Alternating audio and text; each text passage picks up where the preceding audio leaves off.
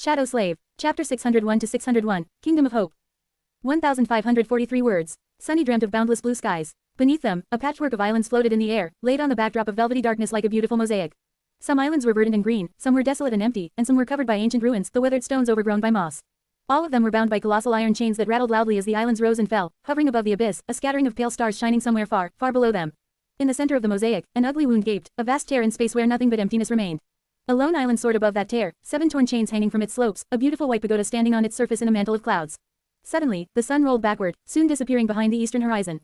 The skies darkened, and then were illuminated again as a radiant moon streaked across them, swift enough to turn into a blurry trail of light. A moment later, it was day again, and then, it was night once more. The skies grew torn between light and darkness, time flowing in reverse with terrible speed. Sunny watched as the islands beneath him slowly changed their shapes, as ruins rose from the ground and assembled into unwavering structures, as the stars burning in the abyss grew brighter and brighter, new ones igniting each moment, until the whole void was suffused with a furious white light. One after another, fallen islands rose from that annihilating light, the chains that had tethered them to the rest of the mosaic repairing themselves. Soon, the tear in its center was no more, and instead, a vast ashen wasteland of scorched isles appeared in its place. The ivory tower descended from high above, taking its place at the very heart of the wasteland. An instant later, the ashes were no more, revealing a breathtaking aerial city that sprawled across dozens of islands, all of them connected to each other by arching bridges and overflowing aqueducts built out of pristine white stone, with vibrant flags fluttering in the wind and sparkling waterfalls flowing into the abyss below. Slowly, Sunny's gaze was pulled west, toward the very edge of the chained isles. There, one of the great chains anchored them to the lands beyond, and a mighty fortress stood at the precipice, similar to the other border strongholds he had seen before. The island next to it resembled a vast stone bowl, with rows of seats cut into its weathered white slopes and a circular arena laying at its bottom, painted dull red. And even further than that was an island with a strange river that flowed endlessly through it, forming a circle around an ancient statue of a beautiful woman wielding a spear in one hand, and gripping a beating human heart in the other, her nakedness covered only by a beast hide tied around her thighs, her face lost in the shadows. That was the island where Sunny found himself. And of course, he was thrown straight into the damn river.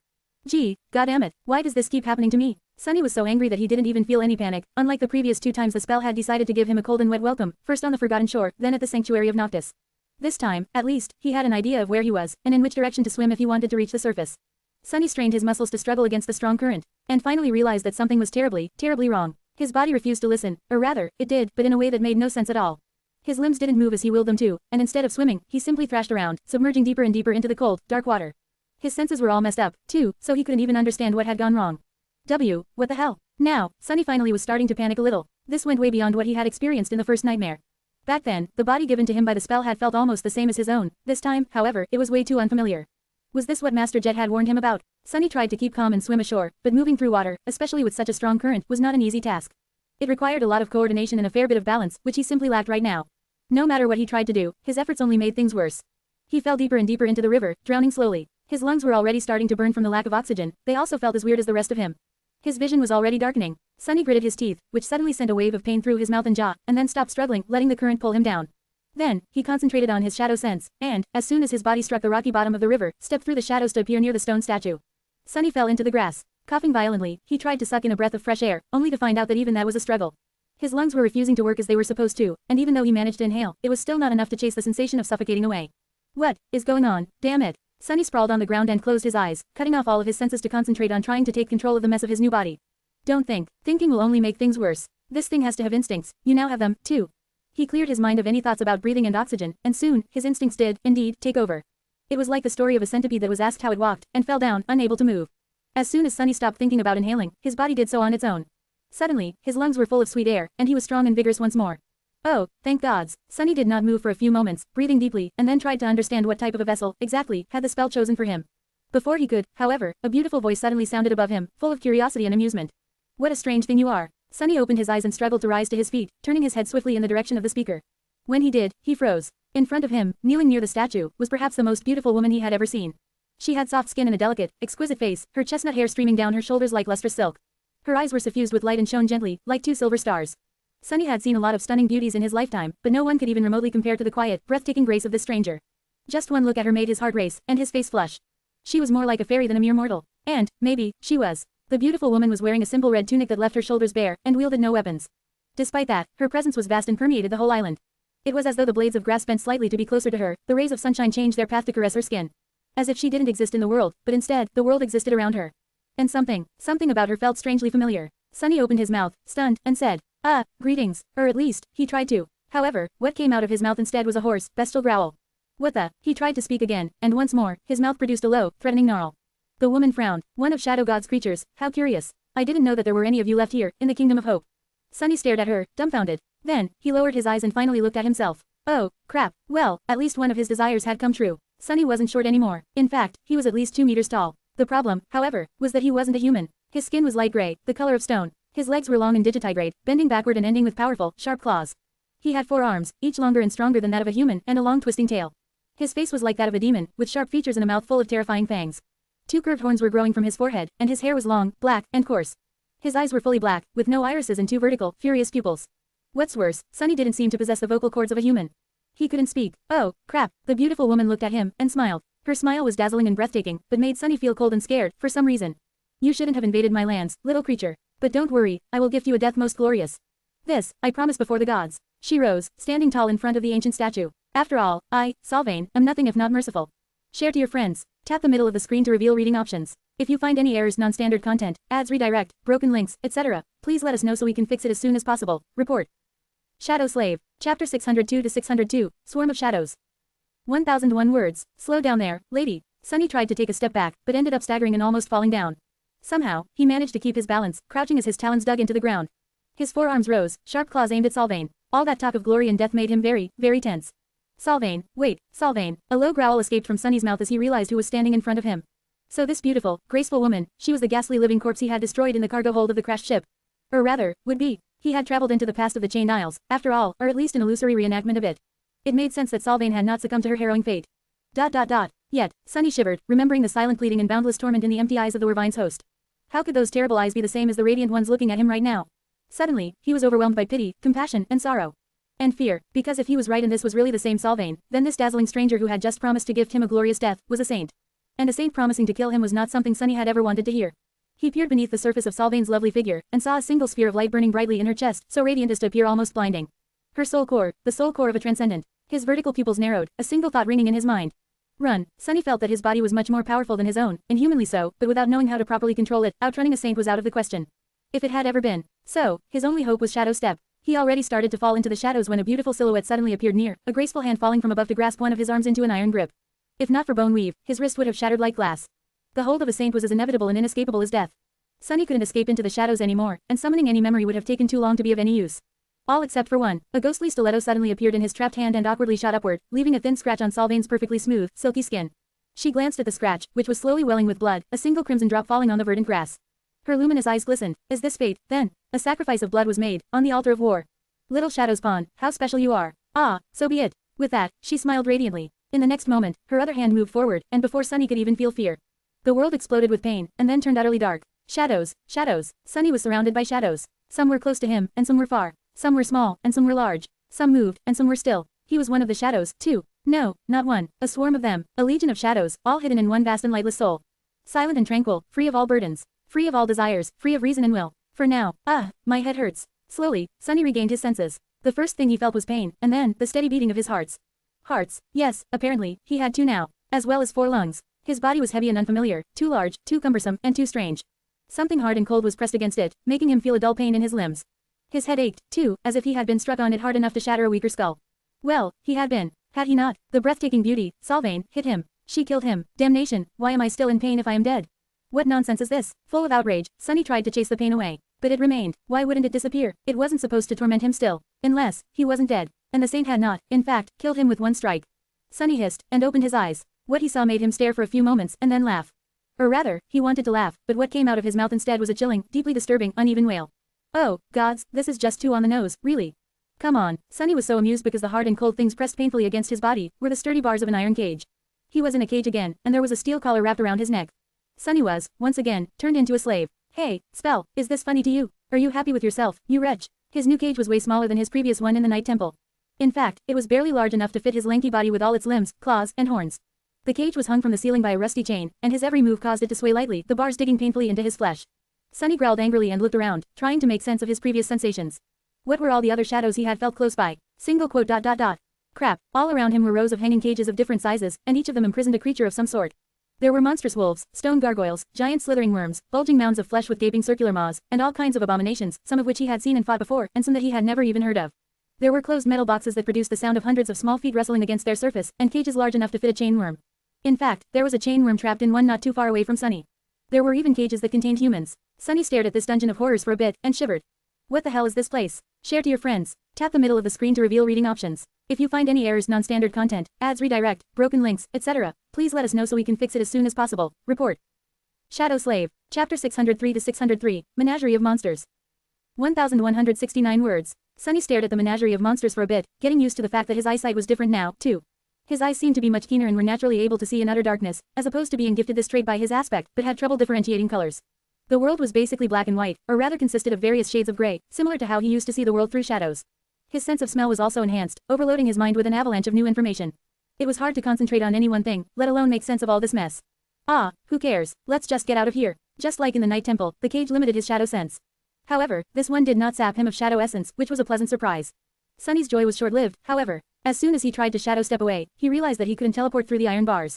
What's more, even his shadows couldn't slide through them, as though there was an invisible barrier blocking their way. Sunny gritted his teeth, and felt a sharp pain as his fangs sunk into the soft flesh inside his mouth. He tried to curse, and produced a furious growl instead. After that, he simply remained motionless for a bit, staring at the other prisoners of the dungeon with gloomy resentment. Curse it all. Finally, he shook his head and awkwardly knelt at the bottom of the cage, grasping the iron bars with all four of his hands. Moving twice the amount he had possessed previously was a bit of a challenge, but he did manage after a couple of attempts. Fine, there are other methods, I'll melt this whole damn cage, if necessary. He stretched one hand through the bars, and summoned the cruel sight. And then, nothing happened. The only thing that changed was that his steel collar turned a little colder for a moment. Sunny frowned, his black eyes growing even darker, then tried again. The somber weapon did not appear. There was no tenebrous mist shrouding his hand, and no feeling of a small portion of his shadow essence disappearing to grant the memory a physical shape. Feeling unease, Sunny lingered for a second, and then tried to summon the midnight shard. Once more, his collar grew colder for a moment, and nothing happened. What is going on? One after another, Sunny tried to manifest all of his memories, to the same result. His memories refused to appear, and not even a single spark of ethereal light ignited in the darkness of the dungeon. It was almost as if they were all gone. Stolen, even Weaver's mask. Panicking, he hurriedly summoned the runes, hoping to see that he was wrong, that the list of his memories did not turn empty. No. But, the familiar shimmering runes did not appear. There was nothing in the air in front of him, just cold and dark emptiness. Wait, what? Sunny called the runes forth again and again, but they were inexplicably gone. His collar was now as cold as ice. Can't be, it was almost as if he was completely cut off from the spell. When the realization hit him, Sunny leaned heavily on the bars of the cage and remained motionless for a while, utterly stunned. What kind of a nightmare was that? How was it even possible to lose connection to the spell? It was the spell, damn it. The terrifying, almighty spell. Who could snatch an awakened away from it? He wasn't even able to enter his soul sea. The scale and scope of this tectonic change simply failed to fit into his mind. Sunny had spent so long living with the spell that he almost didn't remember what existing without it felt like. It was as though an integral part of his being was suddenly taken away, leaving him hollow and incomplete. I don't understand. He was still trying to cope with this new reality when heavy footsteps suddenly resounded in the ghastly dungeon. Raising his head, Sunny saw a giant of a man walking between the hanging cages, his powerful figure radiating a sense of vast, solemn strength. The man was wearing a worn leather armor and a tattered red robe, its edges frayed and torn.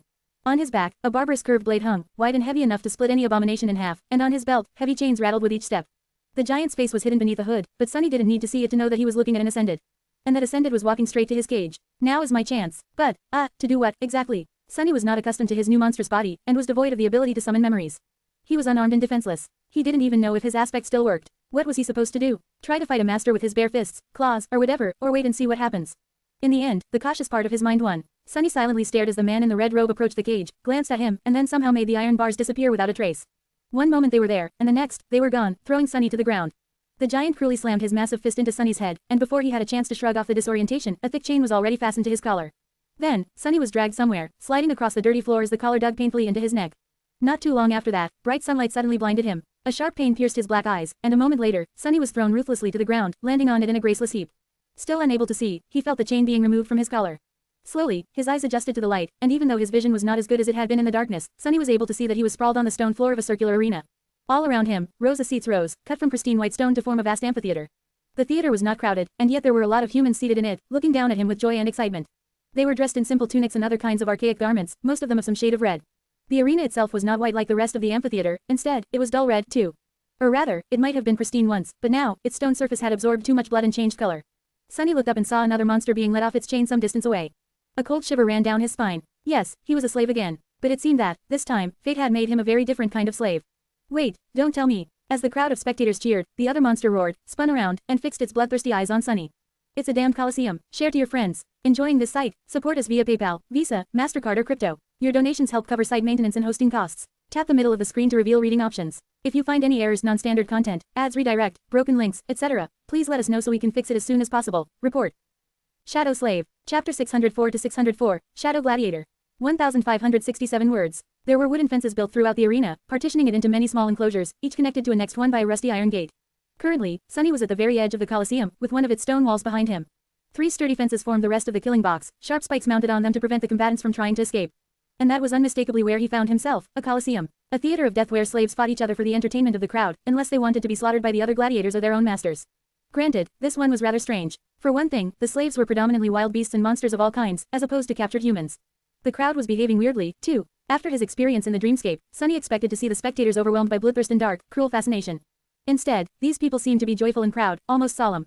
It was as though they were genuinely happy for the gladiators, even a little bit jealous. The crowd was undulating and shifting, singing one word over and over again. Glory, glory, glory. Their voices merged into an echoing, thunderous roar. What the hell is wrong with these bastards? Sadly, Sunny didn't have a lot of time to think about the weirdness of the audience. He had bigger problems on his plate. Right in front of him, another creature was let go of the chain, its powerful body covered in dirty brown fur. 4 mighty paws, a long muzzle with terrifying fangs, and 6 eyes burning with madness. It was very similar to the dread wolves he had fought at the island covered by strange, twisted trees. And it wasn't alone. 2 more beasts appeared from behind the first one, falling low to the ground as guttural growls escaped from their maws. Damnation. Sunny shifted his gaze, trying to discern the rank and class of the murderous beasts. They seemed a lot smaller than the fallen monster he had killed before, at least, simply the size of a bull instead of a full cargo vehicle. His newfound ability to peer into the souls of living things and see their soul cores was going to come in handy. However, what he saw beneath their tough hides left him confused. Instead of spheres of radiant light, the creatures had hideous masses of swirling darkness at the center of their beings, veins of it spreading throughout their souls like cancerous growths.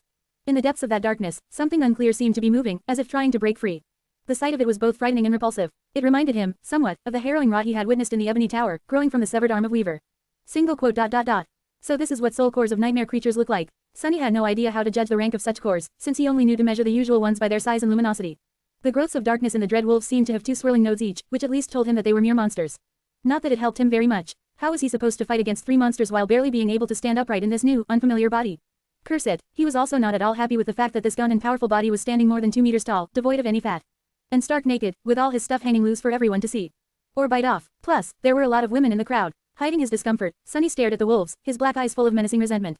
His lips parted, revealing sharp fangs that were in no way inferior to that of the monstrous beasts. A low growl escaped from his mouth. Come on, look how big and scary I am. You wouldn't want to fight a scary demon like me, would you? One would have to be insane to attack such a monstrosity. Sadly, this was exactly what nightmare creatures were. Insane. The wolves lunged forward, madness burning in their bloodshot eyes. Their maws opened, foam glistening on jagged fangs. The crowd roared. Damn it all. Sunny commanded the shadows to wrap themselves around his body, which suddenly turned black and lusterless, as though cut from obsidian.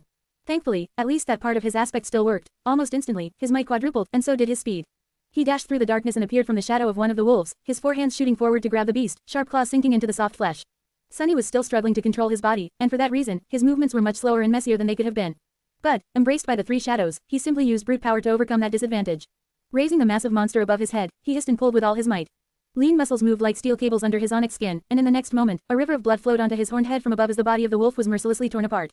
The crowd went wild, their voices growing loud and triumphant, at least of those spectators who were close to his enclosed box. What are you screaming for, idiots? Sunny was more than a little startled by the violent strength of his new body. It was much more powerful than his human one, however, it was also much taller, and his center of gravity was much further from the ground. For that reason, Sunny miscalculated his posture completely, lost his balance, and toppled over as soon as the dread wolf's body lost its integrity. He crashed onto the bloodied stones, instinctively raising 2 of his forehands to cover his throat. Almost instantly, one of the remaining 2 monsters was upon him, its maw opening wide before closing around his neck like a crushing bear trap. Luckily, Sunny's arms were already in the way, so instead of tearing his throat open, the wolf only managed to bite into them, sharp fangs burrowing through tough skin, piercing flesh, and scraping against bone. Overwhelmed by the explosion of terrible pain in the sudden fall, Sunny momentarily forgot how to control his limbs and operate the shadow demon's body. The second wolf jumped on him, tearing his abdomen with long claws. Arg, not good, this was not good. He was pinned to the ground, defenseless, seconds away from being disemboweled and having his head torn off. And he couldn't even remember how many hands he had, and what to do with them. Sunny shuddered, then opened his mouth and roared. His bestial scream washed over the wolves, momentarily stunning them. Then, he moved his 2 upper hands, grasping the first wolf by the jaws, and simultaneously threw his lower arms around the second one. Twisting his body, Sunny threw the monster digging into his abdomen off and pinned it to the stones, at the same time pushing the maw away from his neck. Growling menacingly, he pulled the jaws of one of the monsters apart, while crushing the other in a devastating embrace. The 3 of them struggled furiously for a few moments, more and more gashes and lacerations accumulating on Sunny's body. The pain flooded his mind, clearing it of all unnecessary thoughts. All that remained was a cold and murderous will to kill. He strained the muscles of his demonic body to the limit, and finally felt the spine of one of the wolves snap in his embrace, and at the same time, the lower jaw of the other one separate from its skull. A pitiful wail assaulted his ears, and he threw the paralyzed monster away, ripping the other's jaw off entirely. Both wolves fell to the ground, while Sunny was finally able to rise. His fists came down like sledgehammers, crushing the skulls of the abominations into paste. The massive bodies of the nightmare creatures shuddered, and then grew still. Sunny was left kneeling, his chest rising and falling heavily. His naked body was covered in deep lacerations and blood, most of it not his own. His eyes were as black as the bottomless abyss of the sky below, and his forehands hung low, claws marred with strands of brown fur, bone dust, and disgusting grayish-red sludge. The crowd cheered loudly, more spectators starting to pay attention to his box with disturbingly joyful and sincerely pleased expressions on their faces. Sunny sucked in the air into his 4 lungs, his 2 hearts beating wildly, and slowly rose to his feet. He scowled, painfully aware of the absence of the familiar voice announcing his kills. The spell was silent. Single quote. Now what? As though to answer his question, a rattling of chains resounded from somewhere up ahead. And then, the rusty iron gate in the front fence of the box rose, opening a path to a new one, this one closer to the center of the arena and permeated with the smell of death even more.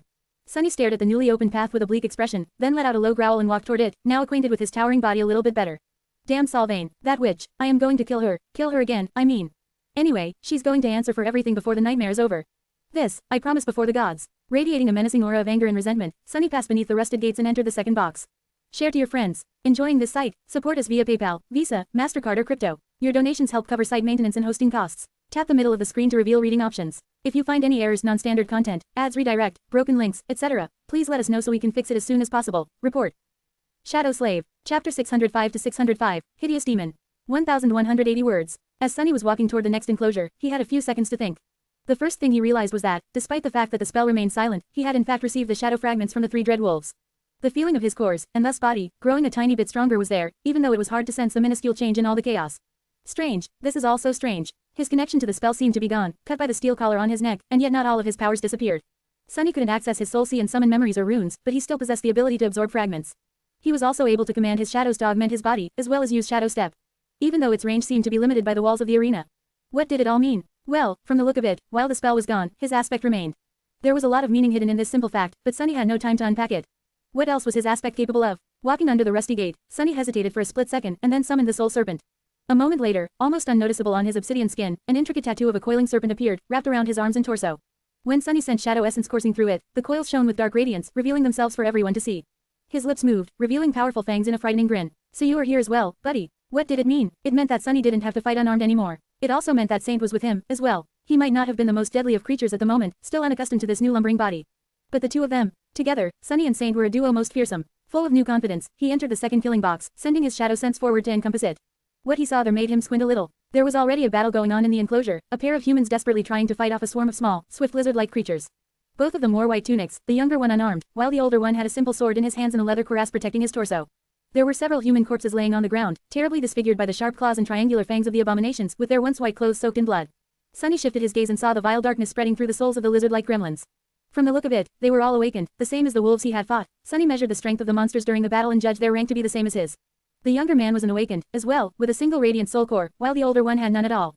He was a mundane human. As Sunny watched, the older warrior was finally overwhelmed and fell to the ground, the gremlins easily tearing through his cuirass and sinking their claws and teeth into the soft flesh beneath. The young man screamed and dashed to help him, but it was already too late. Even though the awakened youth managed to kill several beasts with his fists and push the others away, his partner was already mortally wounded. He shuddered, a river of blood flowing from a ghastly gash in his neck, and weakly pushed the hilt of the sword into the younger man's hands. The crowd went wild, happily chanting the same damned word. Glory, glory, glory. The last surviving human raised his head, pain and sorrow mixing with hatred in his light blue eyes. He didn't get to dwell on his loss for long, though, because the remaining gremlins were already rushing to tear him apart. Some, however, found a new target. Sunny grunted and tried to control his body as precisely as possible. He didn't command the soul serpent to assume the form of a weapon or summon Saint yet, preferring to keep his cards hidden for now. The lizard-like abominations did not seem too dangerous, anyway, at least not with their remaining numbers and their attention split between two targets. Curses. The four-armed demon's gaunt body was too tall, heavy, and unwieldy. Every motion required more effort, and was slower than he was used to. Even though there was inhuman strength in the shadow creature's steel muscles, which was supposed to translate into explosive speed, dragging so much mass around was still different from operating a small and slim human body he had possessed before. Who would have thought that I would miss being short one day? 4 gremlins jumped at Sunny at the same time, more of them lagging a second behind. Their narrow eyes shone with rabid bloodlust, and their jagged claws were aimed at his flesh, lusting to rip it apart. Wrapped in shadows, with the coils of the soul serpent shining darkly on his skin, Sunny took a step forward and caught all 4 creatures from the air, then slammed their skulls against each other, crushing them. Even though he was having trouble controlling his new body, how could these beasts ever hope to survive a battle against a demon? And a very special one, at that. Sunny bared his teeth and lunged forward, a low growl escaping from his mouth. His forearms moved, crushing flesh and bone. Several beasts managed to slip past his assault and sink their claws into his thighs, one even trying to bite off a big chunk of flesh. Sunny hissed from pain and crouched, using his claws to rip 4 more gremlins apart. There was no free hand to finish off the last one, so he simply bit off its arm with his sharp fangs, feeling the bone crunch and the disgusting taste of corrupted blood on his tongue. Arg, I'm going to vomit. Sunny spit a mouthful of fetid, dark blood and silenced the shrieking creature with a bone-shattering backhand slap. Suddenly, the box became deathly silent. He groaned, overwhelmed by pain for a moment. The damned abominations had died rather easily, but not before doing a lot of damage. He might have overestimated his newfound prowess, or underestimated the gremlins due to their small stature and frail frames. The irony. Sunny gritted his teeth, this time careful not to pierce his own lips by doing so, then wiped his face and straightened. Finally, he glanced in the direction of the remaining group of abominations. To his surprise, they were already dead. The young awakened had slaughtered them with the sword, somehow, and was now standing there motionlessly, frozen stiff by fear. The youth was staring at him with a pale face, eyes wide with terror. Then, he took an unsteady step back and whispered, "Oh gods, Lord, protect me against the hideous demons of the night." Sunny looked down at him from his immense height, his cobalt black body covered in terrible wounds and blood, more streaming from between his sharp fangs. He suppressed the desire to roll his eyes. Hideous, rude, share to your friends. Enjoying this site? Support us via PayPal, Visa, MasterCard or crypto. Your donations help cover site maintenance and hosting costs. Tap the middle of the screen to reveal reading options. If you find any errors, non-standard content, ads redirect, broken links, etc., please let us know so we can fix it as soon as possible. Report. Shadow Slave. Chapter 606 to 606, Fate of a Slave. 1,216 words. Sunny glanced down at the young man, then slowly moved toward him. The awakened shuddered and took another involuntary step back, then gritted his teeth and lowered his stance, raising the sword into a proper defense position. Lord, shine thine light upon me. Let my soul burn unextinguished, as the sun can never be extinguished. I've seen suns fade away and disappear before. Never say never, fool. Sunny listened to the strange prayer and allowed one of his shadows to slide off his menacing body, flowing to the ground like a dark veil. After that, he hissed from pain and stopped near a mangled human corpse. He stared at the trembling youth for a few moments, and then bent down, stretching his hands toward the body. The young man flinched and fell silent, then shouted, "Get your vile hands away from him, demon." Sunny ignored the awakened and used his claws to rip the white tunic off the corpse. Then, he straightened and glanced at it with displeasure, his black eyes narrowing. This one was not too dirtied by blood, but sadly, its previous owner was of a normal size for a human. As such, the tunic was way too small for Sunny's new towering body. He snarled, and then tried to tie the tunic around his waist like a makeshift loincloth. There was a big problem, though, his tail. Sunny froze, somewhat confused about what to do. Then, he awkwardly tore a hole in the tunic and made another attempt, this one, thankfully, successful. With his nakedness finally covered, he instantly felt better and turned his attention back to the trembling youth. The young man was staring at him with wide eyes, periodically glancing at the unceremoniously disrobed corpse at his feet. Finally, he opened his mouth. You barbarous beast. Have you no shame?" Sunny grinned, revealing 2 rows of sharp fangs and 4 long, terrifying canines. In the next moment, though, his smile dimmed, because there was suddenly a familiar pressure rising in his mind. So, his flaw remained, as well. Damn it, he hesitated, then slowly shook his head. Instantly, the pressure disappeared. Figures, I can't escape the damned curse even if when I'm mute, how's this even fair? The awakened blinked. No, of course not, why would a demon know shame? Wait. You can understand me. With the spell gone, its magical ability to translate any language in the nightmare was gone, too. However, Sunny found himself able to discern what the young man was saying, as well as the only word the spectators seemed to know, even if it demanded some effort. The language they spoke was not exactly the same as the ones he had learned before, first in the academy and later during his travels in the dream realm, but similar enough to make out some of the words. He was able to deduce the rest. Sunny stared at the youth from above, then nodded darkly. The young man blinked. Wait, you are not one of the corrupted, then? What kind of a creature are you? Sunny scowled. The word meant something that was tainted, infected, changed, and perverted, a being cursed with some form of corruption. But what exactly was the awakened asking? Was he referring to the nightmare creatures, perhaps? He hesitated, then shook his head again, and pointed to the coils of the soul serpent glistening on his skin. The youth frowned, confused. A snake, a serpent. Can that demon be Shadow's kin? No wonder the warriors hunted him down. Then, their god and Shadow are old enemies. Is he talking to me? Or to himself? Sunny lingered for a moment, then took a step forward. The awakened flinched, torn away from his pondering, and raised his sword higher. Stay away, demon, or I will. He felt silent when the gaunt, towering monstrosity walked past him with absolute indifference. Sunny wasn't going to fight the youth, unless the fool chose to attack first, of course. Made into a gladiator or not, he was not going to play the part of an obedient slave. He had no qualms with killing humans, but not to satisfy anyone's thirst for entertainment, especially not of anyone wishing to be his owner. They would have to come down in person if they wanted to force him. He studied the dead humans. Men, women, young and old, the only thing in common they had was the color of their white garments. Some had been unarmed, and some had wielded weapons. The weapons were what he was really interested in. There was a couple laying on the red stones, none of them bearing any enchantments. He picked up a battle axe, glanced at it, and then threw it back to the ground. What was the point of having a mundane weapon? His claws were sharper and far more devastating. Luckily, the young man seemed to have decided against using the sword against him, too. He just stood there, staring at the corpses, a dark and inconsolable expression on his face. The steward of the arena, whoever that was, did not seem to want them to kill each other, as well. With a sound of scraping metal, another rusty gate rose, opening the path to the third box, this one even closer to the center of the Colosseum. Sunny and the young awakened glanced at each other warily, and then walked toward the gate together. Sunny's next cage was larger and more comfortable. Well, he at least could stand up straight in it. Not that he was in any mood to do so. In the end, he had been forced to fight his way through 7 killing boxes, the last circular one at the very heart of the Colosseum. In each box, a new nightmare creature, or a group of them, awaited, those abominations who had prevailed in their own battles at the outer circles of the arena. In this way, only the strongest and the most ferocious of the enslaved creatures had a chance to reach the center.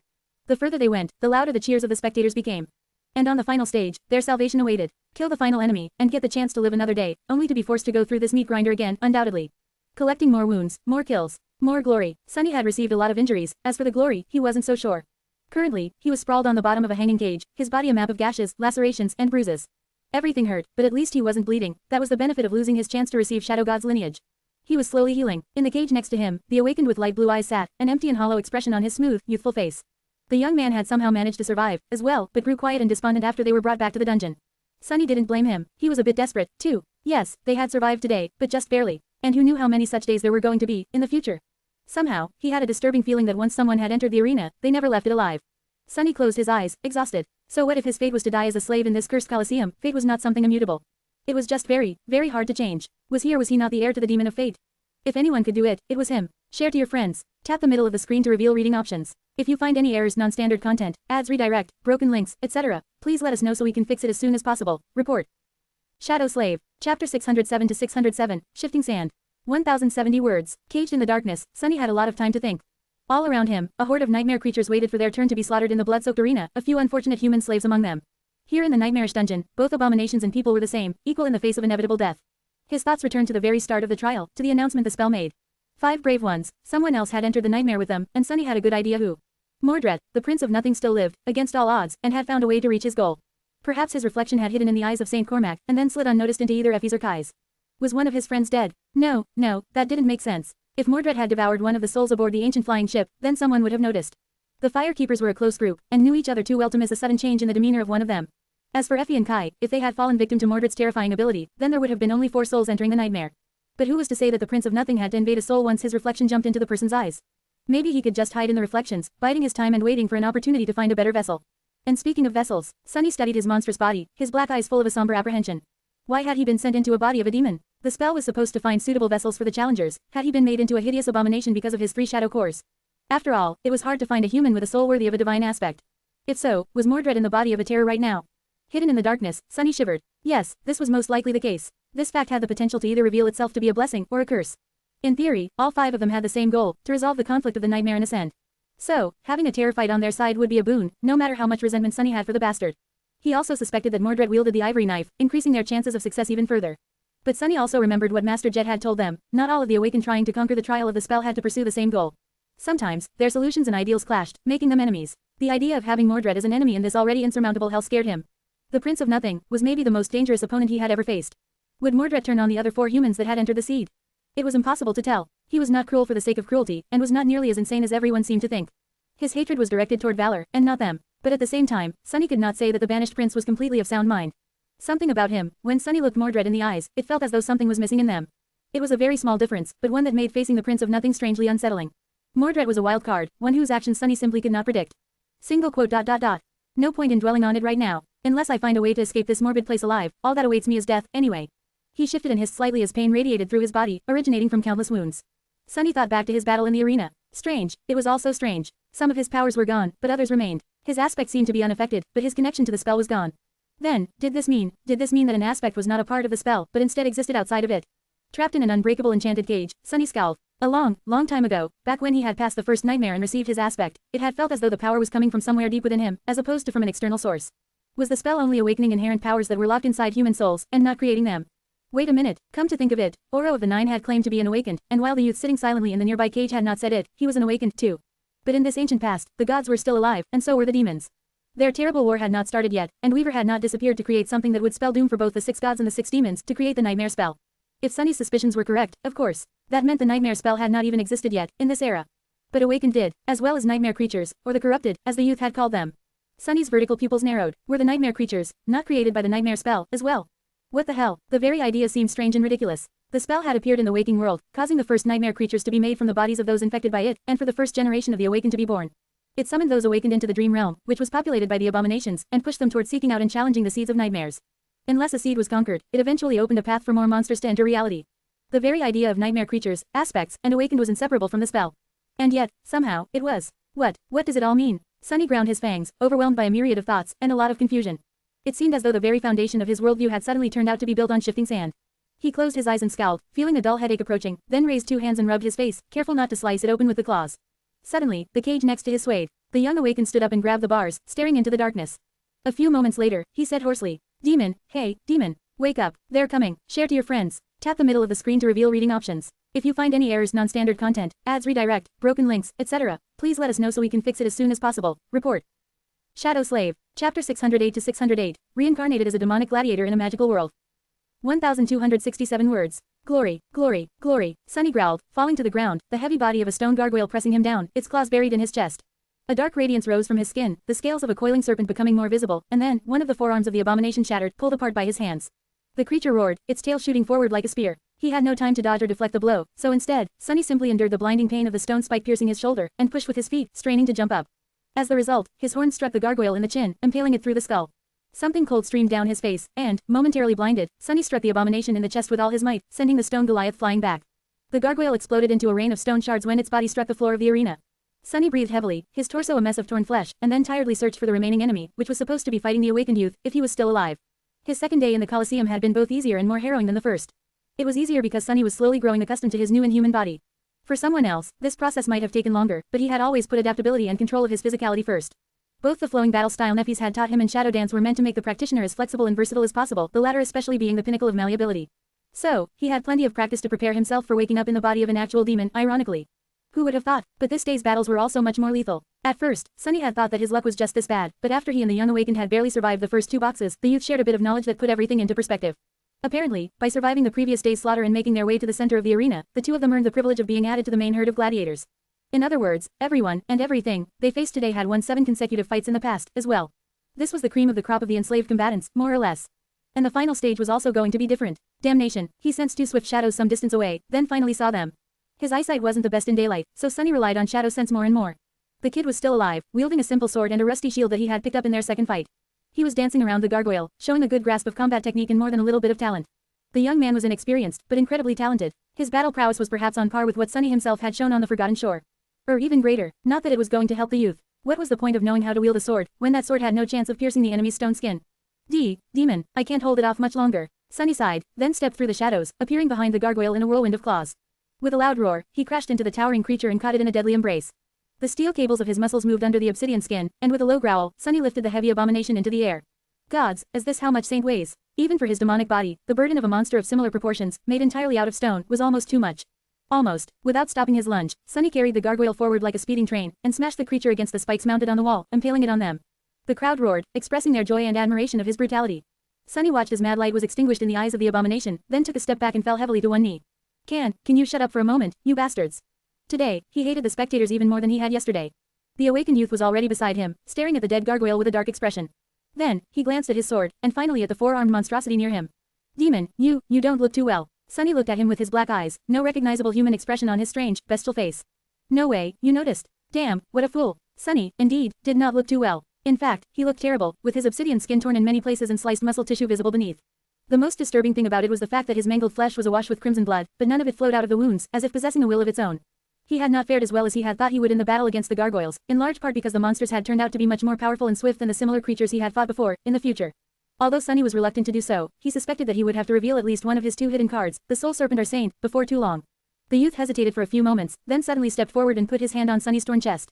Sunny hissed, shocked by the unexpected gesture. Don't move, demon, I'm trying to help you. What the hell? Suddenly, the young man's light blue eyes shone with cerulean light, and his curly blonde hair moved, as if brushed by an otherworldly wind. A warm sensation spread from his palm into Sunny's aching body. Slowly, the pain receded, and at the same time, the torn fibers of his flesh started to repair themselves, growing back together. In a dozen seconds or so, miraculously, the terrible wounds on his body had almost closed. The young man, however, paled considerably and stepped back, his breathing fast and rugged. It seemed as though his soul essence was largely drained. Well, I'll be damned. The fool was a healer. Sunny couldn't know whether to laugh or cry. On one hand, awakened healers were incredibly rare, and having one as his only ally was of tremendous benefit. On the other hand, his only ally in the battle arena also turned out to possess an aspect that was absolutely useless in a fight, so there was that, as well. The iron gates rattled, opening the path to the next killing box. Sunny hesitated for a few moments, and then rose to his feet. No, this is good, I can kill anything the slavers throw at us. He just has to keep me alive. He glanced at the pale youth, then nodded curtly and headed toward the gates. Before walking through them, however, he stopped and tore off the long tip of the dead gargoyle's tail, then handed it to the young man. The stone spike of an awakened nightmare creature was bound to perform better than a mundane weapon, at least. The awakened stared at him for a bit, then sighed and dropped the sword onto the ground. They walked through the gate, and Sunny's face instantly darkened. I know that smell. The chain worm he had seen before in the dungeon was already crawling through the other gate, its terrifying maw dripping with black blood. The crowd began its chant again, ecstatic to see the fallen demon advance to the next box. Glory, glory, he sighed, full of dread and hatred. All right, bastards, I'll show you glory. Share to your friends. Tap the middle of the screen to reveal reading options. If you find any errors, non-standard content, ads redirect, broken links, etc., please let us know so we can fix it as soon as possible. Report. Shadow Slave, Chapter 609 to 609, Glory. 1221 words. Sunny tore the chain worm apart, pieces of flesh and puddles of blood covering the red stones of the arena like a ghastly carpet. Then, shrouded in impenetrable shadows, he thrust his hands into the mangled carcass of the slain abomination and ripped 3 bloody soul shards out. Ironically, killing the fallen demon had not been too hard for him. A long time ago, Master Roan had described these vile creatures as incredibly formidable and deadly opponents, someone that even he would not have wanted to face alone. But that was because Master Roan was a human. Chain worms fed on metal, and as such, steel weapons and armor were useless against them. Sunny would have been in trouble if he was still in his human body, and most of his arsenal of memories suddenly became ineffective. However, he was a demon now, one of the Shadow's spawn, or Shadow's kin, or whatever it was he had been turned into. His claws, his fangs, and his shadows were the perfect weapon to destroy such abominations. Of course, fighting against a creature 1 rank higher than him was not easy. But, augmented by 3 shadows, he had managed to dismantle the massive abomination without too much trouble. In fact, killing the chain worm had been much easier than killing Master Pierce. He wasn't even wounded, at least not seriously. The crowd grew silent, shocked by his display of ruthless brutality, and then exploded with cheers. Glory, glory, it seemed that they enjoyed seeing someone triumph against a stronger opponent much more than anything else. Crazy bastards. Sunny glanced at the spectators with resentment, then walked over to the young awakened and pushed the soul shards into his hands. The youth looked at them with a frown. These soul shards. Gods, how can he be an awakened and not know what a shard looks like? Sunny stared at the young man darkly, then nodded and raised one hand to his chest, making a fist. The awakened hesitated. Don't you want to consume them yourself? Sunny snarled, then shook his head. Finally convinced, the youth crushed the shards in his fists and froze, a funny expression appearing on his face. What a strange feeling. Single quote. Whatever, Sunny wasn't giving the shards away out of altruism. For better or worse, the young man was now his partner. The stronger he became, the better he would be able to aid Sunny, both in battle and while using his healing aspect. And Sunny was going to need a lot of healing. That, he was sure of. After that was done, they proceeded to the 5th gauge, and then to the 6th. And finally, to the last. By that point, Sunny was nearing his limit. Both battles after the chain worm had tested him in ways he had not expected, draining him of essence, damaging his body, and putting a heavy strain on his endurance. He was exhausted and overwhelmed by pain, the merciless sun shining blindingly in the blue skies and making his black eyes ache. At least the crushing seemed to ignore the island where the Colosseum was located. In fact, Sunny had not felt the island move either up or down even once. Perhaps it had a permanent altitude, like the sanctuary of Noctis. The 7th battle, the last one they had to survive today, was, indeed, different.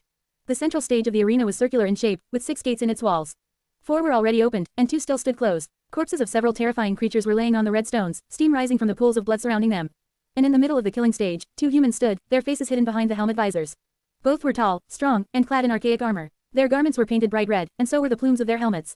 One was armed with a spear and a shield, while the other wielded an axe and a sword. These were worshippers of War God, just like the spectators singing from the stone seats of the great amphitheater.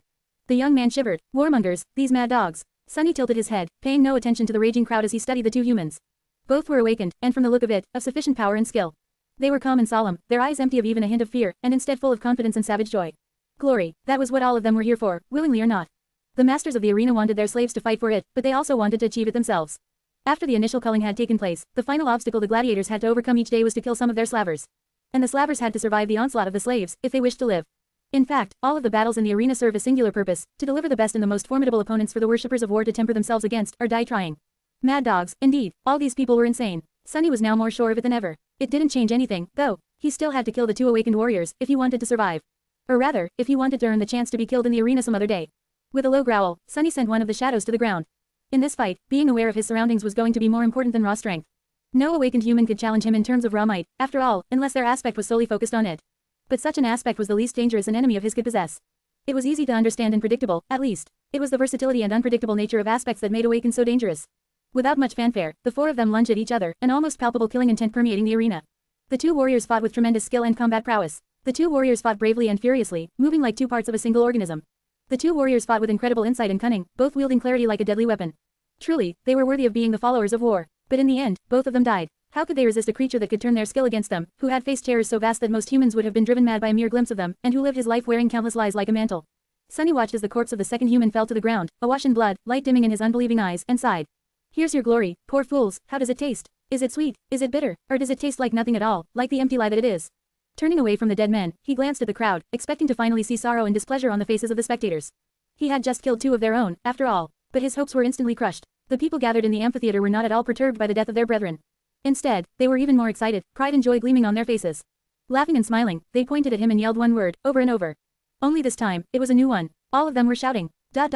Shadow, share to your friends. Enjoying this site? Support us via PayPal, Visa, MasterCard or crypto. Your donations help cover site maintenance and hosting costs. Tap the middle of the screen to reveal reading options. If you find any errors, non-standard content, ads redirect, broken links, etc., please let us know so we can fix it as soon as possible. Report. Shadow Slave. Chapter 610 to 610, Mind of a Beast. 1,227 words. Shadow. Sunny swayed, looking at the broken sword in his hand. When did it break? He didn't quite remember. This was one of the first weapons he had picked up in the arena, right after killing. Wait, who had he killed for that sword? Dead faces spun in his mind, staring at him with empty eyes. There were so many that he couldn't even tell whether all of them had once belonged to real enemies or were simply created by his imagination. No, that one was real, the first human he had killed in the Colosseum. That had been the battle where he took the sword. These days, he was having trouble remembering things. Sunny threw the broken sword away and looked at the crowd that was chanting his name. Shadow, right, that was him. What is wrong with you, fool, since when was that your name? He growled, wishing that he had thrown the broken weapon at one of the humans. Not that it would have done any good, there were powerful enchantments permeating the ancient stones of the Colosseum. Some of them were meant to prevent the fighters from escaping, others protected the audience from their ire. Some, he had no idea about. All his attempts to break free of this cursed place had failed, for now. Demon, are you alright? Sunny lingered for a few moments, then glanced at Elias, slowly returning from the bizarre state of mind the battle had sent him into. The young man was looking at him with a strange expression on his face, a bit of apprehension hiding deep in his light blue eyes. The youth had grown considerably stronger in the weeks they had spent fighting all kinds of monsters, both of the nightmare and humankind, in the arena. All those soul shards had not been wasted on him. His healing ability was now much more potent, and his skill as a warrior blossomed. His face also changed, becoming gaunt and angular. Almost mature, one had no choice but to grow up quickly in hell. The pain of the flaw washed over Sunny, finally shattering his strange trance. He gritted his teeth, and nodded. Well, good, you were being weird recently, you know. I have some essence left, so let me heal you before they take us back to the cages. Sunny allowed the youth to approach and activate his aspect ability, staring at the warmonger they had just killed. This one was a bit of a challenge, the bastard had almost taken one of his arms off. The slavers they fought were growing stronger lately. Something is wrong. Sunny was not thinking about the warmongers. He was thinking about his own state. At the start of all this, he had been in very bad shape. Day after day, he had fought in the arena, receiving terrible wounds and being beaten down, time after time, just to claw his way to survival, somehow, and be thrown back into the cage. At first, he had kept his spirits high despite all the horror of his situation. He kept thinking and studying his surrounding, searching for a way to escape. He still had hope, but after a while, when nothing had worked, the weight of pain, torment, and hopelessness had grown heavier and then heavier still. A seed of despair had taken root in his soul, and once there, it grew uncontrollably, threatening to break him into pieces. Sunny had not broken, but he had to search for a way to survive in the arena without losing pieces of his flesh each time, to bide his time until an opportunity to escape presented itself. He had found that way in Shadow Dance. The idea had been kept in the depths of his mind for a long time, but only now, faced with this soul-crushing despair, had Sunny summoned it into the light. He had decided to try and expand the purview of his battle style to include not only shadowing humans but also nightmare creatures. The result was a resounding success. Armed with a demon's body, Sunny had found it surprisingly easy to peer into the very essence of how the mad abominations carried themselves in battle, how they used their monstrous bodies and vile abilities to tear, ravage, and obliterate everything in their path. And then, he had stolen it. He had claws, too. He had fangs and horns, too. He had plenty of hatred and cruelty burning in his heart, too. Not that having a demon's body mattered, in the end. It was the willingness to shift the way he thought that was needed. Why couldn't he learn how to ravage, rip apart, and obliterate from these creatures? He had done exactly that, and slowly, his performance in the arena started to improve. Being able to shadow the nightmare creatures not only enhanced his battle style, but also made them more predictable and thus less dangerous. Of course, the task had not been easy. In fact, understanding how the corrupted fought and what impulses guided them was, in a sense, much harder than deciphering even the most sophisticated battle style. Their minds were perverted, bizarre, and alien to everything he had ever known. And yet, he had nothing else to do but practice, as if his life depended on it. Because it quite literally did. And eventually, his efforts bore fruit. Sunny couldn't quite remember when he had made a breakthrough, but at some point, he found himself being able to understand the nightmare creatures much better. From that point onward, his mastery of Shadow Dance, which had been stagnating since the Dreamscape tournament, finally started advancing once again. And with frightening speed. Now, Sunny was able to use Shadow Dance to assume the shape and form of all his enemies, at least in his mind, and thus know how they were going to try and destroy him. By knowing that, he had been able to anticipate and kill them first, instead, one after another, day after day, week after week. And here he was, barely remembering who he was. As Elias healed his wounds, Sunny stared at the dead warmonger, his scowl growing deeper and deeper. Am I becoming a nightmare creature? The thought sent a cold shiver running down his spine. How did one become corrupted, anyway? Some time later, back in the cage, Sunny stared into the darkness, scared. This was not a danger he had anticipated. Thrust into the terrible meat grinder of the arena, he had been so focused on surviving the terrifying battles that the possibility of having his very self annihilated, piece by little piece, had never occurred to him. What, exactly, was happening to him? Sunny stared at the unbreakable bars of his cage, and shuddered. Damn, I really need to get out of here. But how? He had been trying to escape all this time, with not even a hint of a chance. The damned collar around his neck made sure that he would never be able to leave the Colosseum. His black eyes narrowed. No, I have to hold on, just a little longer. This madness is not going to last forever. It simply couldn't. Half of the cages in the dungeon were already empty, their inhabitants slaughtered on the red stones of the arena. The warmongers were slowly running out of slaves to kill, and when their number decreased too much, with only the most ferocious and deadly monsters left. Something was bound to happen. Wasn't it? A cold feeling of despair drowned his mind. But what if it doesn't? Share to your friends. Enjoying this site? Support us via PayPal, Visa, MasterCard or crypto. Your donations help cover site maintenance and hosting costs. Tap the middle of the screen to reveal reading options. If you find any errors, non-standard content, ads redirect, broken links, etc., please let us know so we can fix it as soon as possible. Report. Shadow Slave. Chapter 611 to 611, Immortal Lords. 1108 words. After a while, shrouded in darkness, Elias suddenly spoke, addressing Sunny in his usual one-sided manner. In the past weeks, the young awakened had developed the habit of sometimes speaking to his demonic partner, even though the frightening creature could not respond with anything more than an occasional nod, a shake of the head, or an indifferent shrug. Talking to Shadow was not much of a conversation, but perhaps this was one of the few things that were keeping him sane. Sunny could understand why the youth had to do that, since his own inability to talk was one of the things that were driving him mad, that was robbing him of even more of his humanity. Hey, demon, do you think it's true? About the wooden sword? Sunny stared at the young man, then shrugged. He had no opinion on that topic, since he didn't know what the wooden sword was. Elias sighed. Before the warmongers captured us, I had heard of their cruel trials. Everyone back home has, really. The horrors of the Red Colosseum is something every parent tells their children to make them behave. He grew silent, and then continued after some time, his voice even. Quote. But they also say that there is a way to escape this terrible place. If one is brave enough, if they are righteous enough, then they would eventually be given a wooden sword, and earn the right to fight for their freedom. Sunny shifted slightly, tilting his head. What a nice fairy tale. The poor kid was deceiving himself if he thought that the worshippers of war were going to just let them go. Bravery, righteousness, these concepts were alien to the insane zealots. Or rather, they understood it all differently. Sunny had spent enough time observing the warriors, or warmongers, as Elias called them, to understand that they were not evil people, or at least did not consider themselves as such. Their worldview was twisted and ruthlessly cruel, but more or less simple. They believed in struggle, and glory. One had to struggle to achieve glory, and the struggle itself was the most glorious thing. That was why they were happy and joyful when watching their new favorite, Shadow, slaughter his way through the arena, no matter who or what he was killing, nightmare creatures of their own friends and family. Because dying while struggling against an overwhelming foe was the highest form of glory. Dying by his hand was a privilege and an expression of virtue. The only thing more righteous than being killed by a stronger enemy was to kill that enemy instead. In their mind, the warriors saw what they were doing to the slaves not as a cruel injustice but as a benevolent gift. The slaves were not forced to slaughter each other for the entertainment of the crowd. Instead, they were generously given a chance to walk the path of righteousness and strive toward glory. That was why Sunny didn't think that any of the slaves would ever be allowed to walk free of the Colosseum. Doing so would be the greatest sin, a shameful offense that the warmongers, in their perverse benevolence, would never visit upon their prisoners. To them, that would have been the vilest form of cruelty. Damned lunatics. Sunny was not sure that all followers of War God were this bizarre. In fact, he was pretty certain that this murderous sect had been born here, in the Kingdom of Hope. The slavers he had met in the first nightmare worshipped the same god, but were nothing like these battlesworn zealots. The Kingdom of Hope was a very strange place throughout, from what little he had gathered from Elias's words. Sunny now knew that he had been sent into a time period around 1,000 years after the destruction of the real kingdom by Sun God. Now, only the name remained. People inhabiting these lands did not even know who the demon of desire was, really, only that she had been punished by the gods and imprisoned in the ivory tower. And that their duty was to guard her prison. In this duty, the people of the kingdom were led by 7 lords. Or rather, 5, since 2 had already perished. The ivory tower itself had not been separated from the rest of the isles yet, and remained at the center of the region, surrounded by a large city, the beautiful city of aerial bridges and white aqueducts that he had seen rebuild itself from ashes at the start of the nightmare. Elias's home, the ivory city, was populated by the followers of Sun God, and protected by 2 of the remaining 5 lords. The west of the region belonged to the second most populous faction of the Kingdom of Hope, the followers of War, and this was where Sunny had the misfortune to find himself. He had seen the statues of War God here and there in the arena, even though they did not resemble the one he had witnessed on the strange island that a circular river flowed through. These statues of the god of war, as well as of life, progress, technology, craft, intellect, and humanity all depicted him as a mighty warrior in heavy armor, wielding a bloodied spear and a cracked shield. The warriors were also led by one of the lords, a beautiful priestess of war whose name was Salvain. The dazzling beauty was one of the rulers of the Kingdom of Hope.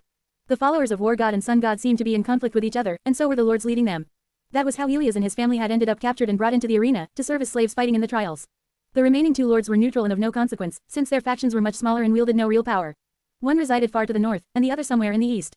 Elias did not know much about them, and so Sunny didn't either. He just knew that the 5 lords were, without a doubt, the eternal shackles mentioned in the description of the undying chain. Immortal jailers created by Sun God to keep Hope imprisoned in her tower, chained, forever. What had once been a suspicion of his now turned into a certainty. There were just too many clues, some of which he had collected before venturing into the seed, and some that he had picked up from the young man's words. And maybe, just maybe, that knowledge could help him gain freedom. Share to your friends. Tap the middle of the screen to reveal reading options. If you find any errors, non-standard content, ads, redirect, broken links, etc., please let us know so we can fix it as soon as possible. Report. Shadow Slave. Chapter 612 to 612, Red Colosseum. 1008 words, wooden sword, fight for their freedom. Sunny shifted slightly, causing his cage to sway, and glanced at Elias. The youth was not in a talking mood anymore and just sat quietly, staring into the darkness. There was something, a hint of a meaning, in what he had said. Sunny tried desperately to catch that meaning, but for some reason, his thoughts kept returning to the statues of War God. He had seen 2 depictions of the fearsome deity in the Kingdom of Hope. One was a warrior in heavy armor, wielding a bloodied spear and a cracked shield, both, presumably, representing warfare and battle, and the other was a woman wearing nothing but a beast hide around her waist, holding a spear in one hand and a beating human heart in another, the spear representing her dominion over war, technology, and craft, perhaps, the heart representing her connection to life and humanity. Why were these statues so different? Sunny was still exhausted after the furious battles of the past day, his thoughts slow and feverish, as they often were these days. Frustrated, he rubbed his face, then scratched at it with sharp claws, slicing the skin apart. The pain washed the fog shrouding his mind away, allowing him to think clearly for a few minutes. The altar of war, that was what Salvain had called the island where the primeval statue of the goddess of life stood. And that was the right word. This depiction of the deity seemed much more primal, bestial, ancient. The statue itself seemed incredibly ancient, too, much older than the statues of the mighty warrior were. In fact, it seemed as ancient as the Red Colosseum itself, or perhaps even older. old enough to have been created before the Kingdom of Hope was shattered and turned into the chain of floating islands by Sun God, as it was today, and would be thousands of years into the future. Why would Hope have a monument to one of the gods in her domain? Well, the idea itself was not that strange. Gods and demons had not been always at war, after all. In fact, the prince of the underworld had a shrine to the goddess of the black skies, Storm God, in his very tower, despite the fact that later, she would become his mortal enemy. So that question was not important. The important thing was that Sunny couldn't stop thinking about the statue, for some reason. As ancient as the Red Colosseum itself. Suddenly, Sunny tilted his head. The white amphitheater, and the arena it surrounded, were the derelict of the true Kingdom of Hope, as well. He had realized that fact a while back, partially from how they looked, and partially from how deep and ancient some of the shadows hiding in the corners of the dungeon felt. In fact, Sunny suspected that the theater had not always been a battle arena. It reminded him of the giant quarry at the roots of the Hollow Mountains, where the 7 heroes of the Forgotten Shore had excavated stone to build the mighty walls of their city and the Crimson Spire itself. Ivory City had to have been built out of something, too, so this place must have been a similar quarry, once, and had served as the source of the white stones used to construct those aerial bridges and aqueducts. Later, it had been turned into a theater, and later still, the warmongers usurped the theater and made it into an arena, soaking the ancient stones with so much blood that they turned red. His black eyes narrowed. This is it, this must be it. All this time, Sunny had been tormented by one paradoxical question. A question that was of utmost importance for his attempts to gain freedom. If this was an era where the nightmare spell did not exist yet, then how could Sylvain put him on a leash capable of severing his connection to the spell? The collar was a simple piece of enchanted metal, with no lock or any other way of opening it. It was almost impossible to damage or destroy, but the enchantment itself was not very complicated. Sunny could feel that it wasn't. What it did, however, was tie him to the vast and incredibly powerful enchantments of the arena itself. Those enchantments were harnessed by the warmongers to maintain the cages, prevent the slaves from escaping by any means, mundane or magical, and ensure that they behaved while being transported to and, very rarely, back from the arena. His inability to connect to the spell almost seemed like a side effect of these measures. But what could even interfere with the spell, let alone accidentally? And now, he felt as if he had found the answer. If the Red Colosseum was, indeed, not built by the warriors, but only usurped by them, then it was indeed very clear. Sorcery of another demon could. If the demon of desire was the original creator of the theater, then the enchantments left behind by her would probably do the job of messing with the spell weaved from the strings of fate by her older sibling. Sunny shifted, grasping the bars of the cage. Suddenly, a powerful emotion burst in his chest, filling his muscles with renewed strength, and his mind with desperate resolve. Hope. It was hope. He didn't think of it as poison anymore. No, it was the opposite, a most powerful antidote. If the spell had been created by Weaver, and the enchantments interfering with it created by Hope, if all of this was the result of a clash between two types of demonic sorcery, then why couldn't he, as an inheritor of a demonic legacy, do something to resolve that clash? Sure, Sunny knew nothing about weaving magic, but he had also not known anything about combat once, or how to live and fight in a body of an actual demon. If there was one thing he was good at, it was learning new things. Well, that, and lying, and staying alive. Staring at the ghastly dungeon surrounding him with new eyes, Sunny studied its ancient stone walls, and frowned. So, how is one supposed to start learning sorcery? Share to your friends. Enjoying this site? Support us via PayPal, Visa, MasterCard or crypto. Your donations help cover site maintenance and hosting costs. Tap the middle of the screen to reveal reading options. If you find any errors, non-standard content, ads redirect, broken links, etc., please let us know so we can fix it as soon as possible. Report.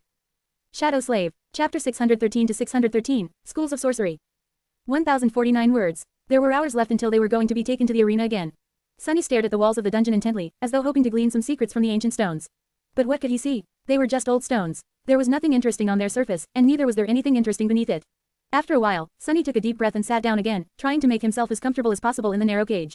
Then, he shut down his senses, pushing away the presence of countless abominations surrounding him, the stench of the prison, the pain in his exhausted body, everything that distracted him from thinking. What do I know about sorcery? That was a daunting question. Even the word itself was deceptive. Humans of his world used it to describe any aspect capable of dealing direct damage to the opponents, as opposed to augmenting the Awakened's combat ability, especially those that could do so from range. But that wasn't what Sunny was after. No, what he was interested in was not the type of abilities that existed within the familiar framework of supernatural powers, but the very means used to create that framework, or at least those that existed outside the realm of aspects. That, to him, was true sorcery. But there are different kinds of such sorcery, as well. What are the ones that I've witnessed? 3 came to mind. The first one he was familiar with the best, the spell Weave, which he believed to be Weaver's own sorcery. The spell itself was created from it, as well as all the magical items that the spell gifted to the Awakened, memories and echoes. This was the magic that all humans knew, and most believed to be the only kind there is. Sunny, however, had already learned that sorcery was not synonymous with the spell, and that there were ways of creating magic different from spell weave. The first of them he had witnessed inside the Echo of Saint, which had remnants of a much more primitive weave hiding beneath the usual pattern of ethereal strings before he turned her into a shadow. Later, he encountered the same type of alien weave within the walls of the Ebony Tower. This type of sorcery belonged to the Prince of the Underworld, Weaver's younger sibling. The similarity between them was hard not to notice, but Sunny didn't know which of the demons had copied which, whether Weaver perfected the sorcery created by their brother, or whether the youngest child of the unknown had based the method of his craft on the eldest's invention. Judging by these 2 types of sorcery, it was easy to imagine that all of them involved some kind of a weave. However, that conclusion would have been wrong. Sunny knew this because of the 3rd type of magic he had encountered. The miraculous creation of Sun God, the obsidian knife he had taken from the white altar of the sanctuary of Noctis before leaving for the Night Temple, and was now resting, inaccessible, on the bottom of the covetous coffer. The black knife had no weave hiding beneath its surface. Instead, it was full of blinding radiance, as if encompassing a boundless ocean of soul essence, with a single string of fate placed into the pristine light as it folded on itself endlessly and formed a never-ending circle. That was the sorcery of Sun God, if a deific miracle could even be called sorcery. In any case, the obsidian knife, and later, the wooden one he had used to kill Sylvain, proved that one didn't have to base their magic on a weave of some sort. This was just the unique way Weaver cast his, and their brother followed. So, Hope's sorcery might have been completely unique, too. Trapped in the iron cage, Sunny frowned. How was he supposed to search for something that could have looked like anything? Come to think of it, there was another type of sorcery that he had encountered. Or rather, several different ones, all united by the same method of creation, runic magic.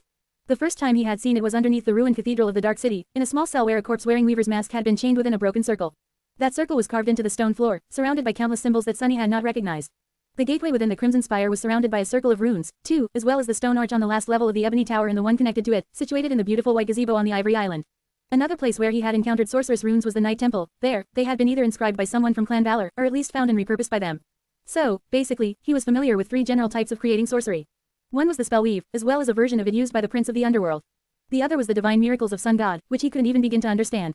And the last one was based on the inscription of runes, and seemed to have been mostly used by humans, here in the Kingdom of Hope and on the neighboring Forgotten Shore. There was a small discrepancy, however. Why was the portal in the Ebony Tower created with runic magic instead of the primitive spell weave, like everything else in there?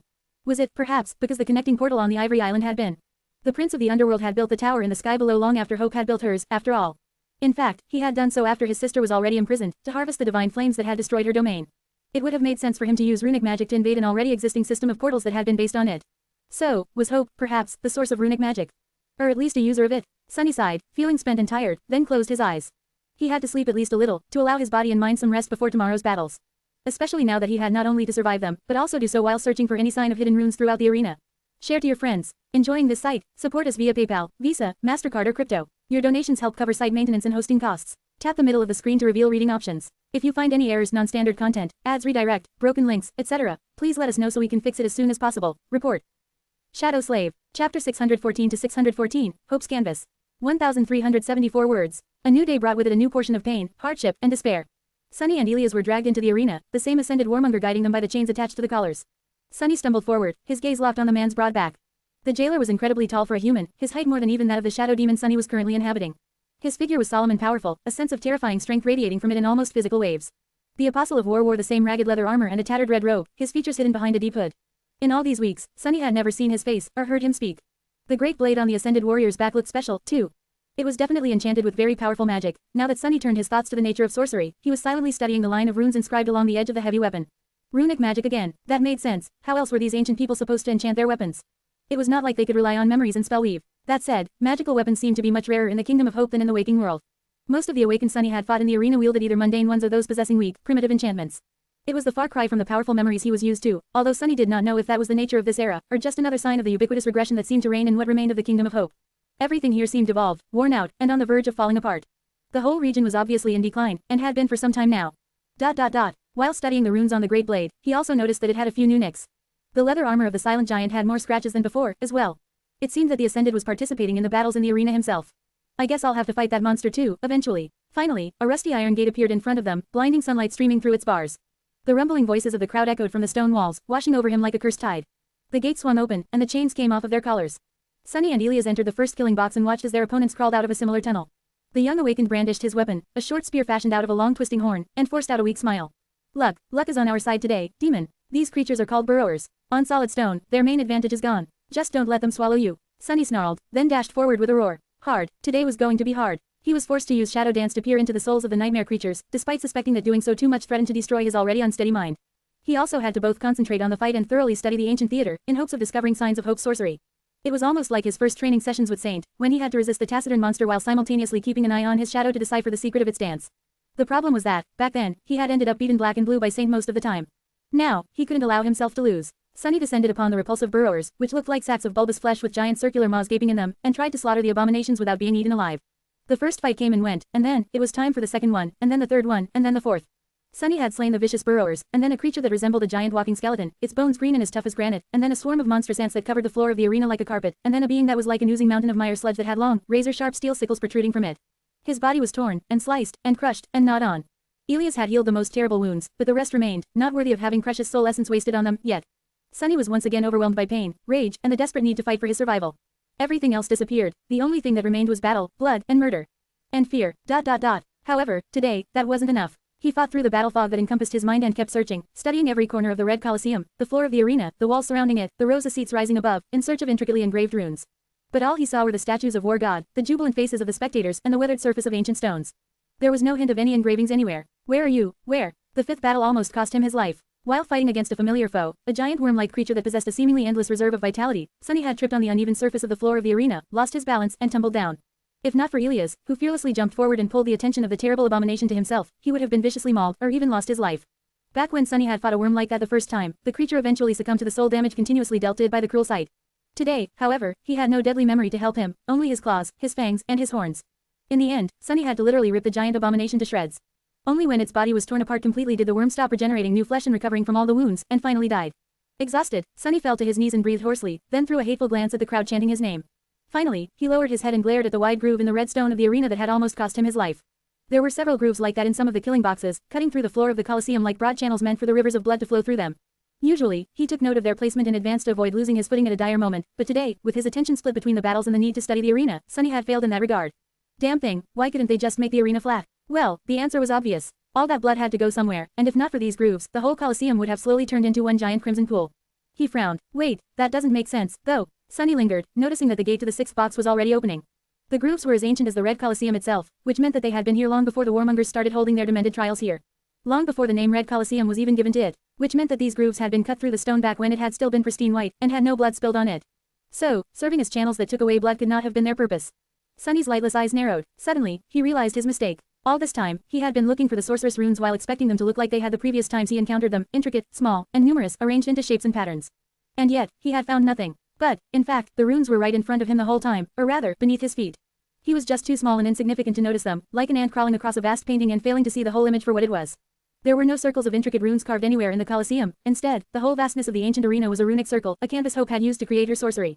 He was standing on it. Share to your friends. Tap the middle of the screen to reveal reading options. If you find any errors, non-standard content, ads redirect, broken links, etc., please let us know so we can fix it as soon as possible. Report. Shadow Slave. Chapter 615 to 615, Ancient Runes. 1,185 words. The runes Hope had used were not small, intricate, and elaborate. Instead, they were giant, spanning the whole width of the blood-soaked arena, and guided torrential floods of soul energy instead of thin streams of it to create the unimaginably powerful enchantments. Once Sunny knew where to look, it didn't take him long to start noticing a pattern and meaning in the placement and direction of the grooves cut in the ancient stone. The problem was, their scope was too great to be perceived from the floor of the arena. He would have been able to see the entirety of the runes, perhaps, from the very top of the amphitheater. But fighters were never allowed to leave the battlefield, unless it was to return to the dungeon. In the absence of an aerial view, all he could do was to try and compile the disjointed pieces of the puzzle in his mind. By now, Sunny had fought in most of the killing boxes in the arena, except for a few. After defeating another group of warmongers and being thrown back into the cage, he spent the entire night trying to remember each of the stages he had shed blood on, and the pattern of the grooves on their floor. It was like assembling a complicated puzzle, only instead of the actual pieces, all he had were fragmented memories of them. Luckily, his memory had always been good. In fact, after becoming an awakened and having the opportunity to interact with a lot of different people, many of whom were very smart and educated, Sunny realized that his ability to instantly memorize things was somewhat unnatural even among them. Before, he had just assumed that everyone could do the same. Still, he had to have paid attention to a thing in order to remember it, which was not the case with all of the grooves, only those that had happened to appear in his way. Plus, he was also having trouble determining how the irregularly shaped killing boxes were situated in relation to each other, since that wasn't something he had thought about before. The task of creating a perfect three-dimensional replica of the entire arena in his mind was not an easy one. Over the next few days, he was somewhat distracted while fighting the nightmare creatures in the Red Colosseum. Confounded by the fact that their enemies were growing stronger and stronger as all the weaker slaves were being slowly slaughtered, his performance suffered. And that meant more injuries, more pain, and more torment. Sometimes, he felt utterly beaten, broken, and hopeless. Sunny was familiar with suffering and hardship, and had experienced a fair share of horrific anguish in his life, but the trial of the Red Colosseum had turned out to be a hell so dire that even he was having difficulty enduring its burden. It was simply too cruel, too odious, too vile, and that harrowing torture was not going to end until he gave up. But he didn't. The strange task of peering into the secrets of the demon of desire kept him going, no matter how wounded his body and how broken his spirit became. It was almost like an obsession. Sunny continued to fight, and kill, and suffer, and study the ancient stones. His mental condition deteriorated so much that even Elias, who was going through his own terrible ordeal, noticed that something was very wrong with his taciturn demonic partner. The young man tried to encourage the shadow creature as well as he could, but what could he say to soothe the soul-crushing despair of their situation? They were enslaved, locked in cages, and forced to fight for their lives against a swarm of deadly monsters, only to be thrown back behind the iron bars, fed the raw flesh of the abominations they had just killed, and go through the whole nightmare again the next day, with no hope of ever escaping except for through death, through being killed and eaten by the other prisoners of the Red Colosseum. Even their captors seemed to be trapped by the Colosseum, chained in the same vicious cycle, and doomed to eventually share the same fate as their slaves. Inside this ancient theater, only bloodshed and madness reigned. And yet, all of it was not for nothing. Eventually, after Sunny had lost count of the days they had spent in the Colosseum, he finally managed to create a complete image of it in his head. With it came the understanding of the shapes of the giant runes that were cut in the blood-soaked stone. And with that understanding came the ability to peer into their purpose. After learning the shape and position of the runes, Sunny found himself able to peer beneath the surface of the stone and see their function. The ability had always been within him, hiding in the depths of his changed eyes. He just had not known where and how to look, like he had not been aware of his ability to see the soul cores of creatures before clashing with Mordred within the soul sea. Armed with the new knowledge, Sunny was able to perceive vast rivers of soul essence flowing beneath the arena and through its walls, following intricate paths carved for it by the immense runes. In the end, that was what sorcery was, the ability to guide and shape hidden energies, most often that of souls, to express one's will upon the world. The enchantments were simply expressions of the enchanter's will, and the runes were the building blocks with which the enchanter manipulated the movement of energy to achieve their goal.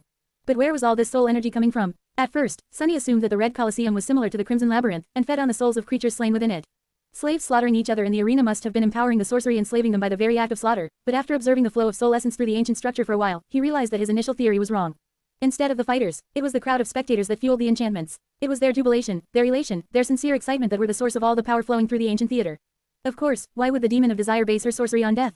Her domain was built upon dreams, emotions, and passion. It was only after the followers of War God had usurped the Colosseum that the subject of all this passion became battle, bloodshed, and murder.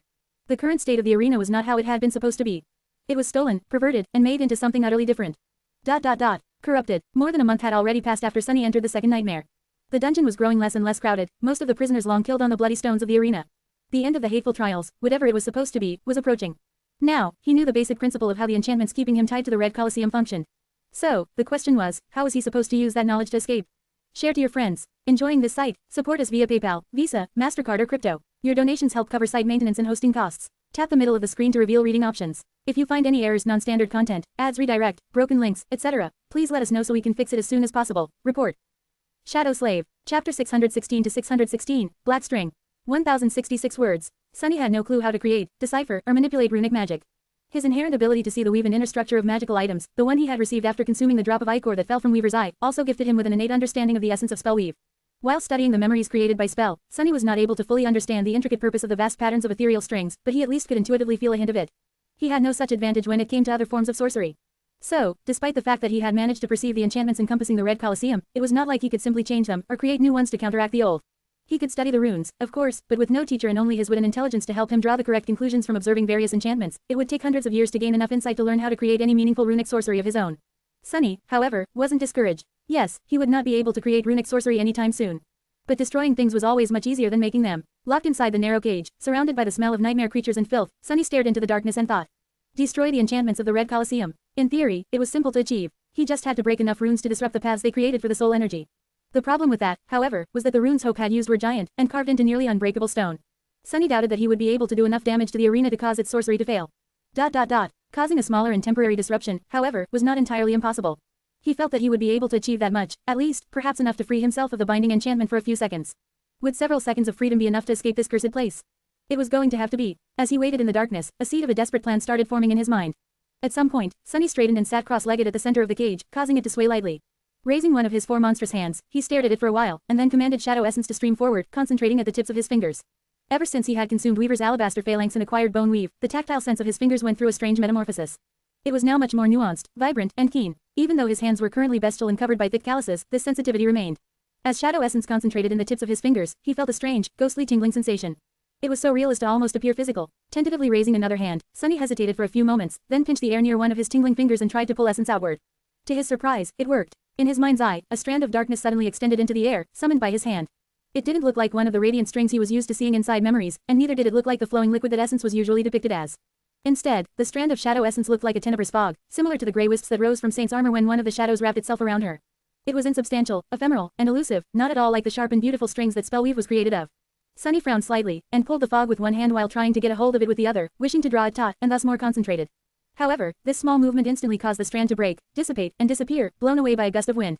This is going to take some time. Grim, Sunny continued to draw on his shadow essence and try to form it into a thin and durable string, emptying a small portion of his reserves with each failure. By the time morning came, he had not made any progress at all, and only managed to waste most of his essence in futile attempts. Fighting after wasting so much power was going to cost him a lot. Soon, the ascended jailer appeared from the darkness, chains rattling on his belt. Sunny glanced at the giant in a tattered red robe, and then closed his eyes for a moment. Doesn't matter, it doesn't matter. I'll be dead either way. But now, at least, there's a chance. He fought in the arena, killed the nightmare creatures, retrieved the soul shards to empower Elias, and then barely survived in the battle against the awakened warriors on the final stage. At night, he continued to experiment with shadow essence, trying to shape the elusive fog into something resembling an ethereal, resilient string. When his essence ran dry, he slept for a few minutes, and then woke up with a startle to start all over again. When the morning came, he fought. When the murdering was over and done with, hidden in the darkness, he tried to weave strings out of the effervescent fog. The idea itself seemed ridiculous, mad, and impossible. How could something so intangible become something strong, durable, and distinct? He sundered flesh and had his flesh sundered, then struggled to create something out of nothing, day after day, night after night. Time lost any meaning. Sunny had already been struggling to hold on, but now, drained by the lack of sleep, the constant pressure of trying to shape essence into a magical string, and the need to fight in the arena with his reserves half empty because of it, he was slowly sliding into the dark and bottomless abyss. And yet, he persisted in his obsession, teaching his fingers to feel the smallest fluctuations of the fog, to guide and shape it, trying one approach after another, endlessly, without resting or giving up. And by the time his second month in the Red Colosseum was coming to the end and most of the cages in the lightless dungeon hung empty, Sunny suddenly straightened, staring at his cut, trembling hands. Between them, a single ethereal string hovered, black as night, thinner than a hair, and as sharp as a diamond blade. A low growl escaped from his mouth. It's done. I've done it. Share to your friends. Tap the middle of the screen to reveal reading options. If you find any errors, non-standard content, ads, redirect, broken links, etc., please let us know so we can fix it as soon as possible. Report. Shadow Slave. Chapter 617 to 617, Simplest Weave. 1,361 words. Sunny remained motionless for a while, then shifted slightly, causing the chain of his cage to rattle. Attracted by the sound, Elias woke up from his restless sleep and stared into the darkness, a tired expression on his young face. Quote. Demon, what happened? In the next moment, he heard the sound of a heavy body slamming against the iron bars, and then another crash. His partner's cage swung widely, and at the highest point of its swing, a long arm suddenly shot from between the bars, claws scraping against metal as Sunny took hold of the youth's own gibbet. Elias flinched. Wah, what are you doing? Sunny growled, trying to express his intention as best as he could. The young awakened didn't know how to read the runic language he knew how to write, so this was the only way of communication between them. Luckily, an honest effort to answer truthfully was enough for the flaw. It didn't punish Sunny for not being able to deliver the truth, as long as he really tried to. Their cages hung diagonally, connected by his hand. Sunny groaned, straining his muscles to pull them even closer together. Then, staring at the young man's pale face, Sunny took hold of the bars with two more hands, and stretched the fourth one to grab the awakened by the throat. Elias's eyes widened slightly, but he didn't even try to struggle. The youth simply looked at him, no fear written on his gaunt and emaciated but still childishly soft face. Instead, there was only confusion. And trust. Sunny sighed. What a fool. If I wanted to, I could have snapped his neck right here and now. Of course, he had no such intentions. Instead, Sunny brought the youth closer and stared intently at the steel collar wrapped around his neck, studying it. He couldn't really see his own, so this was the next best thing. Elias remained motionless for a while, then said, I don't know what you are trying to do, demon, but you better stop it before the priest comes to check on the noise. Sunny scowled, then let go, causing their cages to swing away from each other. Elias was right, there were mere seconds left before the Ascended showed up, judging by how long it had taken the solemn giant to appear before. He was always somewhere near, ready to intervene in case the slaves misbehaved. Sunny had timed their jailer's reaction time in the past, so he knew that much. It didn't matter, anyway. He had already seen all that he needed to see. The pattern of runes carved inside the collar, and the stream of soul essence running through it, this was what he needed to disrupt. Sunny was going to have to work fast. Several days later, looking more like a corpse than a living being, he was laying at the bottom of the cage, looking at his hands. Between them, a complicated cradle of black strings was weaved together, forming a strange and hypnotic pattern. Sunny had advanced a lot in his ability to thread shadow strings and loop them between his fingers. Sadly, it was not without cost. The strings were ephemeral and unseen to anyone except him, which also meant that they could not interact with the material world. However, they could interact with his flesh, which was why two of his fingers were missing, each sliced away so cleanly that it seemed as though they had never existed. Even his phalanxes, reinforced by the evolved bone weave, had not offered the essence strings any resistance. All that remained were two bloody stumps. The rest of his fingers were cut and mangled, but still in place. Considering that there were 18 of them left, he still had more than a human would. Not that it diminished the pain he was constantly experiencing. It would have certainly been helpful to have a tool to work the black strings, instead of doing it with his bare hands, something like a needle perhaps. Coincidentally, he had one of those in his possession, a needle used by Weaver themselves, no less. But it was locked away in his soul sea, safely kept and utterly inaccessible inside the covetous coffer. So, he just had to endure and be very, very careful, lest the number of his fingers diminished even further. There was another problem, though. Sunny had inherited an intuitive understanding of the guiding principles of spellweave, but it was not like he really knew what to do. All he had was his memory of the spellweave patterns he had seen before, and a vague feeling of the purpose behind them. This was not enough to master sorcery, but it was at least a start. Each memory he had studied before had unique enchantments, so he couldn't draw parallels between them and extrapolate how their weaves produced the desired effects.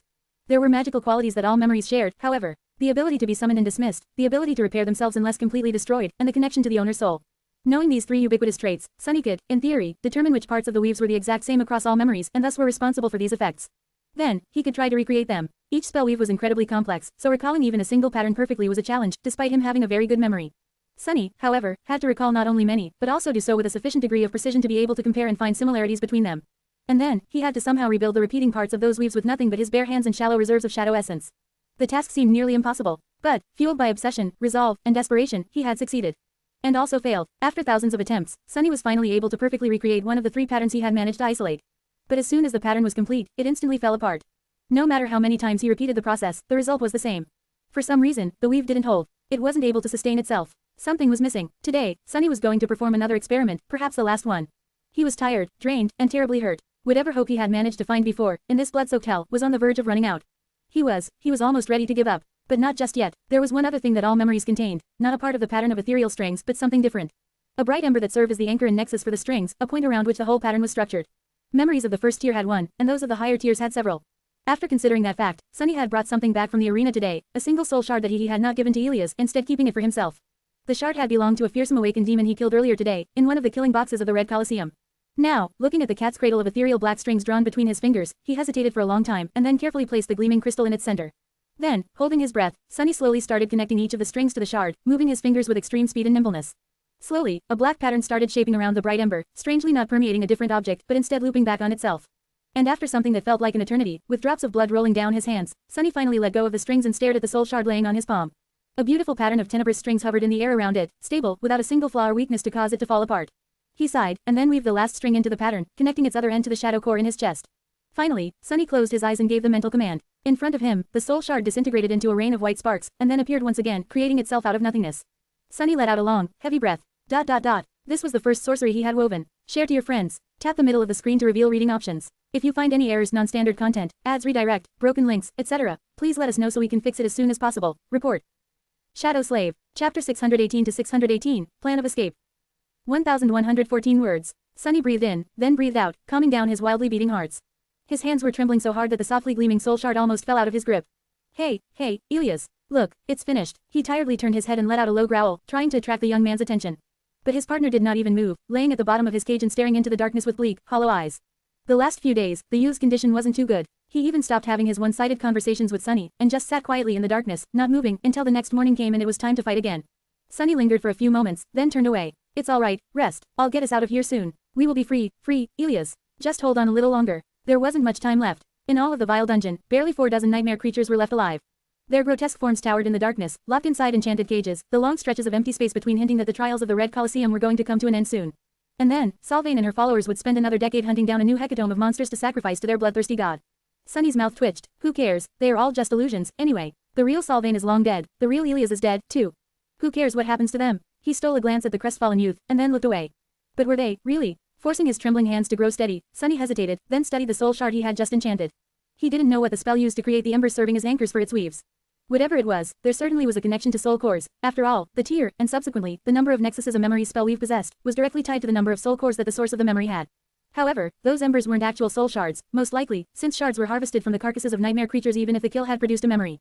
Sunny didn't care, though, without a better alternative, all he could do was use one in place of the other. He steadied himself, looked upon his demonic figure through the eyes of the shadow, and then dismissed the soul shard once again.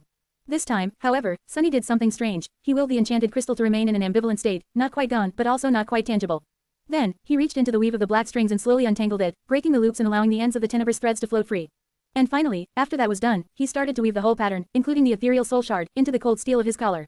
Slowly but surely, he integrated the spell weave into the band wrapped around his neck, submerging it into the flowing stream of soul essence. The task was tenuous, perplexing, and intricate, but it wasn't too complicated. The pattern was already made, and all he had to do was to connect it to a new vessel. After a while, he was finished. The soul shard disappeared from his hands, and from the material world entirely. Instead, it was now burning beneath the surface of the collar, the black strings extending from it and spreading through the steel. Now, the collar looked almost like a memory, and even its nexus was almost undistinguishable from the embers Sunny had seen before. Of course, there was a second enchantment inside of it, this one much more complex and elaborate, crafted from ethereal runes. It was all a proper mess, just like he wanted it to be. Sunny held his breath, and then tried to dismiss the collar.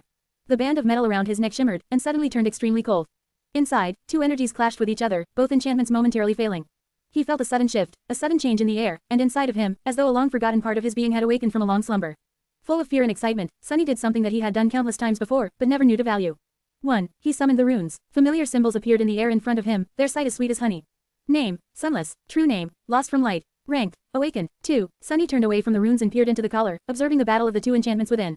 Simultaneously, he grabbed the steel with two of his hands and threw all his monstrous strength into trying to pull it apart. But the collar held firm, as if utterly indestructible. 3. On the count of 7, the soul shard he had placed within the band of steel suddenly burst into a myriad of sparks, and the weave of black strings he had so arduously threaded fell apart, turning into the gray fog and disappearing. The original flow of soul essence was unobstructed once again, and the runic enchantment resumed its function. Sunny was not disappointed. For now, all he wanted was to learn how long his sabotage was going to last. 7 seconds. A dark grin appeared on his face. Single quote. 7 seconds will be more than enough. The next day, hurting and barely alive, he brought another soul shard back with him from the arena. Tonight was going to be the night of their escape. Sunny wasn't sure that he would be able to endure any longer. If he had any chance to break free, he had to take it now. The plan was long finalized in his mind, and even though he was frightened to put it in motion, there was no other way. As Elias fell on the bottom of his cage and closed his eyes, too tired to eat the disgusting raw meat thrown to them by the ascended warrior, Sunny concentrated on weaving a new enchantment. He was now proficient enough to create black strings rather swiftly, even though hurrying threatened to cost him another finger or two. Still, in a few hours, he had threaded enough to repeat the simple weave of a summoning enchantment. Following the same steps that he had taken yesterday, Sunny created the pattern around the soul shard and then integrated it into the collar. The two enchantments clashed again, gifting him several short moments of freedom. This time, Sunny did not waste any of them. As soon as the enchantment of the collar was disrupted, breaking his connection to the Red Colosseum, he took a deep breath and fell through the shadows. A moment later, Sunny found himself standing on the cold stone floor, a couple of steps away from a swaying, empty cage. He was free, for 6 more seconds, at least. Share to your friends. Enjoying this site? Support us via PayPal, Visa, MasterCard or crypto. Your donations help cover site maintenance and hosting costs. Tap the middle of the screen to reveal reading options. If you find any errors, non-standard content, ads redirect, broken links, etc., please let us know so we can fix it as soon as possible. Report. Shadow Slave. Chapter 619 to 619, 7 seconds. 1181 words. 7. Sunny stepped through the shadows and appeared outside of the cage, his towering figure finally free and unconstrained by the suffocating iron bars. He staggered as excruciating pain spread through his mutilated flesh, a myriad of badly healed wounds reminding him of their festering existence, and hissed. Elias suddenly moved, confused by the direction from which the familiar hiss came. Then, he grabbed the bars and stared at Sunny with wide eyes. How? All of a sudden, he could see his partner clearly in the darkness, because the obsidian body of the shadow creature had become enveloped by a storm of swirling sparks of light. Sunny had begun to summon his memories, the undying chain, the cruel sight, the midnight shard, the prowling thorn. 6. The Stygian serpent drawn on his skin suddenly moved, slithering forth to turn into a fearsome black odachi. Its sharp tip appeared in the air above one of Sunny's hands, and grew, swiftly forming into the length of the great blade. At the same time, 2 ruby eyes ignited in the depths of his shadow with a furious light. Elias flinched, staring at the gaunt demon in front of him in stunned awe. 5. Saint stepped out of the darkness, her graceful figure as black as the onyx, her posture straight and indomitable. Her hands were empty, devoid for now of any weapon. Sunny stared at his shadow with grim joy, and then bared his fangs, greeting her. He wasn't sure, but he thought that he noticed a slight change to the set of the taciturn knight's shoulders. Had she missed him too? 4. The hilt of the soul serpent fell into his hand, the length of the odachi considerably increased to account for his towering height. Sunny didn't hesitate and threw the great blade to Saint, who caught it calmly and weighed the weapon in her hand, the hue of her ruby eyes suddenly growing a little brighter. It almost seemed like the shadow was excited. Sunny glanced into the depths of the dungeon, where dozens of mighty nightmare creatures still remained locked in cages, waiting for their turn to be slaughtered in the arena. Then, he turned to Saint. 3. And said, kill them all. She tilted her head, sparing him a short look, and then wordlessly disappeared into the darkness, the black blade of the soul serpent raised to deliver the first killing blow. 2. A moment later, something whistled through the air, and a bestial scream thundered in the silence of the nightmarish dungeon. Sunny wasn't paying attention, though, the plan was already in motion, and his efforts were required somewhere else. The familiar voice whispered into his ear, making him shiver. You have slain. Oh, how he longed to hear it once more. Your shadow grows stronger. In one of Sunny's hands, a somber short sword appeared, weaved out of tenebrous fog. 1. In another, a stalwart tachi manifested itself. Sunny gripped the hilt of the midnight shard with both of his upper hands, leaving the cruel sight in one of the lower ones. The undying chain finally finished appearing from a whirlwind of white sparks, covering his body with a carapace of bleak steel. Its shape changed to accommodate Sunny's monstrous body, new plates of perfectly fitted armor encompassing his digitigrade legs, his forearms, and even his long tail, a sharp metal spike protruding from the tip of it. His gauntlets ended in vicious steel claws, and his helmet had 2 holes at the top for his curved horns to fit through. Instead of a gaunt creature with a terribly mangled body, a fearsome steel Goliath now stood amid the empty cages, jagged horns crowning the featureless steel plane of his face. 0. Sunny dismissed his helmet and felt the collar snap back into function. Immediately, he sensed that his ability to shadow step was restrained again, and his connection to the spell was cut. The sparks that had almost coalesced into the prowling thorn disappeared, and the unfinished form of the heavy kunai with them. It didn't matter. He had already achieved everything he needed to achieve in these 7 seconds. Sunny could have used that time to shadow step as far as he could, escaping the premises of the Red Colosseum. However, that would have left him with no essence in the middle of Solvain's territory, with the accursed collar still wrapped around his neck. It was easy to leave the Red Colosseum, but it was much harder to escape it. As long as Sunny was collared, he was going to remain tied to the enchantments of the ancient theater. He was still going to be a slave. Plus, there was a thing he wasn't willing to leave behind. Sunny heard Saint slaughtering the second nightmare creature and turned to Elias, who was staring at him with wide eyes. The youth was still trapped in the cage. Of course, Sunny could have left him to die. In fact, doing so was probably an obvious decision. The young awakened wasn't real, after all. Only, maybe, he was. Sunny had no idea whether these people were illusions or not. That was what the government and the common knowledge had told him. But was that knowledge the truth? He wasn't sure. All he knew was that the shadows of the Mountain King and the old slaver he had killed in the first nightmare were still in his soul sea, indistinguishable from all the rest of the creatures he had slain in the real world and the dream realm. An illusion created by the spell, if that was what they were, might as well have possessed a soul, and a shadow, if so, were they so different from real people? In any case, it didn't really matter. In the reality of the nightmare, Elias was a living being. His partner, Sunny, was determined to save him, as well. The two of them were fated to die in the arena. Well, fate could go screw itself. They had kept each other alive in the Red Colosseum, and now, both of them were going to escape it. Together, that was his furious, adamant resolution. Plus, Sunny really needed Elias for his plan of escape to work. The problem, however, was the cage. It was forged out of the same indestructible alloy as their collars. So getting the youth out of it was not going to be easy. With a low growl, Sunny jumped onto the hanging cage, grabbing the bars with the curved talons on his feet, and swung the midnight shard. He wasn't aiming at the cage itself, instead, he was aiming at the chain attaching it to the ceiling. Reinforced by the shadows, the austere tachi cut through the rusty chain, easily breaking it apart. The cage fell to the floor, sending a loud rumble rolling through the dark dungeon, and then toppled to the side. Locked inside, Elias was thrown down. Almost immediately, though, the youth regained his balance and crouched, staring at Sunny with wild eyes. Hurry, whatever you're planning, demon, hurry. The priest is going to be here soon. Sunny shivered, remembering the aura of savage, crushing strength radiating from their ascended jailer, and the cold glint of his terrifying blade. Elias didn't need to remind him. Sunny was painfully aware of how little time he had left. Share to your friends. Enjoying this site? Support us via PayPal, Visa, MasterCard or crypto. Your donations help cover site maintenance and hosting costs. Tap the middle of the screen to reveal reading options. If you find any errors, non-standard content, ads redirect, broken links, etc., please let us know so we can fix it as soon as possible. Report.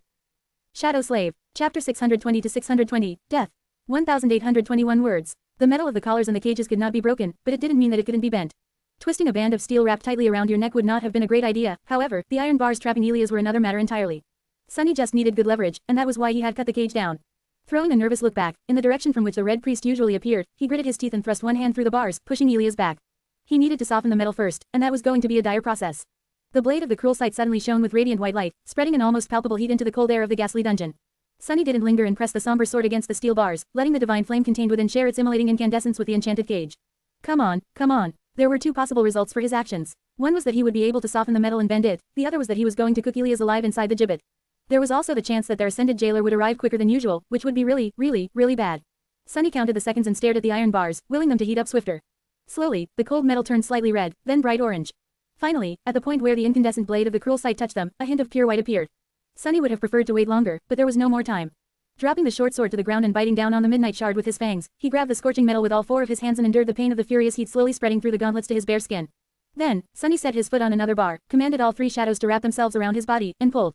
Now that the cage was on the ground and stable, he could use all the muscles in his demonic body to put pressure on it, not just those in his arms.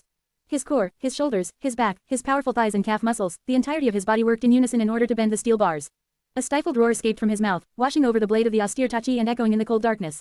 Sunny pulled and pushed in opposite directions with all his monstrous strength. Already a demon and augmented by the three shadows, he was terrifyingly powerful. And yet, the incandescent bars refused to budge, for a few seconds, at least.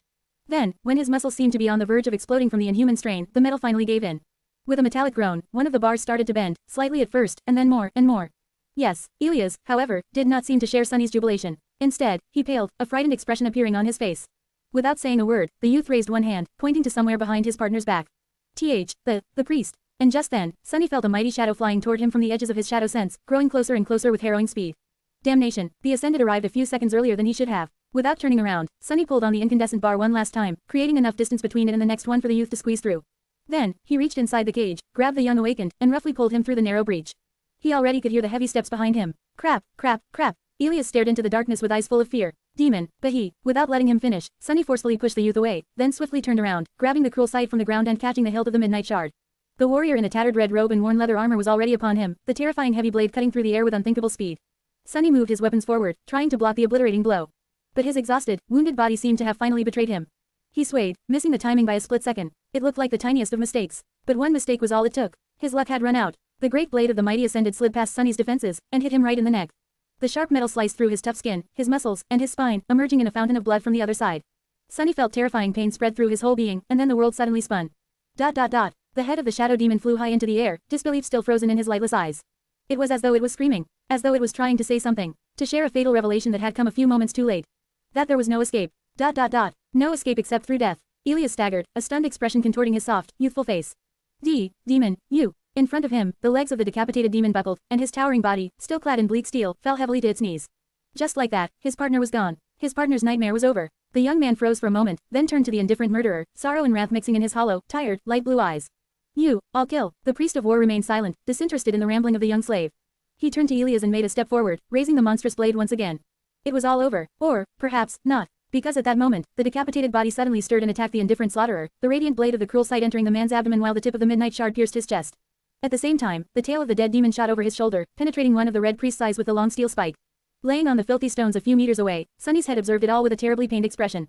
Hurts, crap, dying really hurts. Yes, having your head separated from your body was not the most pleasant of experiences. In fact, it was probably one of the worst. However, Sunny really needed that to have happened. This was the only method to get rid of the unbreakable slave collar he had managed to come up with.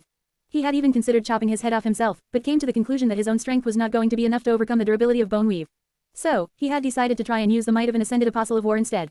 Death, indeed, was the only escape. In front of him, a river of blood flowed from the body of the taciturn master. The red priest had lowered his guard, thinking that the shadow demon was dead, and received not one, but 3 whole fatal wounds as the result. Honestly, he should have been more careful. The dead were often the most troublesome of enemies, after all.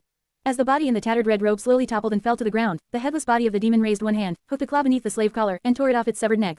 The band of metal rang as it hit the floor. Sunny was not dead, of course, thanks to the undying enchantment of his transcendent armor. For as long as it was active, he would remain alive, and even in control of his body.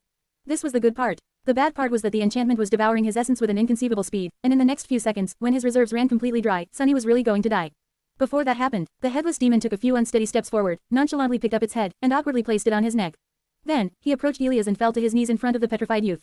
See, come on, fool, I don't have much time. Due to the fact that his mouth wasn't currently connected to his lungs, Sunny couldn't even growl to pull the young awakened out of his stupor. Luckily, Elias shook it off himself, flinching and throwing his hands into the air to place them on both sides of Sunny's mutilated neck. Oh lord, oh gods, oh lord. Hold on, demon. He activated his healing ability, trying to make the cleanly severed head of the shadow creature attach itself back to the flat stump of his neck. Sunny shuddered, overwhelmed by terrifying pain. How does it even make sense? Why am I in so much pain? My brain isn't even connected to those nerves. Arg. Curses. Damnation. For almost anyone else, recovering from having their head cut off would have been nearly impossible. However, Sunny was a bit special, because avoiding death was one of his specialties. There were several factors that played to his advantage. Firstly, the Midnight Shard had judged his current state dire enough to unlock the hidden well of power that its unbroken enchantment granted him. Secondly, his bones and his blood were transformed by Weaver's lineage, gifting him with inhuman tenacity. That was the reason why he had not bled out already, and why his body was capable of rapid healing. All those qualities were enhanced by the drop of Shadow God's ichor that Bloodweave had unceremoniously devoured, and then augmented ever further by the Midnight Shard. And lastly, while Undying was rapidly consuming his reserves of Shadow Essence, Saint was out there in the darkness, slaying one powerful nightmare creature after another. She was wielding the Black Odachi, whose Soul Reaver ability transferred a portion of essence of all creatures slain by the serpent in either its soul weapon or soul beast form. So, with each mighty abomination Saint killed, Sunny received a considerable amount of essence, thus allowing him to keep the Undying enchantment active longer. Was it going to be long enough for him to survive, though? That was what he was going to find out. Torturous seconds passed, with Elias desperately trying to heal the harrowing wound, and Sunny desperately observing his reserves of Shadow Essence plummeting further and further. The rate with which the Undying chain was eating through his essence was much faster than the rate with which Saint and Serpent replenished it. He was only able to slow down the inevitable, not stop it. His whole being was overwhelmed with agony and pain, but what else was new? Even though Sunny had never had his head chopped off before, he experienced similar tortures, if not worse. There was almost no Shadow Essence left in his cores. And then, there was none. The Undying enchantment deactivated. But Sunny was still alive. He moved his lips, and tentatively touched his neck, which had a ghastly scar running all around it now. Then, he bent over and spat out a torrent of blood. Sunny felt terrible. He felt like a zombie. But he was not dead. More than that, he was now truly, really free. Share to your friends. Enjoying this site? Support us via PayPal, Visa, MasterCard or crypto. Your donations help cover site maintenance and hosting costs. Tap the middle of the screen to reveal reading options. If you find any errors, non-standard content, ads redirect, broken links, etc., please let us know so we can fix it as soon as possible. Report. Shadow Slave. Chapter 621 to 621, Path to Freedom. 1058 words. Sunny remained motionless for a few moments, then hissed quietly, which made it feel as though his throat was being sawed open by tens of dull, rusty knives. His head was once again attached to his neck, however, that didn't mean that he felt fine. In fact, although he had avoided becoming a corpse, he still felt like one. Opening square bracket ... Your shadow grows stronger. The dark dungeon suddenly grew silent. Saint must have finished off the last of the caged nightmare creatures, turning him and Elias into the last surviving captives of the Red Colosseum. No matter what happened from now on, the ghastly trials were over, finished before time by her hand. Sunny sensed a bit of shadow essence pour into his cores, replenishing the empty reserves a little, and scowled. That wasn't much. The young awakened had wasted all of his essence while healing Sunny, as well. The two of them were not going to survive if they had to fight a prolonged battle. So, they needed to flee the Colosseum swiftly and before the rest of the warmongers noticed their escape. Gritting his teeth, Sunny staggered and rose to his feet, then threw a somber glance at Elias, who was staring at him with wide eyes. The youth still had a collar wrapped around his neck. However, there was not much Sunny could do about that right now. It was not like he could behead the young awakened, too. Hopefully, his strength alone was going to be enough to deliver them both away from this cursed place. Now that he was connected to the spell and had access to all of his power, there were a lot of things that could be done. The damned zealots were going to regret ever capturing him. Elias opened his mouth, then asked in a shaking voice. Demon, how are you still alive? Sunny tilted his head, grimaced, and decided to not move his neck too much in the future. Then, he gestured at the breastplate of the Undying chain. The young awakened frowned. Your armor. It's a relic. Wait, where did you even get this fearsome armor? And all these magical weapons? Sunny sighed, then nodded and pointed at his chest again. Elias blinked a couple of times. What do you mean? They were inside of you all along. Why have you not used them in the arena, then? One of the demon's hands rose and pointed at the collar that now lay harmlessly on the filthy stones. The youth frowned. Oh, I see. The war god's binding must have hidden you from the sight of the Lord of Shadows, and robbed you of his blessings. But then, Sunny sighed, and pressed a finger against his lips, commanding Elias to be quiet. At the same time, Saint appeared from the darkness, drops of fetid black blood still dripping from the blade of the great Odachi. Her gaze was calm and indifferent, as always. The youth stared at the taciturn demon for a few moments, then bowed respectfully. You have my gratitude for coming to our aid, venerable Lady Shade. Saint looked at the young man without showing any sign of having an opinion on being addressed in such a peculiar manner. Poor fool must be thinking that she is another shadow creature that came to rescue her kin, me, that is. And judging by this reaction, he also seems to be convinced that she is my senior in the hierarchy of shadows. What the hell, why are teenagers always convinced that Saint is cooler than me? He was in no mood to disabuse the youth of this misconception, though. Plus, there was no time. A scorched kite shield manifested itself from sparks of light in Saint's hand, and at the same time, the soul serpent turned into a stream of flowing darkness and reformed itself into a straight double-edged sword, this one akin to the weapon the graceful knight had wielded in the past. Sunny hesitated for a moment, then pushed the hilt of the midnight shard into Elias's hands. Holding the cruel sight in one of his own, he bent down and picked up the terrifying heavy blade of the Red Priest with the upper pair. Sunny didn't know what enchantments exactly the two-handed cleaver possessed, but since it had managed to slice through his adamantine spine without too much trouble, they had to be exceptionally powerful. Then, he took a deep breath, and sent his shadows forth, along the familiar corridors of the underground part of the Colosseum and beyond them, to find a way to freedom. Sunny was good enough in a fight to survive in the arena, and even earn the love and admiration of the damned lunatics who spectated the slaughter and worshipped it, but his true calling was to remain hidden in the darkness, move unseen, and strike at unsuspecting enemies from the shadows to kill them in one fell blow. The task of escaping the Red Colosseum unnoticed was much easier for him than that of conquering it. As all three shadows glided into the darkness, the skin of the four-armed demon he inhabited turned from obsidian black to pale gray once again, and Sunny swayed, sensing his strength and resilience vastly diminish. He gritted his teeth, and then gestured for Elias to follow. While Saint disappeared into the darkness, the two of them headed toward the exit from the dungeon. They walked through the silent corridors, sensing the cold wind blow past, washing the stench of the dungeon off their aching bodies. Since it was night and the battles were not supposed to continue until the morning, the Colosseum was mostly empty, devoid of the jubilant crowds that filled it during the day. Here and there, Sunny and Elias still encountered the warmongers, those who, perhaps, had duties to maintain, clean, and prepare the arena for the next day's slaughter. However, everyone they saw had already met Saint. Following in the wake of the taciturn demon, the two of them found only corpses. The followers of war had been killed ruthlessly and noiselessly, each requiring just one strike. With each death, Sunny's reserves of essence were replenished a bit more. But more importantly than that, the path to freedom was clear. Finally, after something that felt like an eternity, Sunny found his three shadows waiting silently before a small wooden door. He lingered for a second, and then pushed it open. In front of him, there was a vast green meadow, and beyond it, nothing but boundless, vast, starlit sky. Share to your friends. Enjoying this site? Support us via PayPal, Visa, MasterCard or crypto. Your donations help cover site maintenance and hosting costs. Tap the middle of the screen to reveal reading options. If you find any errors, non-standard content, ads redirect, broken links, etc., please let us know so we can fix it as soon as possible. Report. Shadow Slave. Chapter 622 to 622, Wooden Sword. 1,418 words. The dawn was approaching, which meant that they didn't have a lot of time left. Sunny and Elias had to leave the cursed island of the Red Colosseum before the night ended and the crowds of war god worshippers arrived to spectate the sacrificial slaughter on the blood-soaked arena. Once they were elsewhere, pursuing them would become much harder, not only because the ancient magic of the Demon of Desire would remain far behind them, but also because the warmongers would have to split their forces to search all the neighboring isles. The further the two of them escaped, the wider net their pursuers would have to throw. By then, the zealots would have to deal with the crushing, as well. Sunny wasn't familiar with the western reaches of the Chained Isles, which belonged to the followers of war, since he had never traveled in this direction before. They could try to escape northeast, toward the Hollow Mountains and the Night Temple, but that region was unfamiliar to him, as well. Directly to the east, a long distance away, lay the Ivory City where Elias hailed from, and the Prison of Hope. However, the eastern direction would be where the pursuers were most likely to concentrate their search, since running toward the domain of their enemies, the Sun God's people, would have been the safest choice. After hesitating for a few seconds, Sunny pulled the young awakened toward the southern edge of the Red Island. If they journey southeast, they would eventually reach the ruined fortress. Well, it might not have been ruined yet, where he had once welcomed Effie and Kai. There, the influence of the war faction was bound to be severely diminished. More importantly, that was the boundary to the part of Hope's shattered kingdom that Sunny knew and had explored before. Before the start of the nightmare, he and the other members of the cohort had agreed to travel to the Iron Hand Island should they be separated. Sunny would be able to easily find his way there from the southern great chain that anchored the isles to the mainland beneath. Hidden in the darkness, Sunny and Elias ran across the meadow, aiming to reach the edge of the island and one of the heavenly chains that rattled below from time to time, disturbed by the turbulent winds of the border between the two skies. Come on, come on. Once they were over the edge, Sunny could summon the heavenly burden in the dark wing to carry them to the chain, or even hide them in the darkness of the sky below for a while. Their salvation was so close. It was already just a few meters away. But then, his heart suddenly grew cold. No. In the end, it wasn't close enough. Just as they reached the edge, a quiet sigh resounded from the darkness, and suddenly, Sunny was laying on the ground, his vision blurred and his whole body numb. There was no oxygen in his lungs, and no matter how hard he tried to inhale, it was of no use. His chest seemed to be on fire. A few seconds of agony later, the shock of the terrifying impact that had cracked the breastplate of the undying chain and sent him flying to the ground began to fade, and Sunny was able to finally draw in a hoarse, desperate breath. See, curses. He moved his arm, reaching for the hilt of the Red Priest's cleaver that lay near, buried in the soft grass. However, before his fingers closed around it, a delicate foot stepped on his wrist, and suddenly, it was as though the weight of a whole world descended upon him. Sunny groaned, then gritted his teeth and looked up at the harrowing creature that had attacked them from beyond the edge of the island. It was a graceful, breathtaking beauty wearing a simple red tunic, her face tender and solemn, her dazzling eyes shining like two silver stars. Sylvain looked down at him and smiled with sadness. I am afraid that this is as far as you go. Ah, we meet again, child of shadows. Sunny stared at the beautiful saint with grim resentment burning in his black, tenebrous eyes. He remained motionless, knowing that his worst fear had just come true. The transcendent immortal herself had arrived to hunt them down. He thought feverishly, trying to come up with some way to escape the priestess of war. Soul Serpent and Saint were still hiding in his shadow, so he could command them to attack.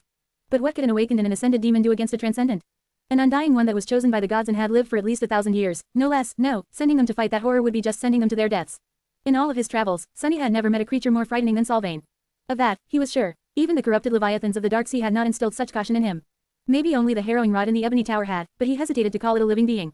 Then, what he was supposed to do? Damn you, fate. You never let go of your prey, do you? Sunny gritted his teeth, then growled, and tried to strike at Sylvain with the cruel sight. However, the beautiful woman simply swatted it away, breaking his fingers and sending the somber blade flying over the edge of the island. She shook her head. No, not like that, little demon. You deserve a better end. Then, Sunny felt himself being lifted into the air, and then thrown to his knees. A moment later, a stifled scream announced that Elias, too, had not escaped the immortal transcendent.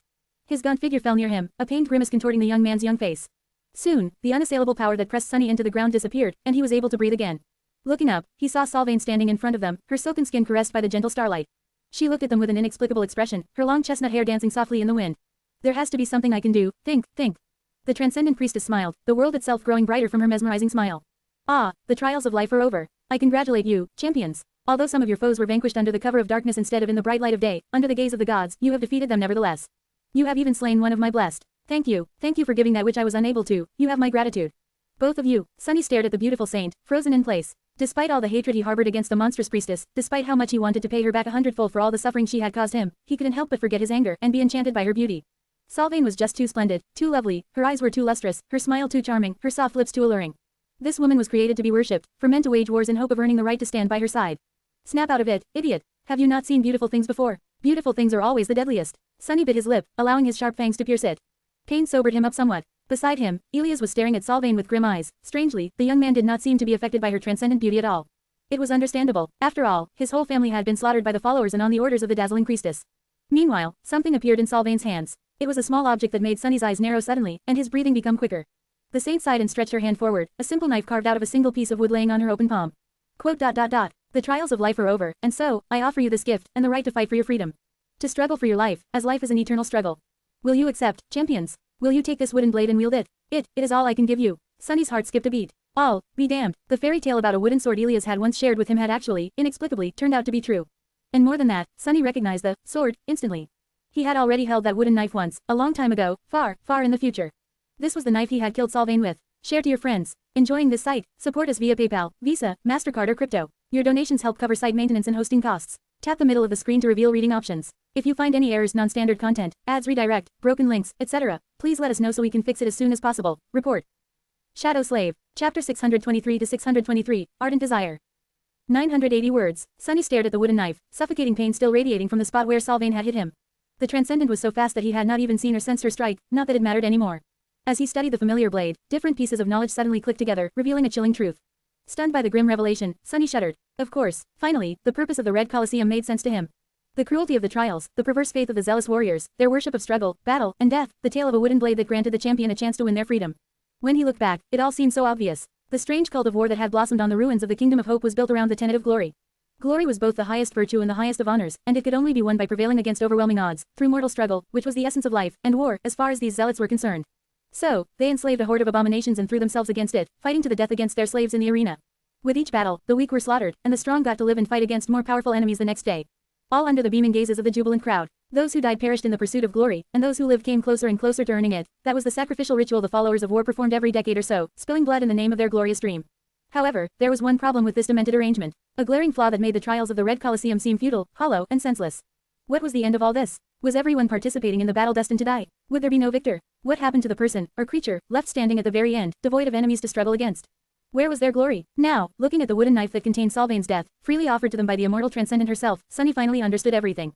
That last champion would indeed be gifted a wooden blade, and a chance to fight for their freedom, just like Elias had learned from the fairy tales in the Ivory City. They just had to overcome one last enemy, to fight against Sylvain herself. This whole feverish hell, the Red Colosseum, the blood-soaked arena, the cult of murderous glory she had built, existed for one single purpose. To find, or rather create, a warrior capable of killing their saint.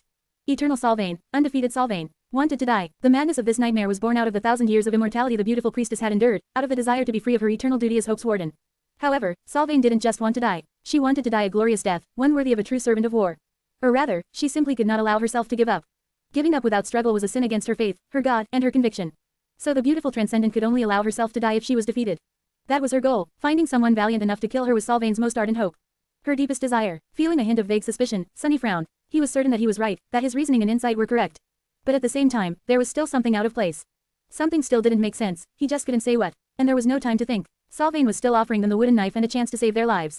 All they had to do was to take it, and win. But he wasn't fooled. Her offer might have seemed like a gift, but it was just a death sentence. Sure, the knife contained a death, Sylvain's death, and would be able to slay her with one strike. At this point, Sunny was certain that there had been 7 knives once, each meant to kill one of the 7 immortals created by the Lord of Light. And this one, the wooden knife, was meant to kill Sylvain. However, taking it was only going to spell their doom. Wooden blade or not, the beautiful priestess was still a transcendent. A servant of war with 1,000 years of battle experience, an ancient warrior who had fought and triumphed in battles too many to count. And despite her desire to be defeated, she would not throw this fight. Giving in without struggling with all her might was against Sylvain's conviction. Fighting against her was suicide. By his side, Ilias's pupils widened dangerously. Feeling a small change in his partner's posture, Sunny shifted and glanced at him. What is this fool trying to do? The youth gritted his teeth, and then slowly rose to his feet. His tattered tunic had long ago lost any remnant of its once pure white color, and was now hanging like rags on his gaunt, emaciated body. Despite that, the young awakened looked full of resolve and determination, his eyes glinting with grim purpose. What are you doing? No, you fool. Despite the pain in his throat, Sunny growled loudly, trying to warn Ilias of how fatal his actions were. But his call fell on deaf ears. Damn it, why can't I talk? For the first time since he had entered the nightmare, Sunny felt really desperate to speak. But he couldn't. The demon's body robbed him of the ability to converse with humans in any meaningful way. Panicking, he made a motion to stand up, hoping to grab the youth before the fool made a lethal mistake. But the pressure Sylvain had exerted on him was back, paralyzing the body of the four-armed shadow creature. He groaned, suddenly unable to move, and struggled to even keep his head up. Share to your friends. Tap the middle of the screen to reveal reading options. If you find any errors, non-standard content, ads redirect, broken links, etc., please let us know so we can fix it as soon as possible. Report. Shadow Slave. Chapter 624 to 624, A New Day. 1020 words. Ilias hesitated for a moment, and then looked at Sunny with a sad smile. It's alright, demon. Thank you for getting us this far. But now, it is my turn. This is our chance. This is what we've been fighting for all this time, is it not? The tales my mother told me were all true, I'll free us both. You'll see, the Lord of Light will guide my hand. With that, he reached out and took the wooden knife from Sylvain's hand, his fingers wrapping tightly around its hilt. The priestess smiled radiantly and took a step back. Her beautiful eyes shone with joy, and her voice resounded in the darkness of the dying night, full of longing and hope. Be brave, boy, the gods are watching. Sunny struggled desperately against the crushing force that pressed him into the ground, but it was of no use. A stifled roar escaped from his mouth. A few steps away, Ilias straightened, calmly looked the transcendent beauty in the eyes, and then assumed a battle stance. He knew what he was doing. After all, the youth was as talented of a fighter as Sunny had been at his age, or maybe even better. 2 months of constant battles in the arena gave him plenty of experience. More than most would have acquired in a lifetime, and certainly no less than what Sunny had on the Forgotten Shore. No, that is not enough. But what if Ilias really had a chance? Sunny had achieved many impossible things himself, as well, and seen others do the same. Even in the direst of situations, there was always hope. That was a lesson he had learned against all odds in the hell of the Forgotten Shore, and later in the stone mausoleum of the Night Temple. Without wasting any time on doubt and hesitation, Ilias sent his soul essence flowing in a raging flood, and shot forward, moving with grace and speed that few awakened could ever hope to achieve. His hand flew through the air, swift enough to appear as an almost imperceptible blur. The strike was swift and cunning. However, it was just a feint. His true intention was to attack from below, and it was hidden almost perfectly. There was no sign of the fact that the young man was preparing to change the direction of the blow. He had learned well from watching Sunny fight. But if Sunny could see it, then so could Sylvain. His eyes narrowed. A split second before the wooden knife reached the transcendent's flesh, Ilias suddenly stumbled, then slowed down. Taking a few unsteady steps forward, he swayed, and suddenly toppled to the ground. A thin red line appeared across his chest, and then burst open in a flood of blood. Above him, Sylvain sighed with sorrow and lowered her hand, a single drop of crimson falling from her delicate fingers. Her lips trembled, and then, a barely audible whisper reached Sunny's ears. Quote. Not today. He didn't hear it, though. Frozen, Sunny stared at Ilias, who lay motionlessly on the ground, the grass soaking in his blood. The young man's unmoving face was turned to him, his light blue eyes still open. However, those eyes, which had been bright and lively once, were now dull and empty, reflecting the boundless darkness of the night sky. Ilias's face seemed almost peaceful. The youth was finally free. Sunny roared, struggling furiously to stand up, but all he achieved was damaging his mangled body even further. Without paying any attention to that pain, he continued fighting against the invisible chains holding him down, feeling the ground itself shift beneath his knees. I'll kill her. I'll rip her to shreds. Sylvain remained motionless for a while, and then silently bent down to pick up the wooden knife from the youth's bloodless fingers. Coming closer, she stared at Sunny with a dark expression, and then asked. What about you? Are you willing to fight me, little demon? Sunny glared at her, his teeth bared in a hateful grin. He wanted to. Oh, how he wanted to. But he could not. Fighting Sylvain meant nothing but death. Slowly, he shook his head. The beautiful priestess sighed. Quote. Of course, why did I expect different from the servant of cowardly shadow? Her hand suddenly flashed, and terrible pain exploded through Sunny's body. Looking down, in a morbid déjà vu, he saw a graceful arm protruding from his chest, the breastplate of the undying chain shattered into pieces. Sylvain grimaced, and pulled her hand out of his broken chest, easily tearing the still beating heart out in the process. She glanced at it with disappointment, and then sent the body of the four-armed demon tumbling over the edge of the island. The last thing he saw before plummeting into the abyss was her graceful, beautiful figure standing forlornly in the tall grass. Then, Sunny fell into the embrace of darkness. His body flew down, faster and faster, quickly disappearing into the nothingness of the sky below. Soon, it was so far away from the red island that even a memory of sunlight couldn't reach that far. His chest was torn open, and his heart was violently ripped from it, leaving behind a harrowing wound. After falling for a while, Sunny sighed. Luckily, this strange body of his had 2 hearts. And while anyone else would have succumbed to blood loss after having one destroyed, he possessed blood weave, which kept him alive despite receiving such a ghastly wound. It didn't feel too good, though. In fact, the pain was terrible, but it could not compare even a little to the anguish he felt in his soul. Sunny closed his eyes. I'm sorry, Ilias, I failed, but, don't worry, I'll kill her on your behalf, one day, kill her again. I'll kill her as many times as it takes to erase the very memory of her from existence. Just you wait, he gritted his teeth, then summoned the heavenly burden, and then thrust the black needle into his flesh. Darkwing appeared on his shoulders, swiftly turning into a blur. Sunny's fall slowed, then slowed some more, and finally turned into flight. He was flying into the darkness, moving further and further away from the Red Colosseum. Far above, the eastern horizon had already turned pale lilac, announcing the arrival of a new day. Share to your friends. Enjoying this site? Support us via PayPal, Visa, MasterCard or crypto. Your donations help cover site maintenance and hosting costs. Tap the middle of the screen to reveal reading options. If you find any errors, non-standard content, ads redirect, broken links, etc., please let us know so we can fix it as soon as possible. Report. Shadow Slave. Chapter 625 to 625, Comfortably Numb. 1062 words. Eventually, Sunny returned to the altitude where the dark undersides of the floating islands could be seen. He tiredly approached one, sensed something moving in the deep shadows, and glided past without coming too close. The next one didn't seem to harbor any horrors. He flew toward the rough stone surface and sunk his claws and talons into it, clinging to the bottom of the island like a bat. Strangely, Sunny did not need to exert any conscious effort to remain in that position, and simply lay upside down on the cold stones for a while, struggling against exhaustion. He was in much worse shape than it had seemed before. 2 months of ruthless battles in the Red Colosseum had taken a toll on his body, and the terrible wound in his chest was still there, sapping him of strength and vitality. With the help of Bloodweave, the body of the four-armed demon managed to survive having one of its 2 hearts violently torn out. But that didn't mean that it was going to fully recover from that vicious injury. With only 1 heart left to pump blood through his veins, Sunny felt lethargic and weak. That weakness would probably never go away, not unless he somehow managed to find or grow a new heart. He was tired to the bone, overwhelmed by pain, and numb. Terribly, utterly numb. After the harrowing intensity of the past 2 months and the crushing strain of their disastrous attempt to escape, Sunny finally reached safety and found himself drained of all thoughts and emotions. He couldn't muster enough energy to feel joy or relief, grief or sorrow, even anger or hatred. Tired, he was just too tired. The island under which Sunny hid was separated from the Red Colosseum by 4 or 5 heavenly chains, far to the south. He was still deep within the territory of the followers of war, but no one was going to discover him, not unless they had wings, and even then, finding the child of shadows in the cold embrace of darkness was not going to be easy. However, no one was looking. After all, he was considered to be dead. Sunny looked at the shattered breastplate of the undying chain, and then dismissed the damaged armor to give it a chance to repair itself. Then, he summoned the mantle of underworld and gasped when its onyx metal wrapped itself around his mangled chest. The intricate black armor embraced his tortured body, soothing its aches.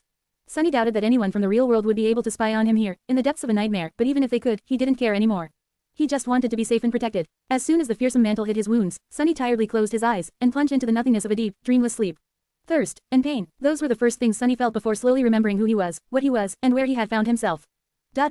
He was in hell. Where else? I fell asleep. He opened his eyes and saw the rough surface of the bare stone in front of him. Sunny was still clinging to the underside of the island, his claws buried deep into it and holding him in place like iron pitons. He felt better, somewhat. His body was still a labyrinth of pain, but it was much milder than before. Judging by the state of his wounds, he had slept for many, many days.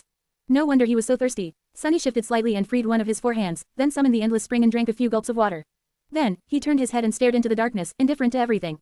His body was healing, but his mind was still empty and numb, exhausted of its ability to feel anything. All that remained was cold rationality, but even that part of him was dull and apathetic, devoid of any interest and desire. He just didn't care about anything, or anyone, right now. The mere thought of caring seemed exhausting. After a while, Sunny sighed. What should I do? Despite everything that had happened, his immediate goal remained simple and straightforward. He had to traverse the whole Kingdom of Hope and reach the Iron Hand Island to regroup with the cohort. Once they were together, if the others were still alive, they would know what to do. Sunny didn't feel particularly motivated to attempt the perilous journey, but he knew that he had to. It was a simple enough objective, at least, in his current state, he felt reluctant to think about anything arduous, obtuse, or complicated. All he had to do was to move southeast for a while, and then turn north. Maybe his condition would improve by the time he reached the eastern edges of the Chained Isles. The road, however, was not going to be easy. Sunny was going to have to sneak through the vast territory of the warmongers without being seen, reach the southernmost boundary of the region, and then retrace the path he had taken to welcome Effie and Kai almost all the way back to the sanctuary of Noctis. It was also unclear who ruled the eastern territories in this era, or if they were wild and overrun by nightmare creatures, like they would be in the future. He grimaced, remained motionless for a while, and then summoned the covetous coffer. Catching the frightened box before it plummeted into the sky below, Sunny freed one more hand and took a handful of synth-pass tubes out of the coffer, then dismissed it. Consuming the tasteless sludge to replenish his strength, he summoned the runes and finally took a proper look at them for the first time in months. Name, Sunless. True name, Lost from Light. Rank, Awakened. Class, Demon. Shadow Cores, 3/7. Shadow Fragments. His pupils narrowed. What? But there was no mistake. The runes read, Shadow Fragments, 2223 3/1000. Sunny stared at the number, then hung his head back and tried to chuckle, producing a disturbing bestial snarl instead. His throat pulsed with sharp pain, but he shrugged it off and bared his teeth in a dark, bitter grin. When entering the nightmare, Sunny had less than 300 fragments collected, which meant that he had accumulated almost 2,000 of them in the Red Colosseum. In fact, in those 2 months, he had probably slaughtered more nightmare creatures, and humans, than in the previous 2 years, his whole life as a carrier of the spell. Was this the price of glory? Share to your friends. Enjoying this site? Support us via PayPal, Visa, MasterCard or crypto. Your donations help cover site maintenance and hosting costs. Tap the middle of the screen to reveal reading options. If you find any errors, non-standard content, ads redirect, broken links, etc., please let us know so we can fix it as soon as possible. Report. Shadow Slave. Chapter 626 to 626, Hiding in the Dark. 1,170 words. Sunny remained motionless for a while, then shifted his gaze, moving it to the very end of the field of shimmering runes. Soon, Nef's description appeared before him. He lingered for a few moments, and then read. Soul fragments, 2,478 4,000ths. The corner of his mouth twitched. Of course, she is in a hell of her own, after all. The gap between them had diminished, but barely. He was still behind, still lacking. But she was alive, at least, and fighting with all her strength to return. If Nef refused to give up, then he would have to persevere, too. With a sigh, Sunny turned away and looked back to his runes, finding the list of his memories and echoes. His eyes suddenly gleamed, but then grew dark and slightly despondent. What the hell, how is this even possible? Among the names of his memories, dozens of new ones shimmered in the darkness. It seemed that the spell continued to reward him even while their connection was obstructed by the sorceries of hope. It sort of made sense. The fact that Sunny had not been able to communicate with the spell did not mean that it had not continued to watch his every step. He was inside one of its nightmares, after all, which created a swarm of questions on its own. Not caring to consider them, Sunny silently counted the new memories. 39, there were 39 of them. And yet, there was not a single echo he had received after slaughtering nearly 1,000 nightmare creatures. Not even a hint of one. Doesn't make any sense, none at all. What is this, a joke? It seemed that his luck when it came to memories had been incredible, while his luck when it came to echoes had been beyond terrible. He should have received 4 or 5, at least, but he had not. Sunny stared into the darkness for a while, his expression glum. Then, he sighed. Well, doesn't matter. It's a pity that I did not receive an echo of the Red Priest, though. I would have made him into a shadow, just to get a chance to kill that bastard again. He studied his new memories, slowly reading their names and descriptions. A few were good, and a couple were splendid. The rest, however, were worse than what he already had in his arsenal. Their only use was to feed Saint. This time, however, he did not hurry to give them away as sustenance for the taciturn demon. Instead, Sunny hesitated for a long time, and then dismissed the runes. He had other plans for these memories. Each of them possessed a unique weave, one that he would be able to study and experiment with while not fearing to damage or destroy an actually valuable instrument. He would be able to use Weaver's needle now, too, instead of cutting his fingers on the ethereal but perfectly sharp strings. Satisfied with that decision, Sunny finished the last of synth-pass tubes he had taken out of the covetous coffer, indifferently dropped them into the dark abyss of the sky below, and sent one of his shadows to scout out the situation above. The sun was rolling toward the horizon, and the night was swiftly approaching. That meant that he would have to move soon. Over the next few days, Sunny traveled southeast, staying in the darkness of the sky below during the night, and finding shelter on the undersides of the floating island during the day. He was still weak because of his injuries and had to make frequent stops to rest and sleep, which slowed him down considerably. In the course of these days, Sunny made several stunning discoveries. The first one was rather pleasant and beneficial to him. As it turned out, there were far fewer nightmare creatures populating the Kingdom of Hope in this era than there were in the future. That included the harrowing abominations that dwelled on the dark side of the islands. Their absence made the task of remaining below the isles far easier for him. Of course, there were still some monstrosities hiding in the darkness, but not nearly enough to make it too hard to avoid them. In retrospect, that made sense. These lands were not completely devastated yet, and there were plenty of humans living on the levitating islands. It was because of them and their efforts that the population of nightmare creatures was so low. It was also the reason why it took Solvane and her zealots a full decade or more to gather enough abominations to hold the accursed trials. The second discovery he made was far less fortuitous, and also had to do with the human inhabitants of the Kingdom of Hope. He was still in the territory of the worshippers of war, which made it all but impossible to appear on the surface of the islands during the day, unnoticed. But the dark side wasn't completely safe, either. Not once and not twice, he saw humans traveling either across the heavenly chains or through the sky below. Hidden in the shadows, he observed several flying ships sail through the boundless darkness, some adorned with sails of pristine white, some of vivid red. He even witnessed 2 vessels locked in furious battle, arrows and pieces of burning wood falling into the abyss like rain. In the end, the ship with white sails rammed into the red one, splitting the vessel in half and sending the captain and the crew to their deaths in the sky below. These ships looked simultaneously similar and different to the one the firekeepers had repaired and guided to the Ebony Tower. They were much smaller and slower, and didn't have a magnificent tree growing around their masts. The vessel Sunny had spent several weeks on looked much more ancient, in comparison, like the original in front of lesser copies. The third discovery Sunny made was, perhaps, the most shocking. The crushing did not exist in this era. The islands rose and fell as usual, but no matter how high they climbed, no deadly force assaulted them, threatening to destroy anything too weak or too slow to run away. Many of the nightmare creatures Sunny had studied before hunting them down, in the future, were somewhat different here from what he knew. He had understood that fact in the arena, and confirmed it while observing the islands through the eyes of his shadows after escaping it. Now, he learned why. The crushing did not yet exist, and for that reason, the nightmare creatures had not gone through thousands of years of adaptation to learn how to survive its burden. Neither their bodies nor their behavior changed to accommodate the deadly force that would terrorize the entire region in the future yet, and that was why he had found them to be both familiar and strange. Armed with that knowledge, Sunny slowly made his way south, leaving the Red Colosseum and Saint Solvane further and further behind. His wounds slowly healed, and soon, he felt that he would not be entirely useless in the fight anymore. That was just in time, because his days of peace were about to come to an end. Share to your friends. Enjoying this site? Support us via PayPal, Visa, MasterCard or crypto. Your donations help cover site maintenance and hosting costs. Tap the middle of the screen to reveal reading options. If you find any errors, non-standard content, ads redirect, broken links, etc., please let us know so we can fix it as soon as possible. Report. Shadow Slave. Chapter 627 to 627, Needlework. 1,033 words. It took Sunny almost 2 weeks to approach the southern boundary of the Chained Isles. The further from the Red Colosseum he went, the less presence the warmongers had there. With Solvane's militant order occupying the western reaches of the Kingdom of Hope and the followers of Sun God in control of its center, engaged in a centuries-old conflict with each other, the south remained desolate and neglected. That made Sunny's life a bit easier, but also caused him to lower his guard a little. He still had to remain vigilant, though, because there were more and more unsightly horrors hiding in the deep shadows of the dark side as he traveled away from human settlements. On one of these days, Sunny found himself clinging to the underside of a small floating island as he waited for the arrival of night. He had already rested and dined on several tubes of synthpast, so for now, there was nothing much for him to do. As had been his habit for the past week or so, he summoned one of the memories from the Colosseum and studied its weave, trying to peer into the secrets of the complicated pattern of ethereal strings. Armed with his innate intuition and the ability to compare different memories to each other, he was making tortuously slow progress in his understanding of sorcery, or at least of this type of it. Weaver's sorcery seemed elegant, strange, and marvelous, but also inhumanly complex and elaborate. Sunny doubted that he would be able to comprehend its foundational principles anytime soon. And even if he did, his human mind was simply unable to encompass the whole of the infinitely convoluted patterns, let alone create one from scratch. Maybe if he had a powerful supercomputer instead of a brain. In any case, he was not going to be creating his own memories just yet, or maybe ever. That didn't mean that he couldn't do anything, though. Sunny might not have had the capacity to create new weaves, but he had already proven his ability to copy those that already existed. He had reproduced the simplest and most common of them, the pattern responsible for storing memories in his soul and then summoning them back through essence, in the dungeon of the Red Colosseum. With enough time and preparation, he would be able to copy other enchantments of the familiar weaves, too. Creating anything meaningful was going to take a while, though, but that was not what Sunny was currently trying to achieve. Instead, he wanted to expand his sorceress repertoire from one trick to no less than 2 tricks. He was experimenting with his memories in hopes of learning how to modify and change an existing enchantment. Right now, Sunny was holding a slim dagger in one hand and a small silver bell in the other. The silver bell was the first memory he had ever received, and also the simplest, while the slim dagger was one of the weapons he had won in the arena. Its enchantment was rather straightforward. It made the weapon utterly noiseless. It didn't ring when struck against armor or another blade, and didn't even rustle as it entered the enemy's flesh. Sunny had chosen these 2 memories for the experiment because, at the core, their enchantments were very similar. One was that of sound amplification, while the other was that of sound nullification. He wanted to change the latter into the former. In other words, he wanted to turn the silent dagger into a very noisy dagger. Not because that would be very useful, but to prove that he was capable of modifying enchantments. After studying the spell weave of the silver bell for many days, Sunny was close to memorizing the staggering complexity of the pattern of strings entirely. Since the bell had only one enchantment, it was easy to isolate it from the parts of the pattern that were common to all memories. So, in theory, he knew what shape to create. The dagger, on the other hand, was a bit different. It also only had a single enchantment and a single ember anchoring the pattern, but that ember was brighter and the pattern itself was much larger and more intricate. However, there were certain similarities with the one and the bell, so, Sunny could imagine turning one into another.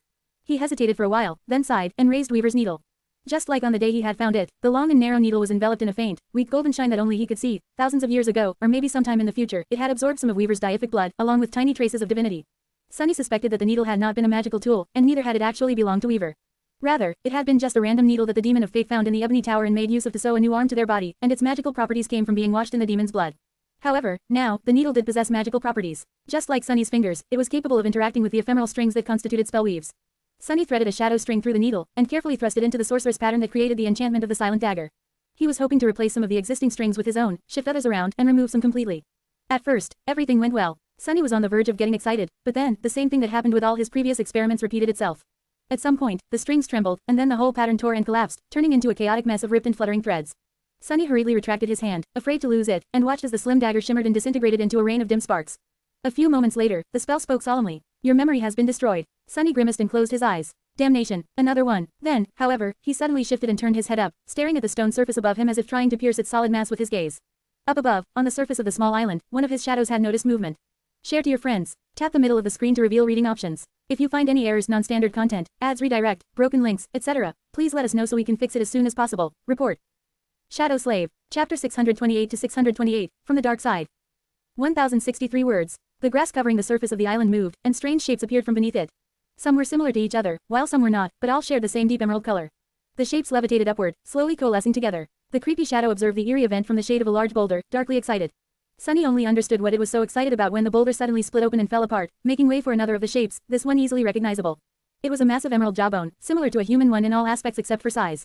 The creepy guy had always been strangely fascinated by dead things. No wonder he got fixated on a bunch of flying bones. As Sunny watched, the emerald bones assembled into a towering human skeleton, very similar to the powerful abomination of the same kind Sunny had fought and destroyed in the Red Colosseum, but much larger and way more frightening. The emerald skeleton stared north for a while, and then slowly headed toward the edge of the island, each of its steps making the ground shake. At the same time, a loud rattle of the heavenly chain rolled through the two skies. Sunny was so used to hearing them that he didn't pay it any attention at first, but then, a deep frown appeared on his face. Something wasn't right. The rattling of the chain sounded different, somehow. He lingered for a few moments, then silently dove into the shadows and glided to the northern slope of the flying Isle. As soon as Sunny saw the heavenly chain stretching far into the distance, his heart grew cold. A terrifying abomination with a body that resembled a dirty mass of pitch-black tar was crawling underneath it, its back facing the sky below. Each second, a dozen tendrils of liquid darkness shot forward from the mass, sticking to the links of the giant chain and pulling the creature forward. The monstrosity was at least 20 meters long and so heavy that the iron of the heavenly tether groaned under its weight. Single quote. What hellish nightmare is this? Sunny peered beneath the surface of the black tar creature and shuddered once he saw the taint of corruption that hid within its soul. The two hideous nodes of swirling darkness that spread cancerous veins through the body of the abomination were especially ripe and horrid, revealing its rank. Corrupted, a corrupted monster. Earlier, when he had been passing the islands north of his current shelter, he had felt the shadow of a powerful fiend hiding beneath one of them. Who knew that the horror nesting on the dark side of the flying island would turn out to be equal to the harrowing ravine, and then decide to follow Sunny south on top of that? As Sunny froze for a moment, a large boulder suddenly flew from the island and hit the massive body of the black tar fiend, sending ripples across its liquid flesh. The force of the impact was so great that a destructive shockwave spread in all directions, causing the heavenly chain to rattle even louder. On the surface of the island, the towering emerald skeleton lowered its arms and stared at the invading horror, dark lights igniting in the pits of its empty eye sockets. The boulder it had just thrown disappeared within the body of the corrupted abomination, seemingly dealing it no damage. The creature simply continued crawling, its massive body surging forward like a black tide. I probably need to run. But before he could do anything, the advancing monster suddenly convulsed, and in the next second, dozens of sharp stone shards shot out of its flesh, each covered by fetid black liquid. Some rained on the emerald skeleton, and some hit the slopes of the island, causing large chunks of weathered stone to be turned into dust. Sunny barely managed to dodge one of them, and stared with resentment at the small crater that appeared in place of his hiding place. Sure, he was an incorporeal shadow right now, but he would not make the mistake of assuming that a corrupted abomination had no way of wounding him. Who knew what this horror was capable of? And just as this thought entered his mind, he noticed that there was a thin layer of black tar spread around the point of impact, and dozens of similar ones nearby. As he watched, the foul liquid started to move, coalescing into small dark blobs. Some of them began crawling up, toward the emerald skeleton, but some froze for a moment, and then flowed toward him, as though sensing his location. Crap, Sunny hurriedly summoned back the creepy shadow and lunged away, gliding through the shadows as fast as he could. By the time he reached the bottom of the island, the black tar monster was already upon the skeleton. Numerous tendrils of darkness shot forward, enveloping the towering abomination. Despite all its might, the emerald skeleton was instantly trapped and pulled inside the massive liquid darkness. It struggled desperately, but to no avail. Seconds later, its massive figure disappeared within the body of the dark side fiend without a trace. Now, just forget about me, Hellspawn. I'm too small and inconsequential, anyway. Sunny was already on the southern slope of the island, rushing toward the other heavenly chain that led away from this damned place. Somewhere above him, the giant mass of liquid darkness rippled, perhaps grinding the ancient emerald bones into dust. And then, the corrupted fiend suddenly surged forward with incredible speed, heading for the very same chain. Or rather, for the swift shadow that hoped to use the chain to escape. Luckily, Sunny reached it first. He burst from the shadows, flying across the span of empty air, and landed on the surface of the heavenly tether in a roll. Without wasting a single moment, Sunny pushed himself off of the cold iron surface with all four arms, wrapped the shadows around his body, and ran. As dull pain spread through his chest, the mantle of the underworld turned as light as a feather. Just a few seconds later, the chain swayed wildly beneath his feet, announcing that the black tar monster had reached it, too. Curses. There were a few hundred meters of giant sunlit links in front of him, and only past that was the heavenly tether submerged into the darkness of the sky below and shrouded in shadows. I'll make it, surely, I will. Sunny growled, bared his fangs, and ran. Share to your friends. Enjoying this site? Support us via PayPal, Visa, MasterCard or crypto. Your donations help cover site maintenance and hosting costs. Tap the middle of the screen to reveal reading options. If you find any errors, non-standard content, ads redirect, broken links, etc., please let us know so we can fix it as soon as possible. Report. Shadow Slave. Chapter 629 to 629, Pursuit. 1,383 words. Sunny's upper arms were much longer than that of a human. Bending down, he fell on all fours and broke into a bestial gallop, flying forward with incredible speed. With each jump, the saving darkness grew closer and closer. The links of the heavenly chain rattled and swayed wildly beneath him as the black tar fiend pursued. Sunny could have tried to find safety in the depth of the sky below, but his speed and maneuverability in the air would have been severely diminished. If the abomination decided to expel another rain of tar-covered projectiles, he would be shredded, torn to pieces, and consumed. Besides, there was no telling if the harrowing creature could follow him into the abyss. His best chance was to reach the segment of the chain submerged in darkness, glide across it as a swift shadow, and escape to the next island. Behind him, the mass of liquid darkness rolled forward with staggering speed, hundreds of black tendrils shooting out of it every moment to form a ceaseless tide. The distance between them grew smaller and smaller still. Oh, gods, just a split second before the tendrils of darkness descended upon him, Sunny finally reached a sufficiently low altitude and dove into the shadows, turning into one of them and rushing forward across the giant chain. The space where he stood just a moment ago was instantly enveloped by the foul flesh of the tar monstrosity, which then lunged after him, somehow starting to move even faster. A strange, deafening sound that resembled a gurgling wail escaped from the depths of the mass of liquid darkness, causing Sunny's whole being to writhe in pain. It washed over the world like a wave, penetrating deep into the darkness of the sky below and the radiance of the sky above, and making both shudder. Sunny fled across the border between two skies, and the harrowing creature from the dark side followed. Soon, the length of the heavenly chain that was shrouded in shadows came to the end, and he escaped them at a terrible speed, sliding across the metal of the links and barely keeping himself from plummeting down. A tide of black, shifting tendrils fell at him almost instantly, but hit only ancient iron. Sunny had stepped through shadows, appearing a couple of dozen meters away, and then once again, teleporting to the surface of the island that loomed above him now. That last jump ate a lot of his essence, but he had no other choice than to make it. Falling to the ground, Sunny grabbed at his chest, which was pulsating with dull, crippling pain, and groaned. Then, he threw himself up and continued running. Behind him, the tendrils of black tar were already above the edge of the island. Sunny found himself among remnants of an ancient battlefield. Carcasses of broken ships lay forlornly on the barren earth, their blackened hulls covered with scorch marks and gaping with empty darkness. Here and there, pieces of rusty weapons and armor protruded from the ground, covered with ash. The ground itself was shattered and uneven, littered with pockmarks of deep craters. Knowing that he would never escape the giant fiend on foot, Sunny alternated between galloping and jumping through shadows for short distances, sometimes chaining several jumps in a row. By exerting every fiber of his demonic body to its limit, he managed to stay ahead of the pursuing abomination for now, even if it was just barely. Behind him, the monstrous creature barreled through wreckages of the fallen ships, breaking them apart with a thunderous cacophony of crashes. Its tendrils ripped the wooden hulls apart like paper, sending clouds of ash and debris flying through the air. On the opposite side of the island, Sunny saw the remnants of a colossal pyre, thousands upon thousands of charred human bones arranged into a solemn pyramid to form it. These were, perhaps, the remains of the warriors that had fought in this battle and once crewed the broken ships. What had brought them to this island, and what had they fought for?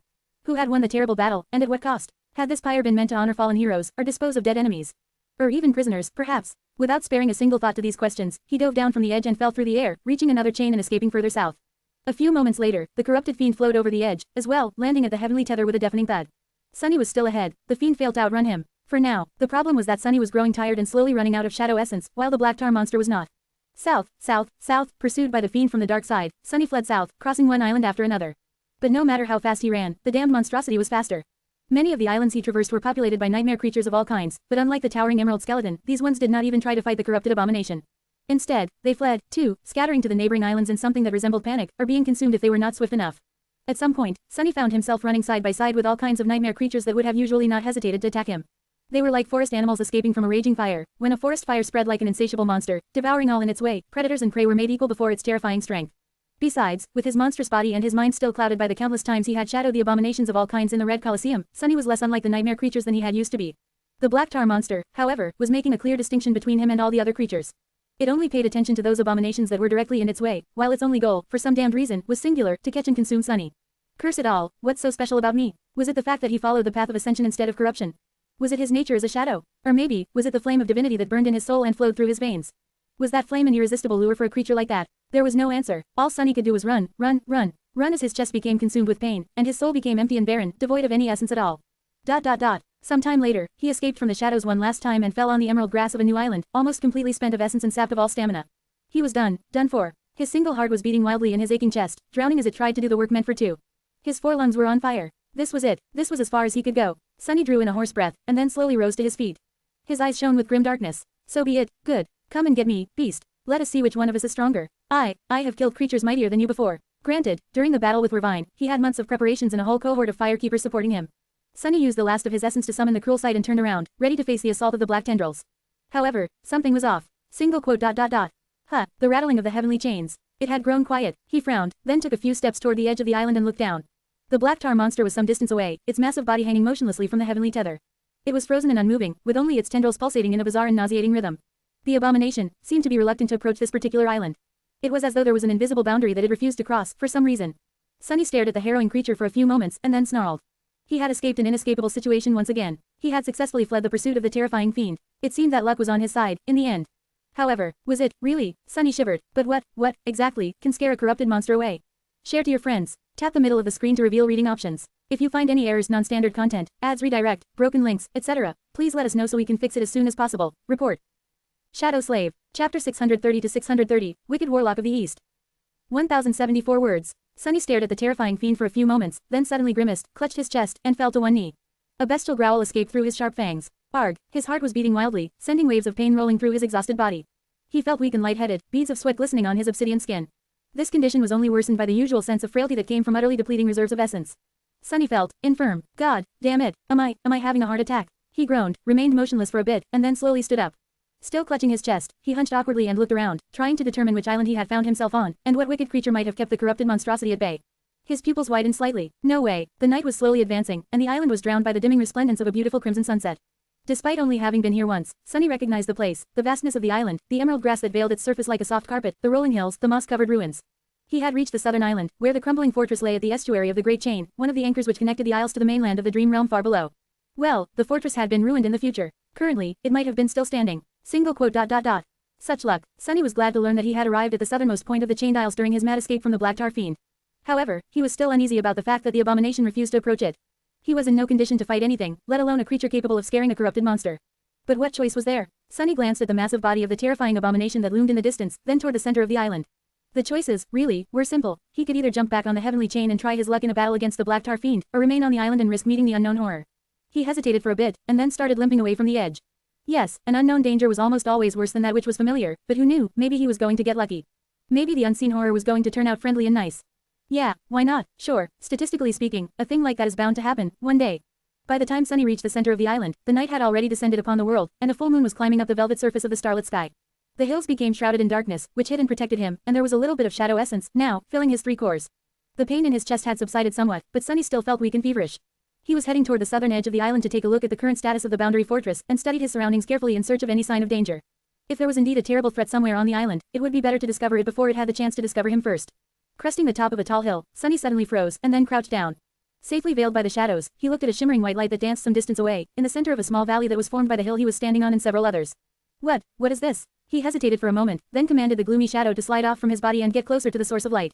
However, the shadow hesitated, too. Sunny blinked. What the hell are you waiting for? Get down there, you can run away if things go wrong. The gloomy shadow gave him a long look, then shook its head resentfully and timidly glided forward. Soon, Sunny saw a strange picture. In the center of the valley, a small fire burned, its color entirely white. In front of it, a lone human figure sat. The human's head was hung low, his face obscured by the falling hair. He was naked above the waist, his pale skin covered with dry blood. However, there seemed to be no wounds on the stranger's body, in fact, there was not a single scar on it. On a stone in front of him, a diamond sickle lay, its blade painted crimson. The image of the bloodied man, half of his body illuminated by the warm light of the dancing flame, half washed in the cold pale moonlight, was eerie and strangely beautiful. Sunny found himself slightly hypnotized by the solemn mystery of it all, almost to the point of forgetting the danger he was in. After a while, the man let out a deep sigh, and then, suddenly, spoke in a bright and melodious voice. Who is it there, hiding in the shadows? Don't be so timid, friend, come out. Share the warmth of this fire with me, if you wish. The night is cold and dark. A sonorous laughter rolled across the valley. Oh, don't be scared. I won't eat you. Sunny shivered. Keep your voice down, fool. There's something horrible hiding on this island. But then, he thought for a moment and shuddered. Unless the man himself was the unknown horror. The horror in question, meanwhile, raised his head, finally revealing his face. It was young and beautiful, with smooth silken skin, high cheekbones, and exquisite features. The man's smile was carefree and pleasant, his eyes bright and humorous. There was a symbol of a crescent moon drawn on his forehead. Sunny recognized him immediately, of course. It was the exact same face he had seen 1,000 times, depicted on each of the miraculous coins. However, Sunny had no time to pay this revelation any attention, because something else drew all of it. It was the fact that the young man shifted slightly, turned his head, and looked directly at him.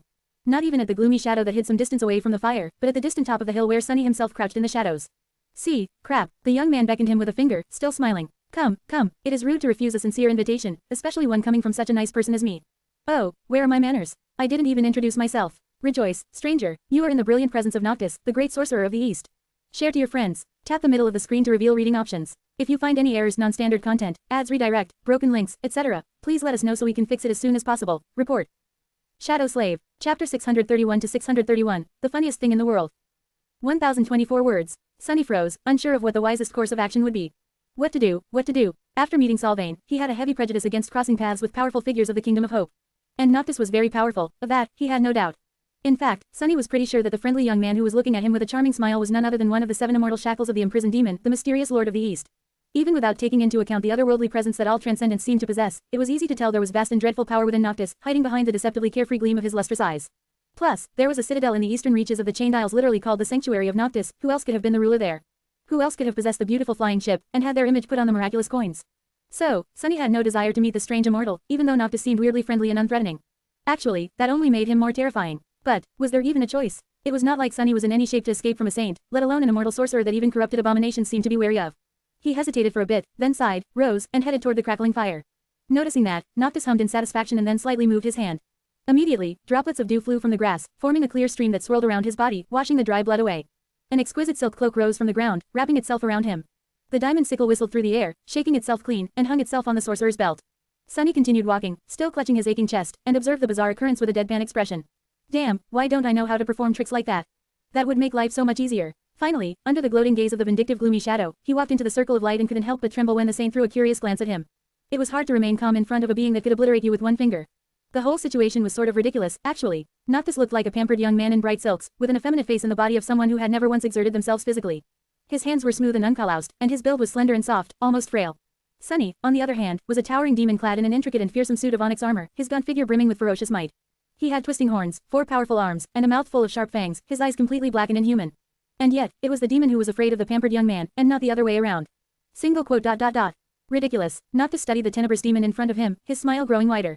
Ah, what a fortuitous encounter. A shadow. Did fate guide you to me, I wonder? Sunny grew very still. Fate, what does he mean? The sorcerer, meanwhile, gestured for him to sit. Sit down, Shadow. It seems that you are unwell. Rest for a bit and warm yourself. Sunny hesitated, then lowered himself to the ground, sitting across the dancing flames from the transcendent. He stole a glance at Noctis's soul to make sure that he was right to call the young man so, and saw a single resplendent core shining in his chest. That was the soul of a saint, indeed. Noctis remained silent for a while, and then asked, Say, Shadow, what is your name? Sunny lingered, then stretched a hand forward and scratched 2 runes into one of the stones surrounding the fire. Sorcerer's brows flew up. Those runes, huh. Goodness gracious, now I am sad that I wasn't as studious as my mentors demanded all that time ago. Those boring charlatans. Well, let's see, star. No, that should be, sun. Lost sun, absence of sun, sunless. Sunny nodded, causing Noctis to beam with a prideful grin. Ha, there's indeed no one smarter than me in the Kingdom of Hope. The rumors are true, well, of course they are true, I'm the one who paid storytellers to spread them. In any case, Sunless, what a fitting name you have. Truly a name worthy of a shadow, a little on the nose, if you ask me, but very nice nevertheless. Well done. Sunny tilted his head, staring at the saint in confusion. What the hell, is this guy just eccentric, or completely insane? Noctis didn't mind being stared at, and instead seemed to enjoy it a great deal.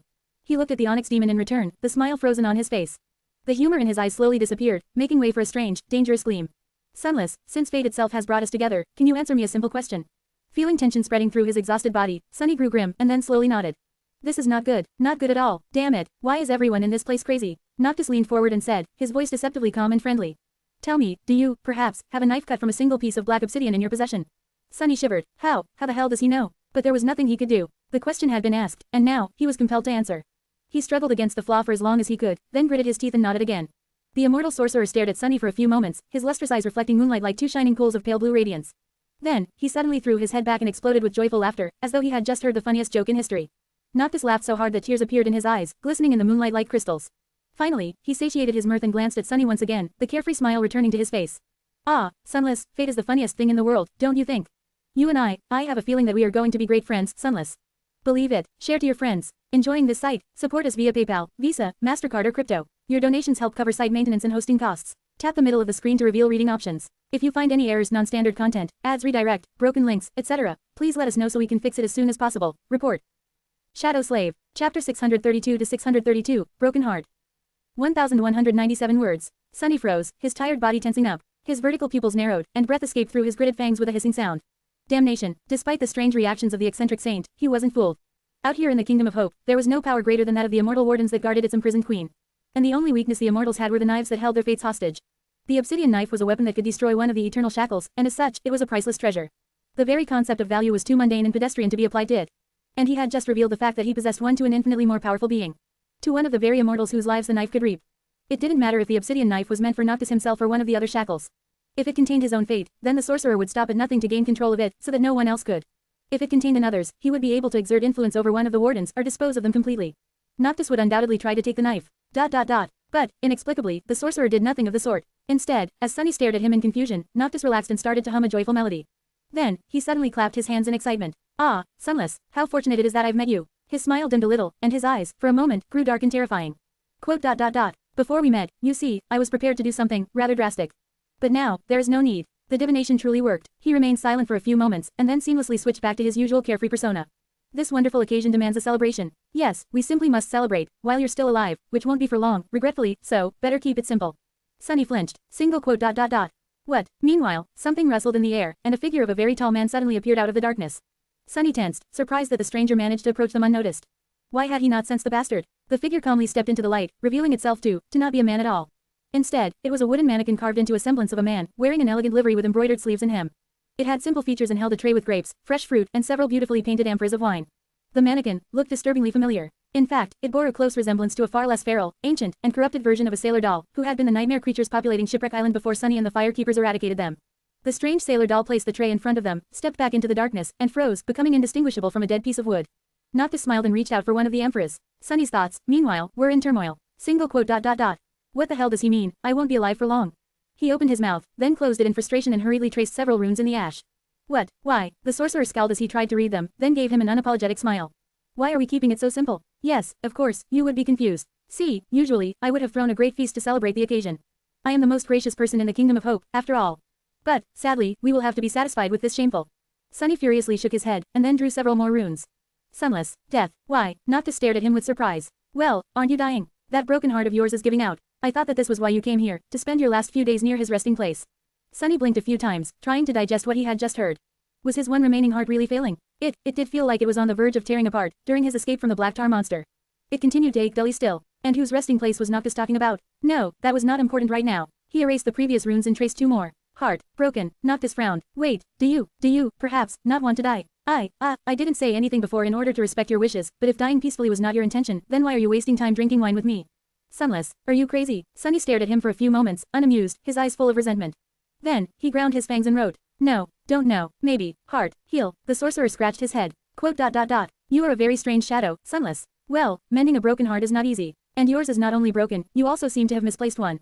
Until you replace the lost heart, there is no point in healing the one that remains. It will just break apart again. But where would a shadow creature like you find a suitable heart in this godforsaken land? He sighed. The servants of shadow are all gone, and so are the servants of heart. Without them, only the greatest of healers would be able to build a heart worthy of a shadow demon from scratch. Noctis looked down dejectedly, but then, a mischievous smile appeared on his face. Quote. Luckily, I am the most gifted and renowned healer in the Kingdom of Hope. For me, creating a new heart for you won't be much of a problem. But, Sunless, despite the fact that you and I are dear friends, a favor like that is not something to be given lightly. I wouldn't want to put a strain on our friendship, you know. So, you will have to do something for me, too. That would only be polite, don't you think? Sunny had a feeling that he was being swindled. After all, he was an accomplished swindler himself. However, that didn't really matter. The part of Noctis's words about the inevitable failure of his one remaining heart, at least, rang true. Perhaps if Sunny managed to not put any excessive strain on it in the future, things would be fine. But what were the chances of him having a peaceful life in a nightmare? 0. He desperately needed a functioning heart, and better yet, 2 of them. Only then would he be back to his full strength and ready to face the challenges that lay ahead. Sunny sighed and drew several runes, already suspecting what he would hear. He wants the damn knife, doesn't he? That bastard, Sunless. Do, what? Noctis looked at him for a few moments, then smiled. What he said next, however, was not what Sunny expected to hear. The sorcerer suddenly turned around and gestured south. Oh, it's nothing much, really. You see, there's an abandoned fortress on the edge of this island. All I want is for you to climb inside, and remain there until dawn. Actually, it will be best if you can fall asleep. So, a little nap in exchange for a new heart. Doesn't sound too bad, does it? I mean, it's just a few hours of sleep, really, what's the worst that could happen?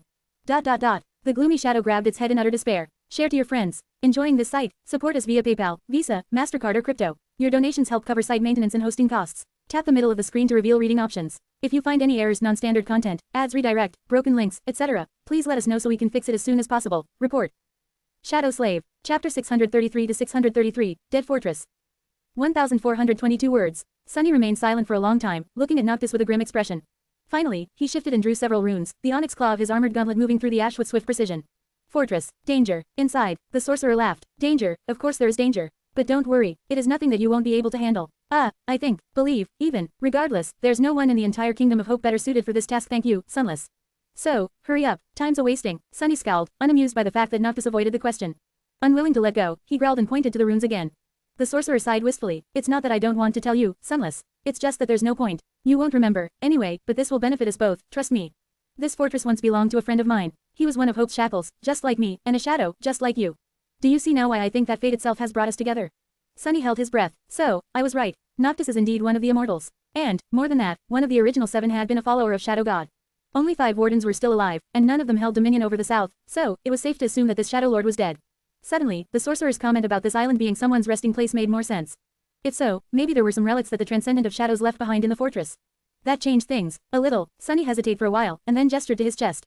Noctis smiled. What, surely, you are not doubting my skill. Rest assured, Sunless, I'll create a wonderful new heart for you. I'll even replace the fingers you seem to be missing, as a bonus. Unless not having fingers is your preference, of course. Sunny stared at him for a few minutes, then sighed and stood up. Picking up a bunch of grapes, he glanced at the eccentric sorcerer one more time, and then headed south, toward the edge of the island where the abandoned fortress stood. You won't remember it, anyway, I wonder what the hell did he mean. As he walked, Sunny noticed several clusters of beautiful white flowers growing here and there among the emerald grass. The closer to the fortress he came, the more of these flowers there were. Despite the fact that it was the middle of the night, their buds were open, filling the air with a faint but pleasant smell. A deep scowl appeared on his face. These flowers, they looked vaguely familiar. He slowly ate the sweet, succulent grapes and searched his memory for a hint of where he might have seen them. After a while, his expression turned even darker. There was an island in the eastern reaches of the Chained Isles, not too far from the sanctuary of Noctis, covered by a vast and beautiful field of such white flowers. Everyone, even the most competent cohorts of Awakened and those from the White Feather clan, avoided this island like a plague. The ground there was littered with bones of all kinds, hidden beneath the delicate white petals. As soon as a person stepped on the surface of the island, they would feel an irresistible desire to stop, rest, and fall asleep. And if they succumbed to that desire, none ever woke up. Sunny silently cursed. Is that bastard trying to kill me? But, for some reason, he had trouble believing that Noctis simply wanted him dead.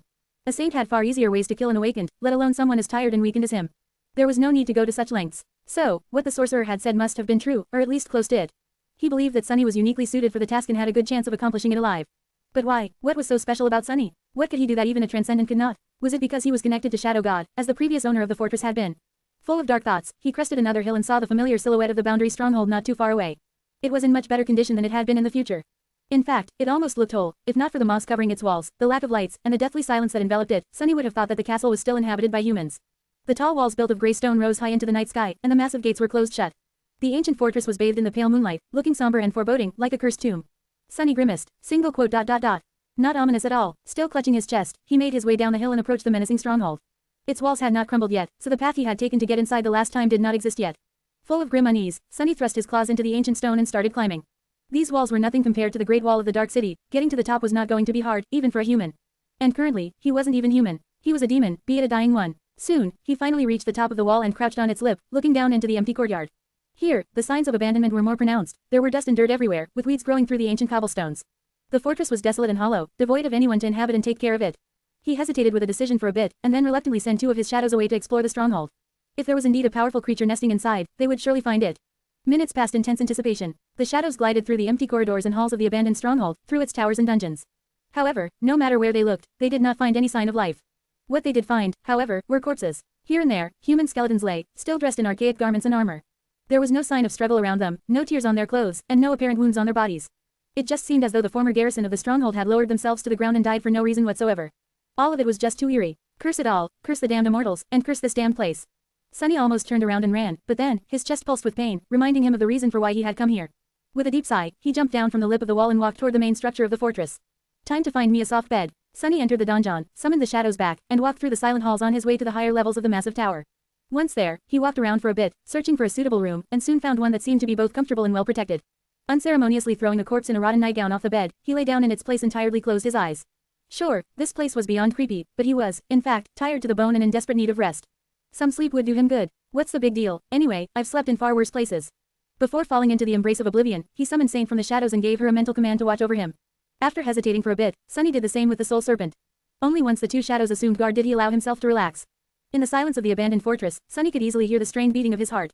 However, he was too exhausted to pay it any attention. Just a few minutes later, he was already sound asleep. And just a moment before falling into deep slumber, with his mind already half gone, he thought that he heard an unexpected sound somewhere close, but also far away. It was like the ringing of hooves on the cold stone floors. Share to your friends. Enjoying this site? Support us via PayPal, Visa, MasterCard or crypto. Your donations help cover site maintenance and hosting costs. Tap the middle of the screen to reveal reading options. If you find any errors, non-standard content, ads, redirect, broken links, etc., please let us know so we can fix it as soon as possible. Report. Shadow Slave. Chapter 634 to 634, Pillar of Flame. 1677 words. Sunny woke up just before dawn. He lay still for a while, reluctant to leave the warm embrace of the blankets. Then, with a sigh, he sat up and shivered in the morning cold. It was time to face a new day, and there was a lot to do. He had no excuses to laze about. A dull pain suddenly radiated through his chest. He looked down with a confused expression, studying the old scars covering his tan, bronze skin. Single quote ... I guess it's going to rain. Then, an ivory arm suddenly appeared from beneath the blankets, caressing his firm muscles. Is it morning already? Sunny smiled, grasped the hand of his wife, and nodded. Yes, my sunshine, she sighed. All right, go, get ready. I'll wake up the little devil. He remained motionless, leisurely enjoying the sight of the beauty he had somehow managed to coax into marrying a ruffian like him, dressing herself, careful not to disturb the round belly where their second child slept peacefully, with not a care in the world. His smile grew a little wider. I said go. Today is not the day for your mischief, hoodlum, have you forgotten? Sunny made a dejected face, then rose and dressed, as well. When he left their quarters, the servants were already hard at work, preparing for the day. When they saw him, each bowed respectfully and greeted him with warm voices. Being subjected to all this adoration and decorum, Sunny had to put on a face worthy of a lord, as well. How bothersome. The servants were going to prepare everything for the upcoming journey, but one thing he had to do himself. That was something that Sunny would not allow anyone else to perform, not for the lack of trust, but simply because it was his duty. Entering the stables, he greeted his steed and went about feeding and watering the noble beast before putting the saddle on his wide back. Sunny might have become a lord of some renown and left his turbulent past behind, but the bond between a warrior and his horse was sacred. Just because the two of them didn't have to risk their lives on a battlefield anymore didn't mean that he would forget it. When all was done, he led the horse to the courtyard and attached the weathered wooden scabbard to the saddle, the cold steel of a beautiful sword hidden safely within. Then, he stared at the scabbard for some time, massaging his aching chest with a distant expression. A subtle, dark expression appeared on his face. After a while, the sound of quick steps headed his way. Dad, Sunny turned around and grinned as he caught his son in an iron embrace. Trying to sneak up on your poor old father, huh? Not so fast. I was sneaking up on monsters long before you were born, brat. The boy giggled, and then took a step back. He was turning 7 today, and on that occasion, his mother had dressed him in the best clothes they had. The little devil almost looked like a proper child, and not a corrupted abomination sent to the mortal realm to torture his helpless parents. Why did you have to sneak up? Too weak to kill them outright, huh? Sunny sighed in exasperation and stared at the heavens. Lady, help me. Why did their son have to inherit his poisonous tongue, as well? The boy, meanwhile, turned around and looked into the distance, where the beautiful silhouette of the ivory tower could already be seen in the morning haze. His eyes widened. Dad, is it true? Am I going to see her today? The lady. Sunny lingered for a few moments, then nodded. Of course. You are turning 7, are you not? Today is a divine day. So, you will meet our goddess. To introduce yourself, and pledge yourself to her service. His son frowned. But she isn't really a goddess, is she? Won't other gods be angry with me? Sunny laughed. Gods are too great and mighty to know what jealousy means, kid. Why would they mind? Lady Hope gives us shelter and safety, protects us from the corruption, from war, famine, plague. And even ourselves. If that is not something worthy of worship, then I don't know what is. With that, he jumped into the saddle, and then lifted the boy to sit in front of him. Let's go. They left the manor and followed the road of white stones through a peaceful forest and up the hill. The horse walked forward at a steady pace, easily bearing the weight of 2 riders. Sunshine fell through the canopy of leaves in wide beams, making their surroundings look like a fairy tale. Sunny was enjoying the beauty of the forest and its tranquility. A long time ago, before coming to the Kingdom of Hope, he had known neither. His life had been nothing but bloodshed and pain, battle after battle, war after war. Only after coming to this realm and deciding to remain here did he learn the truth of how joyous life could be. Especially when shared with those you love. His son, however, didn't know anything about strife and darkness. This peace was all he had ever known. For that reason, he was extremely bored. The boy fidgeted for a few minutes, then stared at the hilt of Sunny's sword. One day, I'm going to have a sword of my own. It will be way bigger and sharper than yours, old man. Mark my words. Sunny laughed. What do you need a sword for? His son glanced at him with confusion. What do you mean, what for? To become an awakened, a warrior, like you. Sunny looked away and didn't respond for a while. His eyes grew distant, his heart ached. Why did it ache so much today? I was a warrior once, true, but I never chose to be a warrior. I just became one to survive. In the Kingdom of Hope, you don't need to fight, suffer, and kill others to live a long and happy life. Why would you still want to be a warrior? The boy fell silent, a comically thoughtful frown appearing on his face. He turned away and didn't say anything else for a while. Sunny doubted that his son really understood what he meant, and he hoped that the boy never would. Closing his eyes, he said a silent prayer. Hail to you, desire, demon of hope. Please, hear my yearning. Protect my son from all the horrors of the world and save him, as you have saved me. Silently, the 3 of them, the man, the boy, and the horse, left the forest and climbed the tall hill. From its top, a breathtaking sight opened before them. In front of them, a vast plain was bathed in sunlight, emerald grass shining with the morning dew. Here and there, farmsteads and fields stood, golden wheat swaying in the wind. Sparkling ribbons of rivers cut the plain, and in the distance, a beautiful city built of white stone rose from the ground, with a magnificent pagoda towering above it. Sunny couldn't help but smile. No matter how many times he saw it, he couldn't help but feel a little bit sentimental. Quote. Hey, do you want to wave to your mother? I'm sure she's looking in this direction right now. His son glanced at him with a pitying expression. Are you crazy? She won't see us. We're too far away. Sunny laughed. Says who? He turned around and looked back, at a similar landscape that lay behind them. Gazing past the forest, he saw the small town in a humble stone manor standing near it. From this distance, the building looked like a toy. He raised his hand and waved. Hey, Dad, Sunny scoffed. What, are you going to mock me some more? The boy shook his head. No, it's just, what is wrong with the sky? It looks funny. Single quote. Huh, Sunny raised his head, then frowned in confusion. The sky, indeed, looked funny. The sun was still climbing up, but there seemed to be a second one right above them, swelling with incandescent light. The sky itself was growing brighter and brighter, as if permeated with intense heat. The clouds were all gone. A gust of hot wind suddenly blew past them. His eyes suddenly narrowed. Wait. In the next second, a colossal pillar of incandescent flame suddenly fell from the sky, piercing the plain and shattering the land like glass. A blinding flash drowned the world in white, and through it, a terrible sound rolled across the forest. Deafened, Sunny felt his son screaming, but could not hear his voice. At the point where the pillar of flame fell, the ground itself was split open and thrown into the air, colossal pieces of melted earth raining down fire, ash, and death. The hill on which they stood shook, and then shifted, throwing Sunny off the horse. No. Still dazed, he tried to find his son, but failed. Instead, his gaze fell on the small town and the stone manor that stood in the distance. As Sunny watched in horror, the ground opened up, with fountains of fire shooting into the sky. The houses were instantly devoured by the flames and incinerated, turning into clouds of ash. No. In the next moment, the whole hill crumbled. The last thing Sunny saw before being smothered by the avalanche of scorching earth was the fragile figure of his son being swallowed by flames. No, and then, he died. Pain. Why did his heart hurt so much? Sunny opened his eyes in the darkness and sat down, throwing the furs aside. He stared at his feeble chest, then touched it with a shaking hand, surprised. Since when did his chest start to ache during the night? Being old is not fun. Chasing the remnants of a terrible nightmare away, he struggled to sit up and massaged his joints for a while, waiting until some flexibility returned to them. Then, he slowly stood up and closed his eyes, listening to the sounds of the sacred grove that enveloped him. Well, at least he woke up alive. At his age, that was already an accomplishment. If only his heart didn't ache so much. But that was just what being old meant. Every dawn brought a new ache. Actually, Sunny would have been more scared if he woke up and suddenly felt perfectly fine. In any case, it was time to face a new day. Share to your friends. Tap the middle of the screen to reveal reading options. If you find any errors, non-standard content, ads, redirect, broken links, etc., please let us know so we can fix it as soon as possible. Report. Shadow Slave. Chapter 635 to 635, The Will of Gods. 1,195 words. Using a wooden cane, Sunny walked out of his hut and breathed in the clear, sweet air of the sacred grove. The ancient trees rustled gently, as if greeting him. The forest was slowly waking up, emerald leaves longing to be bathed in the warmth of the sun once more. A chilly fog was flowing between the mighty trunks, suffused with the vibrant lilac light of the early dawn. The nightingales sang cheerfully, jumping from branch to branch. The sight of it was familiar, beautiful, and calming. Truly, the Grove of Heart God was the jewel of the Kingdom of Hope. How lucky he was to have been born and spend most of his life here. These trees had stood upon the ancient land before it had been shattered, weathered the terrible cataclysm of Desire's imprisonment, and were going to remain standing here long after he was dead and forgotten, his bones buried at their roots. Now that Sunny was old and didn't have a lot of time left to live, that thought was very comforting. A human's life might be fleeting, but the beautiful grove was eternal. He patted one of the ancient oaks as an old friend, sighed, and limped toward the water spring to fill his jug. Since Sunny's hut stood at the outskirts of the grove, he could see the edge of the island through the spaces between the tree trunks. As always, it rose and fell slowly, the heavenly chains rattling from time to time. Everything was just as usual, which was the very best thing in the world. Sunny had lived a long life. Some of it was peaceful, and some of it was turbulent, but luckily, the turbulent times had not visited this quiet forest for a long, long time.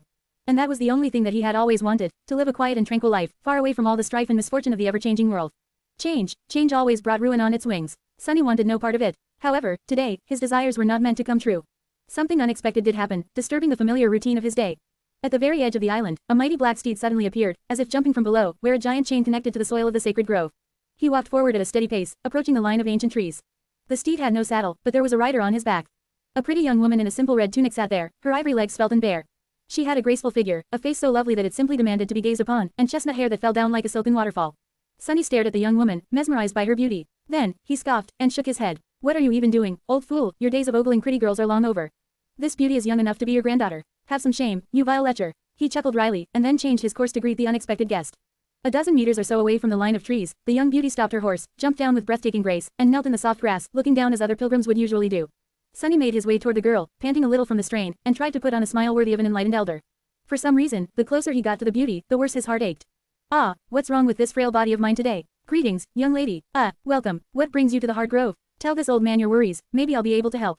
The beauty did not raise her head, still looking down, as if to show her respect and reverence. Her voice, when she spoke, was melodious and calm. However, Sunny had been meeting pilgrims like her for many decades. All of them came here overwhelmed by sorrows and regret. That was why they sought out a passage to the sacred grove. This was a place of solace. He could sense a deep ocean of darkness hiding behind the facade of calmness the young woman had put on, too.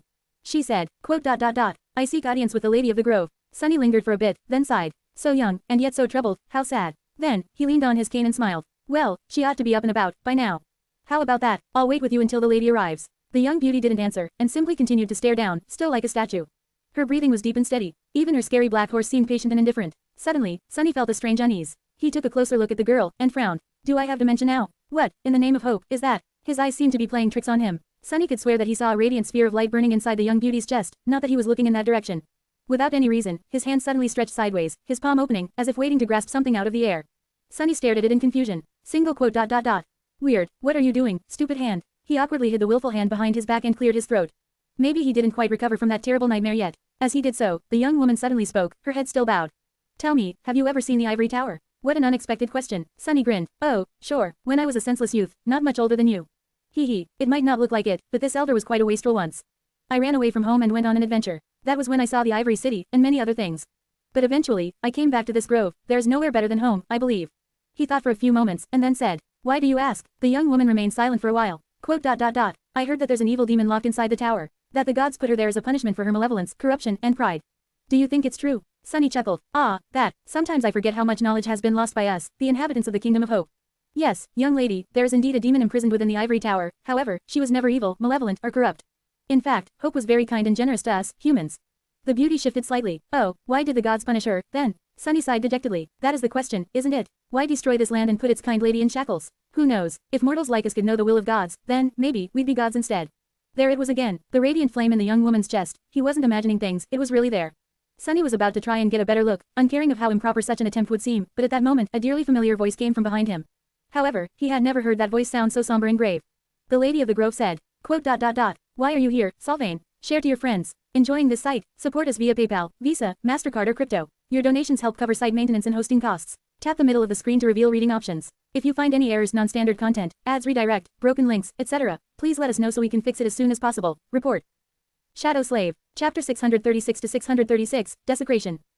1709 words. Why have you come here, Sylvain? Sunny turned around, looking at the delicate woman who stood behind him, her dress woven out of simple green fabric, a girdle of tree bark wrapped around her thin waist.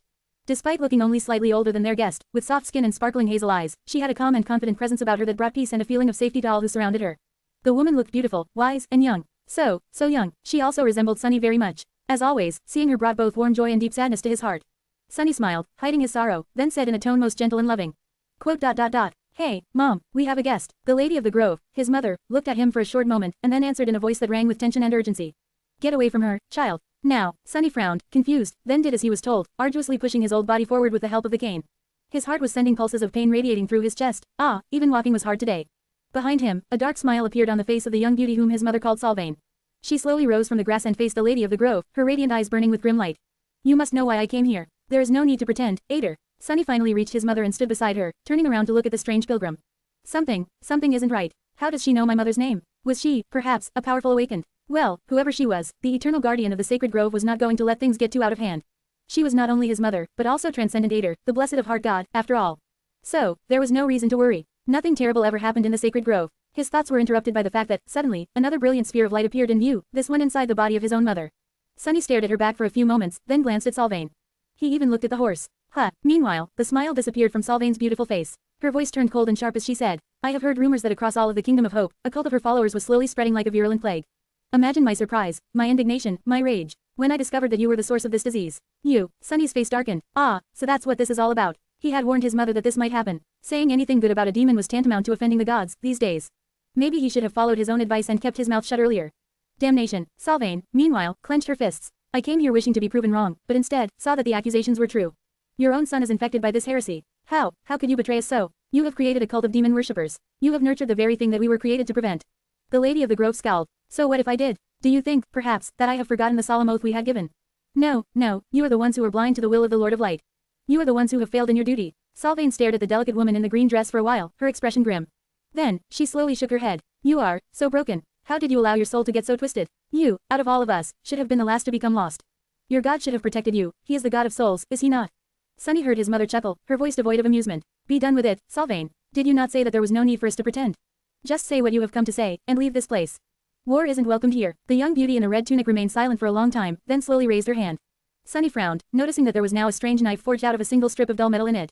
Where did it come from? His mother suddenly trembled. He had never seen her afraid before. You wouldn't dare. Sylvain gritted her teeth. You forced my hand, Ader. None of us wanted this. But in the end, they all agreed. The Lady of the Grove fell silent, then shook her head. Quote. You lie. Noctis would never abandon me. She took a step forward, and smiled. No one agreed. You are here of your own will, with none of the other chain lords giving their permission. Do you really think that they would allow something like that to happen? No matter which one of us falls, the one who remains will no longer be faithless. The balance of power between us seven will be irrevocably broken, obliterated.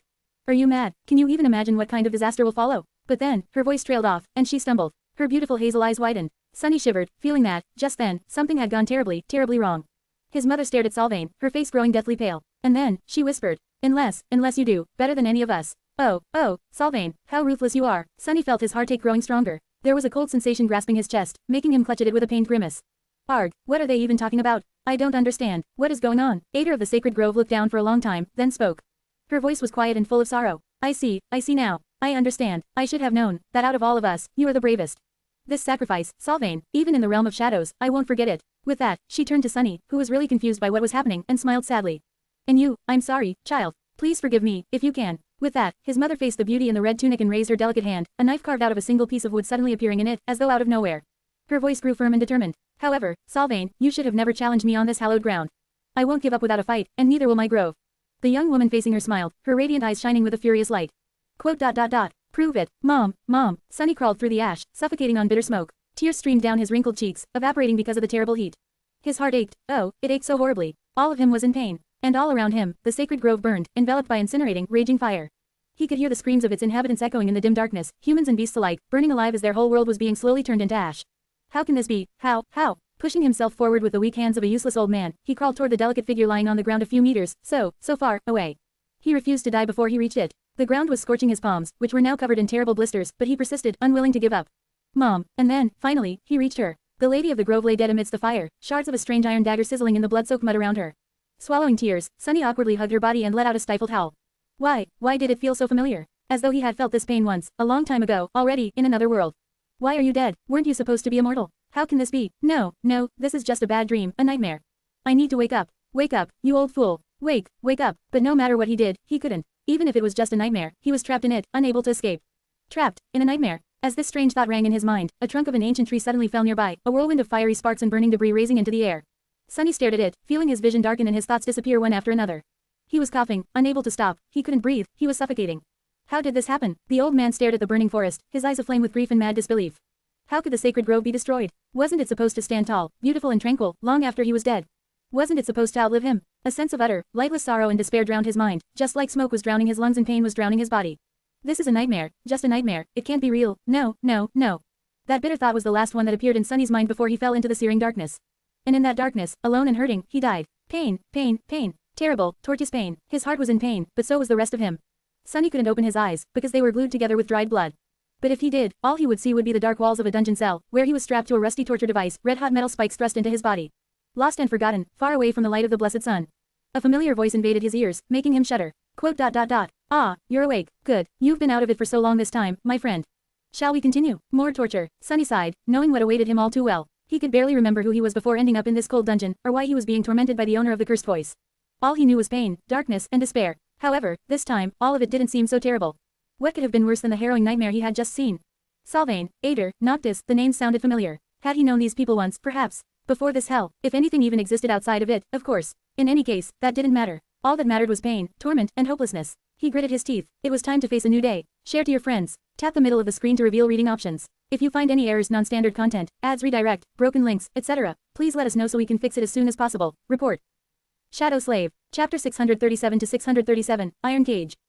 1,526 words. The torture continued without end. Day after day, night after night. Sunny screamed when he had the voice, and remained silent when he lost it. A long time ago, decades ago, he still had pride, and endured the torment without giving the torturer the satisfaction of hearing him howl, cry, and beg. But there was no point. Pride had no place here, only pain. Anyone should have died from the inhuman agony he was subjected to and the terrible wounds dealt to his body. But Sunny didn't die, was unable to die, and so, there was no end to his anguish. Every morning, his wounds were gone, as if he was born anew. Every morning, the torturer returned, and the cycle continued. The torturer, himself, never asked Sunny any questions. It was as though he was tormenting his prisoner just for the sake of torment. However, the master of the dungeon never seemed to enjoy his cruelty. He never reveled in the agony of his victim, and instead seemed almost sad while performing his duties. Why was this happening? How long had it been happening? When would this never-ending nightmare end? Never-ending nightmare. Sunny didn't know. He barely knew himself anymore. All he knew was fear, darkness, and pain. Lord, save me. On one of these days, he opened his eyes to see the torturer entering the cell. His personal executioner was tall and noble in bearing, with skin as white as ivory, lustrous golden hair, and amber eyes that were full of calmness, conviction, and melancholy. Just like always, the torturer started preparing his tools, and just like always, Sunny strained his mangled body, pointlessly trying to break free of his shackles. But this time, something unexpected happened. Sunny froze and stared at the radiant man in front of him, his eyes widening. Can this be? Just like in the harrowing nightmare he had seen a few days ago, there was a beautiful sphere of light burning within the torturer's chest. Its splendor washed over Sunny, making the terrible pain recede for a moment. A weak, pale smile found its way onto his face. Sunny bathed in the light, and whispered, "Sun." Oh, how he had longed to see the sun again. The torturer froze, then slowly turned to him. His amber eyes shone with sudden emotion. Quote. You are speaking again. He took a tentative step forward and studied Sunny's face, then gently caressed it. Brother, my brother, how good it is to hear your voice once more. Sunny shivered. Quote. Brother, are we brothers? He was weak and confused. Thoughts danced chaotically in his broken mind, fragile like snowflakes in the summer's heat. He found it hard to concentrate on anything, even if he wanted to. But he didn't want to. Not for a long time. The torturer smiled sadly. Have you forgotten even me? Sunny frowned, trying to remember. Brother, did he have a brother? Yes, he used to, once. His brother was noble, valiant, and wise. His brother was blessed by the Lord of Light. He was entrusted with a sacred duty. And so was Sunny himself. Or maybe he was just remembering shattered fragments of old nightmares. Who could tell? He weakly shook his head. If we are brothers, then, why are you torturing me? The torturer remained silent for a while, then laughed sadly. Ah, that old question. You haven't asked it in decades. He leaned forward and looked at Sunny with sorrow. Don't you remember? You were the one who asked me to do this, after all. Sunny's pupils widened. No, I asked you. The torturer nodded. As penitence, for the terrible sin you committed. For betraying the trust of the Lord of Light. Was it, a century ago? Yes, almost. He turned away and picked up a long blade, thrusting it into the flames that burned furiously in a golden brazier. It has been almost a century since you abandoned me. Ah, enduring our duty alone was not easy, my brother. It wasn't easy at all. But I never broke my word to you. Sunny stared as the blade was slowly starting to glow inside the flames. Knowing that it would be soon thrust into his flesh instead, he shuddered. If I asked you, then stop. I don't want it anymore. The torturer looked down, then smiled darkly. Stop, but we can't stop, not until you answered the question. Sunny's eyes were glued to the blade. He whispered, question, what question? His brother was silent for a bit, and then asked, where's that which was entrusted to us by the Lord? What have you done with the knives? Knives? What knives? Sunny couldn't recall any knife, and could only think about the one that was already glowing red in the golden brazier. Quote. I don't know. His torturer sighed. Then your penitence can't stop. With that, he took the blade out of the fire and brought it to Sunny's chest, where an aching heart was beating wildly like a caged beast. Sunny searched his memory, desperate for the torture to end. No, he couldn't remember. A split second before the tip of the blade cut his skin, he suddenly shouted. Shadow stole it. The ember knife. Shadow took it from me. It was his fault. His. The blade froze without reaching Sunny's flesh. The torturer looked away, a somber expression on his face. Quote. It is good that you finally spoke. However, that mystery had been revealed some time ago. After all, Shadow is long dead. He glanced at Sunny, then asked coldly. But what of the other? Where is the ivory knife that I have given you? Did Shadow steal it, as well? Sunny shivered, then slowly shook his head. No, I hid it. I hid it far away. His brother closed his eyes. Where did you hide it? Tears streamed down Sunny's face. He strained in his bindings, desperately trying to free himself. I don't remember. I don't know. The torturer sighed, then dropped the searing blade to the ground. Quote. Useless. This is all useless. A century of this, and you are still resisting. He grabbed his head and groaned, then suddenly laughed, his voice echoing from the stone walls of the dungeon. I'm tired. I'm more tired of this than you are, brother. Why have you deserted me? I can't save you, no matter what I do. I can't clear away your guilt. I can't redeem you in the eyes of the Lord. He fell silent, and slowly, his face turned calm and solemn. Then, he glanced at Sunny and said, mad resolve shining in his eyes. A century is enough. Going further will only break what is left of you, my dear brother. If we can't redeem your sin, then, we must burn it away. The blessing of the fire, we will invent our own instead of the one you lost. A day finally came when Sunny was freed from his bindings and dragged away from the dungeon cell. He was too weak to fight his jailers, and saw no point in it. He didn't really understand what was happening and was just glad to finally leave the darkness of the torture chamber. He was so happy that tears fell from his amber eyes. Sunny was brought to a vast chamber that was full of terrible heat and drowned by an angry orange glow. Single quote. Strange, what a strange place. In front of him was a giant pit filled with molten steel. There were giant firs blowing a constant stream of wind into the fire below. He heard the sound of hooves ringing on the stones and saw a mighty horse with blinders on his eyes walk constantly in circles, spinning the wooden wheel it was attached to, which in turn worked the firs. In front of the pit, a strange iron cage lay on the floor. It was made in the shape of a man's body and opened, revealing the human-shaped emptiness within. What is this? Be brave, my brother. Sunny flinched, hearing the familiar voice. He turned his head and saw the torturer standing beside him, with a dark and determined expression on his face. Today, we will burn away your sin, we will make you into the tool of the gods once more. I don't understand. Before Sunny could realize what was happening, he was placed into the strange cage, which was then closed shut, leaving him in utter darkness. His new prison hugged his body like a metal carapace. He couldn't move, or see anything. He was like a soul encased inside the body of an iron man. Panicking, Sunny tried to struggle against his metal prison, but it was of no use. He heard the sound of chains, and felt himself being raised into the air. What? And then, he was lowered down into the giant pit of molten metal. The outsides of his cage grew hot, and then searing, and then, scorching, incinerating, immolating. Locked within the incandescent iron cage, Sunny screamed and screamed, his flesh constantly burning and restoring itself, his broken mind drowning in agony and heat, in the fire. But no matter how much he screamed, the burning was eternal, just like he himself was. Burning, he was burning. Sunny woke up with a scream, still enveloped in the horror of the nightmare. He shuddered, then clutched at his chest, which was full of sharp, tearing pain. Arg, the shadows wrestled around him, distressed by the sudden scream of their master. A nightmare, I haven't had one in centuries. He grimaced, and then stood up, listening to the rattling of the heavenly chains in the distance. It was time to face a new day. Hopefully, his last. Share to your friends. Tap the middle of the screen to reveal reading options. If you find any errors, non-standard content, ads, redirect, broken links, etc., please let us know so we can fix it as soon as possible. Report. Shadow Slave. Chapter 638 to 638. Dream after dream. 1167 words. Sunny walked through the empty halls of his castle, shrouded in shadows. Wherever he passed, the pale radiance of moonlight disappeared, devoured by the tide of flowing darkness. His steps were silent, and so were his thoughts. Raising a hand clad in a glove of black silk, he traced his fingers across the intricate engravings, not caring to remember the events depicted on the ancient stone walls. They were his triumphs and his victories, etched into the annals of history, but all of it was so distant and had happened so long ago, at the dawn of the Age of Heroes. He had been a hero once, too, battling the remnants of the corruption across the mortal realms. He had been cunning and fearless, valiant and unrelenting, full of faith and hope. The Age of Heroes was over, but Sunny still remained. By now, all of his servants and warriors had long left, taking the treasures he did not care about anymore with them. The halls of the castle were populated by shadows, and nothing else. Well, except for one loyal fool who was too stubborn to get the hint. Sorry, kid, you should have found a better master. Damnation, why did his heart suddenly hurt so much? Sunny opened the gates to the courtyard, not bothering to close them as he left. This castle of his would be, without a doubt, overtaken by one of the other chain lords soon enough.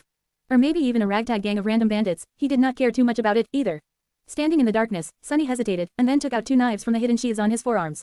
One seemed to be cut from a single piece of ghostly glass, the other from beautiful ember. One was the knife entrusted to him by the Lord of Light, and the other was the one he had stolen. The nightmare he had seen must have been because of a sense of guilt he had not known he felt. But why would he? The fool only had himself to blame for losing the knife to Sunny. And surely, the two brothers were not demented enough to come up with something that distasteful, at least not yet. Sunny sighed and shook his head, indifferent to the fate of the other immortals. Then, he turned slightly and watched as a tall figure appeared from the darkness. A towering demon with pale gray skin, 4 arms, and twisting horns approached him and bowed his head, a sorrowful expression contorting the bestial lines of his face. Sunny smiled. Don't look so glum, kid. You knew that this would happen eventually. The demon didn't answer, not that he was able to. With another sigh, Sunny hid the ember knife in its sheath, and handed the glass one to the tall creature, who hesitated for a few moments and took it with fear and reverence. Be careful not to drop it. A god made that knife, you know. It is a very precious thing, precious enough that even you aren't suited to wield it. The others will eat you alive if they ever find out. He looked northeast, considering something, and then added, quote, Take it to the temple of the chalice and give it to the war maiden. Tell her that we'll meet again, in the realm of shadows.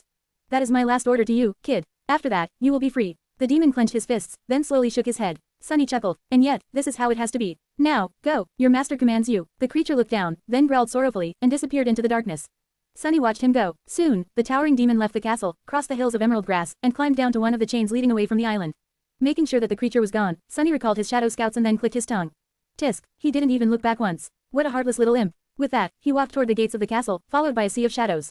As he walked, a beautiful black stallion rose from them, his mane as dark as night, with long horns protruding from his head and his teeth resembling that of a wolf more than that of a normal horse.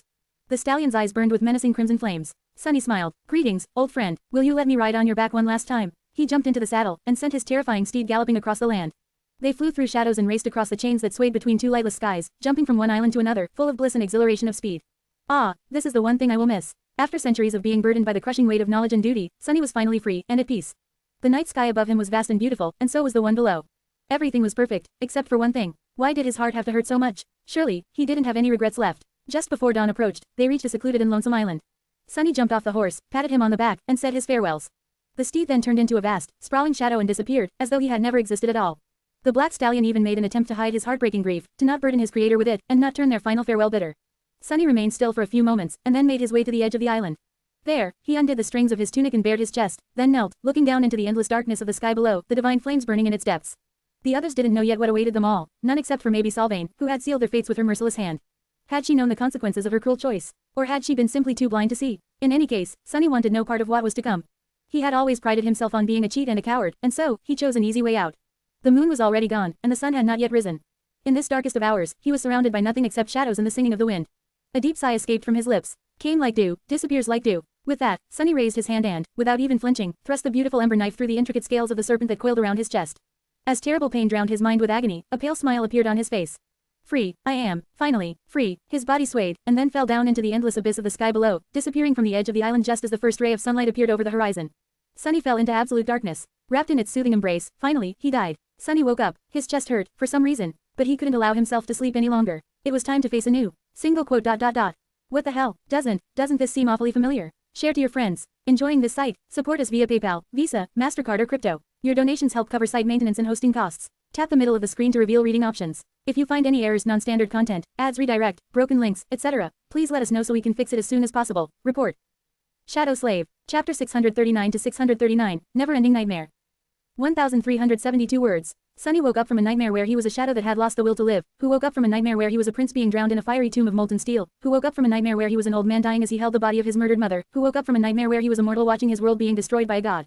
Soon enough, Sunny found himself tied to a stake, with fire spreading through the pile of tinder beneath his bare feet as a crowd of people whom he had considered friends and neighbors watched with demented glee. All he could do was struggle desperately against his bonds and pray that the smoke would smother him before the flames reached his flesh. But his prayers were not answered. Screaming from inside the fire, he died. It was time to face a new day. Sunny fought desperately as sharp fangs tore his flesh apart, as he was being eaten alive. But no matter how much he struggled, it was of no use. The monster was just too strong, and mad, and cruel. And then, he died. It was time to face a new day again. Sunny drowned, a heavy chain tied around his legs. Sunny bled to death on a battlefield, suffering from terrible thirst and too weak to move, hungry crows staring at his face with sharp beaks. Sunny watched his entire family be executed before being hanged from the walls of a somber fortress. Thrown into the boundless darkness of the sky below by his heartless mother, Sunny died of hunger, thirst, and fear, too tired to scream or cry. Sunny was killed and turned into a wooden doll by a vengeful sorcerer, and then killed again after an eternity of silent servitude, the doll burning to ashes as it fell into an ocean of white flames. His heart was pierced with an obsidian knife on an altar made of pure darkness. His body was cleaved apart by the blade of a giant warrior in a red tattered robe while the jubilant crowd cheered from the stone seats of an ancient theater. It was time to face a new day again. The nightmares never ended, bleeding into one another. Each time, Sunny woke up sure that the agony he had experienced was just a harrowing dream. But very soon, his waking life would turn into pure horror itself. And then, he would die. And then, it would be time to face a new day again. Sunny dreamt of being mighty and weak, young and old, men and women, humans and beasts. Their end was always the same. Everywhere he went, everywhere he fled, no matter who he was, there was only pain and death. And madness. It was as though everyone he met was infected by a terrible, unexplainable madness. The whole world was mad. And he was slowly going mad, too. After a while, he found that waking up was getting harder and harder. Sometimes, he failed to differentiate which of his lives were real, and which ones he had just dreamt of. Even though the horrors he had experienced seemed like a nightmare, their weight accumulated, slowly breaking his spirit apart. His faces changed, his memories changed, but one thing always remained the same. The terror, the ever-present, chilling terror of waking up from a nightmare only to be thrust into a worse one instead. And two other things remained the same, as well. The pain in his chest, and the spheres of light that he saw from time to time burning inside someone's soul. Sunny was a soldier in a war between the Ivory City and the Red Colosseum. Consumed by terror, he watched as a brilliant colossus made of lustrous steel stepped forward, making the whole island shake. A giant metal hand slowly moved forward, catching a swift flying ship and crushing the vessel in its enormous fist. And then, the iron giant took another step. Suddenly, the sky disappeared, replaced by a vast expanse of polished metal. The colossus brought his foot down, crushing Sunny, and all of his comrades, into a bloody paste. Sunny died, and then, he woke up with a scream. It was time to face a new day again. That was too much. He shivered, remembering the terrifying sight of the steel giant advancing toward the trembling row of soldiers. Who would be mad enough to challenge the indestructible Sun Prince? Well, he knew who. The warmongers were all insane, each and every one of them. Some said that they had been different and called by another name once, that they had been valiant and brave. Champions who protected the kingdom of hope from the beasts of corruption. But he didn't really believe it. As long as Sunny was alive, and as long as his father was alive, and his grandfather as well, the warmongers had been the same. Bloodthirsty monsters wearing human skins. Luckily, the war was raging far away from here. In the northern reaches of the kingdom of hope, people didn't have to worry about the madness of the followers of war, and the misguided righteousness of the followers of sun. Granted, they had their own worries. Shuddering and still in the grasp of the nightmare, Sunny massaged his aching chest and rose. Today, his lady was going to meet with the emissaries of the Night Temple. It was a high honor, but also not without risk. As a knight tasked with protecting her, Sunny had to be ready for anything. Why does my heart hurt so much today? Shivering, he reached for his clothes. No, Sunny and a young girl in a beautiful silk dress that was passed down to her from her mother, and for that reason a little bit too long for the girl's awkward figure, had nowhere else to run. The pursuers, who had already slaughtered the rest of their party, chased them to the very edge of the island. Now, there was nothing but the darkness of the sky below in front of them. And behind them, steel hooves were already ringing on the stones, growing closer and closer. The teenage girl stared into the bottomless abyss, then turned to him. Her lips trembled. Sir, what should we do? Her face was soft and pale, not yet touched by the sharpness of maturity. Her eyes, usually so gentle and bright, were now dull and full of fear. Sunny hesitated, then drew his sword and turned his back to the abyss. Quote. Don't be afraid, my lady. I'm with you. He said those empty words, knowing full well that it was a lie. He was just one man, he was not even an awakened. What could a mundane swordsman like him do against this foe? The girl, young as she was, knew that he was lying, too. A few moments before the first of the pursuers appeared from the darkness, she grabbed his forearm and looked at him with desperate resolve.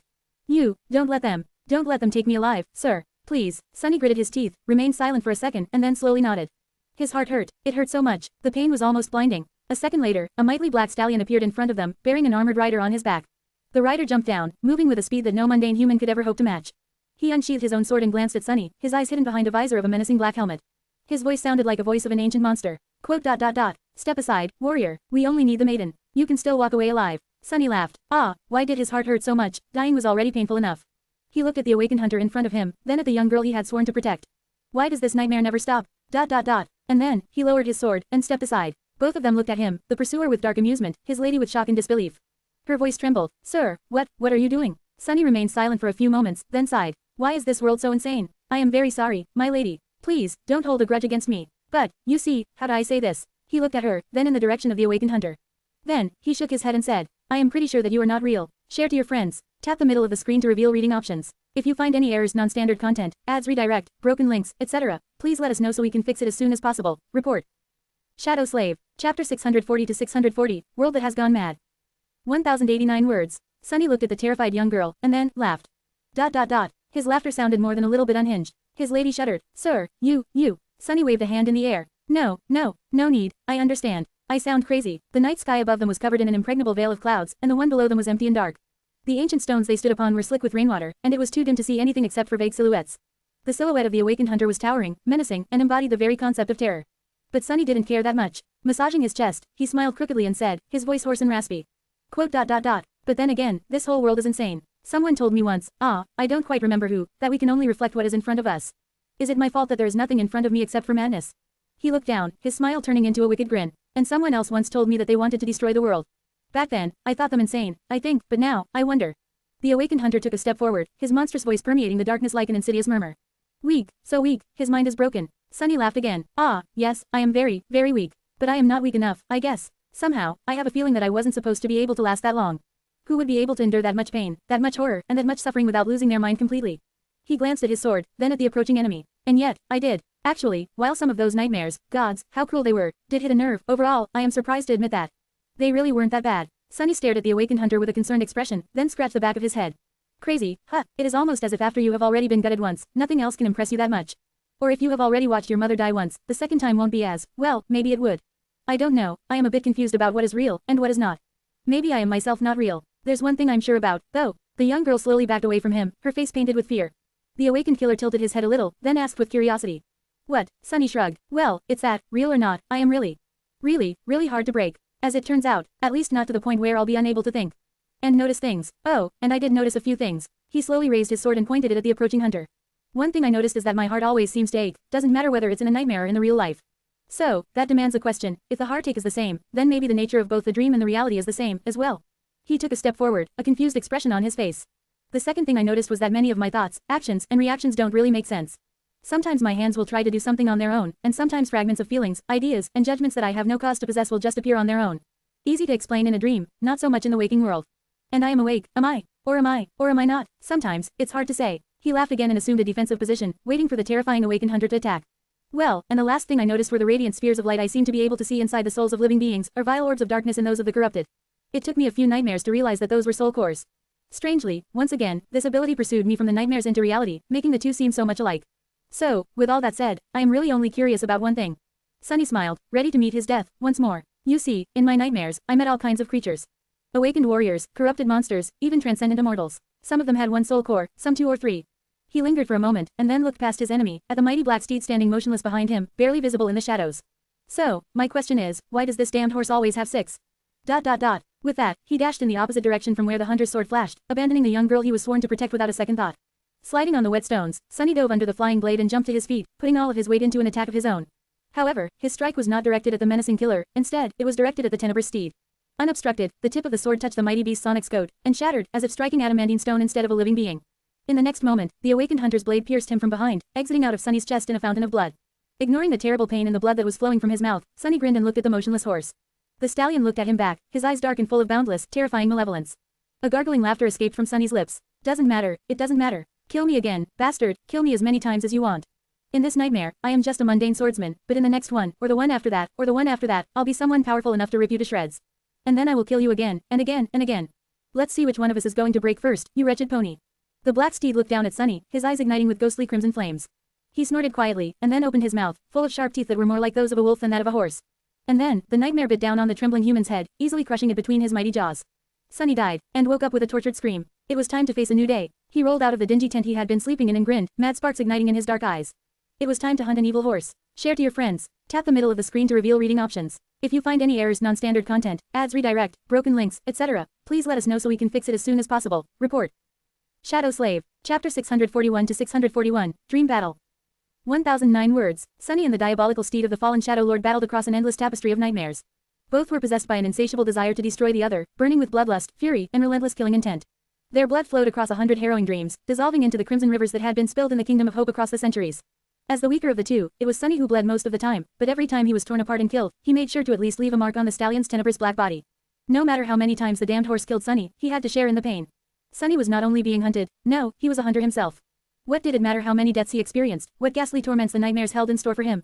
In this realm of terrors, he was as immortal as the Stygian steed. Every time he died, he was reborn anew. And every time he was reborn, there was a chance of becoming someone, or something, that the infernal stallion would not be able to defeat. When that happened, their roles reversed, and it was the black horse that had to suffer, be broken, and die by his hand. Every kill filled Sunny's soul with jubilant, dark glee. He didn't care about dying over and over again, about witnessing atrocious horrors and experiencing the worst cruelty a person could imagine. He wasn't even sure that he was a person, after all. But no matter who or what he was, Sunny was content to endure as much agony as there was, as long as he could make the dark courser feel it too. Neither of them could die in the dream, so this battle was going to be decided by the tenacity of their wills. They were going to see whose spirit would break first. Sadly, the opportunities to really hurt the Shadow Steed were few and far between. Across all of the history of the Kingdom of Hope, there were not that many creatures that could challenge his vicious strength, and even less that Sunny was fortunate enough to inhabit in their darkest moment of despair. That was not to say that his hunt was without success. After giving into madness and abandoning faith in the reality of the nightmares, and of his own memories, Sunny was left with a gaping emptiness in place of where his identity was supposed to be. He knew very few things about who he really was, and didn't really care to know more. It held no meaning for his goal of tormenting and killing the black horse, over and over again. Nevertheless, a few constant things soon revealed themselves. His aching heart, his gift of gazing into the very souls of living beings, and his name. That was the only thing he managed to remember. Lost from Light, that was his name, and that was who he was. After Lost from Light managed to remember his name, it acted as an irresistible anchor that slowly pulled other things from the darkness of oblivion that shrouded his true self. Not actual memories, but far more useful things, skills, fragments of knowledge, insights, patterns of thought. Just like a body had a memory of its own, a soul had one as well. Knowing one's name, the true name, was a key to unlocking it. So, he wasn't completely helpless against the infernal steed. What's more, Lost from Light discovered that he had a strange aptitude for this harrowing dream battle of theirs. Waking up in a new body after each death, be it a man or a woman, a child or an elder, a human or a beast, a mundane creature or an awakened one that possessed unique and unexplainable powers, would have been utterly confusing and debilitating for any warrior. How could one fight if they didn't know themselves? But his mind possessed a remarkable flexibility to it, an insidious ability to adapt to any circumstance almost in an instant, as though it was formless and shapeless by nature, and thus easily molded to fit any situation. Lost from Light found out that he could masterfully wield a large number of weapons regardless of whom he was reborn as though he had fought in countless battles before. He was able to learn to wield any other by simply observing his enemies for a few moments. He could easily peer through their technique and intentions, and use that knowledge to destroy them. When he was reborn as a fearsome creature, he could almost instantly understand how to use his bestial body to rip the enemies to shreds, as though he had lived countless lives as countless monsters. But, most importantly, he found out that fighting against those who were stronger than him was his second nature. Lost from Light's mind was full of treachery and cunning, which he could use to deliver terrible wounds to the fearsome stallion even when their might was vastly incomparable. And so, they hunted and killed each other through numerous nightmares, waiting to see which one would break first under the weight of hopelessness and never-ending suffering. Lost from Light wouldn't break. But the damned horse refused to break, too. The black steed was as resilient as he was, as stubborn, as willful, and as ruthless. It endured the endless stream of wounds and deaths Lost from Light delivered upon him with the same unbreakable determination, his hatred and murderous fury only growing stronger. The courser possessed an evil will and a devious mind of his own. He was ready to suffer terrible torment for eternity, too, as long as it meant destroying his enemy over and over again. Not caring about the agony, the stallion seemed darkly content to share it with his feral prey, as well. The black steed was as mad as Lost from Light was. Neither of them gave up, no matter how many times they were mangled, mutilated, ripped apart, and killed. Neither of them broke, so, in the end, it was the never-ending nightmare that had to fracture and fall apart instead. Share to your friends. Tap the middle of the screen to reveal reading options. If you find any errors, non-standard content, ads redirect, broken links, etc., please let us know so we can fix it as soon as possible. Report. Shadow Slave. Chapter 642 to 642, Rude Awakening. 1071 words. Bloodied and crazed, Lost from Light dragged his body across a vast plain of weathered stone, his sword scraping on the black rocks. Behind him, the shattered remains of a warship were being consumed by fire, painting the darkness of the night with an angry orange glow. In front of him, some distance away, a beautiful black steed stood on shaky legs, red foam falling from his mouth. The eyes of the tenebrous beast shone with a dreadful crimson light, but behind the boundless fury and hate, a deep sense of exhaustion hid there, mixed with confusion, resentment, and pain. Lost from Light grinned. What are you waiting for? Come here, come and take me, wretch. The stallion breathed heavily, streams of searing steam escaping from his nostrils. He snorted with anger, then lunged forward, lowering his head to skewer the enemy with sharp horns. His steel hooves rang sonorously, causing swarms of red sparks to fly off the ancient stone, and his black mane waved in the wind like a stream of pure darkness. They clashed beneath the empty night sky. And then, Lost from Light died. Or so he thought. Instead of dissolving into darkness and being reborn into a new nightmare, he fell to the ground, causing the whole world to shudder. What is this? Am I finally done for? He thought that he saw strange tears appear in the very fabric of reality. And then, reality crumbled like a vast black veil. Everything around him, the stone island, the burning debris of the broken ship, even the lightless black sky, rippled and swayed, as a silk curtain that was being crumbled by an invisible, giant hand. A moment later, torn and broken, that curtain fell apart. It was a magnificent sight, to see a whole world disintegrating right before your eyes. Some time later, Lost from Light found himself in a boundless darkness, surrounded by pure nothingness. His pain was no more. In fact, he didn't even seem to possess a body. Instead, he had turned into a formless shadow, with 3 orbs of black fire burning furiously in its depths. Lost from Light laughed. What happened? Don't tell me that you ran out of nightmares, beast. Oh, what will you do now? Instead of a response, something moved in front of him, behind him, all around him. Out there in the darkness, there was another shadow. But this one was deeper, vaster, and much more ancient. It was full of malevolence and hatred. As his voice echoed in the nothingness, the vast shadow suddenly surged forward, enveloping him. And then, Lost from Light, Sunny, woke up. Sunny rolled out of the bed, clutching at his chest. His gauntlet scraped against the onyx metal of the mantle of the underworld, and in the next second, he fell onto the cold stone floor, looking around wildly, his eyes full of confusion and fear. Where am I? Another nightmare. He saw a terrifying snake coiled in a corner, pale moonlight glistening on its Stygian scales, and a graceful knight in black armor standing guard at the door. For a moment, Sunny panicked, but then remembered who they were. Single quote ... Saint, soul serpent, and then, he remembered who he was. His pupils widened. I'm awake. The fragmented memories of the countless nightmares drowned his mind, each one more harrowing than the other. Some of them were already fading away, like dreams usually did, but some remained, almost as vivid and vibrant, and terrible, as when he had lived them. Sunny shuddered and let out a stifled shriek. For a few moments, his sense of self grew fragile, the madness of his nightmare self clashing against his actual being. But then, the real him, the one that was an awakened fighter instead of a nameless being locked inside a never-ending wheel of torturous nightmares, won over and absorbed the other, somehow. It was a proper mess. But Sunny had no time to pay a lot of attention to the chaotic and, without a doubt, dire process of his different divergent selves melding together. Because, as soon as he fell to the floor, he heard the painfully familiar sound. Loud, threatening, drawing closer and closer, the ringing of steel hooves on cold stone. How? What? He was too disoriented and shell-shocked to gather his thoughts and understand what was happening. He knew only one thing for sure. The damned horse was coming. Saint suddenly raised her shield and stared at the door, while the soul serpent silently blended with the shadows. Sunny was already trying to stand up, a desperate thought trying to form in his mind. Memory. I need to summon a memory. I need a weapon. But he didn't get a chance to. Just a moment later, the wall of the chamber suddenly exploded into a flood of stone shrapnel, and 2 furious crimson eyes appeared in the darkness behind it. The black stallion, the awakened terror that had once been Shadow Lord's steed and companion, galloped into the chamber right through the stone wall and rammed into Sunny without slowing down one bit. In the short moment before that happened, Sunny got a chance to get a good look at him. The creature appeared exactly as it had in the nightmares. The stallion was tall and graceful, his coat as black as night and his eyes burning with menacing crimson light. Lean muscles rolled under his skin with each movement, making it glisten with dark luster. His hoofs seemed to be forged out of somber adamantine metal, as were his curved horns and sharp, terrifying fangs. The tenebrous steed seemed to be surrounded by shadows, his silhouette cloaked in their dark mantle. He was as beautiful as he was terrifying. More importantly, the terror was heading right for Sunny, with cold hatred burning in his dreadful eyes. A split second later, the stallion rammed him at full speed. Arg! The black horns failed to pierce the stone-like metal of the mantle of the underworld, but Sunny felt as though he was hit by a speeding train. His armored body was raised into the air and flung backward. The courser carried him forward on the sharp horns, and a moment later, rammed into the other wall of the room, shattering it with Sunny's back. Sunny felt another terrifying impact, and his vision momentarily went black. Surrounded by a cloud of stone debris, the two of them, the demon and the terror, fell out of the jagged breach in the keep's outer wall and into the cool night air, plummeting down from the height of the abandoned castle's main tower. Damned horse, why can't you just die? Share to your friends. Enjoying this site? Support us via PayPal, Visa, MasterCard or crypto. Your donations help cover site maintenance and hosting costs. Tap the middle of the screen to reveal reading options. If you find any errors, non-standard content, ads redirect, broken links, etc., please let us know so we can fix it as soon as possible. Report. Shadow Slave. Chapter 643 to 643, Clash of Shadows. 1009 words. Sunny and the black steed plummeted down in a cloud of shattered stone. Far below them, the courtyard of the boundary fortress lay, shrouded in darkness. It was growing closer and closer, approaching with terrifying speed. Neither paid it any attention, however. The stallion bit down on Sunny's shoulder with all his might, his sharp fangs scraping against the stone-like metal of the mantle of the underworld. The fearsome onyx armor was an ascended memory of the 6th tier, a whole rank above the diabolical shadow, so the courser was not supposed to be able to damage it. However, to Sunny's shock and dismay, the metal plates actually groaned and bent, crushing his flesh. He roared with pain and anger, then thrust his 4 hands forward, ripping the terror's chest with his claws. Drops of blood fell down like rain. Intertwined, the two of them hit the cobblestones of the desolate courtyard. However, instead of being broken by the fall, both simply submerged into the veil of shadows, drowning it, as if the ancient stones had turned into a lake of liquid darkness. For a moment, Sunny found himself floating in the tenebrous embrace of deep, unfathomable shadows. Usually, turning into a ghostly shade would have meant escaping to safety. But today, his enemy was a similar creature himself. A vast and terrifying presence lunged at him from the darkness, full of fury and boundless, chilling killing intent. The black steed had pursued him even into the shadows. However, this time, Sunny was ready. He had never fought anyone, or anything, as a shadow. But he had been attacked in this form twice, first by the mirror beast, and then by its insidious creator, Mordred of Valor, the Prince of Nothing. Both were able to steal his own ability, and use it against him. What did it mean? It meant that while Sunny could not damage mundane shadows, as Shadow Blade Kurt had been able to, he was capable of destroying other shadow creatures, just like they were capable of destroying him. In his shadow state, Sunny was shapeless and formless, but that also meant that he could assume any shape and any form. It was just a matter of his will, mind, and imagination. As the vast presence that was the nightmare steed lunged at him, he moved to meet it, turning into a long, narrow blade made of darkness. They clashed, tearing each other's souls apart. Sunny's whole being was instantly drowned by terrible suffering, but he also felt a silent scream of agony escaping from the rippling shadow that was trying to enshroud him. Both the demon and the terror were thrown back into the corporeal world, Sunny rolling away on the cold stones, the tenebrous steed sliding on them as his hoof struck sparks into the air. Kill! I'm gonna kill you, bastard, just you wait. Sunny roared and rose to his feet, outstretching one hand to summon the cruel sight, and another to summon the moonlight shard. 2 burning crimson eyes streaked through the darkness, and he was hit in the chest again. His lower hands grabbed the horns of the infernal stallion, and the mantle of the underworld suddenly grew as heavy as a mountain. That didn't slow down the courser one bit, however. Together, they struck the wall of the dilapidated fortress. Sunny shrieked, feeling his spine come very close to snapping. If not for Bone Weave, he would have undoubtedly been shattered into pieces. The wall of the fortress was shattered instead. A whole section of it cracked, and then crumbled, making the ground tremble as a vast cloud of dust rose into the air and blotted out the stars.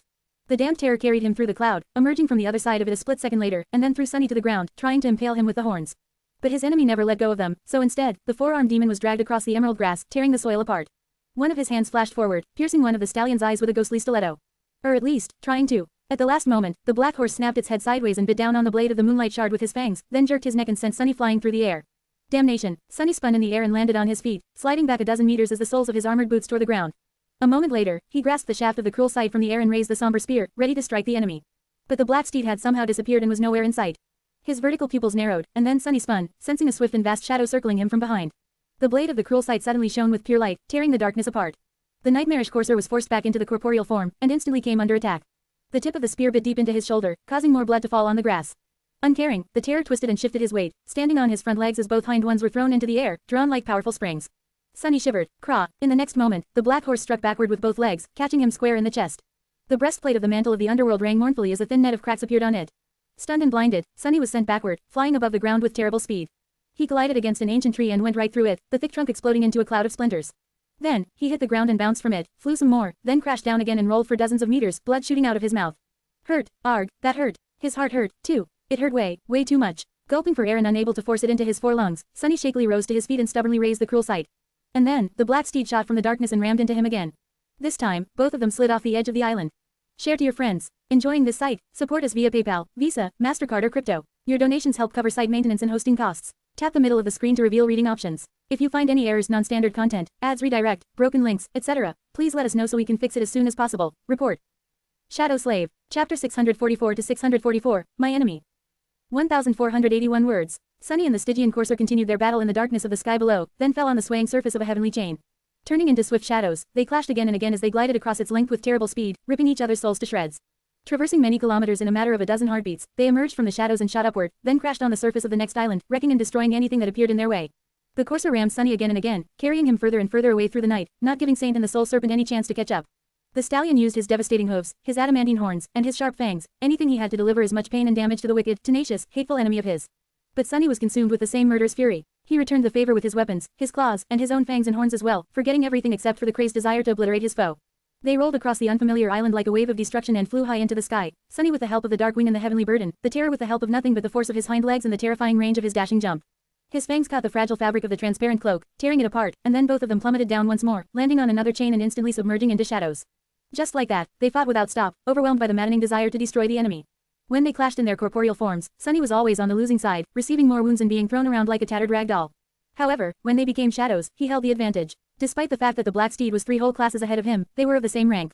And while the courser was a more ancient and powerful shadow, Sunny was a divine one. Suffused with the flame of divinity, each of his attacks dealt more damage, and that damage was far more terrible as well. His shadow form, while much smaller, was far more fathomless and resilient.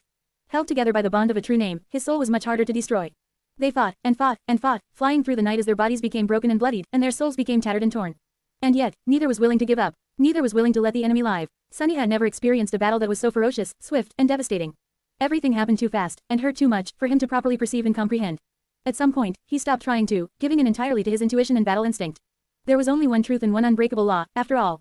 He had to kill the enemy, and prevent the enemy from killing him. Everything else was just noise. Finally, exhausted and covered in wounds, they reached a deserted island where nothing living dwelled or grew. Rolling on the ground, Sunny used 2 shadows to augment his mangled body, and the third one to serve as his second pair of eyes.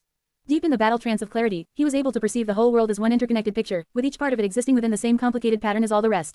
His mind was forged into a single sharp edge, all of his thought dedicated to the battle, clear, purposeful, and swift. He saw the silhouette of the infernal black horse approach him from the darkness, bloody foam streaming from the stallion's mouth, unshaken while burning in the dreadful crimson eyes. By now, the two of them knew each other better than they knew themselves. After all, they had spent countless nightmares hunting and killing each other, only to continue the battle in reality after the nightmares could not keep up anymore. They were evenly matched. The black steed was far more powerful and had experienced centuries of bloody battles, but Sunny was devious, cunning, and full of insidious treachery that made up for his lack of strength. Neither could overwhelm the other, and at this point, both were probably going to die trying. The steed seemed to be at peace with such an outcome. And Sunny was too. He would have preferred to stay alive, though. Curse you. A low growl escaped from his lips, and then, Sunny suddenly dismissed his weapons, and even his armor, standing motionlessly under the starlit sky, his nakedness covered only by a crude loincloth. Raising one hand, he massaged his aching chest, then bared his fangs in a dark grin and growled. Let us end this, then. The black steed stared at the hateful enemy for a few moments, and then lowered his head, starlight shining on the sharp tips of his horns. And then, the courser charged forward, breaking the ground with the push of his adamantine hooves. Sunny lunged forward, as well. He had only one gamble left. One desperate, devious trick. Since he and the tenebrous stallion knew each other so well, he was going to try and turn into the terror's shadow. Using shadow dance against another shadow was a strange concept, since shadows were formless and shapeless by nature. How was he supposed to peer into the very essence of something that was shifting and ever-changing? Well, he was either going to do it, somehow, or die. That was why Sunny had dismissed his armor and his weapons. The black stallion did not use any weapons or armor, after all, only his hooves, his fangs, his horns, his unbreakable will, and his furious desire to kill. That was what Sunny had to use, too. He recalled everything he could about the endless stream of nightmares, every torturous death, every indescribable torment, every excruciating loss he still remembered, and how his enemy had been in those vile dreams. He remembered a similar deserted island, centuries ago, where the Shadow Lord said his last goodbye to his faithful steed, and their exhilarating ride across the night skies just before that. He remembered every wound that the stallion had dealt him, and every wound that he had dealt in return. And then, he tried to use shadow dance like he had used it on countless humans and creatures before, only this time, peering even deeper, wishing to understand even more. For a moment, it was as though Sunny himself became the Stygian steed. He felt it, the rage, the hatred, the dark resolve, but also, deep underneath it, boundless loneliness, sorrow, and longing. Ah, what a terrible fate it was, for a shadow to walk the world without its master. He saw himself wandering across the ruins of the Kingdom of Hope, mournful and lost, and then returning to the now empty fortress that had once been his home, his master's home, only to see it be overtaken and desecrated by marauding strangers. He felt a deep, maddening rage, and gave in to this madness, letting it consume him. And then, Sunny saw himself charging at a bloodied form of a four-armed demon. He saw clearly what the black steed was going to do to kill him, a split second before it happened. And so, he sidestepped the attack before it even came, raised his upper arms, locked his fists together, and brought them down with all the devastating, inhuman power he had. The charge of the stallion missed, and instead, a terrible blow descended from above, landing on his spine and shattering it. The black steed tumbled to the ground, suddenly paralyzed, and remained laying there, his side rising and falling shakily, his horse breathing slowing down and down. Sunny fell, too. Ah, hell, it felt like he was dying, too. The pain in his chest had finally grown intolerable, as if his heart finally reached its limit. Turning his head, he stared at the dying horse, whose dreadful crimson eyes were slowly growing dim and cold. After a while, the madness burning in them was extinguished, and a shadow of a new emotion appeared in them. Confusion, pain, and sudden recognition. The black steed breathed in one last time, then let out of quiet whine. And died. Sunny closed his eyes. He was so tired. Single quote. I won. Well, then, maybe, it was time for him to die, too. In the darkness, the voice of the spell whispered into his ear, its voice soft and solemn. You have slain an awakened shadow, nightmare. Your shadow grows stronger. He felt a vast amount of shadow fragments flow into his cores, reinforcing them, and thought tiredly. Strange, that doesn't feel like just 6 of them. But the spell was not done speaking. It remained silent for a moment, and then said, opening square bracket. You have received a shadow. Your aspect legacy mastery level has increased. You have received the right to claim a legacy relic. Sunny weakly tried to smile. Such great news. This would have been great, if I was not dying. And then, a strange sound invaded his ears. It sounded like, the rustle of sails. Share to your friends. Enjoying this site? Support us via PayPal, Visa, MasterCard or crypto. Your donations help cover site maintenance and hosting costs. Tap the middle of the screen to reveal reading options. If you find any errors, non-standard content, ads redirect, broken links, etc., please let us know so we can fix it as soon as possible. Report. Shadow Slave. Chapter 645 to 645, Facing a New Day. 993 words. There was warmth, sunlight, and the smell of fresh sheets, wood, and green leaves. Sunny slowly opened his eyes and felt the bed beneath him sway gently. No, the world itself had swayed. It was time to face a new day. Suddenly overwhelmed by terror, he sat up with a growl, his eyes wildly searching for the signs of danger, disaster, and death. His forehands rose, sharp claws ready to tear flesh apart. No, no, no, it was all a dream, I'm in the nightmare again. I never escaped. Panic washed over his mind, but then slowly receded. Sunny remained motionless for a few moments, then lowered his gaze and stared at his forehands. This was the shadow demon's body. He was awake, he was himself, well, the nightmare version of himself. It was all so convoluted. He remembered the desolate fortress, the endless torments he had dreamt of, the fearsome battle with the black steed, and his eventual victory. The terrible pain of his last heart giving out. Too-tum too-tum, too-tum too-tum, too-tum too-tum. Hearing the strange sound, Sunny looked at his chest. His 3 shadows were sprawled on the ground, so the rough skin of the shadow demon had lost its obsidian color and was back to its original complexion, as pale and gray as it had been back when he first entered the nightmare. There was a thin, barely noticeable scar running vertically from his collarbone to his abdomen. And beneath it, too-tum too-tum, 2 mighty hearts were beating steadily, circulating rivers of blood through the gaunt, towering body of the 4-armed demon. He blinked a couple of times. I am alive. Not only was he alive, but he also seemed to possess 2 perfectly healthy hearts. Remembering something, Sunny shifted his gaze back to his hands and noticed that his 2 missing fingers were now back, be it of a slightly different color and seemingly carved out of ashen, polished wood. He tentatively made his hands into fists, and saw the wooden fingers bend as if they were no different from the other 18. He could even feel the texture of the skin on his palms pressing against their tips. His 2 new claws were forged out of lustreless steel. Finally, Sunny raised his eyes and looked around, trying to understand where he was. The room he saw was not very spacious, but also not small. Its walls and ceiling were made out of wood, and so was the floor, hidden under an opulent plush rug. The bed he lay upon was sturdy and large, with a mattress so soft that it seemed like a cloud, and pristine white sheets covering it. There were several pieces of luxurious furniture in the room, a pile of bright sitting pillows on the floor, a tray with succulent fruit on an intricate wooden table, and a large window on one of the walls, opening onto a breathtaking view of the boundless blue sky. Despite the lavish decor, the room felt familiar, somehow. Sunny frowned. Wait a minute, wasn't there a room just like this, but far more dilapidated and empty, on the ancient flying ship the firekeepers had repaired? Suddenly, something clicked in his mind, and his vertical pupils narrowed.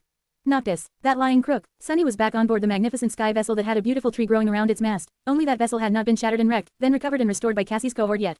It was still owned by its original captain, the great and powerful sorcerer of the East, Noctis. He must have picked Sunny up after the battle with the black steed and kept his promise, fashioning a new heart for the shadow demon's body, and even replacing the fingers Sunny had lost while trying to learn how to weave. Which was very nice of him, but didn't mean that Sunny would not still enjoy ripping the bastard limb from limb. That lying sack of monster crap. Spend the night in the fortress, sunless, what's the worst that could happen, sunless? I'm going to strangle him. Sunny growled hatefully and clenched his fists, almost slicing his own skin apart with the claws. He was full of resentment, fury, and vengeful wrath. However, after thinking about it for a few moments, he had to hide his fangs and make a sour face. Yes, the thought of making the deceitful sorcerer squirm felt very nice. But no matter how weak and affable Noctis seemed, he was an immortal transcended, a chain lord of the kingdom of hope. Someone whose mere presence was enough to scare a terrifying corrupted monster away. There were far more productive things in life than harboring thoughts of revenge against someone like that. Besides, there was so much Sunny had to think about instead. The nightmares, the battle with the Shadow Stallion, the rewards he had received after emerging victorious from it, his future plans and actions. Sadly, he did not receive an opportunity to consider all these important and vital things. As if summoned by Sunny thinking of his name, the damned sorcerer suddenly opened the door and entered the room, whistling a jolly tune under his nose. Noctis was just as Sunny remembered him, carefree, pleasantly likable, and dressed in extravagantly colorful silk garments. His raven black hair was immaculate and lustrous, and his beautiful gray eyes sparkled with jovial light. Noctis saw the 4-armed demon, and smiled brightly. Ah, Sunless, you're finally awake. Sunny stared at him, the corner of his eyes twitching. Single quote. Bastard, you have the audacity to smile at me after sending me to that hell. He hesitated, then let out a low growl as a greeting. Come to think of it, what, exactly, was the sorcerer planning to do with him now? A vague memory of one of the nightmares suddenly entered his mind, one where he had been turned into an obedient wooden doll by a, who had it been?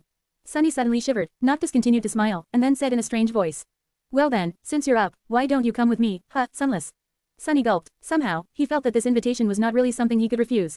Share to your friends. Enjoying this site? Support us via PayPal, Visa, MasterCard or crypto. Your donations help cover site maintenance and hosting costs. Tap the middle of the screen to reveal reading options. If you find any errors, non-standard content, ads redirect, broken links, etc., please let us know so we can fix it as soon as possible. Report.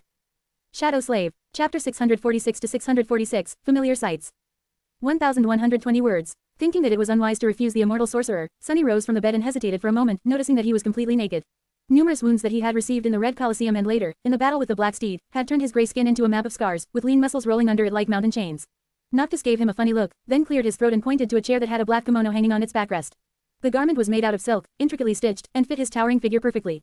It even had 4 sleeves instead of 2, revealing that someone must have sewn the thing specifically for him. Feeling the cool caress of the soft fabric on his rough skin, Sunny covered his nakedness, fastened the belt around his waist, and then put on a pair of leather sandals. Feeling somewhat like a proper human again, or rather, a proper demon, he then tied his wild black hair with a black ribbon and followed Noctis out of the room. As they walked to the upper deck, the sorcerer couldn't help but throw glances at him, mumbling some nonsense in a barely audible voice. Wonderful, marvelous, my complexion is, without a doubt, the fairest there is in the kingdom of hope, but alas, black doesn't suit me at all. I won't be caught dead wearing black. Or alive, really, but this is just perfect. Finally, someone to do justice to this night silk I bought. It must be fate, indeed, no doubt about it. Sunny stared at the immortal transcendent with a concerned scowl on his face. The man was clearly a raving lunatic. Another one. Why the hell is everyone in this damn nightmare insane? They walked onto the upper deck of the flying ship, where Sunny saw a somewhat familiar picture. There was a beautiful tree growing around the main mast, with the middle of the vessel drowning in the cool shade of its wide branches. The bark of the tree was ivory white, and its leaves were vibrant emerald in color. The difference with how the flying ship had been in the future was that the original tree he was staring at right now was much taller, stronger, more robust, ancient. Now that he had witnessed the consecrated grove of Heart God, Sunny easily recognized its origin. He also shuddered, remembering the nightmare in which he was reborn as an old man. That one was perhaps the most terrible of them all. Mostly because it reminded him of his own past, his own mother. His own loss. Noticing a subtle shift in the expression of the sullen demon and misunderstanding it, Noctis smiled proudly. Ah, yes, she's a real beauty. This noble ship is the last of her kind. An original. All those flying buckets the rest of the muse are just crude imitations. He patted the bark of the sacred tree in passing and continued forward, heading for the bow of the ship. You are probably too young to remember, sunless, but a long time ago, the sky below was full of divine flame. Back then, there were fearless daredevils who dove down into the ocean of immolating fire to harvest some of it. This is the last remaining vessel of their fleet. The sorcerer smiled. All the rest were turned to ash, along with their crews. Even the memory of them is long gone. Shame, those guys were really something, the fire hunters. A fun crowd, not very bright, though, which was how I got my hands on this beauty. Won her in a game of cards, and made some improvements. He laughed. I am the best player in all of the Kingdom of Hope, you know. I even won that obsidian knife you carry once, from the one in the north. Oh, you should have seen her face when she had to give me the prize. That was back when she cared about such stuff, of course. Sunny blinked and stared at the sorcerer, dumbfounded. No way, he won one of the 7 knives by playing cards. The 7 knives created by Sun God. Noctis glanced at him and winked. Ah, yes, the rest of the lords had the exact same expression you do right now. They were very angry with us too. It was a giant mess. I sort of lost that knife later on, though, so they mellowed out. He grew silent for a bit, and then added, his voice a little darker. But these knives, they never really stay lost for long, you know. It's really hard to get rid of one. Impossible, in fact. They continued forward in silence. Disturbed, Sunny turned away and looked over the railing of the flying ship. It seemed that Noctis had not moved the vessel away from the deserted island where the battle between Sunny and the Black Stallion had ended. It was still below, empty except for a few jagged rocks laying here and there. The only difference was that, now, there were beautiful white flowers growing from the soil where the drops of the lonesome steed's blood had fallen on it. A giant mess. Sunny knew that there were 7 immortals created by the Lord of Light to guard, or rather, contain, hope. Their strings were torn out of the tapestry of fate, made to loop endlessly onto themselves, and placed into 7 strange knives. And so, the knives were both what made the chain lords eternal, and the only thing that could kill them. Each of Hope's wardens was entrusted with the key to another's death. This was what kept the balance between them, so, of course Noctis had made a huge mess by managing to get his hands on a second one. No wonder the other lords were angry. Even though losing one of the knives was something only a complete idiot would do, in this instance the sorcerer had been lucky enough to somehow manage such a feat. Otherwise, he might have found himself in hot water, or molten steel. Sunny shuddered and closed his eyes for a moment. Finally, they reached the bow of the ship and descended a set of stairs, eventually stopping in front of a heavily reinforced door that looked faintly familiar. Noctis unlocked the door, and invited Sunny inside. There, Sunny saw armored walls, a high ceiling, and 3 chests standing in the center of the room.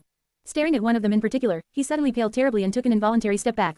Noctis glanced at him with confusion, then shook his head. You are very strange. Don't be afraid, these are just my treasure chests. They won't bite. He thought for a second, and then gave one of the chests a playful kick.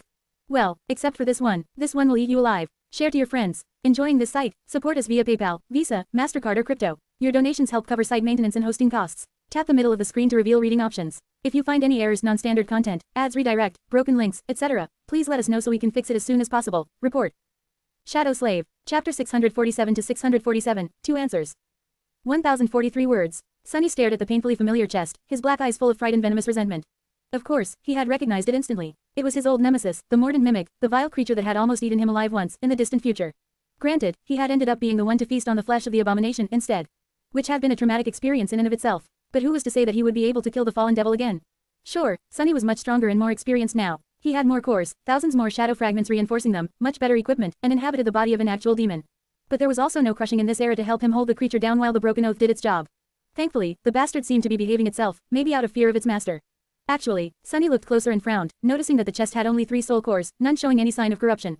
They were bright and pristine, just like that of any other creature following the path of ascension. However, they were also too dim to be of the ascended rank. The mimic was neither fallen nor a devil yet. It was simply an awakened demon masquerading as a treasure chest, which was a bit of an improvement, but still didn't really explain why Noctis was using a powerful demon as a piece of furniture. I guess the mimic grew stronger sometime in the future, and was also corrupted, somehow. Sunny relaxed a little, but then his scowl deepened. While Noctis opened one of the other 2 chests and started enthusiastically rummaging through it, 2 thoughts entered Sunny's mind. One was very simple, coins. However, no matter how alluring the image of the miraculous coins was, the second thought took precedence. What the hell? Those words Noctis had just said, weren't they mentioned in the description of the covetous coffer? Yes, they were. So Sunny was, and had always been, the pale friend mentioned in it. How could the spell have known that this exact scene would play out, all that time ago? Back then, Sunny had not even known about the existence of the nightmare seed in the ivory tower, let alone harbored any thoughts of entering it. There were two possible answers, both of them equally unnerving. One was that the nightmare was not, in fact, a recreation of the past. Instead, it was just the past. The spell knew what Noctis was going to say because this conversation had already happened thousands of years ago, and possessed the power to send people back through time. Sunny wasn't quite ready to believe that, though. Things didn't really add up. If each nightmare allowed Awakened to travel through time and return to the past, they would have been able to cause changes in the present through their actions. There had not been too many nightmares conquered since the spell had appeared, but also not that few. Hundreds at least, and maybe even thousands. So, he was more inclined to consider the other answer. The second answer had to do with the nature of the spell and the domain of its alleged creator. Weaver was called the Demon of Fate for a reason, after all. Their mask allowed Sunny to steal a glance at the tapestry of fate, and see the past, the present, and the future of everything, all at the same time. Just one split second of this terrible knowledge had almost driven him insane. Perhaps the spell, which was woven out of those very strings of fate, was able to perceive the depths of the tapestry as well, and hence knew that it was Sunny's fate to enter the nightmare, meet Noctis, and have this conversation in the treasury of the flying ship. That possibility was, perhaps, even more frightening. Damnation, my head hurts. The mystery of the seemingly innocuous description of the covetous coffer had turned out to hold a key to a very important piece of the grand puzzle, one that was too important to be considered hastily. The whole nature of the world as Sunny knew it could be changed entirely depending on which answer was true. He was going to have to think about it more, and later, in excruciating detail. And speaking of excruciating, Sunny lingered, then glanced at Noctis, suddenly remembering all the torment he had gone through because of that shameless crook. He gritted his teeth, thinking of all the ways he would have made the bastard pay, if he could. The crook in question, meanwhile, smiled widely as he pulled a sparkling emerald medallion out of the chest and threw it to Sunny. Aha, there you are. Here, catch. Sunny caught the medallion and studied it with a dubious expression. There seemed to be an almost invisible, intricate string of runes carved into the precious stone. What is this crook planning now, I wonder? Ah, I wish I could rip his flimsy body into tiny pieces, and listen to him scream. I would have started with the fingers, I think, and worked my way up. One little piece at a time. Noctis stared at him with a strange expression, his face frozen. Sunny frowned. Why is that idiot staring at me? Gods, what a lunatic. Huh, wait a moment. He blinked. Why does it sound as if I'm speaking aloud? Damn, am I going crazy as well? Crazier, I mean. The sorcerer cleared his throat, then cautiously hid his hands behind his back. Yeah, that emerald trinket you are holding is a very rare and precious magical amulet. It can project someone's thoughts outward and vocalize them, turning thought into sound. So, do stay away from my fingers, please. I am quite attached to them. Unlike some people. Sunny paled. What? No, he heard all that. Wait, crap, he heard that, too. He shuddered and hurriedly dropped the emerald amulet to the floor, then stared at it in abject horror. Noctis smiled. Oh, Sunless, don't fret, my friend. I know it was just a bit of friendly teasing. I've heard way worse, anyway. You are actually a very restrained individual, as far as demons go. He bent down, picked up the amulet, and offered it to Sunny with an innocent grin. So, how about we have a hearty meal and talk? There's so much we must speak about. Share to your friends. Tap the middle of the screen to reveal reading options. If you find any errors, non-standard content, ads redirect, broken links, etc., please let us know so we can fix it as soon as possible. Report. Shadow Slave. Chapter 648 to 648, with good intentions. 1091 words. A few minutes later, Sunny was staring at a table full of all kinds of delicious food. The table was situated on the upper deck of the flying ship, allowing for a breathtaking view of the shattered kingdom of hope below. Being that high up in the sky, he couldn't help but feel a deep sense of discomfort. The fear of the crushing was already deeply ingrained into his bones, however, the terrible curse that dictated the lives of everyone on the chained isles did not exist yet. He had nothing to worry about. Or rather, he did not have to worry about that particular danger. There were plenty of other existential threats surrounding him, however. The food had been served by obedient wooden dolls wearing tasteful silk liveries. Sunny was pretty sure that each of the animated mannequins had been a living creature once, their souls torn from their bodies and placed into the dolls by the person sitting across from him. Taking a sip of a cold wine, the person in question smiled brilliantly and gestured at the food. Come, Sunless, enjoy. Sunny hesitated for a bit, then reached out to put a few portions of several mouth-watering dishes onto his plate. He was careful not to touch the emerald amulet that lay in front of him, knowing that doing so would reveal all his thoughts to the damned sorcerer. That thing was maybe the greatest danger he faced. While the ability to communicate with people was something he had been thinking about from the first day of entering the nightmare, sharing his every thought was not something Sunny was ready to deal with yet. His flaw had been constraining what he was able to say for a long time now, so his mind was a kind of safe haven for Sunny. For that reason, he had developed a tendency to run wild with his thoughts. Revealing them all to a mad sorcerer was not a very great idea. Noctis watched him eat with a carefree smile, then said in a friendly tone. By the way, great job killing that nasty horse. What a feat, what a gallant deed. Truly, vanquishing it was an exploit worthy of being sung about. But, Sunless, the sorcerer hesitated for a moment, then leaned forward and asked with a bit of exasperated desperation in his voice. Please tell me, why, for the love of the gods, did you kill the horse? Sunny, who was taking a sip of cold water, spat it all out. Coughing, he stared at Noctis with murderous fury burning in his bestial black eyes, then ground his fangs and put his palm on the emerald amulet. Quote. What the hell do you mean? Why did I kill the horse? You were the one who sent me into his damned lair. The horse was this close to becoming the end of me, what else was I supposed to do? Then, he clenched his four fists and growled. The nerve of this bastard. Sunny, of course, meant for that last thought to remain unsaid, but sadly, one of his fists was still touching the enchanted amulet. Noctis looked at him, blinked a few times, and then flung his hands into the air. I never meant for you to fight it. Do I look like an idiot? That horse destroyed hundreds of creatures much scarier than you, why would I send a mere demon to battle it? Sunny opened his mouth, then closed it, then opened it again. Finally, he hissed, yes, I don't know, why did you send me into the fortress? The sorcerer gulped down his wine, remained silent for a bit, then let out a bitter sigh. Oh, well, you know, I just thought that since you were both shadow creatures, it might have liked you. Didn't you know each other back when your master was still around? Sunny looked at the beautiful immortal for a few moments, then trembled slightly and covered his face with two hands. That damn fool. This time, he was careful to not touch the amulet while thinking that. The worst part of all of it was that Noctis was not entirely unfounded in thinking that the black steed would not attack Sunny. The body he was currently inhabiting had, indeed, been acquainted with the stallion centuries ago, back when their lord had been alive. The problem was that Sunny had replaced the four-armed demon, and thus had no memory of knowing the black courser, while the courser himself had gone mad during the hundreds of years of solitude and only recognized his old companion seconds before death, when his madness receded for a few short moments. So, all that horror, all the pain and torment he had gone through in the nightmares, was the result of a tragic and cruel twist of fate. It was just a series of wicked and disastrous coincidences, nothing more, and nothing less. Sunny let out a low growl. Single quote. Forget it, it doesn't matter, anyway. Not now, and not anymore. The important part is, Noctis might look like an eccentric idiot, but he is anything but. If he wanted me to reunite with Shadow Lord Steed, there was a reason for that. What does he really want? He hesitated, then placed his hand back onto the amulet. Quote. Why did you want me to meet that thing? The sorcerer remained silent for a bit, then smiled charmingly. Oh, right, by any chance, before you killed it, has Nightmare shared anything with you?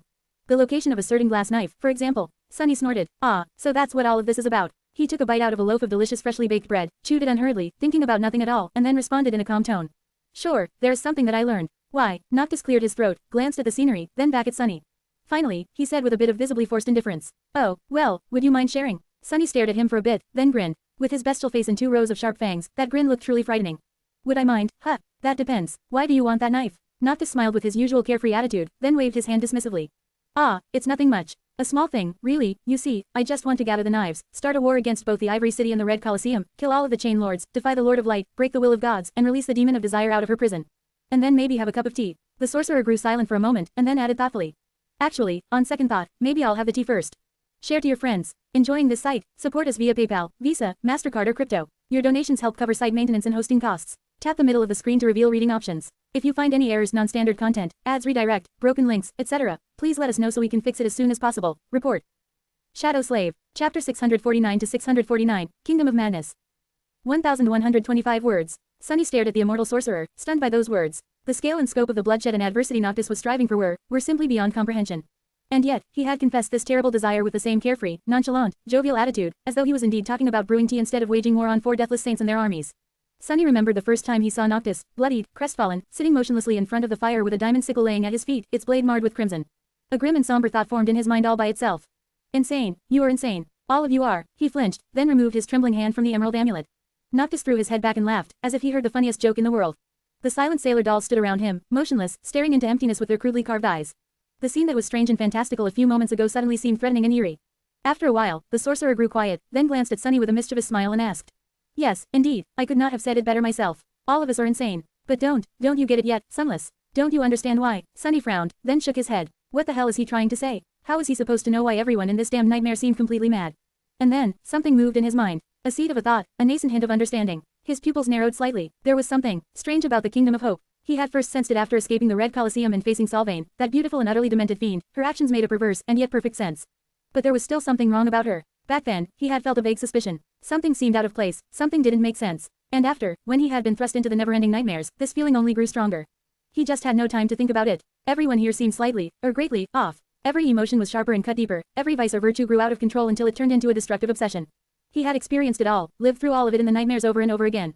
Pain, sorrow, tragedy, madness. Even Sunny himself was affected by this insidious strangeness. His single-minded obsession with learning how to weave, the sudden intensity of his affection toward Elias, the subsequent crushing heartbreak over the young man's death, the unquenching hatred he had felt for the Black Steed, all of those things were not exactly out of his character, but slightly more consuming than they should have been.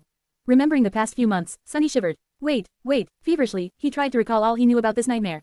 The 7 knives, the 7 immortals, 1,000 years of solemn duty, the terrible torture one of the rulers of the Ivory City had been subjected to by his own brother, the destruction of the sacred grove, the Shadow Lord making a choice to take a coward's way out before what? Suddenly, an expression of shocked understanding appeared on Sunny's face. He looked at Noctis for a while, and then cautiously picked up the emerald amulet. A single word formed in his mind. Hope. The sorcerer smiled, then nodded and looked at the vast expanse of the shattered kingdom below them. Quote.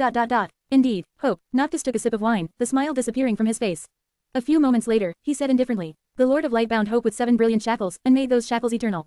That was us, me and the rest of the Chain Lords. He entrusted each of us with the fate of another, and a solemn duty to never let the demon escape. And, for a few centuries, everything was fine. His face grew dark and cold. The sorcerer remained silent for a while, and then continued. But slowly, we grew tired. Doubt found its way into our hearts. Eternity is a heavy burden, Sunless. And under its weight, unnoticed, one of us grew twisted. So, another one made a choice to uproot the corruption. That was how the first of the Chain Lords died. Ader, my dear friend, murdered by that wicked slayer, Sylvain, her beautiful grove burned to the ground. Noctis remained motionless, but the wooden mannequins surrounding them suddenly clenched their fists, their fingers splintering from the immense pressure. Their crude faces did not move, but Sunny could feel an almost palpable feeling of fury radiating from their figures. The sorcerer sighed, quote. And so, all of our fates were sealed. Yes, 6 shackles still remained. But Hope's prison wasn't perfect anymore. Her will, her insidious influence seeped out, little by little, infecting us all, slowly devouring the whole kingdom, every living being in it, from the smallest insect to the mightiest immortal, igniting our desires, twisting them, changing us into something different. Something terrible, rampant, and vile. He laughed. Oh, of course, none of us noticed it for a long, long time. Hundreds of years, even. Maybe only shadow, and by the time the rest of us understood, at least those who were still sane enough, it was already too late. The whole of the Kingdom of Hope had been driven mad by its former ruler. Had been turned into a vicious hell. We were all taken by hope. Noctis smiled and sipped his wine, then chuckled. So, yeah, Sunless. All of us here are insane. I thought you would have known already, judging by the scars covering your body. The warmongers are all insane, and so is their leader, Sylvain. The citizens of the Ivory City are also mad, just as their 2 rulers are. The one in the north is perhaps the craziest of us all. Well, except for me, of course. I am the maddest person in all of the Kingdom of Hope, I would have you know. Sunny stared at the gleefully smiling sorcerer, suddenly overwhelmed by terror. That damned seed, that damned Mordred. Curse the day he told me about how rare and precious it is. The sorcerer chuckled. Well, I don't know who Mordred is, and what seed you are talking about. However, there is one thing I do know. Actually, it's a question. That question, it has been tormenting me for centuries, Sunless. Do you know what that question is? What was the seed of my personal madness? Sunny frowned, then slowly shook his head. Noctis lingered for a few moments, then looked away and said with a wistful smile. That is a question Ader asked me, a long time ago. You see, if the Lord of Light wanted the 7 of us to keep Hope imprisoned forever. His smile widened slightly, then suddenly dimmed. Quote. Then why did he give each of us a key to her freedom? Share to your friends. Enjoying this site? Support us via PayPal, Visa, MasterCard or crypto. Your donations help cover site maintenance and hosting costs. Tap the middle of the screen to reveal reading options. If you find any errors, non-standard content, ads redirect, broken links, etc., please let us know so we can fix it as soon as possible. Report. Shadow Slave. Chapter 650 to 650, Drastic Measures. 1070 words. Sunny remained silent for as long as he could, until, finally, the flaw forced him to give an answer. He looked grimly at Noctis, and then said, or rather, thought, hoarsely. Quote. Maybe he just wanted to see you suffer. Noctis laughed brightly, then nodded. Oh, indeed, maybe you were right. Gods can be very cruel, sometimes. After all, they are much more ancient and vast than kindness and compassion. Or, maybe, it is not really our lives that keep the demon bound, but instead our will and desire to keep her imprisoned. Or maybe it is a test of our conviction, that is what the Sun Lord believes, at least. Or maybe he actually hoped that we would free her. Who knows? He smiled, then sighed, and finally added. Quote. If mortals like us could know the will of gods, then we'd be gods instead. After that, a somber silence settled over the deck of the flying ship. Sunny stared at the delicious food in front of him, realizing that he had lost all his appetite. Hope, the demon of desire. How terrifying she was. Slowly, several things that had seemed random and meaningless fell into place. The jubilant crowd in the blood-soaked red Colosseum, the perverse conviction of beautiful Sylvain, the harrowing torture of the Sun Prince, the madness that burned in the eyes of the Black Steed, all of it was the result of her harrowing power. Hope held domain over desire, after all. And with that power, she had reached through the tiny cracks in her prison, and drove a whole realm utterly insane, turning it into a ghastly, hideous, demented hell. Every aspiration, every desire, every dream, every hope were twisted, set aflame, and turned into a weapon. An insidious, invisible weapon that struck at human hearts and minds from within. No one was immune to her power. Neither mundane humans nor awakened. Not even saints. Those who were close and those who were far, all fell victim to the demon's curse. And what was her own hope? What was the demon of desire yearning for? Well, that was easy. Hope wanted to be free. Just like Sunny wanted to be free, really. She was driving her jailers mad, so that they would destroy each other. And from the looks of it, her curse was working all too well. Sylvain was seeking out death, the 2 transcendents of the Ivory City seemed to be on the verge of fratricide, and Noctis was planning to kill them all. The one in the north, Sunny didn't know about the last Chain Lord, but from the little bits of what the sorcerer had said, she was not in her right mind, either. Suddenly, he remembered the sight of the time running in reverse that he had witnessed at the very start of the nightmare. The ivory tower had descended from the sky, and the burned wasteland around it had turned into a beautiful white city. Which meant that one day, perhaps soon, the Ivory City would be burned to the ground, and Hope's prison would then break off its 7 chains and rise above the chained isles. And then, the crushing would be created, somehow. A cold, dire feeling grasped his 2 hearts. Oh, no, suddenly, Sunny came to a harrowing realization. His eyes widened, and he glanced at Noctis with fear. This was the conflict he, Cassie, Effie, Kai, and Mordred, had to resolve to conquer the nightmare. They had to either help this mad sorcerer free the terrifying demon, or make sure that she would never escape. The 5 of them were pitted against the 5 immortal saints. A barely audible groan escaped from his lips. How is this possible? What happened to the spell always being fair? How the hell can this be fair? Another revelation suddenly appeared in his mind. Those words Ader had said before accepting Sylvain's challenge, the gratitude she expressed, had Sylvain really eradicated the blessed of heart god to punish Ader for her heresy? Or had the beautiful warrior known all along what would happen if one of the Chain Lords was killed, and doomed all of the remaining immortals, including herself, to a fate worse than death, to a slow and inevitable descent into madness, followed by eventual destruction? All in order to free Hope from her prison, and herself from eternal life. If so, she had indeed been the bravest of them all, and also the most hateful. Or admirable, depending on how one looked at it. But that didn't really matter. Sunny grasped the emerald amulet and channeled a somber thought, which came out in a hoarse voice. There was one thing that he still couldn't understand. The obsidian knife that I carry, the one that you lost, how were you going to kill the other chain lords without it, and without the knowledge about the glass knife that I received from the Black Steed? Noctis looked at him for a bit, then smiled darkly. Ah, the drastic thing I was about to do. Well, it was a really terrible choice. I am very glad that fate sent you to me when it did, Sunless. He chuckled. You see, Sunless, desire is a very powerful thing. In fact, it is perhaps the most powerful thing in the world. It is what the gods were born from, after all, in the endless, ever-changing void of chaos. But there is one force more terrifying than desire, and that force is fate. The sorcerer looked away with a distant expression. Even gods are afraid of fate, Sunless. So, I was going to make a deal with a certain creature. A harrowing, evil, and insidious monster. The vile demon known as Weaver, who holds domain over fate. These knives can kill us because they hold the strings of our fates, so, if anyone can find a way to end our lives without the knives, it would be Weaver. As Noctis mentioned Weaver's name, he shuddered, then forced out a pale smile. But, the demon of fate would have asked a terrible price of me, I'm sure. So, it is very fortunate that you came along. Just imagine, that fiend would have made me into something ugly, or even worse, poorly dressed. The horror. Noctis laughed and gave one of the sailor dolls a command to bring another amphora of wine. He either didn't notice or pretended to overlook the sudden tension that appeared in Sunny's eyes. So, Noctis wanted to make a deal with Weaver to free Hope, and then, I suddenly appeared. A cold shiver suddenly ran down his spine. What, exactly, does that mean? Share to your friends. Tap the middle of the screen to reveal reading options. If you find any errors, non-standard content, ads redirect, broken links, etc., please let us know so we can fix it as soon as possible. Report. Shadow Slave. Chapter 651 to 651, Invisible Tethers. 1006 words. Some time later, Sunny was back in his luxurious cabin, sitting on the soft bed and staring at the wall with a distant look on his bestial face. After the dinner conversation that was rife with revelations, each more terrible than the other, he had told Noctis that he needed time to think before giving an answer. Despite the fact that Sunny now held the keys to possessing two of Sun God's knives, the sorcerer had not pressed him at all and agreed to wait with his usual carefree attitude. If there was one redeeming quality about the immortals, it was that they could be very patient. Now, the flying ship was moving, sailing across the skies on its way back to the sanctuary of Noctis. They would be arriving in a day or two. By then, Sunny needed to know what he wanted to do, and how. He had to find the others, and conquer this cursed nightmare, somehow. Help Noctis free Hope, or make sure that she stays imprisoned forever. A pale smile appeared on his face. Hope, how funny it was, to learn that this whole realm had been driven mad by the subtle, irresistible, inescapable manipulation of the great and terrible demon of desire. Everyone here was subjugated by her wondrous, harrowing powers, including himself. Back in the Dark City, at his lowest point, Sunny had given up all hope of ever returning to the real world. In fact, he had convinced himself that hope was the deadliest, most vile of poisons. It was only after he had clawed his way back from the brink of madness and out of the forgotten shore, returning alive to the waking world, that he understood the erroneous and destructive harmfulness of that misguided belief. Sunny had built a modest life for himself and found out that there were people who genuinely cared about him. And even more importantly, that there were people whom he cared about himself. That hope was not something to fear, but instead something to draw power from. Something so vital that without it, there was no way to survive, and no real point, either. So, learning that his mind was now literally being poisoned by hope was full of incredibly bitter irony. How fitting, he sighed, and then stared at his four calloused hands. The obsidian knife, the ivory knife, the glass knife, the wooden knife, and one more, which he knew nothing about. Could they really collect them all? Noctis, Sylvain, the Sun Twins, the one in the north, could they really survive them all? Whether he liked it or not, there was only one inevitable way to find out. First things first, he was going to have to make his way to the Iron Hand Island to see if the others had left clues to their whereabouts.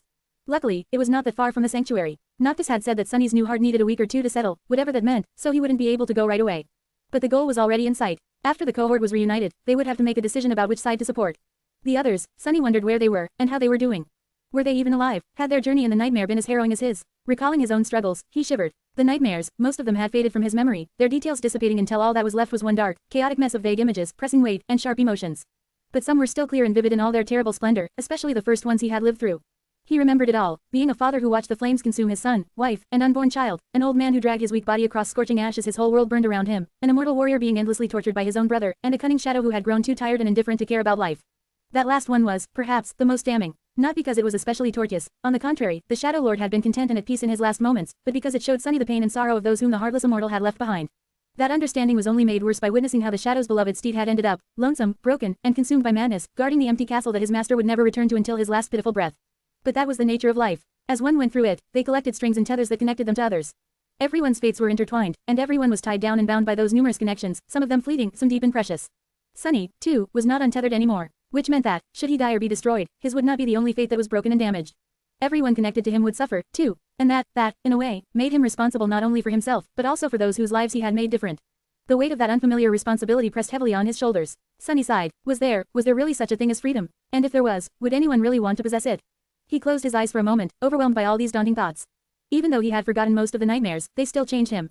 He felt older, somehow, and, hopefully, wiser. More mature and tempered, but also more fragile. He spent some time in silence, listening to the hull of the flying ship creaking gently around him and his two hearts beating steadily in his chest. Then, Sunny breathed out and opened his eyes. There was not much time to spend on pondering and self-reflection. A nightmare was a place for action, not philosophy. The corner of his mouth curved upward. Fine, let's get ready to act, then. First, I should probably, finally, check on all those rewards I received, thanks to that damned horse. And there were plenty. Share to your friends. Enjoying this site? Support us via PayPal, Visa, MasterCard or crypto. Your donations help cover site maintenance and hosting costs. Tap the middle of the screen to reveal reading options. If you find any errors, non-standard content, ads redirect, broken links, etc., please let us know so we can fix it as soon as possible. Report. Shadow Slave. Chapter 652 to 652, Plentiful Gains. 1,109 words. Sunny got comfortable on his criminally soft bed, picked up a few succulent grapes from the tray placed on an intricate table near it, threw one in his mouth, and finally summoned the runes. Let's see. The first thing he glanced at was the Shadow Fragments counter. He vaguely remembered receiving what felt like much more than 6 after slaying the Black Steed, who had been an awakened terror. So, Sunny was hopeful to see a pleasant number. However, when he did see it, he almost choked on the grape juice to death. What the spell? What? He even rubbed his eyes, thinking that he was seeing things, but no. The counter was the same. Shadow Fragments, 2,823 3,000ths. Sunny stared at it in disbelief. 600, I received almost 600 fragments for killing that damned horse. Absent-mindedly, he threw another grape into his mouth, and proceeded to almost bite off one of his fingers from the sheer disorientation of it all. How is this even possible? He thought about it for a bit, stunned, and then tilted his head a little.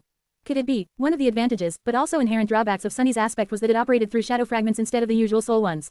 So, while Sunny didn't need to collect and absorb shards to grow stronger, he also could not use the shards of creatures that he had not personally slain for that purpose. The other detail was that, unlike all human awakened, he did not receive a portion of all the accumulated soul fragments after killing others of his own kind, and instead received just 1 or 2, depending on their rank. Was that, perhaps, because the spell, or rather, the world itself, did not consider him a human? He was a divine shadow, after all, and shadows recognized him as one of their own.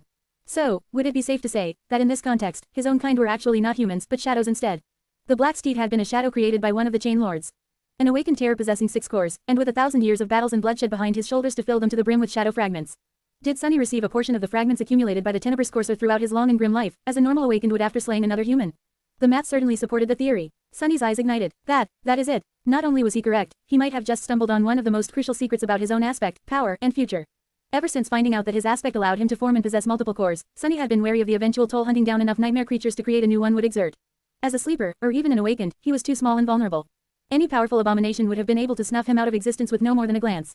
The higher he climbed on the path of ascension, the less of such existences there would be, and thus, the higher his chances of survival were going to become. However, that also meant that there would be fewer creatures he would be able to hunt down to collect shadow fragments, since slaying those lower than him in rank did not give him any at all. But, now that he knew how much he could gain from destroying true shadow creatures, perhaps there was still a way for him to grow stronger rapidly even after becoming a master.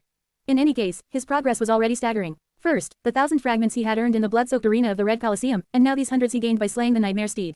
Neither of these feats had been easy. In fact, both rewards had cost him an unimaginable amount of pain, torment, and damage both mental and physical, but the result almost made it seem as if it had all been worth it. Almost. At the start of the nightmare, the idea of gaining enough fragments to create a 4th core had seemed so distant and unreachable. But now, just a few months later, Sunny was already near the finish line. This fact was both exciting and incredible, even if its splendor was somewhat overshadowed by all the hideous scars he had received along the way. Single quote. No, it is still amazing. I survived, did I not? Both elated and reminded of the horrors he had been subjected to in the nightmare, Sunny stared at the unbelievable number for some time, then shifted his gaze elsewhere. The second reward he had received was also very welcomed, be it strangely unexpected. In fact, Sunny stumbled upon it almost by accident while seeking the runes describing his shadows. Before that, he had noticed that the runes of the mantle of the underworld seemed to shimmer a bit differently. Confused, he concentrated on them and shifted his gaze to the last string describing the enchantments of the onyx armor, the counter of victories tied to the Prince of the Underworld enchantment. Now, it read, vanquished foes, 3,291 6,000ths. He blinked. Somehow, sometime, he had managed to raise the counter by almost 1,000 victories. He knew that the nightmare creatures and humans he had killed in the Red Colosseum had not counted toward the requirements of the strange enchantment for a simple reason, he had not been wearing the mantle of the underworld while fighting them. So where had the 1,000 vanquished foes come from? Sunny frowned. Come to think of it, I was wearing the armor while sleeping in the Boundary Fortress. Did it actually accept every battle I won in the nightmares as a true victory? That would be very strange, since the enemies he had defeated in the never-ending nightmares had been just phantasms summoned by the Black Steed, and not in any way real. However, that would also make sense. After all, the mantle did not care about him actually killing the enemies. All it cared about was that he had overpowered and defeated the opponent. If so, did it really matter if the opponent was real or not? The duelists of the dreamscape had been considered sufficiently real, so why would the creatures populating the nightmares be different? 1,000 souls, had I really killed that many? Suddenly, Sunny felt cold and somber. How many nightmares, exactly, had he lived through during those several terrible hours? Full of dark wonder, he shook his head and looked away from the runes describing the onyx armor. He was already halfway to satiating its mysterious enchantment, which was already good enough. Finally, Sunny looked at the cluster that interested him the most.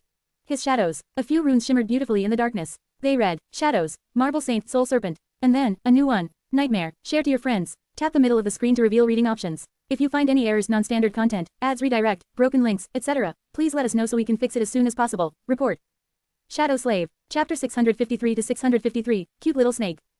1,209 words. Sunny remained motionless for a while, a pale smile appearing on his face. Beyond the window of his cabin, the sky was slowly turning black, the stars shining on its velvet surface as they welcomed the arrival of the newborn moon. Nightmare, so that is your name. What better name could there be for a shadow that moved through human dreams, turning them into visions of horror? He hesitated for a few moments, then looked away, turning to a different string of runes first. There was another shadow of his that had changed. The Soul Serpent. Every time Sunny moved up a class, so did the serpent. And every time Sunny mastered a new step of shadow dance, the serpent ascended to a new rank. At least, that was how things were supposed to go. Shadow, Soul Serpent, Shadow rank, ascended, Shadow class, Demon, Shadow attributes, Shadow guide, Soul weapon, Soul beast. Sunny sighed, ascended. Now that he had mastered the third step of the shadow dance, the serpent had, indeed, evolved as well. The tenebrous creature was now an ascended demon, just like Saint. Both of them had left Sunny in the dust. While it hurt his pride a little that his shadows were more powerful than him, not to mention way cooler, according to some tasteless brats, having two creatures of such formidable might under his command was going to be of tremendous help, without a doubt. Especially considering the caliber of enemies he would most likely have to face in this trial. He glanced down, at the intricate tattoo coiling around his arms and torso. It seemed larger. Sunny could already feel the rush of the essence through his body, its rate of expenditure and speed of replenishment increased even further. Not only was the serpent going to be much more powerful in its soul beast form, but also, from now on, any soul weapon Sunny would want to use would be of the ascended rank, as well. Basically, he now had a vast arsenal of ascended armaments to choose from. Single quote. Well, isn't that neat? Sunny lingered for a few moments, then continued to read the runes. The serpent was not supposed to gain any new abilities from rising to a new rank, just like Saint had not. However, that legacy shadow of his was a bit strange. It had come into possession of that soul beast attribute and that soul reaver ability the last time he mastered a step of the aspect legacy, after all. Who knew, maybe this time would be the same. And just as Sunny hoped, there was a new set of runes shining in the darkness. Shadow abilities, Serpentine Steel, Soul Reaver, Grace of Shadows.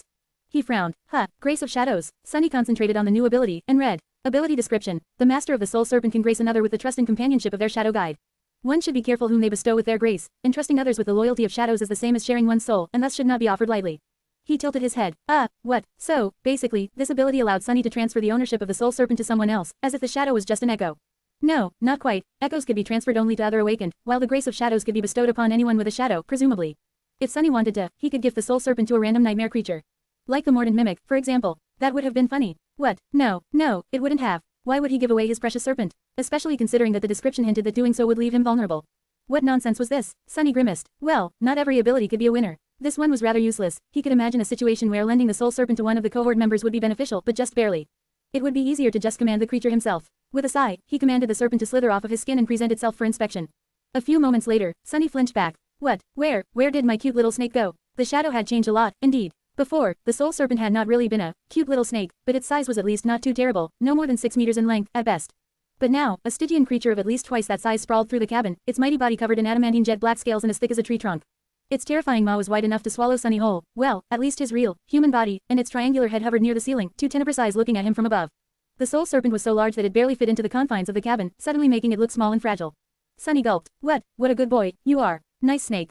You can return now, buddy. The shadow stared at him for a few more seconds, then hissed deeply and moved, its scales rustling on the floorboards. Soon, it turned back into an intricate, beautiful tattoo. Sunny remained motionless for a few moments, shaken, and then slowly grinned. Good, perfect. If even I am afraid of that thing, imagine how my enemies will feel. Some time later, Sunny commanded the serpent to turn itself into the black Odachi, and sat quietly for a while, glancing at its somber steel. Every centimeter of this weapon was familiar to him, and yet, it felt different. The great blade felt sharper, stronger, far more devastating. This was a weapon one could cut a mountain with. He willed the soul weapon to shift into a spear, then a tang dao, then a tachi, and finally a battle axe. All of them felt the same, deadly and brimming with dark power. Only the axe seemed a little bit off. The serpent could take any form, but was limited by Sunny's knowledge. The better he knew a weapon, the better he could imagine it, to the smallest of details, the greater the result would be. And so, while he could command it to assume any shape, those that he had experience with would produce the best result. He feasted his eyes on the somber steel for a bit, and then put the shadow aside. It was time to check on the rest of his rewards. Since Sunny's mind had been preoccupied with the Soul Serpent and his aspect legacy for the last few minutes, he decided to continue with that. Summoning the runes one more time, he looked to the bottom of the shimmering field of symbols and concentrated on a certain string. Aspect legacy, Shadow Dance mastery level, 3/7. First relic, claimed. Second relic, claimed. Third relic, claimed. Sunny hesitated for a long time, his face turning grim. What the hell was he going to do if the third relic turned out to be another drop of ichor? Wasted again, curses. Finally, he inhaled deeply and thought. Claim. For a moment, nothing happened. And then, the spell whispered into his ear. You have claimed an aspect legacy relic. Opening square bracket ... You have received a memory. Sunny gritted his teeth and looked up, at the list of his memories. Then, a relieved sigh escaped from his lips. It was not a drop of Shadow God's blood. Instead, an unfamiliar combination of runes appeared at the end of the list. It read, Memory, Shadow Lantern, share to your friends. Tap the middle of the screen to reveal reading options. If you find any errors, non-standard content, ads redirect, broken links, etc., please let us know so we can fix it as soon as possible. Report. Shadow Slave, Chapter 654 to 654, Shadow Lantern. 1,338 words. Sunny read the runes with curiosity. Memory, Shadow Lantern, memory rank, divine. He fell from the bed. What? Another divine memory. Feeling cold sweat rolling down his face, Sunny wiped it off with a trembling hand and slowly clenched his fists. Should be interesting. He looked back to the runes, trying to calm his wildly beating hearts. Just what kind of a relic had he received? Sunny got a hold of himself and continued to read the description. Memory tier, memory type, tool. A tool, makes sense. It is a lantern, after all. But what does it do? Lanterns are supposed to produce light and illuminate things. That's not exactly what shadows are known for, is it? With a concerned frown, he looked back at the runes. Memory description. Death is just the shadow of life, said the goddess of life. And peace is just the failure of war. Have you ever been something that had not been stolen, made empty, and vile? Have you ever done something that was not futile and hollow? Can you even exist without being cast by another? Look at how weak you are, how small you are. Am I supposed to be frightened of a small shadow? Made pale and feeble by the radiance of day, Shadow laughed and rose from the ground. As he did, his figure swallowed the land, devoured the heavens, and blotted out the light of the sun. Soon, there was nothing left around them but darkness. And from that darkness, a hiss came, making life tremble. Life is just the prelude to death, and war is just the key to open its gates. Everything you cherish, everything you nurture, everything that starts with you will one day be mine, be welcomed by me, swallowed by me, and find peace within me. This is the mercy of Shadow. Hollow, futile, you might have come first, my sister, but when your cruelty ends, I will be all that remains. Sunny shivered. Damn, was Shadow God always that creepy? Due to his closeness and affinity to shadows, he had never thought about the god of shadows as terrifying. After all, even other gods had not held Shadow in high regard, at least from what Sunny knew. His temples had been burned and destroyed, his followers turned into slaves, even his aspects and attributes seemed to pale in comparison to others. God of peace, death, solace, and mysteries, that sounded humble and rather inconspicuous when compared to something like goddess of the black skies, the god of storms, depths, of the oceans, of darkness, stars, travel, guidance, and disaster. But things that preferred to remain unseen and unheard were often the most dangerous, weren't they? Sort of like Sunny himself. He shook his head, pondered about the description for a bit, and then smiled crookedly. I guess War God did not like Shadow God at all. Well, that's not surprising. In many ways, they are the opposite of each other. No wonder every time I meet someone from the war camp, I end up either having my heart torn out or, even worse, lured into a nightmare so cursed that all other nightmares ought to give it face. He sighed, then continued reading the runes. Memory enchantments, gates of shadow. Enchantment description. This lantern devours light and can contain, and then release, an infinite amount of shadows. Sunny blinked. The enchantment didn't seem like much, for a divine relic, that was unless one really thought about the meaning behind those words. Infinite, he suspected that in this case, the word was used to describe an actual infinity instead of a fake one, like with the endless spring. If that was the truth, yes, an object that could contain infinity was indeed worthy of being divine. It simply broke all the laws of reason. However, how did it help Sunny? He frowned, a little bit disappointed. Why couldn't it be a nasty all-destroying sword, instead? He summoned the memory and saw a small lantern weave itself from darkness in his hand. The thing was not too big, about the size of his palm, and made out of black, something. It didn't feel or look like any material he had ever seen, resembling stone more than anything. The frame of the lantern was intricately engraved, making it seem and feel like the scales of a serpent, and its walls were made out of glossy black morion. There was a ring of dark metal on its top, with a short chain attached to it. It could be held in a hand or fastened to one's belt, if need be. As soon as the lantern appeared, the darkness of the night that surrounded Sunny instantly became deeper and colder, oppressive, and impenetrable. Any hint of starlight was devoured, turning the interior of the cabin completely black. He, of course, could still see through that darkness, but anyone else would probably have a lot of trouble. Suddenly full of a pleasant feeling of comfort, Sunny turned the beautiful lantern around and noticed a small door on one of its walls. He hesitated, then commanded the door to open. It instantly slid forward, revealing a square of utter nothingness behind. A moment later, Sunny felt his hair stand on end, and his heart stagger in his chest. He was suddenly cold, overwhelmed by unease, and terrified. Like an animal facing something so much larger than itself that the difference in size could simply not be comprehended. He slowly exhaled, the breath escaping his mouth as chilling mist. I guess that is how infinity feels. The lantern was empty, so he couldn't command any shadows to escape it. So, instead, he glanced at the happy shadow and raised an eyebrow. Wanna come inside? The shadow looked at him with fear, then energetically shook its head. Sunny rolled his eyes, then turned to the creepy one. What about you? The creepy guy stared at him for a bit, then shrugged indifferently, and disappeared into the small door, as if he had never been there. Sunny could still vaguely feel their connection, but not in the way that he was used to. He couldn't see, hear, or sense what the shadow was seeing, hearing, and sensing. All he knew was that it still existed, somewhere else, in a terrible vast, dark, and cold place. His face grew dim, and he commanded the creepy shadow to return. The weird guy flowed out of the lantern, shrugged again, and planted himself back on the floor. Then, when it thought that no one was watching, the shadow shuddered and hugged itself for a moment. What a strange memory. What was the use of it? Sunny summoned Saint and tried to repeat the experiment, but to no avail. The tenebrous night remained motionless when he told her to enter the beautiful black lantern, not showing any signs of knowing how to abide by the order. I guess it doesn't work with shadows. He frowned, then lowered the lantern to the ground and brought it closer to wild shadows hiding in the corners of the cabin. Then, feeling extremely stupid, Sunny thought aloud. Do you want to come inside? The shadows moved slightly, flowing toward the lantern, and then swiftly slid through the black door. A hint of a smile appeared on Sunny's bestial face. Now we're talking. That I can work with. Satisfied, he closed the door of the lantern, and then dismissed it. Sunny was still a little bit sad that the relic had not turned out to be a destructive weapon, but his disappointment waned. While not as immediately useful, the lantern would allow him to carry friendly shadows, an infinite amount of them, no less, with him at all times. That would counteract the main weakness of his aspect, the fact that most of his abilities only worked within the veil of darkness, to a large degree.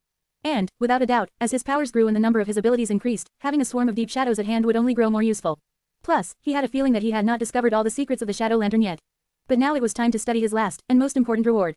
It was time to meet an old friend. The shadow of the black steed whose name was Nightmare. Share to your friends. Tap the middle of the screen to reveal reading options. If you find any errors, non-standard content, ads, redirect, broken links, etc., please let us know so we can fix it as soon as possible. Report.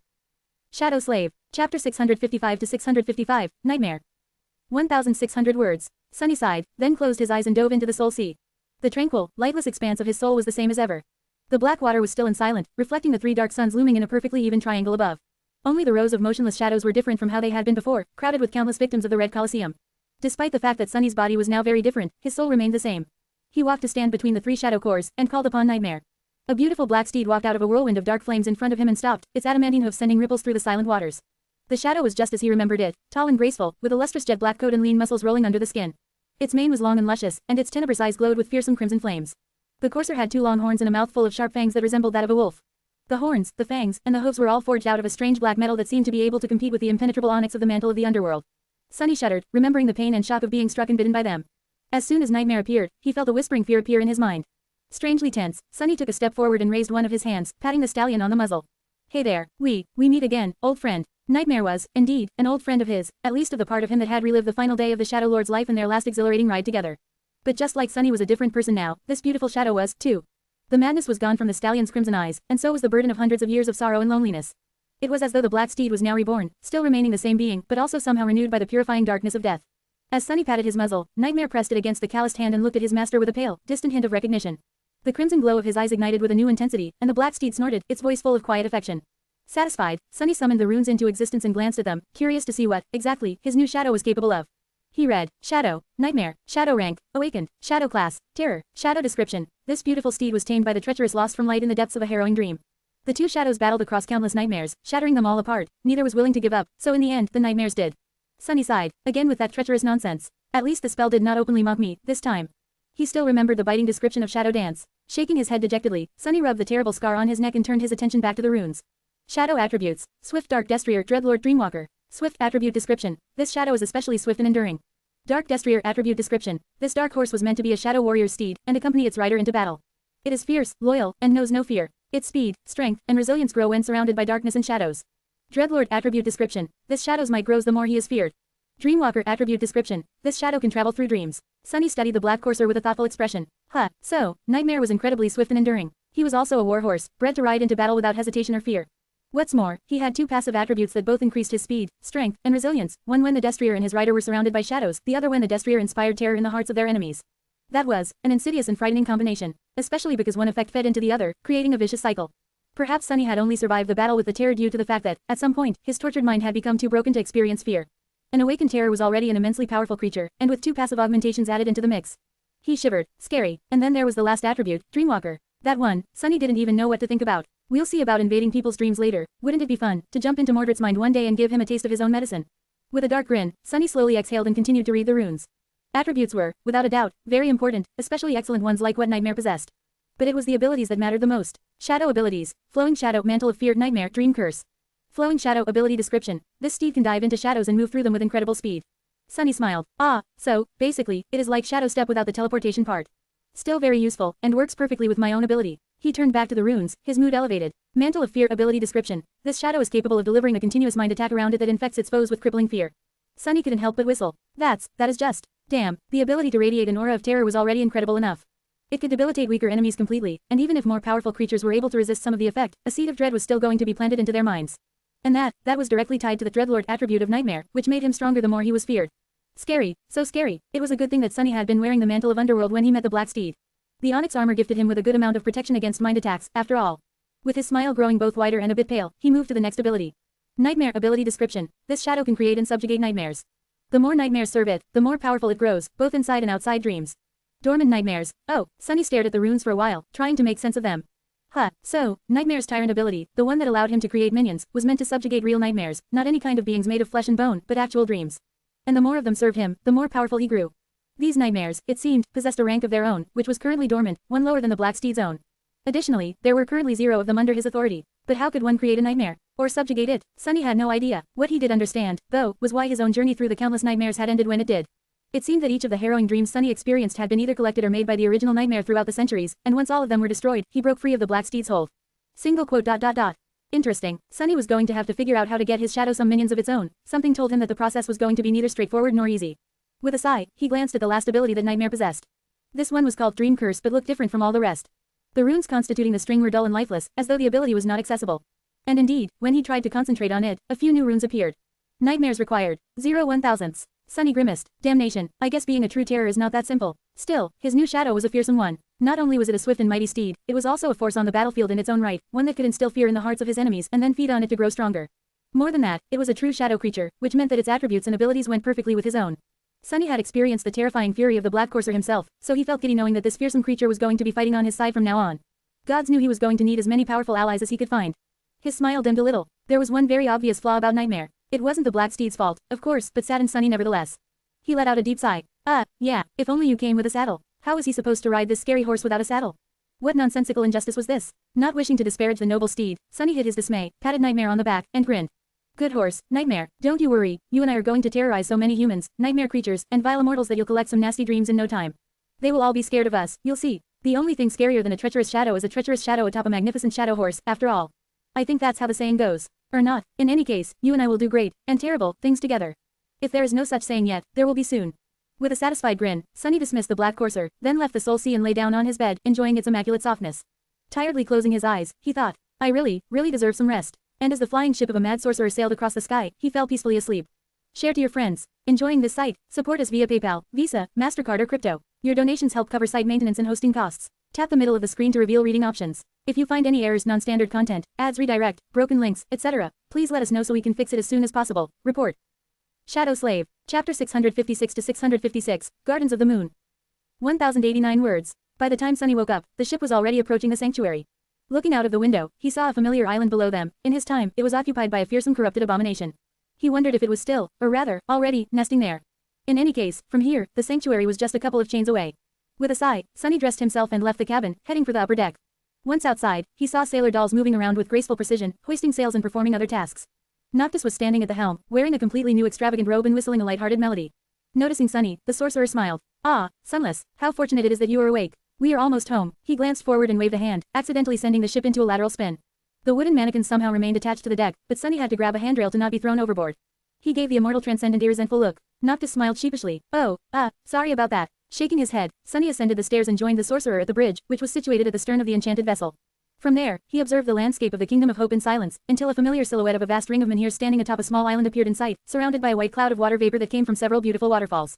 The sanctuary, it was nice to see it again. In this harrowing nightmare, it almost felt like home. Noctis grinned. That is it, the sanctuary of Noctis, my beautiful lair. Isn't it pretty? Sunny hesitated, then took the emerald amulet out of the folds of his black garment and thought. Quote. I guess, but isn't it a bit presumptuous, to call it after yourself?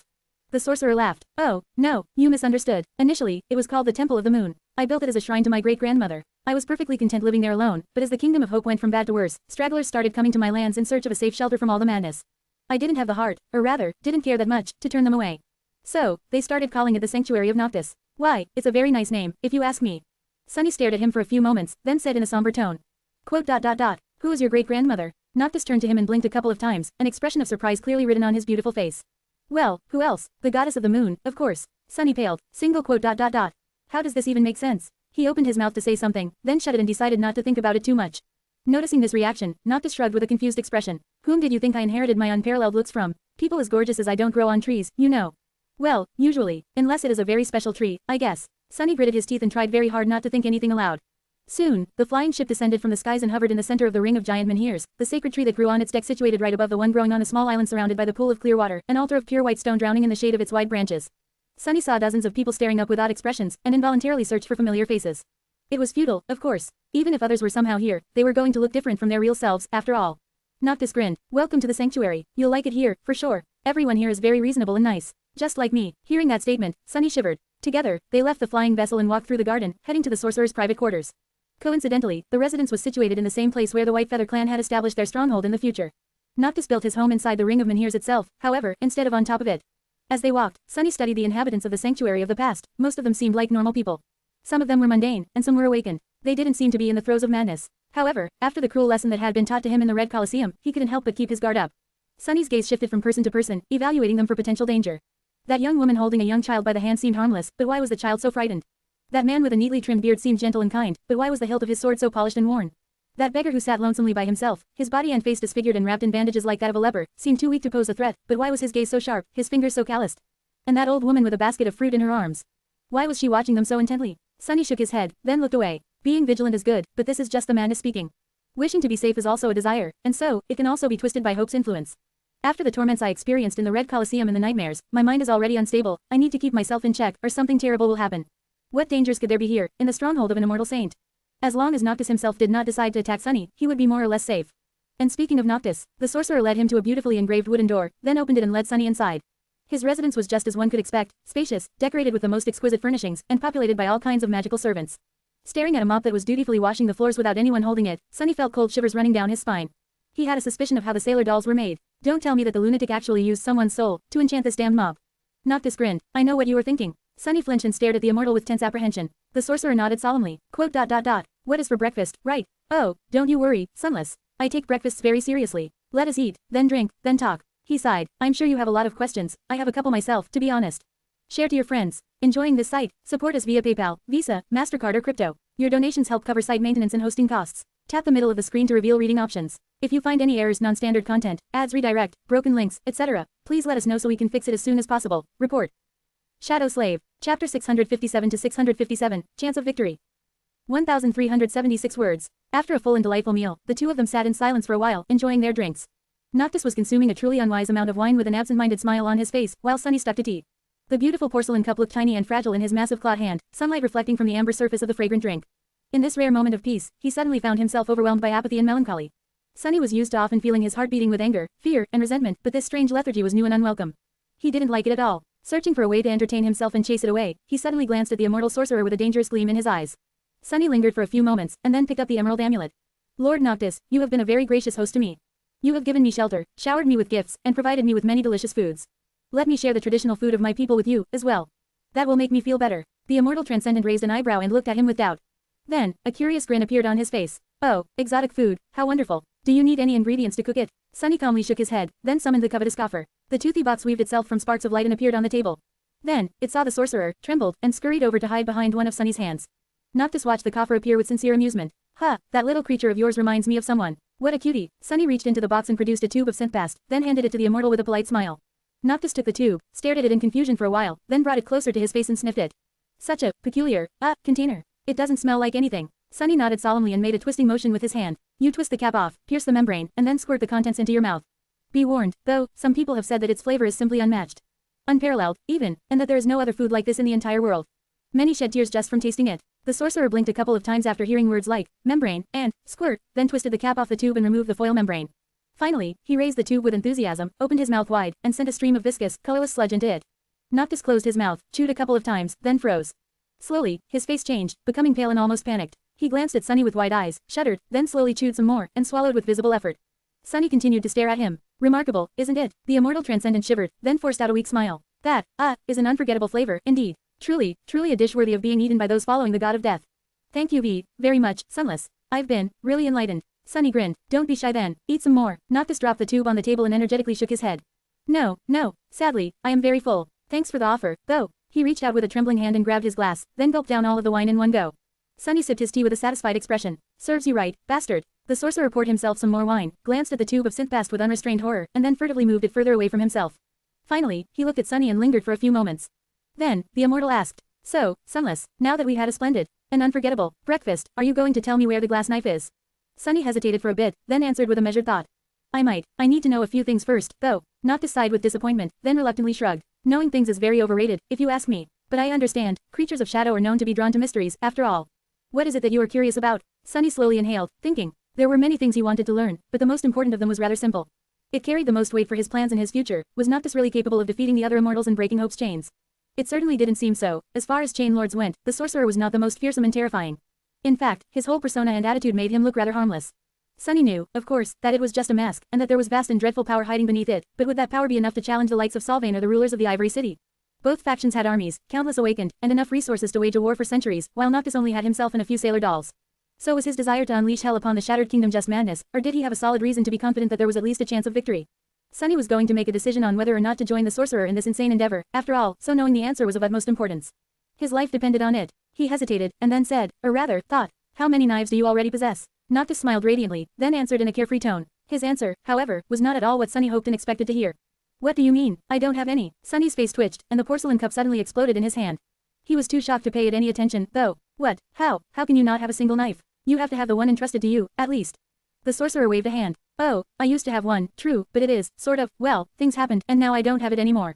Sunny stared at the immortal transcendent with a stunned expression. He was so befuddled that he even forgot to remove his hand from the emerald amulet. This guy can't be that insane, right? How is he going to wage war against all of the Kingdom of Hope if he doesn't even have a single knife? I have more of them than he does, goddammit. Noctis laughed. So fierce, so straightforward. Ah, but don't worry about it, Sunless. He remained silent for a few moments, drinking his wine, and then sighed. You see, in the beginning, there were 7 knives, entrusted to the 7 of us to hold the fate of another in their hands. The iron knife, the wooden knife, the ember knife, the glass knife, the ivory knife, the obsidian knife, and the ruby knife. The sorcerer stared into the distance, as if remembering the past. A dark expression appeared on his face. The iron knife was used and destroyed, and so was the ember knife. So, only 5 remain. However, through coincidence, or maybe fate, none of the chain lords now possess one, except for Sylvain, who wields her own fate and not that of the other.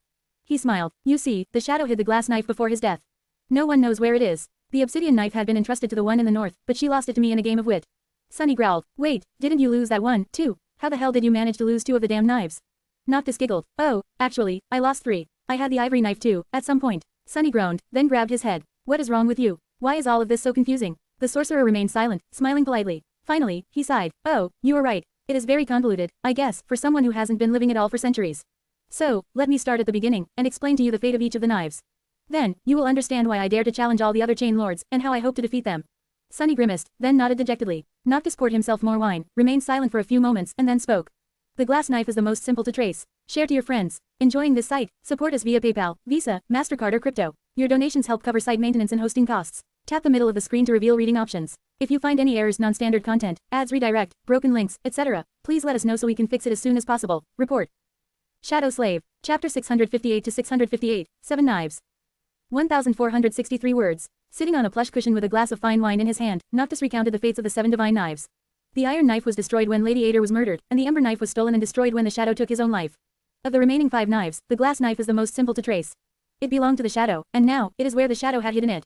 He paused, and then continued. The ruby knife, that one was entrusted to me. Some time ago, well, I was a bit concerned about my state of mind. Hope's madness is very insidious, sunless, and not even someone like me is immune to it. So, frightened of what I might do, I gave it to a dear friend, of sorts, for safekeeping. Which means that you and I know the location of 2 knives already. The sorcerer sipped his wine and frowned. Then there's the obsidian knife, which I won from the one in the north in a game of wit. The others weren't happy at all that I possessed 2 knives, so I, placed it on the altar in my sanctuary and proclaimed that everyone who manages to gather enough of my coins can take it. A heavy sigh escaped from Sunny's lips. You did, what? What was wrong with that guy? It was a relic created by Sun God they were talking about, the key to an immortal's death. Why would he just put it where everyone could see it and even put a price tag on it? What madness was this? Noctis shrugged with a guilty look. Listen, those coins are very precious, I'll let you know. Who could have thought that someone would actually be crazy enough to collect them all? But, someone did. A very determined and reckless young man, in fact. That daredevil took the knife and disappeared. He was probably killed for it, but where and how, no one knows. The obsidian knife was lost, but as I said, these knives never remain lost for long. And here you are, Sunless, wielding it. So, the sorcerer raised a hand and showed Sunny 3 elegant fingers. That is 3. The next one is the most curious, the ivory knife. It was entrusted to Severus, the Sun Lord, who gave it to his twin brother, the Sun Prince. And that is where things get strange. The Sun Prince came to me one day with an unusual request. You see, he had hidden the ivory knife, and wanted for me to erase the memories of Ware from his mind. He also wanted me to make him forget that request. Sunny shuddered. He destroyed those memories on purpose. Even before the terrible torture. Noctis sighed. While my aspect has to do with souls, I was very close to Ader, the priestess of Hard God, before she was killed by Sylvain, that cursed murderer. So, I inherited a few things and a lot of knowledge from her. That was why the Sun Prince came to me, although I still don't know what his motive was. Regardless, I agreed to help him, and remove the memory of the ivory knife's secret location from his mind. However, the sorcerer smiled. Quote, I did not just destroy it. That would be too boring, don't you think? Instead, I kept the memory for myself and eventually retrieved the ivory knife. Sunny shook his head. So where is it? How did you manage to lose that one, too? The immortal transcendent shrugged. Well, the one in the north was still angry with me and wanted a rematch. The stakes were high, and that time, sadly, I didn't win. She got the ivory knife, and then threw it into the sky below. That was very silly of her. It is impossible to really lose one of the knives forever, so it was bound to return one day. And recently, it did. I don't know where it is, but it is back, that is for sure. Sunny looked at him for a while, a somber expression on his face. He was pretty certain that he knew who had the ivory knife, Mordred, the Prince of Nothing. And if that fiend wielded it, even gods would not be able to predict what was going to happen. Noctis, however, didn't seem concerned. He sipped his wine with a smile. No matter where it is, it will turn up soon enough. So, the only knife that remains is the wooden knife, which is in Sylvain's possession. This one is the simplest to get, although not the easiest. The murderous witch, is more than ready to give it to anyone whom she deems worthy enough to try and kill her. So, we don't even need to search for it. Sooner or later, it will fall into our hands all by itself. Sunny remained silent for a bit, then said in a somber tone. So let me get this straight. There are 5 knives, the obsidian knife is in my possession, and the glass knife is hidden in a place that is only known to me. The ruby knife is hidden in a place only known to you.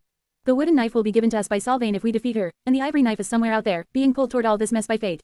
The sorcerer nodded with a smile. Indeed. So, you see, while I do not possess any of the knives yet, getting 3 out of the 5 would not be too difficult, and the 4th one will naturally appear on my path.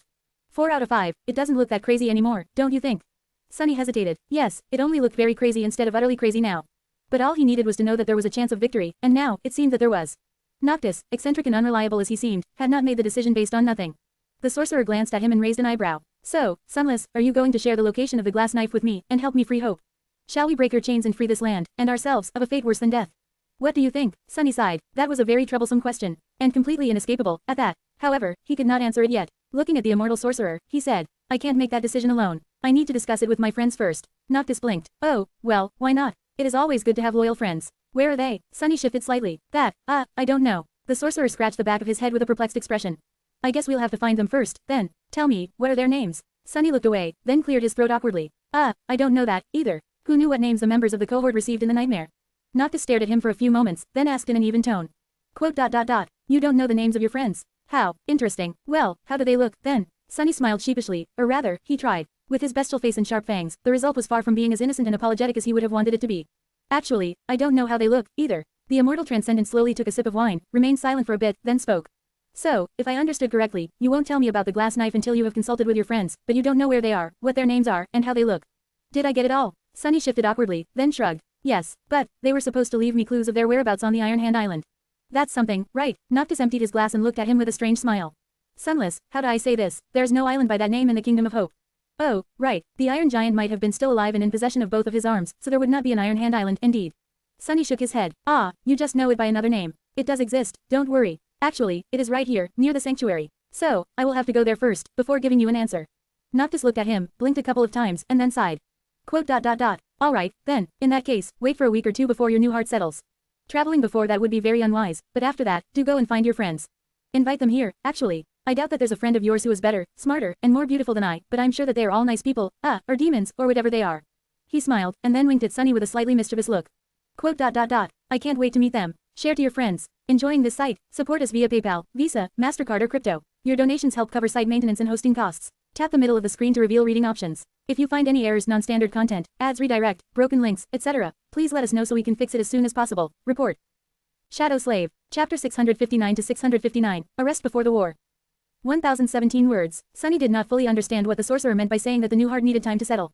Physically, he felt fine, great, even. Both of his hearts were beating steadily in his chest, powerful and dependable like relentless machines. However, he had not put them under any strain since the battle with Nightmare, so there was no way of telling how they would behave in a crisis. Remembering the frightening pain of having his heart give out, Sunny decided to take the immortal's word for it and allow himself to rest. He needed rest, anyway. While his body had healed, the mind was not that resilient. Sunny felt that his mental state was not in the best of shapes, however, strangely, it was not as bad as he would have expected. After the hellish 2 months he had spent in the Red Colosseum with Elias, their subsequent escape, and the young man's death, Sunny had been numb and apathetic for a long time. He had gone through the motions of pursuing a simple goal without much emotion, hiding in the darkness as he traveled across the Kingdom of Hope, too hurt and defeated to feel anything. Already in a damaged and vulnerable state, he had been then thrust into the harrowing succession of nightmares and forced to experience one hideous torment after another. At this point, Sunny could have broken, but instead, unexpectedly, he had found himself full of rapacious determination. That determination had banished the suffocating lethargy and allowed him to endure countless nightmares and continue to fight, until there were none left. It was as though the two ghastly experiences clashed and counteracted each other, leaving him in a semblance of a healthy state. Or maybe it was just the matter of suffering a bitter defeat by Sylvain's hand, but then refusing to give up and clawing his way to victory in the battle against Nightmare.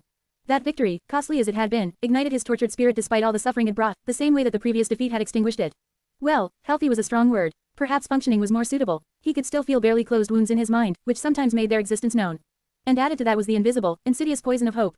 Yes, a week or 2 of rest did not sound too bad. Sunny had a feeling that later, there would not be such an opportunity again. After their breakfast conversation, Noctis offered to host him in the luxurious residence. However, Sunny felt that sharing a living space with the eccentric sorcerer would not have been very conducive to peaceful restoration, so he politely refused.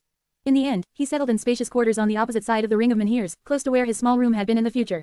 His new one was larger and much better furnished. It was comfortable, beautiful, and safe. However, Sunny didn't like to stay inside the room for too long. Being surrounded by its stone walls reminded him of the dungeon of the Red Colosseum too much, so he spent most of his days in the inner garden of the sanctuary. The people living in the former Temple of the Moon did not seem as perturbed by seeing a horned demon walk among them as the humans of the waking world would have been, especially since they knew that Sunny had arrived with Noctis himself. However, they were still tense and apprehensive around him. In the end, Sunny found himself being avoided at all costs, which suited him fine. Not wishing to disturb anyone unnecessarily, he tended to remain in a corner of the garden where very few people ever appeared. Coincidentally, it was the same place where he used to sell soul shards in the future. His favorite stone, sadly, was usually taken by the leper whose body and disfigured face were covered with dirty bandages. Oh, well, life couldn't always be perfect. The first time Sunny sat down on the grass a few meters away from the leper, he spared the four-armed monster a short glance, lingered for a few moments, and then said in an ugly, grating, hoarse voice. Quote. What kind of a creature are you? Sunny looked at the leper, not really wishing to engage in a conversation, then reluctantly produced the emerald amulet and answered. A demon. What kind of a creature are you? The leper smiled, causing a bit of yellow pus to seep from beneath the bandages covering his face. Quote. A cripple. Sunny studied the man, then made a grimace and asked in a sullen tone. I won't catch whatever it is that you have, will I? The leper let out a creaky chuckle. Quote. No, I'm not diseased, just burned. Sunny tilted his head a little, then shrugged and turned away. So, the leper was not a leper. His body was just severely burned, and judging by the fact that the rags covering the bandages seemed to have been pristine white once, he had probably come to the sanctuary from the Ivory City. Sunny wasn't sure that he wanted to know how a citizen of the Sun God's stronghold ended up with those burns. The memory of their lord's torture was still fresh in his mind. They didn't speak after that, remaining in indifferent silence. Looking at the empty corner of the beautiful garden around them and the distant figures of humans going about their lives, Sunny couldn't help but remember his first day at the academy. Back then, two outcasts, Cassie and himself, had been segregated from the rest of sleepers in a similar fashion. Suddenly in a somber mood, he put the amulet away and thought. Some things never change, do they? Of course, he would have preferred to be in the company of a beautiful oracle instead of a hideous cripple. That was only fair, considering that the cripple would have without a doubt preferred company of someone like Cassie to that of a ferocious-looking demon, as well. With a sigh, Sunny threw these thoughts out of his head and closed his eyes, trying to meditate. 2 weeks, that was all the time he had to prepare himself for the encroaching hell of an obliterating war. Share to your friends. Enjoying this site? Support us via PayPal, Visa, MasterCard or crypto. Your donations help cover site maintenance and hosting costs. Tap the middle of the screen to reveal reading options. If you find any errors, non-standard content, ads redirect, broken links, etc., please let us know so we can fix it as soon as possible. Report. Shadow Slave. Chapter 660 to 660, Shadow Arrows. 1,624 words. For the next several days, Sunny did nothing but sleep, rest, and practice weaving. His two new wooden fingers were able to channel essence, which showed just how incredible Noctis was at his craft. However, they could not touch the ethereal strings. It seemed that only Sunny's own flesh and bone were capable of that. He was already accustomed to manipulating the shadow strings without those fingers, though, so the task had not grown much harder. There was also the long needle that shone with faint golden radiance to help him along. In those several days, Sunny made a bit of progress in his attempts to copy the simplest of enchantments. He also successfully destroyed several more memories, which really stung his newly repaired hearts. Ah, curses! Sunny stared at the rain of disappearing sparks that had been an enchanted buckler just a few moments ago and sighed. Another failure, another lost memory. He was going through his collection of them way too fast. At that point, he was starting to wonder if there was a better use for it. Saint's shadow fragment counter was still at 59 200ths, and now, he had another shadow to feed. Nightmare also demanded his fair share of resources to reach the next rank, and his appetite was even steeper. Currently, the Dark Courser was at 1/300th, and that single fragment came from a memory Sunny had fed him to check if the horse also consumed them. The only silver lining was that Nightmare was still of the awakened rank, and as such, gained more sustenance from weaker memories. Getting him to 300 was going to require about the same amount as what Saint needed to get to 2. That was another reason why Sunny wanted to master at least the very foundation of weaving. If he could create even the simplest memories himself, he would effectively gain the ability to convert soul shards into shadow fragments, as far as Saint and Nightmare were concerned. Probably, he already knew enough to try, actually, and only lacked a few shards to experiment. However, the ability to copy and modify enchantments seemed even more alluring. Just imagining the utility of such a skill made him tremble with excitement. But enough was enough. He could not endure the heartbreaking sorrow of losing another memory today. With each of them he destroyed, Sunny could practically see potential credits disappearing from his theoretical bank account. Shaking his head dejectedly, he returned the needle into the maw of the covetous coffer, dismissed the little box, and headed toward the door of his room. It was time for some fresh air. Finding his way to the familiar corner of the garden, Sunny noticed the motionless figure of the bandaged cripple and ignored him, then sat down on the grass some distance away. The two of them were perfectly content pretending that the other didn't exist. After that first conversation, neither uttered a single word, which was a beautiful thing. If only all humans were that reticent. The cripple never bothered him, and so, Sunny liked him a lot. They had a perfect understanding. Closing his eyes, Sunny meditated for a while, but then grew bored. He still had a few hours to kill before dinner, and there was nothing to do. Well, that was not a problem, really. There always was a mountain of things he had wanted, but never found time to address. For example, he was very curious to study the spell weave of the shadow lantern. It was a divine memory, after all. But just the thought of staring at the inhuman complexity of weaves again made his mood grow foul, so Sunny decided to return to that task sometime later. What else was there? Come to think of it, he had not practiced archery for a long time now. His skill in that regard was still very far from satisfactory. Sunny thought for a bit, then stood up and summoned Morgan's warbow. The beautiful black bow weaved itself from scarlet sparks, which were the same color as its grip and string, as well as the small brand in the shape of a straight sword piercing straight through an anvil that was burned into its surface. He turned slightly and glanced at the gray stone of one of the giant menhirs that loomed some distance away. Surely, the ancient stone pillar that had withstood 1,000 years in perfect condition, and was going to withstand thousands more, would not be damaged if he used it for target practice. Not that Sunny cared too much. Noctis would just have to produce a new menhir if he destroyed one, or several. The bastard owed him this much, at least. With a short sigh, he raised the bow, placed his fingers on the string, and strained his muscles to pull it back. Due to the unbending enchantment of the fearsome warbow, Sunny needed all of his might, as well as the help of the shadows, just to draw the string. No mundane human would have ever been able to do that, and even among the awakened, only those with aspects providing exceptional physical enhancement could hope to succeed. But thanks to that, every arrow sent flying by the black bow went especially far, and hit with devastating strength.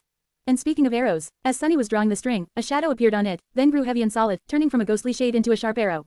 The other enchantment of Morgan's warbow, soul arrows, allowed it to attune to the soul of the wielder and create arrows that shared its affinity.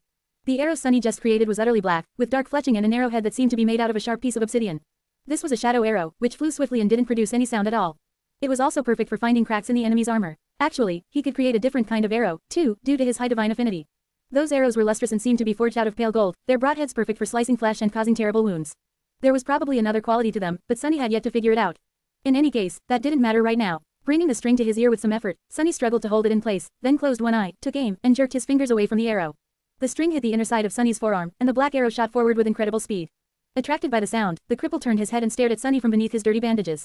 A moment later, the arrow hit the giant menhir, completely off the mark. He had aimed at a tiny crack on the surface of the ancient stone, but had not managed to strike anywhere near it. Looking down at his forearm, which now had a deep cut, Sunny clicked his tongue and let out a dissatisfied growl. Then, he wrapped his arm with a piece of cloth, summoned a second arrow, and repeated the process, this time almost managing to miss the menhir completely. Damnation, it seemed that his accuracy had only reduced in the past months. How had he even managed to grow worse? You're doing it all wrong. Sunny remained motionless for a few moments, then turned around and stared at the cripple without any amusement in his frightening black eyes. Perhaps he was hasty to commend the man for his quiet and reticent nature, who wanted to hear that hideously grating voice, anyway. Producing the emerald amulet, Sunny thought with some irritation. Oh yeah, what, you are an archery expert now? The cripple remained silent for a while, then turned away. I used to be a captain in the Sun Legion. Before, he sighed, and then smiled a little. I led 100 brave warriors into battle, for the glory of Lord Savirax and the Ivory City. The cripple grew silent, and then added quietly. Before, Sunny stared at the bandages that covered the man's burned body, then glanced at his soul, which was illuminated by a radiant core of an awakened.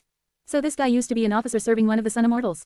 He hesitated for a moment, then asked. How'd you end up this messed up, then? Where do all these burn scars come from? Did the warmongers get you? The cripple stared into the distance for some time, then slowly shook his head. You have plenty of scars yourself, demon, some as terrible as mine. That wicked one around your neck, where did it come from? Sunny looked down at the crestfallen man, then grinned. What, that thing? Funny you should ask. You see, I did actually get captured by the warmongers once.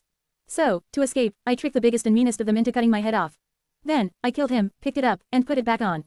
True story. He grew silent for a while, and then added nonchalantly. Oh, and I killed Solvane too. You know who that is, right? The cripple stared at him with wide eyes, shock, awe, and confusion mixing in them in equal measure. Sunny just wanted to mock the guy a little, but the poor fool seemed to have actually believed him. What an idiot. Actually, something about the cripple's eyes seemed strangely familiar, at least in that moment. Sunny suddenly froze and stared at the bandages hiding the man's disfigured face, his mouth turning dry. A few moments passed in a strange silence. And then, both of them spoke at the same time. Kai, Sunny, share to your friends. Tap the middle of the screen to reveal reading options. If you find any errors, non-standard content, ads redirect, broken links, etc., please let us know so we can fix it as soon as possible. Report. Shadow Slave. Chapter 661 to 661, Precious Tether. 1103 words. The towering demon and the hideous cripple stared at each other for a bit, their eyes wide with shock. No way, he was here all along. Wait, who dared to do this to Kai? When I find the bastard, I'll tear them limb from limb. Sunny was so stunned that he even failed to let go of the emerald amulet. He gritted his fangs, then asked a question, at the same time as Kai did. Who did this to you? Why are you so tall? Flustered, the two fell silent for a moment. Then, Sunny reached out and grabbed the cripple into a crushing hug, wrapping all of his forearms around him. Who knew that this repulsive body, which was covered in dirty bandages that smelled of blood and pus, would suddenly become so precious and dear to him? I was put into a body of a demon, why wouldn't I be tall, you idiot? Kai let out a startled yelp, struggled weakly, and then patted Sunny on one of the arms. Arg, Sunny, I am very glad to see you, as well, but, my burns. Sunny jolted, then hurriedly let go of the cripple's body and gave him an apologetic look. Beneath that simple emotion, though, a dark ocean of fury smoldered with dangerous flames. Sorry, I didn't. Kai, you're alive. Damn, I am so happy to see you. I was starting to wonder if any of you guys have made it alive. Kai looked at him, then smiled. Through the gaps in the bandages, his disfigured face looked ghastly and hideous, but the sparks glinting in his eyes were the same. He sighed. Yeah, I was fearing the same. The young man hesitated, and then added, his voice suddenly ringing hollow. After the Iron Hand Island, I almost gave up hope. I didn't think that I'll see any of you ever again. Sunny frowned, confused by Kai's words. He dismissed his bow, and then thought tensely. Why, what is on the Iron Hand Island? The cripple looked at him with surprise. You haven't been there? Sunny shook his head. No, I was going to travel there in a week, after my new heart settles. Ah, I made a deal with a sorcerer, you see, to replace a heart I lost. Kai stared at him for a bit, then looked down and let out a heavy sigh. I see. Well, there's not much to tell. He remained silent for a few moments, and then said quietly, his hoarse voice growing even more creaky and grating. There was no sign that you or Cassie had ever managed to reach the rendezvous point, even though months had already passed. But Effie left a message there, carved into a stone pillar. So Effie is alive, too. Sunny clenched his fists, excited. Of course she was alive. That glutton would never die and leave all the food in two worlds uneaten. Encouraged, he eagerly asked, "What message did she leave?" Kai looked away, as if reluctant to answer. After a while, he finally opened his mouth and said quietly. It was just one sentence. The young man glanced at Sunny, then added in a somber tone. "Do not come to the Temple of the Chalice." As it turned out, Kai had reached the sanctuary 2 weeks before Sunny. Although he did not go into detail, the archer explained that he had been sent into the body of an officer in the army of the Ivory City, and got entangled in the conflict between the Sun People and the Warmongers for the first months of the nightmare. Eventually, he managed to escape and made his way east. The journey was slow and tortuous because of how terribly mangled his body was, but he somehow made it to the Iron Hand Island alive, if just barely. There, his hope of reuniting with his friends was cruelly crushed by the fact that neither Sunny nor Cassie seemed to have made it, while Effie had only left an ominous message imploring them to not try to find her. Consumed by terrible pain and despair, Kai left his own message on the island and continued to the sanctuary, where, as he had heard, stragglers like him could find refuge and shelter. He remained there since, trying to recover as much strength as he could and hoping against all logic that the others were going to read the message he had left and come to the sanctuary too. And then, through a strange twist of fate, Sunny arrived despite not even visiting the Iron Hand Island. Kai shook his head and said, his voice full of amusement. How did you even end up here? Arriving on that flying ship, no less. Sunny, do you know who its captain is? Sunny nodded. Who else? It's Noctis. That guy goes around insisting that he is now my best friend. You see, the spell sent me into the Warmongers' territory, where I was captured and forced to participate in their wicked trials. I barely escaped with my life, and stumbled upon him while fleeing to the southern island. He needed a favor from a shadow creature, and I needed passage to the eastern parts of the Chained Isles. So, that's how I arrived here on that ship. He grew silent for a bit and scowled, thinking feverishly. Do not come to the Temple of the Chalice, that was what Effie had written on a stone pillar. However, Sunny had heard of the place before, in the nightmare of the Shadow Lord. Give the glass knife to the War Maiden in the Temple of the Chalice, that was what the immortal Shadow had told the original owner of the four-armed demon's body. And that was the secret Noctis wanted to learn from Sunny, while Sunny wanted to find his friends. So many coincidences. Kai cleared his throat. You know who he is, right? Lord Noctis is the master of this place, as well as one of the 5 transcendent immortals. Throughout the Kingdom of Hope, he is feared and revered in equal measure, and his name is synonymous with mystery and power, as well as debauchery, mischief, and disaster. A being like him, although Lord Noctis is rumored to possess a merciful heart, he is still dangerous and terrifying. Sunny, are you sure that you should be getting entangled with such a being? Sunny glanced at Kai and remained silent for a while, then said in a grim tone. There is not much choice. He is the axis of this nightmare. Dangerous, terrifying, Noctis is all that, and also so much more. However, all of that is not very important right now. He sighed, and then turned toward the residence of the frightening immortal with a dark expression on his face. What's important right now, is that he can help us find Effie. Share to your friends. Enjoying this site? Support us via PayPal, Visa, MasterCard or crypto. Your donations help cover site maintenance and hosting costs. Tap the middle of the screen to reveal reading options. If you find any errors, non-standard content, ads redirect, broken links, etc., please let us know so we can fix it as soon as possible. Report. Shadow Slave. Chapter 662 to 662, Demon's Bargain. 999 words. Sunny hesitated for a few moments, then looked at Kai and said with determination. Let's go. Kai nodded and followed the four-armed demon, pushing forward his bandaged body with visible effort. Seeing his friend's suffering, Sunny gritted his teeth. The archer, meanwhile, glanced at him with a grim expression, and then said in his new, unfamiliar and ugly voice. Sunny, I have one question. Can you answer it? Sunny slowed down and turned to him, a deep scowl contorting the bestial lines of his face. Of course. What is it? Kai remained silent for a bit, then asked cautiously. Where, exactly, are we going? Sunny blinked a couple of times, then tilted his head a little. Oh, right, where else? We are going to talk to Noctis. With that, he turned around and continued walking toward the immortal sorcerer's residence. The archer hurried to catch up, then said in a stifled tone. Ah, that Noctis, the immortal transcendent, blessed of the moon, crimson beast of twilight, chain lord of the Kingdom of Hope, and all that. Sunny glanced at him, then shrugged. Yes, that Noctis. Don't worry, though, he is indeed terrifying, but not unreasonable. Together, they crossed the garden of the sanctuary and approached the beautifully engraved wooden door. A pair of sailor dolls were standing guard outside, their indifferent faces staring at them with hollow stillness. Noticing Sunny, one of them moved aside and knocked on the door, which then opened all by itself. The two of them entered and froze, unsure how to react. What the hell? Noctis was levitating above the floor, his legs crossed and his eyes closed. He might have seemed like a wise sage in the middle of a deep meditation, if not for dozens of empty amphors of wine that floated all around him. The terrifying chain lord, blessed of the moon, the crimson beast of twilight, was dead drunk. Hearing someone enter, Noctis lazily opened one eye and stared at Sunny, then at Kai. Finally, he landed on the floor and yawned, causing all the amphors to fall down and shatter, sending drops of wine flying everywhere and staining the luscious carpets. Ah, Sunless, what a nice surprise, to see you so soon. And, you brought someone with you. What a hideous creature. Wait, did I say that out loud? No, surely not. I am too wise and courteous to make a rude remark like that. Of course, nice to meet you, whoever you are. Welcome, to my quarters. He gave them a radiant smile, then waved a hand, causing the whole residence to shudder and the shards of the amphors to disappear without a trace. Then, Noctis walked over to a small table, picked up a fresh apple, and glanced at his guests with a curious expression. To what do you owe the honor? To what do we owe? Wait, wasn't it supposed to be the other way around? Sunny frowned, then glanced at Kai, who was staring at the immortal sorcerer with an inexorable expression on his burned, disfigured face.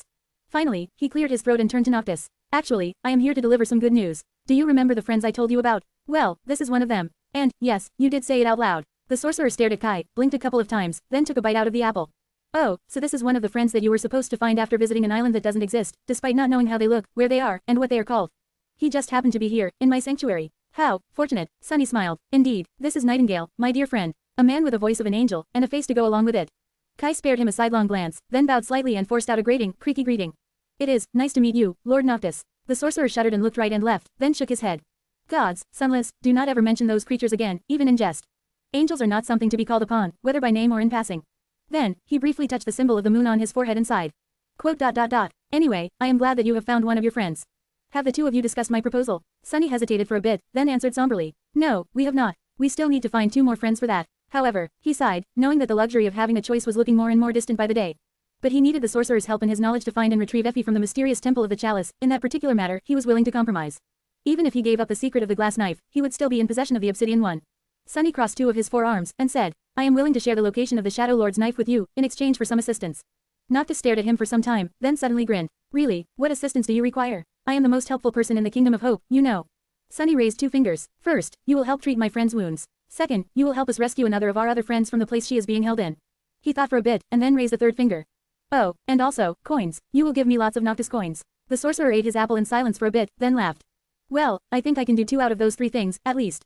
No problem. So, tell me, where is your other friend being held? Sunny lingered for a few moments, still hesitant to make the bargain. Finally, he sighed, and said, Temple of the Chalice. Noctis suddenly choked on the apple, coughed violently a few times, then grabbed a glass of wine and nervously emptied it. Then, with a flushed face, he glanced at Sunny and forced out a strange smile. Quote. 1. I think I can do 1 out of those 3 things, at least. Share to your friends. Tap the middle of the screen to reveal reading options. If you find any errors, non-standard content, ads redirect, broken links, etc., please let us know so we can fix it as soon as possible. Report. Shadow Slave. Chapter 663 to 663, Heralds of War. 1195 words. Sunny scowled, surprised by that reaction. He glanced at Kai, then motioned for him to sit down. From the looks of it, this conversation was going to be a long one. The archer cautiously lowered himself onto a nearby chair and let out a quiet groan of pain, then looked around, a hint of curiosity appearing in his cloudy eyes. His gaze lingered on various pieces of furniture and exquisite decorations, then finally settled on the flustered sorcerer. Noctis seemed to have regained his composure somewhat. He stared at his half-eaten apple with a somber expression, then threw it away and sat down himself. A heavy sigh escaped from his lips. The 3 things you asked for are not that easy to accomplish. The immortal glanced at Kai, then raised 1 elegant finger. I can help your friend, Nightingale, recover from his wounds, somewhat. Those burns were not delivered by mundane flames, and so, even I would not be able to restore that which was destroyed completely. With my help, he will be able to regain most of his strength and vitality. I can also repair the damage done to his soul, but the flames, their mark will remain. Unless you want me to build him a completely new vessel, of course. Noctis smiled, and then glanced at one of the wooden mannequins, which was in the process of disposing of the carelessly discarded apple. Something like that, but much better. Kai shivered. Will I be able to draw a bow and control soul essence after you treat my body? The sorcerer nodded. Of course. You might even grow stronger than you were before. But your face, I am sorry to say this, Nightingale, but it will remain as hideous as it is now. The pain that consumes you will subside, but never go away completely. If you agree to transfer your soul into a doll, on the other hand, your strength will diminish slightly, but you won't have to endure that suffering anymore. I can also promise to make a truly beautiful vessel for you, one worthy of carrying even the most radiant of souls. The archer remained silent for a while, then smiled. Quote. No need. This face suits me fine. As long as I can draw a bow and help my friends, I will be content. Noctis looked at him silently, an expression of confusion written clearly on his face. But don't you want to become beautiful? Kai chuckled, his voice hoarse and grating. Then, he shook his head and said simply, quote. I already am. Both Noctis and Sunny stared at the archer with dubious expressions, thinking that he had lost his mind. Well, more than anyone else in the Kingdom of Hope had already lost theirs. His disfigured face was ugly, grotesque, and unsightly. What was he even trying to say? However, it did not seem that Kai felt compelled to expand on that strange statement. He just remained silent, calmly looking at the sorcerer. After a few moments, Noctis turned away and shrugged. Well, as you wish. The treatment will be long and painful, but it can be done. Then, he raised a 2nd finger and glanced at Sunny. The other thing you asked for, lots of my coins, was it? To be honest, how do I say this? No. Sunny blinked, surprised. What? Why? The sorcerer yawned, then made a helpless gesture with his hands. What can I say? Making those coins takes time. Do you know how long it took me to create a few thousand before? Each coin contains a piece of a corrupted soul, after all. That is the reason why they are so valuable, precious, and coveted by everyone in the Kingdom of Hope. He thought for a few moments and added absent-mindedly. Oh, now that you reminded me, only most of the souls were corrupted. I think there were a few humans I fed to the mimic, as well. Regardless, all those coins were consumed when that poor fool claimed the obsidian knife from the altar. So, if you really want me to make new ones, I guess I can quickly kill everyone here in the sanctuary and cook up 100 or 2. Sunny shivered, then hurriedly raised his hands. No need. Let's not kill anyone, yet. Noctis smiled. Are you sure? Well, alright, so then, he raised the 3rd finger. Lastly, the Temple of the Chalice. I am sorry to say this, but there's absolutely no chance of me ever going anywhere near that place again. Not that I could, even if I wanted to. And I don't, ever. Sunny stared at the sorcerer with a deep scowl, then gritted his teeth. Why, what is so terrible about that place? Noctis shivered, then sighed and nervously sipped his wine. Oh, it's not that it's terrible. It's just that men aren't allowed to enter the temple, unless they are serving a woman. They put that rule in place, after the last time I visited. Sunny really tried to not let his face change, and simply glared at Noctis, his eye twitching. Uncomfortable under that murderous gaze, the sorcerer shrunk and looked away. A low growl escaped from Sunny's mouth. Who cares? You are one of the Chain Lords. What can they do if you decide to break that rule? Noctis chuckled nervously. You don't get it, Chain Lord or not. You see, Sunless, as I said, my lands became somewhat of a refuge for those who seek it. And one of the groups of refugees I sheltered was the remains of an ancient and rather terrifying sect. This sect takes in orphaned girls, especially those born with red hair, and trains them to become perfect vessels of war. His deadly tools, priestesses, and heralds, the war maidens are not someone to be trifled with. He grew silent for a moment, and then added, quote, In fact, they only needed my protection because there was a schism within the sect, and one of their disciples left to create her own cult. However, since no one can really leave that sect alive, her departure was not amicable. Those who survived it came here to build the Temple of the Chalice and remained there since. Oh, and that runaway disciple of theirs, I think you have already met her. Sunny grew cold and leaned back, feeling both of his hearts skip a couple of beats. Then, he closed his eyes for a few moments, and finally said in a hoarse voice. Do you mean to tell me, that the sect that dwells in the Temple of the Chalice is where Sylvain comes from? Noctis nodded and gave him a ghostly smile. Quote, Exactly, that is where that fiend was raised, and there is a bunch of little monsters just like her being trained there as we speak. I mean, no one can really compare to Sylvain, but they are not too far off. So you can understand why I am reluctant to break my word and make enemies of the war maidens, right? Sunny remained silent for a while, and then sighed heavily. Holding the emerald amulet in one of his calloused hands, he thought. Well, tough luck, because that is exactly where the glass knife is. Despite his grim mood, Sunny felt a bit of vindictive satisfaction when he saw the sorcerer's handsome face pale, and the glass of wine slip from his hand. Share to your friends. Enjoying this site? Support us via PayPal, Visa, MasterCard or crypto. Your donations help cover site maintenance and hosting costs. Tap the middle of the screen to reveal reading options. If you find any errors, non-standard content, ads redirect, broken links, etc., please let us know so we can fix it as soon as possible. Report.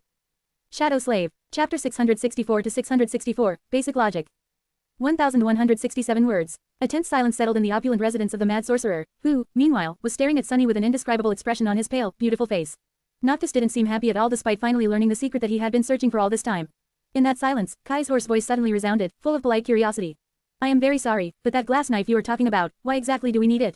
Both Sunny and Noctis turned to him. After an awkward pause, the immortal scratched the back of his head and answered. Ah, that thing, you see, is the only thing that can kill Severus, the Blessed of the Sun. And I really want to kill him. Noticing a slight confusion on the archer's face, he thought for a moment and then added. Right, these days people call him Sevirax, the Ivory Lord. You have heard of him, yes. Kai lingered for a bit, then looked down at his bandaged hands and said evenly. Quote, Yes, you might say that I have. He closed his eyes for a moment and then smiled. In that case, we must retrieve the glass knife. And our friend, Lord Noctis, surely, there is something that we can do. You know a lot about that sect of theirs. Is there a way for you to enter the Temple of the Chalice, find both the knife and our friend, and bring them back to the sanctuary? Noctis stared at him for a while, then shook his head. No, there is no way for me to invade the temple. At least not without destroying it completely, which would doom that friend of yours along with the rest of the sect. Sadly, that is also one of the places I can't infiltrate in disguise. Infiltrate it again, I mean. Sunny and Kai glanced at each other, and then, the archer cautiously asked. If that is the case, what if we infiltrate it instead? The sorcerer stared at them with surprise, and then laughed. Sunless and Nightingale, what a strange pair you are. Do you not know fear? I have just told you how frightening the war maidens are. Sunny smiled, showing his sharp fangs, and then shrugged. Kai shook his head and answered for both of them, saving him from having to do so. Oh, on the contrary. Both of us are actually very cowardly. But, Lord Noctis, you might not know this, but Sunless and I, we can be a bit frightening ourselves. The immortal transcendent gave them a dubious look, and then shook his head. Somehow, I believe it. But no, it doesn't matter. Even if you are willing, you can't get into the Temple of the Chalice. Only women are allowed inside, and not any women at that. They will only give passage to female warriors of utmost skill, those who are veiled in dread and the smell of numerous bloody battlefields, maybe with a couple of lowly servants, at best. You are both men, so it is useless to even try. Sunny hesitated for a few moments, then sighed deeply and said. Actually, that won't be a problem. Noctis blinked a couple of times and looked at him with confused amusement. How so, Sunless? The sorcerer gave him a strange look, and then asked with a mischievous smile. Quote, Is there something I don't know about you? Sunny glanced at him darkly, scowled, and answered in a sharp tone. There's plenty, but that was not what I meant. I just have a female warrior of dreadful skill at hand. With that, he summoned Saint. 2 ruby flames ignited in the depths of his shadow, and then the taciturn demon stepped out of it, wreathed in darkness. Her graceful figure appeared in the middle of the sorcerer's residence, and then the shadow turned her head slightly, staring at the master of the place with cold indifference. Noctis looked back at her, his eyes widening. His lips trembled. That. The sorcerer leaned forward, his expression frozen, and then suddenly clenched his fists with excitement. Quote, That armor, the design, the fit. Oh, gods, who forged that masterpiece? Sunless, please tell me. Saint tilted her head a little, while Sunny and Kai stared at the immortal transcendent with inexorable expressions. After a few moments of dead silence, Sunny cleared his throat. Actually, I am not sure. Prince of the Underworld, I think. Wait, haven't you seen me wearing a similar armor? Noctis glanced at him with confusion, then waved a hand dismissively. If I did, you must have not done it justice. This beauty, however, so it was Hope's little brother, Who knew he had such impeccable taste? Finally, the sorcerer became aware of his surroundings and moved his gaze up, staring right into Saint's ruby eyes. His smile widened, but then grew rather strange. He glanced at Sunny with confusion. Sunless, this is one of your shadows, yes. How come she is more powerful than you? Oh, did you inherit this sublime creature from the Shadow Lord? That rogue, he had been hiding such a treasure from me all that time. Sunny did not like the way Noctis was looking at Saint one bit. In fact, he suddenly felt a very strong impulse to wipe the lecherous smile off the immortal's face, which would not have been very wise considering who that immortal actually was. He gritted his teeth, quote. No, if you must know, I've created her myself. And also, she can hear you. Have some manners, will you? Noctis froze, then flinched and suddenly turned very courteous. Sorry. He glanced at Saint, then walked around her, studying the taciturn demon with a very serious expression. The shadow didn't move, seemingly uncaring of his presence. Finally, the sorcerer returned to his previous spot and smiled. That shadow of yours might indeed be allowed into the temple of the chalice. She has a presence about her. Even I am impressed. The two of you will pose as her servants, I assume. Sunny and Kai looked at each other, then nodded. The sorcerer turned away, thinking, then said thoughtfully, that might actually work. Once you are inside, you can find your friend and locate the glass knife. That will be extremely dangerous, but not impossible. If you succeed, I can ensure your safe escape, however.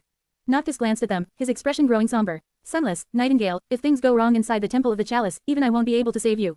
You will be on your own, so ask yourself seriously whether or not rescuing your friend is worth risking your lives over. You can make new friends, you know, but you can only die once. Kai looked at the immortal sorcerer, and smiled. Quote. It's worth it. Sunny wasn't so quick to speak. After a while, he snorted and looked away. I don't make friends easily, so the ones I do have are extremely valuable. One has to protect their valuables, you know. That's just basic logic. He glanced at Noctis with a dark expression and added, besides, who says that you can only die once? I have already died 100 times, and that was just after meeting you. Killing me is really a very troublesome endeavor. Share to your friends. Enjoying this site? Support us via PayPal, Visa, MasterCard or crypto. Your donations help cover site maintenance and hosting costs. Tap the middle of the screen to reveal reading options. If you find any errors, non-standard content, ads redirect, broken links, etc., please let us know so we can fix it as soon as possible. Report. Shadow Slave. Chapter 665 to 665, Preparations. 1,155 words. After their conversation with Noctis was done, Sunny and Kai left the sorcerer alone. The immortal needed some time to make preparations, so they had a few hours left before the archer's treatment was going to begin. After that, they were not going to see each other again until it was over, which would take at least a week. Walking through the beautiful garden of the sanctuary, Kai remained silent for a bit, and then said with a smile. Well, I think that went well. Sunny glanced at him with a dark expression. You think? The archer shrugged, then frowned a little. The bandages covering his disfigured face moved, revealing a confused expression. Did it not? Sunny shook his head. No, we have been swindled, actually. Think about it. I wanted to get 3 things out of Noctis in exchange for revealing the location of the glass knife to him. Heal you, rescue Effie, and receive his enchanted coins. Not only did he force the secret out of me without even lifting a finger, he even fooled us into retrieving the knife in his stead, while thinking that it was our own idea, no less. He grimaced, then let out a heavy sigh. Quote. Scary. He is a cunning trickster, and my own mind seems to be dulled by the curse of hope. Still, all is well. Noctis will heal your body, nothing else matters. Kai frowned when Sunny mentioned Hope's influence, but didn't ask anything, revealing that he had made the discovery himself. After a while, he said, when you put it like that, I do feel a bit foolish. But, Sunny, if you knew that we were being swindled, why didn't you try to drive a harder bargain? Sunny shrugged. There was no point to. I did not expect him to honor all 3 of my requests. Anyway, 2 of them were just for show. While those coins of his are useful, I can do without them. As for rescuing Effie, that is our own task. I would not have entrusted it to an outsider, especially an ancient transcendent with mysterious motives. He remained silent for a few moments, and then added, we will have to ally ourselves with at least one of the chain lords in order to conquer this nightmare, but becoming dependent on someone else's strength is a slippery slope. In the end, we can only put trust in our own efforts. Kai tilted his head a little. So, those 2 requests were just bait, and your real intention had only been to get Noctis to heal me. Lost in thought, Sunny simply nodded. The archer smiled, then mumbled under his nose. I wonder who swindled whom, then. They reached their corner of the garden in silence and sat down on the grass. There was so much Sunny wanted to tell Kai, and so much he wanted to ask. He was sure that Kai felt the same, but without even having to say anything, both of them decided to remain silent. They had already shared some things about their experiences in the nightmare, and as for details, that was going to have to wait until the cohort was back together. Even knowing that it was foolish, they both held on to the feeling that by postponing this conversation, they were somehow increasing the chances of the other 2 members joining them unharmed.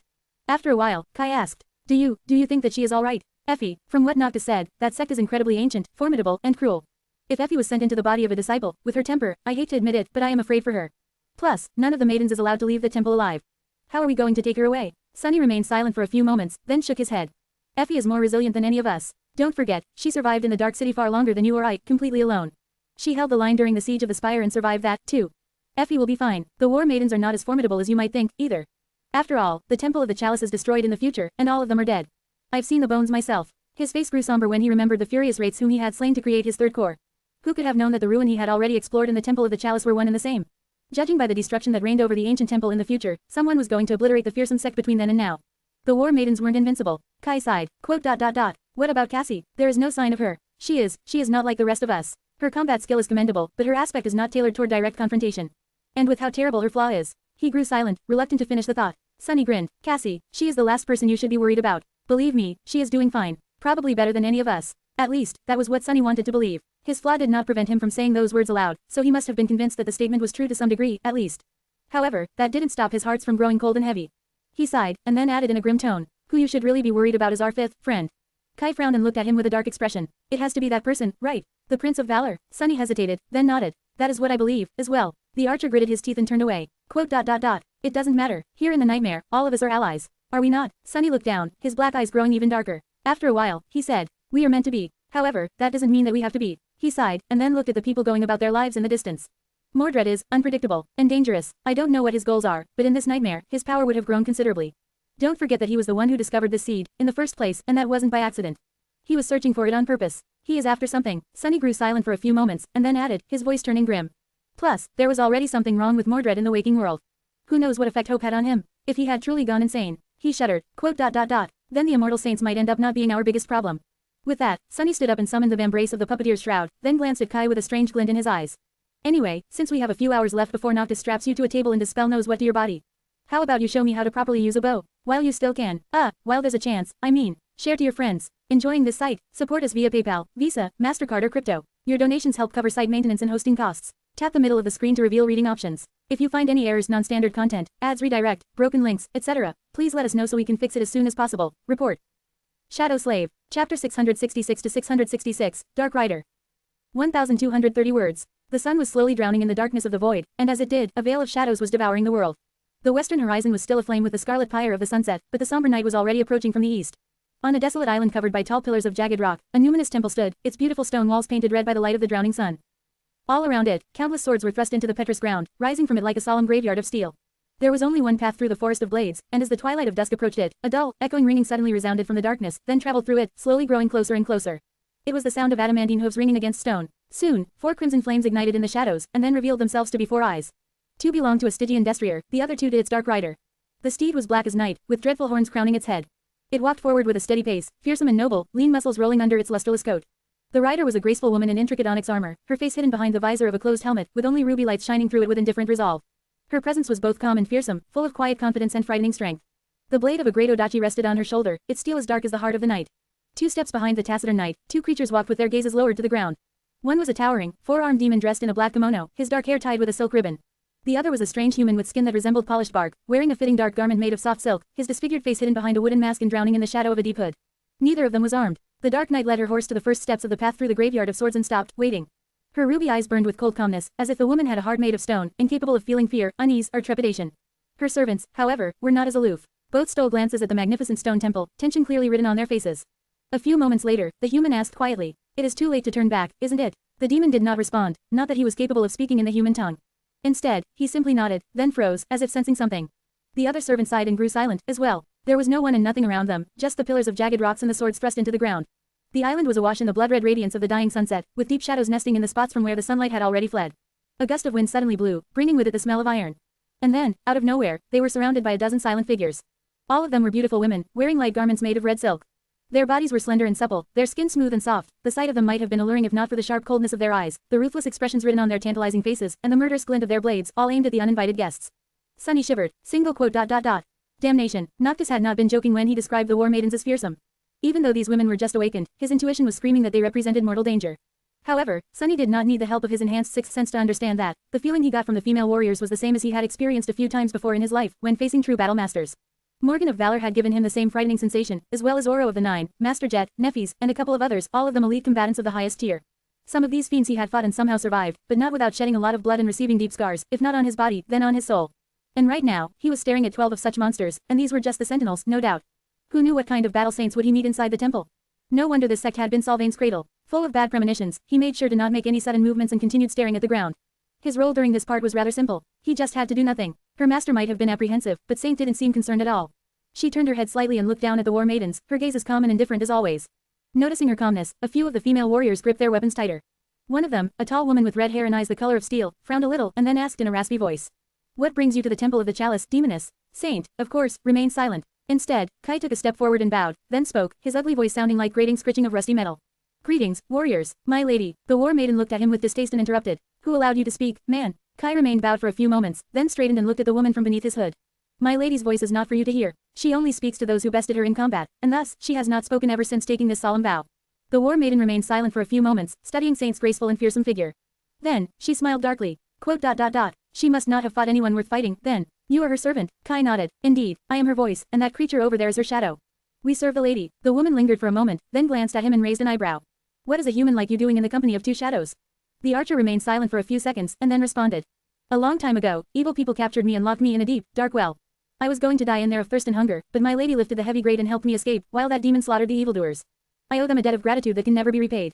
The war maiden stared at him silently, then nodded. You speak with sincerity, surprising, for a man. Tell me, then, why has your lady come to our temple?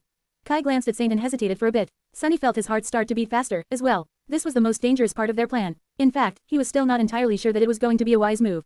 However, both of them had decided that while not very wise, this was something that would give them the best chance to succeed. Full of tense anticipation, he silently gritted his teeth. Finally, the archer looked at the war maiden and said, his voice calm and steady. Quote. She has come to take back that which belongs to the shadows.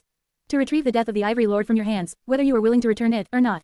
Share to your friends. Enjoying this site? Support us via PayPal, Visa, MasterCard or crypto. Your donations help cover site maintenance and hosting costs. Tap the middle of the screen to reveal reading options. If you find any errors, non-standard content, ads redirect, broken links, etc., please let us know so we can fix it as soon as possible. Report. Shadow Slave. Chapter 667 to 667, Temple of the Chalice. 1038 words. The glass knife contained the string of fate that belonged to Savirax, the chain lord of the Ivory City. It was his death, which the war maidens had received from the Saint of Shadows hundreds of years ago. Now, two shadows came back to retrieve it. Sunny suspected that none of the sect members that had been alive all those centuries ago lived still, including the particular maiden to whom Shadow Lord had sent the glass knife before taking his own life. As such, none would remember the four-armed demon who had delivered it, most likely. And yet, the current disciples of the cult had to know what was being kept in their temple, and how it got there. So, there was a chance that they will just hand it over to the original owners, no matter how slim. If not, they would allow Saint and her entourage inside, at least. That was Sunny's hope, and judging by the fact that the maidens did not immediately attack after hearing Kai's provocative statement, his calculations were not wrong. The tall woman who had spoken to them grew still as soon as the glass knife was mentioned, a somber expression appearing on her face. She studied Saint's motionless figure, then said coldly, her raspy voice growing slightly hoarse. Quote. So the day has come. How fortunate we are, to witness it. Someone finally dares to challenge the Red Sect for the ownership of the ancient relic. Who knew that I would witness this children's story come true? She smiled darkly, then tilted her head, no humor in her sharp, gray eyes. Quote. However, you are wrong, Shadow. The glass blade does not belong to you, or any of your kin. It had been entrusted to our foremother, who passed on the duty of protecting it to her wards, and through them, to us. The woman lingered, then sighed. However, it is not my place to put you in yours. Come, demoness, let me welcome you to the Temple of the Chalice. With that, the war maidens slowly lowered their weapons, and then followed their leader as she turned to walk on the path through the graveyard of swords. Surrounded by them, Saint, Sunny, and Kai had no choice but to walk forward. After a few moments, the taciturn demon gracefully jumped down from Nightmare's back, who then dissipated into shadows and returned to Sunny's soul. Despite the fact that the beautiful female warriors had sheathed their swords, their hostility remained aimed at the three strangers, and their gazes were still as sharp and dangerous as steel blades. What an unfriendly bunch. Sunny sighed inwardly, and then looked around through his shadows, paying attention to the countless swords thrust into the ground all around them. Somehow, he felt that each of these weapons had a history, a violent story of battle and bloodshed that ended in death. Perhaps some of these blades had once belonged to the war maidens of the past, but most must have been wielded by those warriors slain by the members of the sect. There were very, very many swords thrust into the ground around the stone temple. Soon, they approached the gates of the magnificent structure and were led inside. Sunny was somewhat familiar with the interior of the ancient shrine, but it was hard to bring together two pictures that lived in his mind, one of a desolate ruin, the other of the austere, but formidable and perfectly maintained temple fortress. They were ushered into a spacious entrance hall, where Saint followed his command and stopped, as though unwilling to go further. The tall maiden with gray eyes glanced at her and smiled coldly. Quote. Wait here, demoness, I will inform the elders of your arrival. And your challenge. Saint stood with the blade of the soul serpent resting on her shoulder, motionless like a beautiful statue cut of black onyx. Her presence was aloof and indifferent, as though the three of them were not surrounded from all sides by fearsome warriors with no way to escape. The tall maiden left, but the rest of the sentinels remained, surrounding them in a wide circle. Their faces were calm, but their eyes remained sharp, steady hands laying on the hilts of their swords. Under their gazes, Sunny didn't dare to send one of his shadows to scout around the temple, however, he also didn't need to. Instead, he listened to the sounds surrounding them with curiosity. The Temple of the Chalice seemed silent, but somewhere far away, a repeating sound could be heard, the sound of something blunt hitting flesh, over and over again, and an occasional rattle of chains. Disturbed, he frowned slightly, and then glanced at Kai. The archer stood on the other side of Saint, his face hidden in the shadow of a deep hood. His pose seemed both polite and relaxed, however, Sunny could feel a strange tension hidden behind this casual stance. He frowned, and then moved his hand slightly, attracting his friend's attention. Kai lingered for a moment, then spoke in the language of the waking world without turning his head. Quote. Yes, I found it. Why would Sunny need to use his shadows to explore the temple if he had Nightingale by his side? Kai's awakened ability, after all, allowed him to see far and wide, and even peer through solid objects. Very few things could hide from his gaze. So, his task was to locate one of the two things they were looking for, the glass knife. And just in a few minutes, he had already succeeded. Kai, however, did not seem too happy. Sunny, I think we might have a slight problem. Damnation, Sunny scowled, not liking the tone of his friend's voice one bit. He turned his head slightly, glaring at the young man in the wooden mask. The archer sighed. You see, in the center of the temple, there is a large hall. And in the center of that hall stands a giant stone chalice. The chalice is filled to the brim with raging white flame. That fire is just like the fires that burn in the sky below. In fact, I am pretty sure that one of those orbs of divine flame is somehow contained within it. He lingered for a moment, and then added grimly. The glass knife is on the bottom of the chalice, right in the middle of the annihilating divine flame. Share to your friends. Tap the middle of the screen to reveal reading options. If you find any errors, non-standard content, ads redirect, broken links, etc., please let us know so we can fix it as soon as possible. Report. Shadow Slave. Chapter 668 to 668. Vessels of War. 1,440 words. Damn it all. Why did it have to be the divine flame, of all things? The three of them were finally allowed into the central hall of the temple, where a tall chalice cut of a single slab of grey stone stood, full of blinding white fire. The hall was drowning in stark light, deep shadows, and suffocating heat. However, even that sweltering heat was too forgiving. This close to the orb of Sun God's flame, all of them should have been already turned to ash. Sunny stared at the chalice with a grim expression, remembering the suffering he had gone through in the sky below.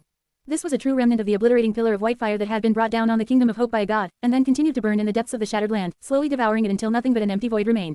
The pale version of it that he was able to channel through the cruel sight was already immensely destructive, and this was the real deal. How was the chalice even capable of containing the annihilating white star? He shivered, and then glanced under the surface of the stone vessel, noticing an intricate weave of ancient runes glowing inside the grey stone. An enchantment, and a powerful one, at that. What kind of sorcerer had created it? Who had been powerful enough to contain a piece of divine fury? In any case, without knowing how to control the enchantment, if there even was a way to control it, getting the glass knife out was not going to be easy, or maybe even impossible. Their task just grew exponentially more difficult. Damn it all. Absorbed by the dire sight of the stone chalice, Sunny didn't even notice the three women standing in front of it for a moment or two. When he did, however, his mood dropped even further. Turned into black silhouettes by the furious white flame burning behind them, three ascended battle masters watched the uninvited guests with eyes full of cold, cutting, killing intent. One had red hair and wielded an odachi similar to his own, its blade forged out of vibrant scarlet steel. One had black hair and held a simple spear, its shaft covered by a complicated weave of runes.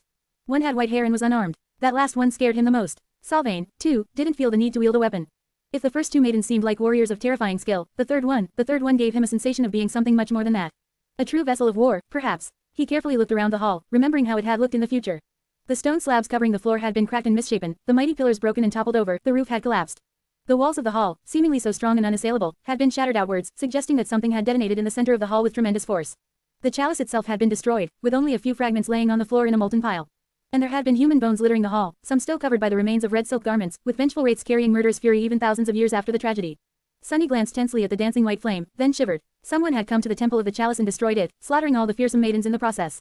Had they been looking for the glass knife, as well? Was he going to meet the terrifying being? Or had he, perhaps, met them already? Two faces suddenly appeared in his mind, that of Sylvain and that of Noctis. His thoughts were interrupted by one of the ascended maidens. The woman who seemed the most powerful, the fiend with white hair, looked at Saint with a cold expression and said, her voice echoing in the stark darkness of the hall. I've been told that you wish to retrieve the legacy of our foremothers, Shadow. Saint lingered for a moment, then moved her head slightly, nodding. The maiden smiled, sending chills running down Sunny's spine. Then your task is very simple. All you have to do is prove yourself before the chalice. Kill me, and then my two sisters. If you do, the glass blade will be yours. Saint tilted her head a little, expressing an indifferent agreement. Sunny let out a furtive sigh of relief. So, there was a ritual to release that glass knife into someone's hands, after all, a trial that those seeking it had to pass. A simple duel, or rather 3 consecutive ones, against the senior warriors of the ancient sect. These ascended were truly formidable, but fighting them was better than having to face against the entire sect. His worst expectations had not come true. As for whether or not Saint would be able to kill the 3 ascended priestesses, he wasn't sure. However, there was at least a chance. And after the leaders of the sect were dead, finding and rescuing Effie would be much easier. As the war maiden with white hair grew silent, another one, the woman wielding the scarlet odachi, spoke. Quote. However, first, you will have to prove that you have the right to challenge us. You will fight, and kill, a disciple of each of us. As soon as she stopped speaking, the third one said. Quote. Or you will die. Sunny hid a triumphant smile. 3 awakened warriors were not going to pose any threat to Saint, who was an ascended demon, and formidable well beyond her rank and class. However, something felt off. He couldn't tell what at the moment, but his intuition was filling his hearts with unease. Sunny glanced at Kai, and noticed a similar apprehensive expression in the archer's eyes. He nodded slightly, prompting the young man to step forward and bow. My lady accepts. However, it is unbecoming of her to slaughter your disciples, fearsome as they may be. Such a fight would not be a struggle for her, and as such, would not please the goddess of life, offending her in this sacred temple. If these disciples wish to challenge my lady, they will have to defeat her shadow first. The war maiden with white hair laughed, then took a step forward. So, she can only fight us after defeating our disciples, but our disciples can only fight her after defeating her pet demon. Fine, let it be so. No shadow can defeat a vessel of war. He was going to die after your lady's body is torn apart, anyway. Let the creature be destroyed first. With that, she turned to one of the younger war maidens and smiled darkly. Let us not disappoint our guests. Go, bring the feral child I have the misfortune of calling my successor here. She will atone for her transgressions today by killing these 2 shadows. Sunny was pushed forward and offered a choice of weapons. After hesitating for a few moments, he raised a fearsome greatsword with his upper hands, and took a buckler and a long dagger with the lower. Then, he walked into the center of the hall and froze, watching the divine flames burn in the darkness. All things considered, things had turned out well. The ascended war maidens had been cunning, offering the lives of their disciples as sacrifices, no doubt in order to glean the secrets of Saint's skill before facing her. Knowing the enemy was half the victory, after all, by remaining a mystery while observing how their opponent fights, the three battle masters would have received an advantage that Sunny couldn't allow himself to give them. Now, however, he was going to fight and kill 3 of the awakened maidens, thus keeping Saint as mysterious as these battle masters were. Facing such fearsome opponents was not going to be easy, but he was sure of his ability to outsmart, overpower, and slaughter them. Fighting such skilled warriors was only going to enrich his mastery of shadow dance. More importantly, they were not going to have to fight against the whole sect, the chalice containing the divine flame was not going to be shattered, and the temple was not going to be turned into a ruin. Whatever it had been that had happened here in the real world would not befall Sunny and Kai, leaving them unscathed. All he had to do was to kill 3 young women, one after another. They would be fearsome combatants, no doubt, especially due to the madness of hope coursing through their veins. But he had faced far worse. Sunny felt confident in his ability. A few moments later, however, his black eyes narrowed. Staring at his first opponent, Sunny couldn't help but shudder and let out a low growl. Single quote. Damnation, share to your friends. Tap the middle of the screen to reveal reading options. If you find any errors, non-standard content, ads, redirect, broken links, etc., please let us know so we can fix it as soon as possible. Report. Shadow Slave, Chapter 669 to 669, Feral Child. 1,195 words. When Sunny heard the white-haired war maiden refer to her disciple as a feral child, he assumed that she was speaking about an especially ferocious female warrior being trained in the ancient sect of war. What he had not expected, however, was that his enemy would turn out to be a literal child. Single quote. Damnation. As Sunny watched with a grim expression, 2 of the awakened maidens dragged a girl of about 11, maybe 12 years of age into the hall, then threw her on the stone floor in front of him. The girl had a scrawny, juvenile body that did not seem to have touched on the path to maturity yet. Her short, wild hair was of a vibrant red color, almost the same as the torn silk garments she wore. Her skin was pale and white, or at least, it was supposed to be. Instead, it was blue and black, almost the same color as Sunny's own, which had been made to resemble obsidian by the embrace of his shadows. The girl had obviously been often and cruelly beaten, to the point that it was hard to notice a spot free of bruises on her once tender body. The whites of her eyes were hidden by the cloudy red layer of blood that had burst from ruptured vessels, making the child look like an actual beast. Hitting the floor, the girl remained motionless for a few moments, then let out a long sigh and slowly stood up, lean muscles rolling under her bruised and lacerated skin. Even though she seemed tall for her age, she was still too small to reach up to Sunny's chest. Curse these mad witches. Suddenly full of fury, he glanced at the 3 ascended war maidens with a dark expression, then looked down at the abused child in front of him.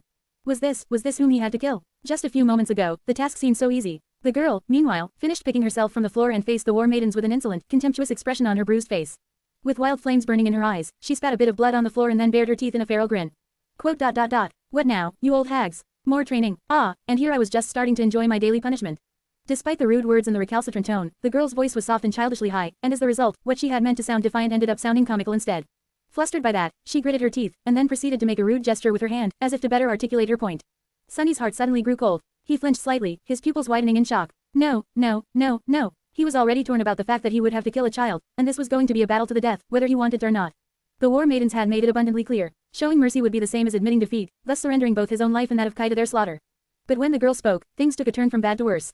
Because even if he had not recognized the tone, which he instantly did, Sunny was pretty sure that the inhabitants of the Kingdom of Hope were not in the habit of expressing their meaning with their middle fingers. That was a thing humans in the waking world did, which left only one possibility. The feral child in front of him was Effie. Goddammit. Now, there was no chance at all that he would kill his opponent and follow the ritual set for them by the maidens. All that stuff about not having to fight the entire sect he had felt relieved about a few minutes ago. Any possibility of that was basically gone. How were they going to get out of this one? He gritted his teeth, a low growl escaping through them. Hearing it, the senior war maiden smiled coldly, and then stared at Effie. No training today, insolent child. Instead, a test. We have guests today, you see, kill them, and I might order your older sisters to feed you today. You have been demanding food, have you not? At the mention of food, a somber expression appeared on the girl's bruised face. She hesitated for a moment, and then turned around, searching for these guests she was supposed to kill. Because of how the hall was lit, the figures of everyone who stood near the entrance and along the walls, Saint, Kai, and dozens of war maidens who were here to witness the challenge, appeared as dark silhouettes. The only one whom she could clearly see was Sunny. Effie stared at his abdomen for a few moments, confused. Then, she slowly craned her neck, looking higher, and then higher still. Her face gradually grew paler and paler, until a hint of fear appeared in her eyes. Whoa, hey there, big guy. She shivered, then glanced back at her teacher. Are you joking? I am supposed to kill that monster. The war maiden shook her head. Not a monster, a demon. Why, are you not hungry? Effie lingered for a few moments, then asked in a little voice. Do I get any weapons, at least? The white-haired warrior chuckled cruelly. Your fists should be enough. Use your tongue if they're not. It has been sharper than a blade lately, after all. The scrawny girl grimaced, then sighed and clenched her fist, turning to Sunny with hunger and resentment mixing in the bright eyes. Her soft voice resounded in the hall, full of reluctant determination. Quote. All right then, let's kill a demon. The things a girl must do to earn a dinner. Sunny lowered his sword, staring at her with furious intent. You idiot, it's me. Are you going to recognize me or not? A weave of runes suddenly ignited on the stone floor of the hall, creating a circle around them. There was some sort of a barrier preventing either from escaping now, and outsiders from offering them help. The only ones left inside were Sunny, Effie, and the 3 war maidens standing in front of the chalice. Sunny hissed, trying to get the child to look at him. Crap, the emerald amulet, I better get it right now. He released the hilt of the greatsword with one hand, intending to use it to fish out the amulet from the folds of his kimono. If Effie doesn't recognize me, I'll have to really fight her until I come up with a plan. Luckily, she is just an awakened. With my 3 cores and shadow augmentation, it should not be too Before he could finish the thought, however, the scrawny girl suddenly lunged forward with shocking speed and struck him in the abdomen with her tiny fist. The towering four-armed demon folded like a piece of paper, spat a torrent of blood, and was thrown a dozen meters back like a weightless doll. Crashing into a stone pillar, he sent a net of cracks running through its gray surface and then rolled down to the floor. Stunned by the tremendous, ridiculous force of that single blow, Sunny tried to push air into his four empty lungs and stared at the little girl with dread. Single quote. Right, that is Effie, alright. Curses, share to your friends. Tap the middle of the screen to reveal reading options. If you find any errors, non-standard content, ads, redirect, broken links, etc., please let us know so we can fix it as soon as possible. Report. Shadow Slave, Chapter 670 to 670, with kid gloves. 1,154 words. Because of Effie's easygoing personality and affable attitude, it was easy to forget just how fearsome of a warrior she was. Out of all the members of the cohort, she had survived on the Forgotten Shore the longest. She had done so while hunting down nightmare creatures on the cursed streets of the Dark City all alone, as well. Mostly because anyone willing to help her would have been disposed of by the ruler of the Bright Castle, who had been scorned by her rejection. The fact that the young huntress had never bowed to his demands despite the black mark placed on her only went to show how unyielding her will really was. Her aspect made Effie a perfect instrument of war. While not as drastic as the dire but narrow speed augmentation Castor had possessed, it was still great and wondrous. More importantly, it was an all-around enhancement. Speed, strength, agility, endurance, resilience, every facet of her physicality was elevated to an inhuman level. Sunny knew of her abilities better than most, since Effie had taught him how to wield a spear. However, due to the fact that their lessons had taken place in the real world, where the huntress was bound to a wheelchair, he never experienced her full strength in a fight himself. Until now. Crap, that really hurt. Before, Sunny had hoped that their strength would be more or less equal, considering that he was augmented by 3 shadows. However, it was not even close. That one blow almost shattered his body into pieces. That was only made more bizarre by the fact that it had been delivered by a scrawny child. Maybe if he had an additional shadow, or 2, Sunny had become much more powerful, but Effie had grown much stronger after the Forgotten Shore, as well. Her core was now fully saturated. More than that, while Sunny had been surviving in the Red Colosseum, she had survived a hell of her own, it seemed. Being tortured, taught, and tempered by the cult that had created Sylvain, of all people. Sunny spat some blood, gritted his teeth, and slowly stood up.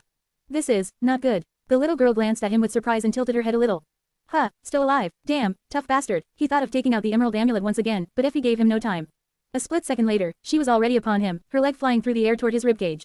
Sunny had no time to think about anything. He didn't want to hurt his friend, but he also didn't want to die.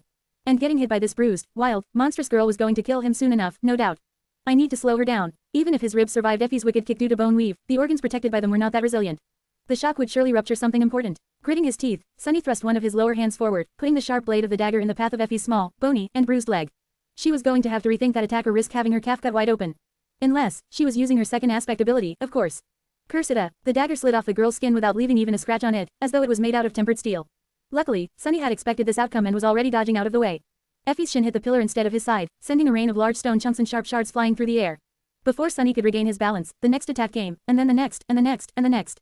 Unable to seriously hurt the girl, he had no choice but to retreat under the onslaught of deadly strikes, receiving several glancing blows that left him reeling and in pain. The scrawny girl was very small, but made up for it by being incredibly nimble and swift. The little imp was so wily and fast, in fact, that it almost felt as though she was in several places at the same time. Stop running, big guy. Let us finish this quickly. I am hella hungry, you know. Arg, would you slow down for a second, you devil child? Sunny growled with unrestrained fury and brought the greatsword down, creating some space between himself and the advancing girl. He felt very frustrated. All he had to do, for now, was to let Effie know who he was. That was not very hard to do. There were many ways, really. He could use one of his shadows, or summon a familiar memory, if only she gave him a damned moment to breathe and think. The problem was that Effie did not. She was also not fighting in any style Sunny was familiar with.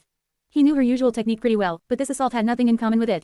In fact, her current ferocious style was leagues beyond what the huntress had been capable of in the past, both in terms of purpose and lethality.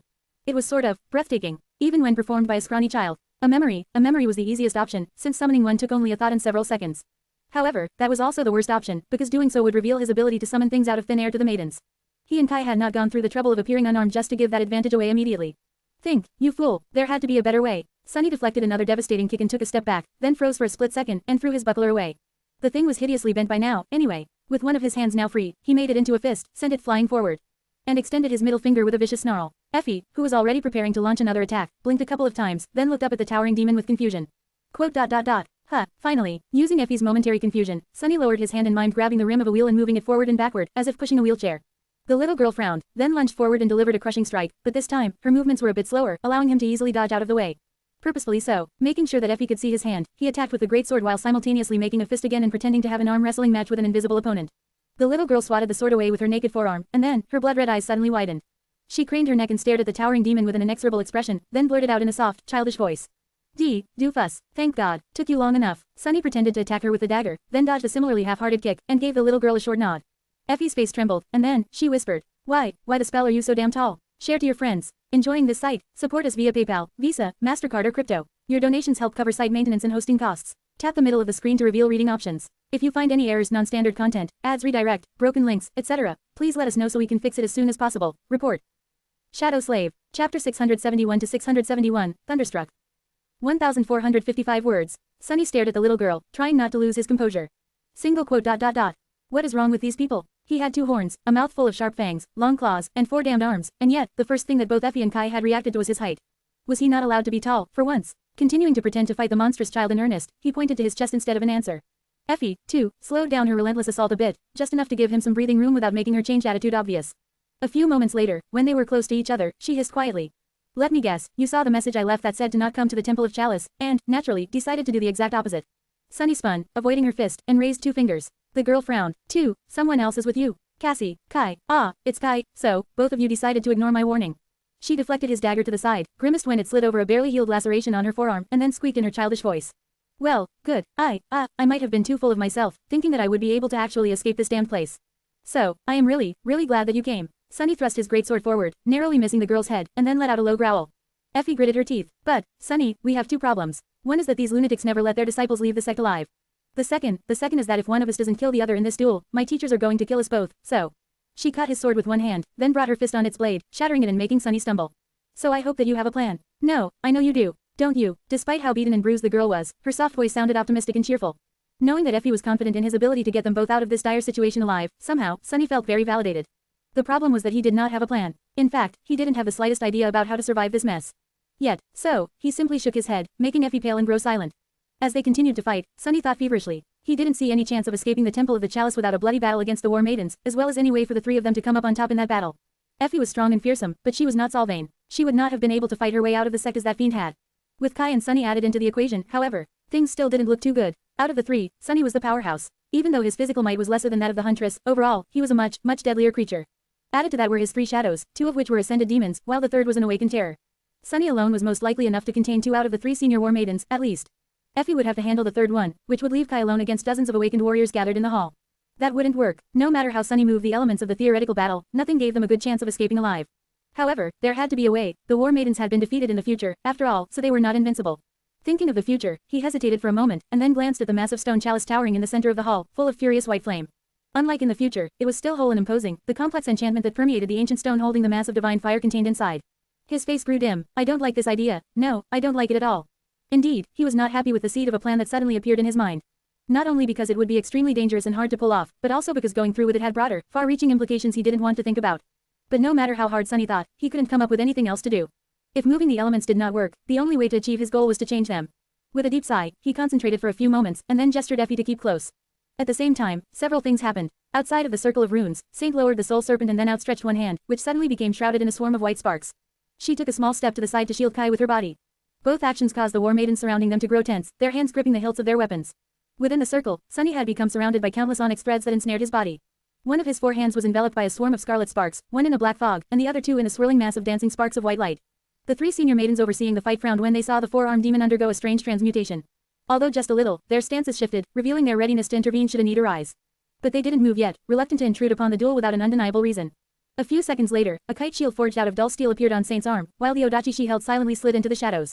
Sunny was suddenly clad in intricate onyx armor, holding a somber spear in one of his lower hands and an austere tachi in another. Finally, a black bow with a scarlet string and a strange arrow that seemed to be made out of a bolt of lightning appeared in his upper hands. Patient Avenger, Cruel Sight, Midnight Shard, Morgan's Warbow, Strike of Thunder. And Mantle of the Underworld augmented by Memory of Fire. He had summoned all these memories at the same time, knowing that he might not have a chance to do so later. And there was one last memory that he had called upon. As the light around him suddenly dimmed, the shape of a small black lantern started to manifest itself in the air. Spinning around before the senior War Maidens reacted, Sunny knocked the Strike of Thunder on the string of his bow. Then, he poured a massive flood of essence into the bow and drew it, activating the Death Dealer enchantment. Unbending enchantment's description. This adamantine bow demands a giant's might to be bent. Because of that, arrows shot from it travel as far as the eye can see, and strike with terrible strength, piercing both armor and flesh. Death Dealer enchantment description. This bow is able to consume a large amount of essence to deliver an obliterating strike. And, finally, Caged Lightning enchantment description. This arrow strikes as fast as a bolt of lightning, and chains its devastating damage to several nearby creatures. Feeling his reserves of essence instantly diminish by a vast amount, Sunny gritted his teeth and released the string. At the last moment, all 3 of his shadows slid off his fingers and wrapped themselves around the Strike of Thunder. And so, this ascended arrow of the 2nd tier was sent flying from an ascended bow of the 4th tier, its power augmented manifold by the 3 shadows and the obliterating influence of the Death Dealer enchantment. A shot like that would probably be enough to kill a master. The arrow was too fast to be intercepted, as well. However, Sunny had not aimed at any of the 3 senior war maidens. Instead, he aimed his arrow at the stone chalice, and not anywhere on it, at that. No, he sent the strike of thunder at the exact spot on the ancient stone surface where the weave of invisible runes was the most intense and elaborate. Sunny doubted that even this combination of powers and enchantments would be enough to deal real damage to the stone vessel. However, if he could destroy a small, but important part of its enchantment, the divine flame contained within would do the rest. As the bolt of lightning streaked through the air toward the chalice, he grabbed the little girl and dashed behind one of the columns, then knelt and hugged her with all 4 arms, covering her little body with his. At the same time, Saint pushed Kai back and raised her shield, covering them both. Before anyone could react, the furious lightning struck the side of the giant stone chalice. And then, everything became white. Share to your friends. Enjoying this site? Support us via PayPal, Visa, MasterCard or crypto. Your donations help cover site maintenance and hosting costs. Tap the middle of the screen to reveal reading options. If you find any errors, non-standard content, ads redirect, broken links, etc., please let us know so we can fix it as soon as possible. Report. Shadow Slave. Chapter 672 to 672, Shadow Cohort. 1071 words. The bolt of darkness-wreathed lightning shot between 2 of the senior war maidens and struck the side of the stone chalice. A flash of light drowned the hall for a split second, and almost instantly, 3 arcs of electricity tore through the air, traveling back to strike the sect leaders. Since there was no one else near them, the lightning did not chain further, spending all its might while coursing through the bodies of the ascended warriors. Sunny did not see any of that, however, because he was already dashing toward a wide stone pillar with Effie's scrawny figure held in his arms. Behind him, a single narrow crack appeared on the surface of the chalice. And through it, a furious white light suddenly shone. A moment later, countless fractures appeared on the ancient stone, and then, everything became white. Arg! Sunny was on his knees behind the column, his back to the center of the hall, hugging Effie with all his 4 arms. His vision was gone, replaced by an endless field of flawless white, and so was his hearing. He felt a shockwave go through his body, and the pillar behind him shatter, turning into a rain of broken, melting stone. Then, a flash of agony pierced his soul. Everything was enveloped by terrifying, suffocating heat. He felt it wash over him like a wave, and prayed that they would survive its immolating embrace. He had a reason to believe that they would. In the future, there had been bones littering the floor of the hall, after all. That meant that when the real chalice exploded, not everyone around it had been turned to ash. Sunny also had that stalwart enchantment of the mantle of the underworld, providing him with high resistance to elemental attacks, as well as the underworld armament enchantment channeling and enhancing the protective effect of the memory of fire through the onyx armor.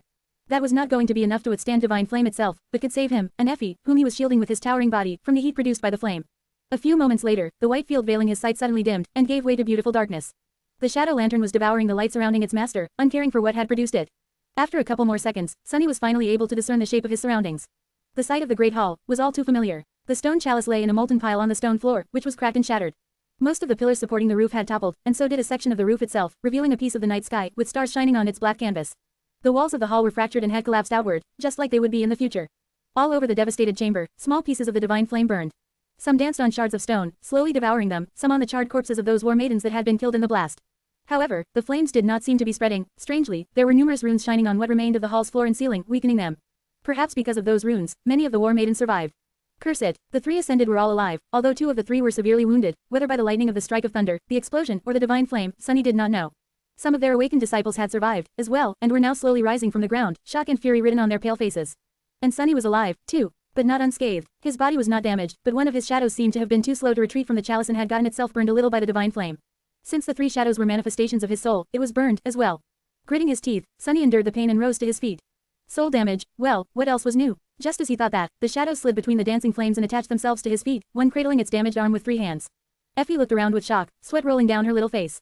The hell happened? You see, crazy. She spoke and instantly regretted it when a torrent of scorchingly hot air streamed into her mouth. Sunny evaluated the situation, then pushed the little girl away, gesturing at the far end of the hall. There, Kai was levitating above the floor, his hood torn and his wooden mask glowing angrily, as if seconds from catching on fire. The young man was surrounded by a whirlwind of white sparks, no doubt summoning his armor and weapons. He was also surrounded by a dozen surviving war maidens. Effie's eyes widened, and she took a step in his direction, but then hesitated and looked at Sunny with concern. Quote. What about the masters? He glanced at the 3 ascended warriors, and then simply pointed a finger at himself. The little girl wanted to say something, her eyes full of worry and unease, but then nodded and dashed away, summoning her own memories. Left alone, Sunny dismissed Morgan's warbow, transferred the cruel sight to his upper hands, and slowly walked toward the fearsome battle masters. 3 shadows followed him, and whenever he passed, the light was destroyed and replaced by darkness. The 4-armed demon in onyx armor stopped a dozen or so meters away from the leaders of the red sect and tilted his head a little, staring at them with his black eyes. The white-haired ascended, the only one who remained unscathed after the explosion, looked at him with cold hatred, then smiled wildly and spat. Foul shadow, you dare challenge the 3 of us alone? The maiden with red hair gritted her teeth and moved her badly burned arm, raising the scarlet odachi into a battle-ready position. The one with black hair leaned heavily on her spear, then whispered something, causing the runes on the weapon to ignite with an angry red glow. Sunny remained motionless for a second, then shook his head, and grinned, revealing his sharp fangs. A moment later, 3 terrifying creatures burst from his shadows, fury burning in their eyes. One was a giant serpent with obsidian scales, one was a dreadful black steed with adamantine horns and fangs like those of a wolf, and the third one was a graceful knight in onyx armor, wielding a charred kite shield and a stone sword. Together, the 4 shadows lunged forward. Share to your friends. Enjoying this site? Support us via PayPal, Visa, MasterCard or crypto. Your donations help cover site maintenance and hosting costs. Tap the middle of the screen to reveal reading options. If you find any errors, non-standard content, ads, redirect, broken links, etc., please let us know so we can fix it as soon as possible. Report. Shadow Slave. Chapter 673 to 673, War Masters. 999 words. An awakened had no business fighting one ascended, let alone 3, each radiating an aura of an aberrant battle master. But then again, as far as awakened went, Sunny was more than a little abnormal himself. He had already killed 2 masters before, Pierce, one of the wardens of the Night Temple, and the fearsome Red Priest, the slave overseer of the Colosseum. Both victories had been won by the skin of his teeth and cost him dearly. Sunny had even lost his head in one of those battles. The War Maidens seemed far more daunting than both of those men, and there were 3 of them. The previous clashes with the Ascended he had were nothing compared to the dire challenge of this one. However, during both of those fights, Sunny hadn't had the opportunity to go full out. The first time, Saint and Serpent had been preoccupied with the human echoes. The second time, he had been cut off from the spell, and thus from his arsenal of memories. But this time, nothing was preventing Sunny from unleashing the full and dreadful power of his divine aspect. It was time to show what he was truly capable of when nothing held him back. Fortunately, 2 of the War Maidens had already been injured by Sunny's treacherous attack. So, although attacking the 3 of them alone seemed more than a little bit insane, there was a good chance that he would win this fight. As the 3 Ascended prepared to deflect the assault of shadows, Saint lowered her shoulder, put it behind the patient Avenger, and aimed the charred kite shield at the enemies. Burning Heart enchantment description. This shield can store a portion of fire damage it receives to augment another weapon of its wielder or unleash a devastating shockwave. A deep metallic groan resounded from within the shield, and then, an invisible shockwave exploded outward from its dull steel surface. The patient Avenger had absorbed plenty of fire damage during the explosion of divine flames, and now, all that furious force was released forward, shattering the chunks of stone that littered the cracked floor into dust and sending the War Masters flying back, into different directions. Whatever chance of a coordinated defense they had before was now utterly gone. Without slowing down, Sunny and his shadow split. The Soul Serpent slithered between the dancing flames, lunging at the maiden that wielded a spear. Saint ran toward the maiden that wielded an odachi. And finally, Sunny and Nightmare flew toward the maiden that was unarmed, but radiated the most pressure. Come on, everything was going according to plan. However, no plan ever survived a clash with reality. A moment later, something unexpected happened, putting a wrinkle into Sunny's stratagem. The woman with black hair twisted in the air and gracefully landed on her feet, plunging the tip of her glowing spear into the stone floor to stop herself from sliding back, into the white wall of divine flame burning behind her. And then, there were suddenly 2 of her. 2 identical War Maidens jumped to their feet, each holding an identical glowing spear. None looked like an illusion, and both possessed real shadows. Both were made of flesh and bone, which meant that the threat she posed instantly doubled. What kind of an insane aspect is that? Sunny bared his fangs, changing the plan on the fly. Nightmare pivoted and switched direction, aiming to join Soul Serpent and help it destroy the 2 spear-wielding Ascended. One of the shadows cast by Sunny swiftly glided forward, wrapping itself around the black steed. The other 2 rose and embraced Sunny himself, since he was now facing the most fearsome of the War Masters alone. Saint was going to have to deal with her own opponent without any augmentations. He wasn't too worried, though, out of the 4 of them, she was probably the most powerful. A moment later, the War Maidens and the shadows clashed. To Sunny's left, Nightmare and the Soul Serpent attacked the 2 identical black-haired women. Now that the Shadow Steed was apart from Sunny and outside the area where the Shadow Lantern was devouring all light, the effect of the Dark Destrier attribute was lessened, depriving him of its augmentation. However, the Dreadlord attribute was still working. No matter how confident and fearsome the War Maidens appeared, they had to be in the throes of fear and confusion deep down in their hearts.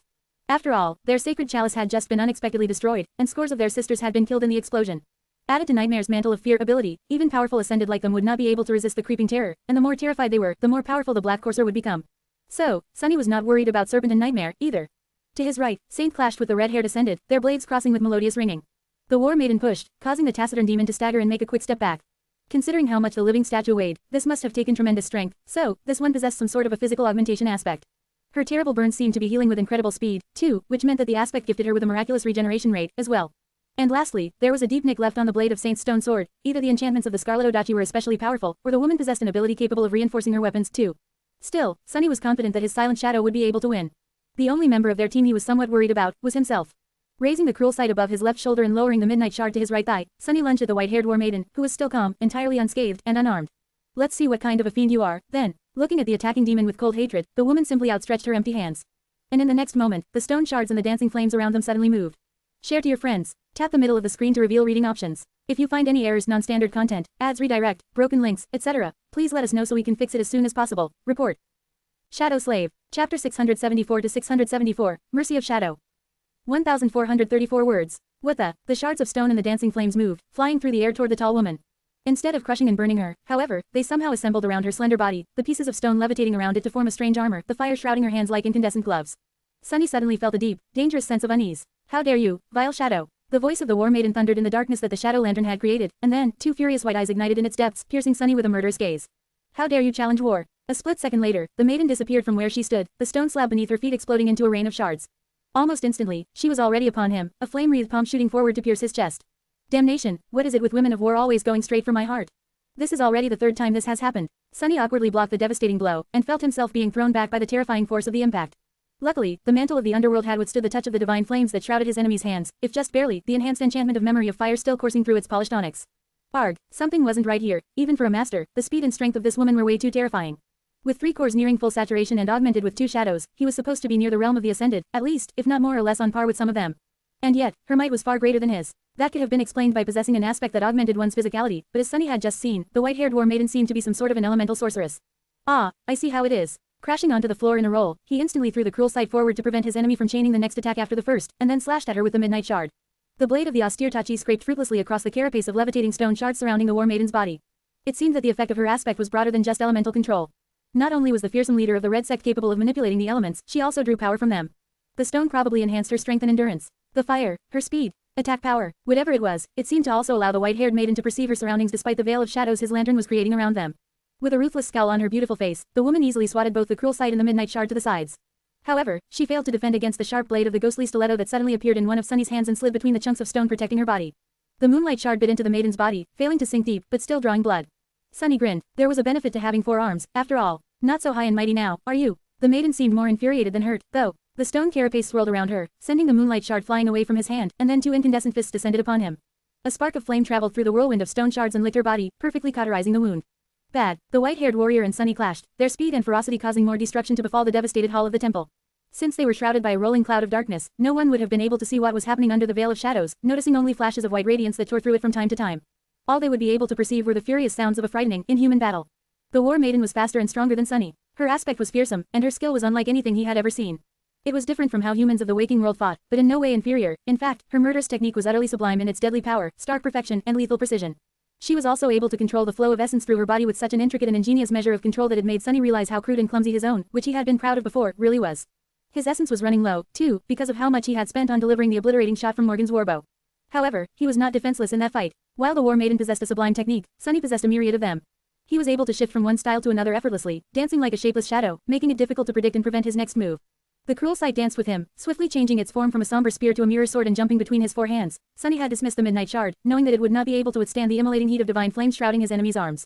He relied on his versatility and deception to keep himself alive under the ferocious assault of the monstrous ascended, and through all of it, he was observing how she moved, how her shadow moved, how they fought, how they reacted.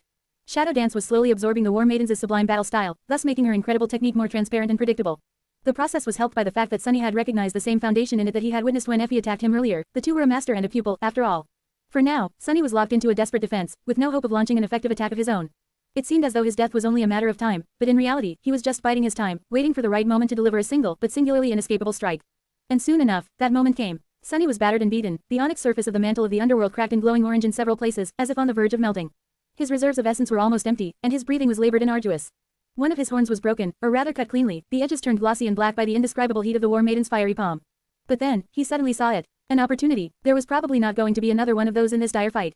As the white-haired warrior raised her hand to deliver another terrible strike, he suddenly turned the blade of the cruel sight slightly, so that it faced the enemy with the flat side. And then, Sunny activated the Light Eater enchantment of the somber spear, turning its blade into a source of bright, radiant sunlight. The war maiden had used her aspect to adjust her eyes to the darkness. And for that reason, a sudden flash of daylight blinded her, while Sunny remained unaffected by it. He was relying on his shadow sense to move around, anyway. His enemy was only blinded for a second, but in the battle at their level, 1 second might as well have been an eternity. Simply losing her sight would not have made the war maiden defenseless, of course. A warrior like her would have been taught how to fight with her eyes closed. And indeed, she instantly shifted her body and moved her hands, preparing to deflect the most probable attacks. Unfortunately for her, Sunny had already gained enough insight into her style to know exactly what these movements would be. And so, he knew how to slip through them. One of his hands suddenly shot forward, the clawed gauntlet shattering a piece of stone protecting the woman's neck. The other followed, passing through the momentary gap in the magical carapace, and ripping her throat apart. A strange sound escaped from the war maiden's lips. Her eyes widened, the white radiance burning in them growing dimmer. For some reason, Sunny felt himself be disturbed by that sight. The whirlwind of stone shards surrounding the maiden's powerful body rained to the ground. See, can't be, a shadow. With that, the fearsome leader of the red sect fell to her knees, life draining through the terrible wound on her neck. All it took to kill her was one calculated, treacherous strike. Before the spell spoke, Sunny hesitated for a moment, then reached into a breach in his armor, grasped the emerald amulet, and leaned down, whispering. Find peace within me. This is the mercy of Shadow. Share to your friends. Enjoying this site? Support us via PayPal, Visa, MasterCard or crypto. Your donations help cover site maintenance and hosting costs. Tap the middle of the screen to reveal reading options. If you find any errors, non-standard content, ads redirect, broken links, etc., please let us know so we can fix it as soon as possible. Report. Shadow Slave. Chapter 675 to 675, Devastation. 1081 words. A few moments later after Sunny spoke, the spell whispered into his ear. You have slain an ascended human, War Maiden Hilt. Your shadow grows stronger. He took a step back and grunted, pain and exhaustion permeating his battered body. Why don't I feel happy? Sunny did not mean to say those words aloud. With a frown, he pulled his gaze away from the corpse of the valiant maiden, briefly glanced at the emerald amulet grasped in one of his hands, and hid it back under the cracked breastplate of the mantle of the underworld. It was not every day that he achieved a victory in a battle against an ascended. He should have been celebrating, but really, Sunny was not too fond of killing humans. At least those whom he did not hate. Feeling pain travel through his scorched body and observing the sorry state of the mantle, he activated its living stone enchantment and saw the stone-like metal start to restore itself. He also sensed most of his remaining essence flow through the armor, disappearing as it empowered the process. With a sigh, Sunny leaned on the cruel sight and looked around warily. He was not in the best shape, and the battle was not over. It wasn't time to celebrate yet. To his right, Saint was entangled with the red-haired ascended, their weapons weaving a fearsome pattern of destruction across the remains of the Great Hall. The patient Avenger was glowing with an angry orange radiance, and her stone sword was surrounded with flames, augmented by the cold steel enchantment of the shield. It was somehow resisting the scarlet odachi. However, the blade of the sword was covered by numerous nicks and cracks, as if it was seconds away from falling apart. The body of the War Maiden, meanwhile, was washed in blood but free of any wound, betraying the fact that she had been able to heal all the damage dealt to her by Saint. To his left, Serpent and Nightmare were fighting the two identical ascendeds. One, surprisingly, was already on the floor, the black steed stomping viciously on her chest with adamantine hooves. The sight of it was both disturbing and frightening, even though Sunny knew that the dreadful horse was on his side. The second maiden was entangled in a furious battle with Soul Serpent, her enchanted spear flashing through the air and leaving deep gashes on the Stygian scales of the giant snake. Despite Serpent's advantage in size and might, the woman was too swift, cunning, and skilled to allow herself to be caught by its coils. What's worse, her weapon seemed to be able to follow the enemy into the shadows, striking at Serpent even when it dove into them to ensnare her. The black-haired warrior was truly terrifying. To be able to resist both an ascended demon and an awakened terror at the same time, even after being damaged by the strike of thunder and the explosion of the chalice, was something only the most fearsome masters of the waking world would have been able to do, if any. However, her luck had run out, because today, she met Sunny. Stepping through the shadows, he appeared behind the maiden and struck her in the back, not at all concerned with how cowardly and dishonorable such an attack was, or would have been considered by some people, rather. Honor was for fools, and while Sunny knew himself to behave like a fool on occasion, he was at least immune to this particular kind of foolishness. The blade of the cruel sight pierced the heart of the brave War Maiden and flashed with white incandescence of divine flames for a split second, dealing devastating damage to everything it touched. The woman died instantly, without even realizing who had killed her. At the same time, her second copy finally succumbed to Nightmare's hooves and stopped moving, her body a terrifying mess of torn flesh and broken bones. A moment later, it shimmered with a dark red glow, and disappeared. The spell spoke. You have slain an ascended human, War Maiden Gavenravier. Your shadow grows stronger. One more left. Regretting his decision to not let the serpent finish off the ascended, thus replenishing his now empty reserves of essence, Sunny gritted his teeth and turned his head to glance at Saint. However, at that moment, the voice of the spell suddenly resounded once again. You have slain an ascended human, War Maiden Kara. Your shadow grows stronger. What he saw was the War Maiden's decapitated body toppling to the floor, the taciturn knight standing above it with a shattered sword in her hand. The length of its stone blade, what remained of it, at least, was painted crimson, heavy drops falling down from it. Saint remained motionless for a few moments, then glanced at her broken sword with regret. Her shoulders moved slightly, as if the shadow sighed. Dropping the shattered blade, she then bent down and nonchalantly picked up the scarlet odachi that slipped from the ascended's fingers. Finally, the taciturn demon brandished the odachi and turned around to look in the direction of the entrance to the Great Hall. What is she looking at? Sunny frowned, then suddenly shivered. Oh, right, Effie and Kai. He spun, remembering that his friends were currently facing off against a dozen of powerful awakened warriors. However, he didn't have to worry. The War Maidens, almost all of them were already dead. Kai was just about to finish off the last one. The young man was clad in beautiful armor forged out of white steel and gold, wielding a swift saber. His battle skill seemed to have improved tremendously since their time on the Forgotten Shore. Those months in the army of the Ivory City must have taught him a lot. Effie was done with her share of enemies, as well. The little girl was now wearing a familiar bronze armor, the white chin beneath it replaced by the red silken tunic of the War Maidens. The dusk shard was also there, on her hand. However, now the heavy round shield was almost the size of her entire body. Just then, Kai dodged a strike of his opponent, hovered above the floor at an impossible angle, and delivered an unexpected thrust to the War Maiden's abdomen. A moment later, Effie slammed into her with the dusk shard. The female warrior fell to the ground, either dead or dying. Suddenly, the devastated hall of the Temple of the Chalice was enveloped in silence. The three of them, Sunny, Kai, and Effie, stared at each other with confused expressions on their faces. It was all over. Had they really won? Share to your friends. Enjoying this site? Support us via PayPal, Visa, MasterCard or crypto. Your donations help cover site maintenance and hosting costs. Tap the middle of the screen to reveal reading options. If you find any errors, non-standard content, ads redirect, broken links, etc., please let us know so we can fix it as soon as possible. Report. Shadow Slave. Chapter 676 to 676, Glass Knife. 1190 words. Surrounded by devastation, Sunny, Kai, and Effie stared at each other with confused expressions on their faces. Their weapons were still raised, ready to strike at the enemies, however, there were no enemies around. Just dead silence. Sunny tensely studied the devastated hall, then slowly pulled out the emerald amulet and looked at the little girl with a silent question written on his face. Effie, tell me, is there, perhaps, a slumbering saint somewhere in the temple? She frowned, then shook her head. Sunny was genuinely perplexed. Maybe there's an indescribable horror that had been contained by the chalice. And we have set it free. Or an ancient curse. Quote. The little girl wiped the sweat off her bruised face, then said in her soft, childish voice. Not that I know of. No, there are no horrors. Or curses. Sunny blinked a couple of times. So, what, we really won? Just like that. Effie stared at him for a bit, and then yelped in outrage. What the hell do you mean by just like that? We just wiped out half 100 vicious awakened battle zealots, and you yourself killed 3 ascended champions. Not to mention destroying the chalice, which was supposed to be indestructible. By the way, was that not hard enough for you, you crazy demon? He tilted his head a little and thought about it. Well, when you put it like that, I guess it was a bit hard. The three of them, especially Sunny, had indeed achieved something remarkable just now. But it still felt weird. He didn't even lose a single limb, body part, or heart. Well, he did lose half of a horn. That had to count for something, probably. Sunny scowled. That victory had not been easy. In fact, it had been the opposite of that. However, it had not been as costly as he would have expected it to be. 3 ascended were no joke, let alone as fearsome as the war maidens had been. Granted, they had faced him after being mangled by the strike of thunder and the consequent explosion of the chalice. And he had only been able to damage the chalice, thus allowing the divine flame contained within to destroy it, because of his insight into how true sorcery worked. So, in a sense, this victory was the result of those months Sunny had spent barely surviving in the Red Colosseum, as well as his trials in the countless nightmares that gifted him his third shadow. And more than a bit of luck. He sighed, then asked dubiously. So, what, we can just go? Effie looked around, her gaze lingering on the corpse of the white-haired maiden for a few seconds. Her little face turned somber, and then, she simply shrugged. Unless you want to get roasted even more by the divine flames, I suggest we do. Kai, who had been silent this whole time, looked around, as well. His gaze, however, seemed to be aimed at something beyond the walls of the devastated hall. Then, he lowered his head, his eyes turning dark. The young man lingered for a few moments, and then said in a low, hoarse voice. Are there other children that were being trained in the sect? Do we need to take them with us? Sunny froze, then scratched the back of his head in embarrassment. Oh, yes, I did not think about that. The war maidens were known to take in orphaned girls, right? Where are they? He wasn't too happy about the prospect of taking care of a bunch of kids, especially since he had just slaughtered their previous caretakers. But the idea of leaving them here did not sit right with Sunny, whether or not they were just phantasms of the nightmare. Noctis would end up having to deal with settling the children in the sanctuary, anyway. Effie's childish face slowly turned still, and she briefly glanced down, in the direction where Kai had been looking a few moments ago. She turned away and said in a strangely even tone, Ah, there were a few other girls with me before, indeed. But they didn't make it. She dismissed the dusk shard, then bent down to pick up one of the swords laying on the stones. The war maidens were not bad people, you see, at least not at the start of it all. But somewhere along the way, the sect changed. By the time the girl whose body I took over ended up with them, it was as though everyone here had gone insane. She walked to the next corpse, stared at it with strange darkness in her eyes, and then picked up another weapon. They were obsessed with the idea of creating a warrior capable of slaying someone called Sylvain. So, their training, what they called training, anyway, had grown vicious, cruel, and inhumanly hard. Of all the girls subjected to it, only a handful survived. In this batch, I was the only one. Effie sighed, then stopped, staring once again at the body of the white-haired war maiden with a complicated expression. Strange, isn't it? It was not like they hated us. On the contrary, they seemed to care about their wards a great deal. Didn't stop them from killing us, though. She remained silent for a bit, and then added, quote, And despite the fact those girls were being tormented and killed, it didn't stop them from loving their killers. Humans are very weird that way, huh? The little girl was silent for a few moments, then suddenly smiled. So, yeah, I would like to get out of this place very much. If there is nothing else, let's just go. Sunny hesitated, then silently motioned to Kai to come closer to Effie.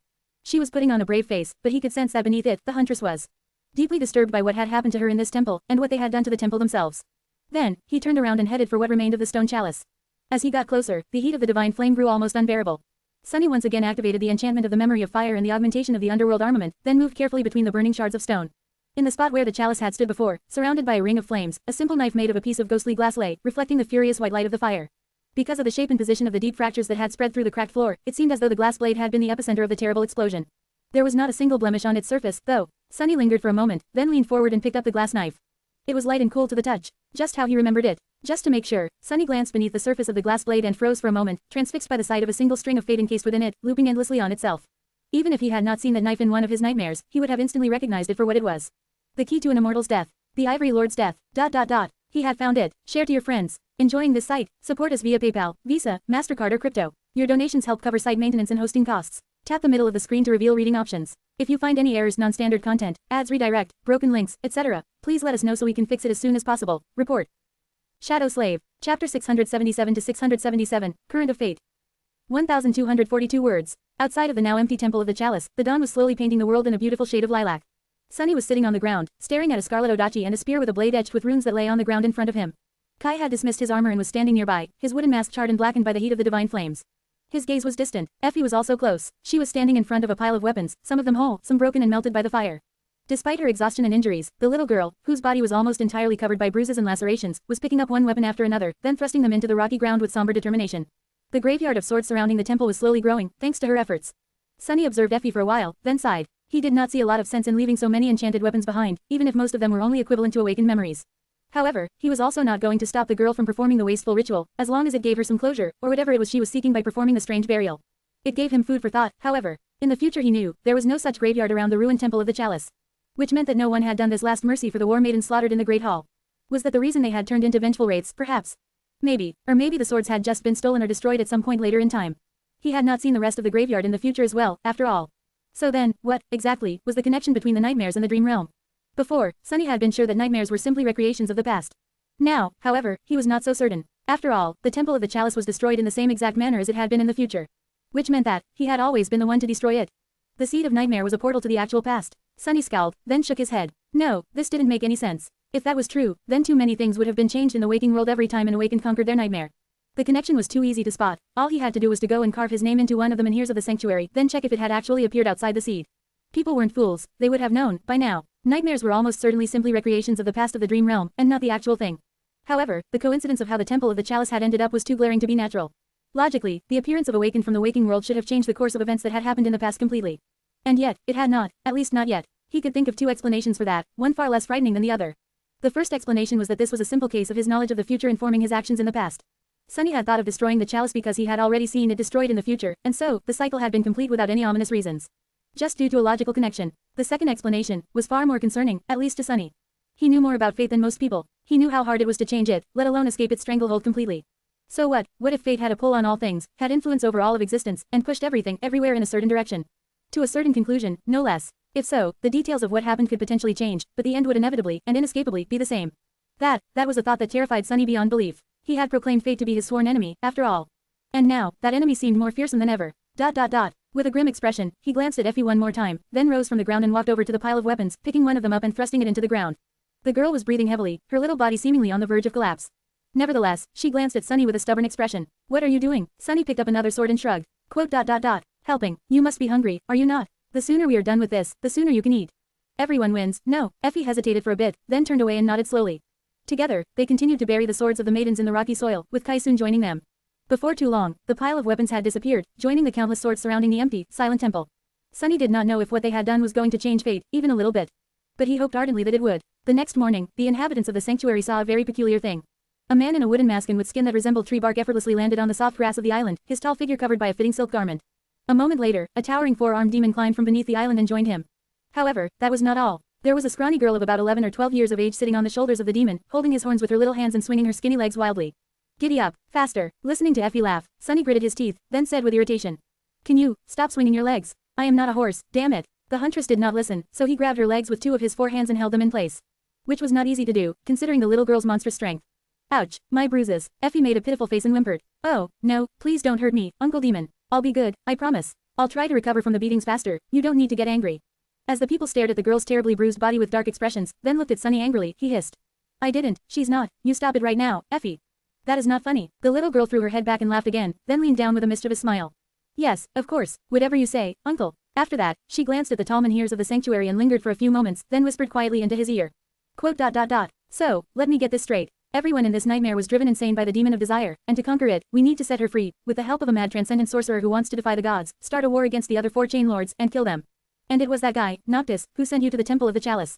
He is the one we are here to see. Sunny looked forward with a dark expression on his bestial face, and then growled. More or less, we have a thing or two to discuss with him. He paused for a moment before adding, murderous flames igniting in his eyes. Because I am pretty sure that Noctis, that rotten bastard, has swindled me again. Share to your friends. Tap the middle of the screen to reveal reading options. If you find any errors, non-standard content, ads redirect, broken links, etc., please let us know so we can fix it as soon as possible. Report. Shadow Slave. Chapter 678 to 678, Wind of Change. 1,548 words. The three of them entered the sanctuary, crossed the beautiful garden, and entered the sorcerer's residence through a familiar wooden door, Effie still sitting on Sunny's shoulders with a curious expression on her childish face. The rooms within, however, had changed since the last time Sunny had seen them. The luxurious furniture was gone, as well as beautiful decorations covering the walls.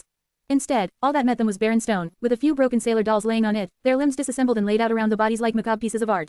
The floor of the whole central chamber was covered by a circle made out of a myriad of runes, powerful currents of soul essence flowing through it and dissipating into the ancient stones. Noctis was sitting in the center of the circle, his eyes closed.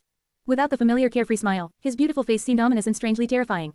Hearing their footsteps, the sorcerer slowly exhaled. The crushing flood of essence slowly thinned, and then dissipated, retreating back into his body. He turned his head slightly and opened his eyes, which shone in the darkness for a moment, as though full of pale moonlight. Then, they slowly turned human again, and Noctis smiled, returning to his usual laid-back persona so suddenly that it seemed almost disturbing. Ah, Sunless, my friend. You are back. Sit down, have a drink, welcome. He stood up and outstretched a hand, as if trying to gesture at a set of comfortable seats. Then, a surprised expression appeared on the Transcendent's face, and he looked around the empty hall with a bit of confusion.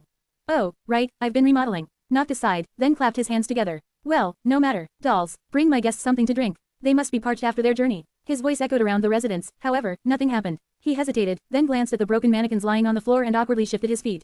Ah, how unfortunate. The sorcerer shook his head, then shrugged and looked at the three of them with a smile.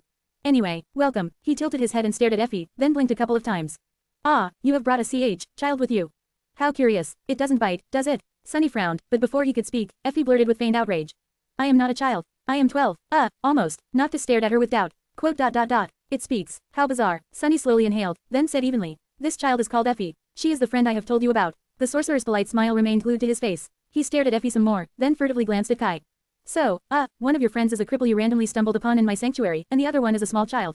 Sunny nodded grimly. Noctis rubbed his chin, and then cautiously said, Sunless, are you utterly sure that you did not just invent having friends?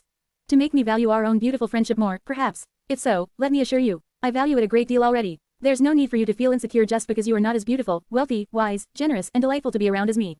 Sunny gritted his teeth and then hissed furiously. I am sure that I did not invent them. Are you sure that you really want to know the truth about me and my friends? Noctis raised his eyebrows with a sincere look on his face. Well, of course. Sunny stared at him for a few moments and then said. In that case, my friends and I are not actually a demon, a cripple, and a small child. We are humans from a distant future whose souls were sent here by a nearly almighty entity known as the Nightmare Spell, after the gods had died and this whole world had been destroyed. Oh, and this place. It is not real. You are not real, too. All of it is just a complicated illusion created by the spell to test us 3, no, as 5, actually. That's the honest truth. The sorcerer looked at him with wide eyes. Then, he sighed, shook his head, and uttered in a hurt tone. Sunless, there's no need to weave such stupid lies to mock me. If you don't want to tell me, you don't have to. He pursed his lips and turned away. Quote.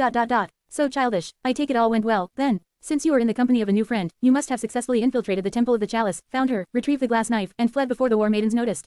Sunny flinched, then cleared his throat and remained silent for a couple of seconds. Finally, he said in an even tone. Well, actually, not exactly. We did retrieve Effie and the knife, but... Noctis looked at him with surprise. But what? Sunny coughed. We sort of destroyed the chalice and killed all the war maidens. The sorcerer stared at him in shock. Quote.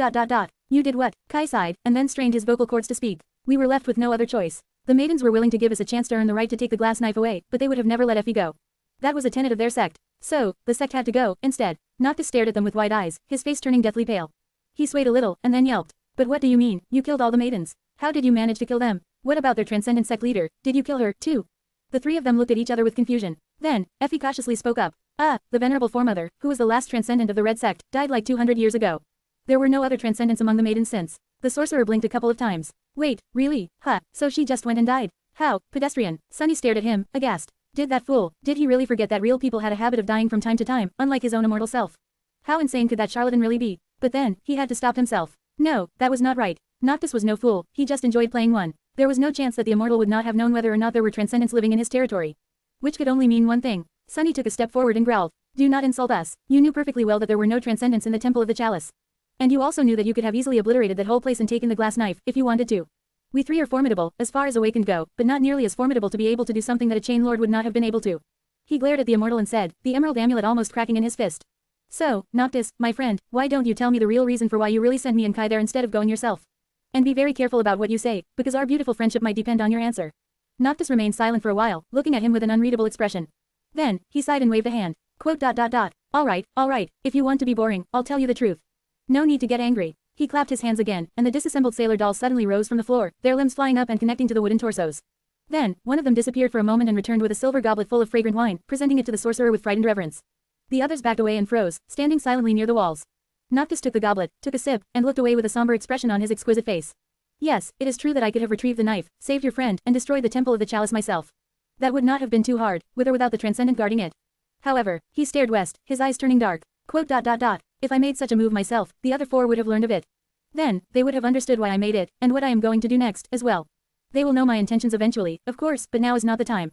Not yet. Revealing it all now would be troublesome. Sunny scowled, then briefly glanced at Kai. The archer was looking west, too, his shoulders tense. The Ivory City lay to the west. The Red Colosseum, too. He hesitated, and then said in a grim tone. So you can't act openly out of the fear that the other chain lords will unite to attack you.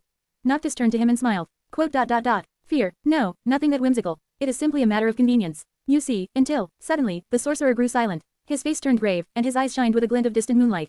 This time, it was not a performance. Sunny could feel that something had really gone wrong, because the whole room inexplicably changed, becoming much darker, colder, and full of dire tension. Noctis slowly turned his head and whispered, his voice stunned and solemn. Something changed. No, it can't be. He looked toward the doors, and then added with a grim expression. We have another guest, I think. A messenger, from the north. Share to your friends. Tap the middle of the screen to reveal reading options. If you find any errors, non-standard content, ads, redirect, broken links, etc., please let us know so we can fix it as soon as possible. Report. Shadow Slave. Chapter 679 to 679, Messenger from the North. 1077 words. The sorcerer seemed shaken. No, more than that, he seemed deeply troubled by something. Noctis stared at the door for a few moments, then frowned and said, his voice devoid of any emotion. Quote. Let us go and see who is knocking on my door, then. With that, he drained his goblet, threw it aside, and walked toward the exit. Sunny, Effie, and Kai glanced at each other, then followed along. No matter who it was that had come to the sanctuary, they were currently enjoying the sorcerer's hospitality, so the identity of the new arrival concerned them too. Who could have affected Noctis that much? Or was the change he had spoken about the real reason for this strange behavior, while the appearance of a guest just happened to coincide with it? They were going to find out soon. Together, the four of them, 3 awakened and an immortal saint, crossed the garden of the sanctuary and walked between the ancient menhirs to the field of grass beyond. There, an elegant figure waited for them, dressed in an austere black garment. It was a young woman none of them recognized. The young woman was tall and slender, with pale skin and lustrous raven black hair that moved gently in the wind. Her face possessed an almost otherworldly beauty to it, its lines full of solemn grace and splendor. However, that lovely face was blemished by a stark flaw. Her eyes were covered by a simple strip of black cloth, the same color as the dress she wore. The contrast between the austere black dress and the flawless white skin, between the softness of her captivating face and the severity of the crude blindfold, created a tantalizing, ominous, and slightly disturbing sight. However, Sunny was not paying attention to the young woman's sublime beauty, or to her dress. Instead, his eyes were glued to a single detail. There was a leather belt tied around the beautiful stranger's slender waist, and on it hung a black scabbard. He recognized the hilt of the blade encompassed within in an instant. Quiet, dancer, Cassie. For a moment, Sunny was overwhelmed by a feeling of profound, boundless relief. She was alive, Cassie was alive, all of them were. And now, despite all the dire trials of this harrowing nightmare, the four of them were finally reunited. It was as though a terrible weight that had been crushing his heart all this time, without him knowing, was suddenly lifted. Sunny felt Effie's grip on his horns grow tighter, and glanced at Kai to see that the young man's eyes were shining behind the wooden mask. The two of them had recognized Cassie, too, and were sharing in his glee. However, a moment later, Sunny's elation was gone. He remembered how and why they appeared in this field of grass to meet Cassie, and looked at Noctis with concern. The sorcerer still had an ashen face, and unlike them, he did not have any warm feelings toward the blind girl. The situation was still strange, and dangerous. As if sensing his gaze, Noctis frowned, then looked at the beautiful woman with a dark expression and asked coldly. An eyeless of the Night Temple, isn't it terribly far for a blind priestess like you to travel south, all alone? Speak, girl, what do you want? Cassie lingered for a moment, then bowed slightly. When she spoke, her unfamiliar voice sounded deep and pleasant. She said, Greetings, Lord Noctis, I bring a message from my mistress, the one in the north. The sorcerer grimaced. Oh, yeah, what does that dreadful woman want from me? The blind girl remained silent for a few moments, then lowered her head slightly. She doesn't want anything, Lord Noctis. My mistress, Lady of the North, blessed of the black skies, is dead. Noctis swayed slightly, as if struck. He stared at Cassie with a pale face, then raised a trembling hand and silently grasped his neck. After a few moments, he spoke again. What are you talking? What is the message she sent, exactly? The blind girl was still looking down. Without raising her head, she answered evenly. Just these 3 words. I am dead. The sorcerer scoffed. It takes weeks to get from the Night Temple to the sanctuary on foot, if one can even make it alive. Was she dead when she sent you? Huh. Cassie silently shook her head. No, she was alive. Noctis gritted his teeth in outrage. That woman, so insufferable. If she knew she was going to die, she could have said more than 3 words, at least.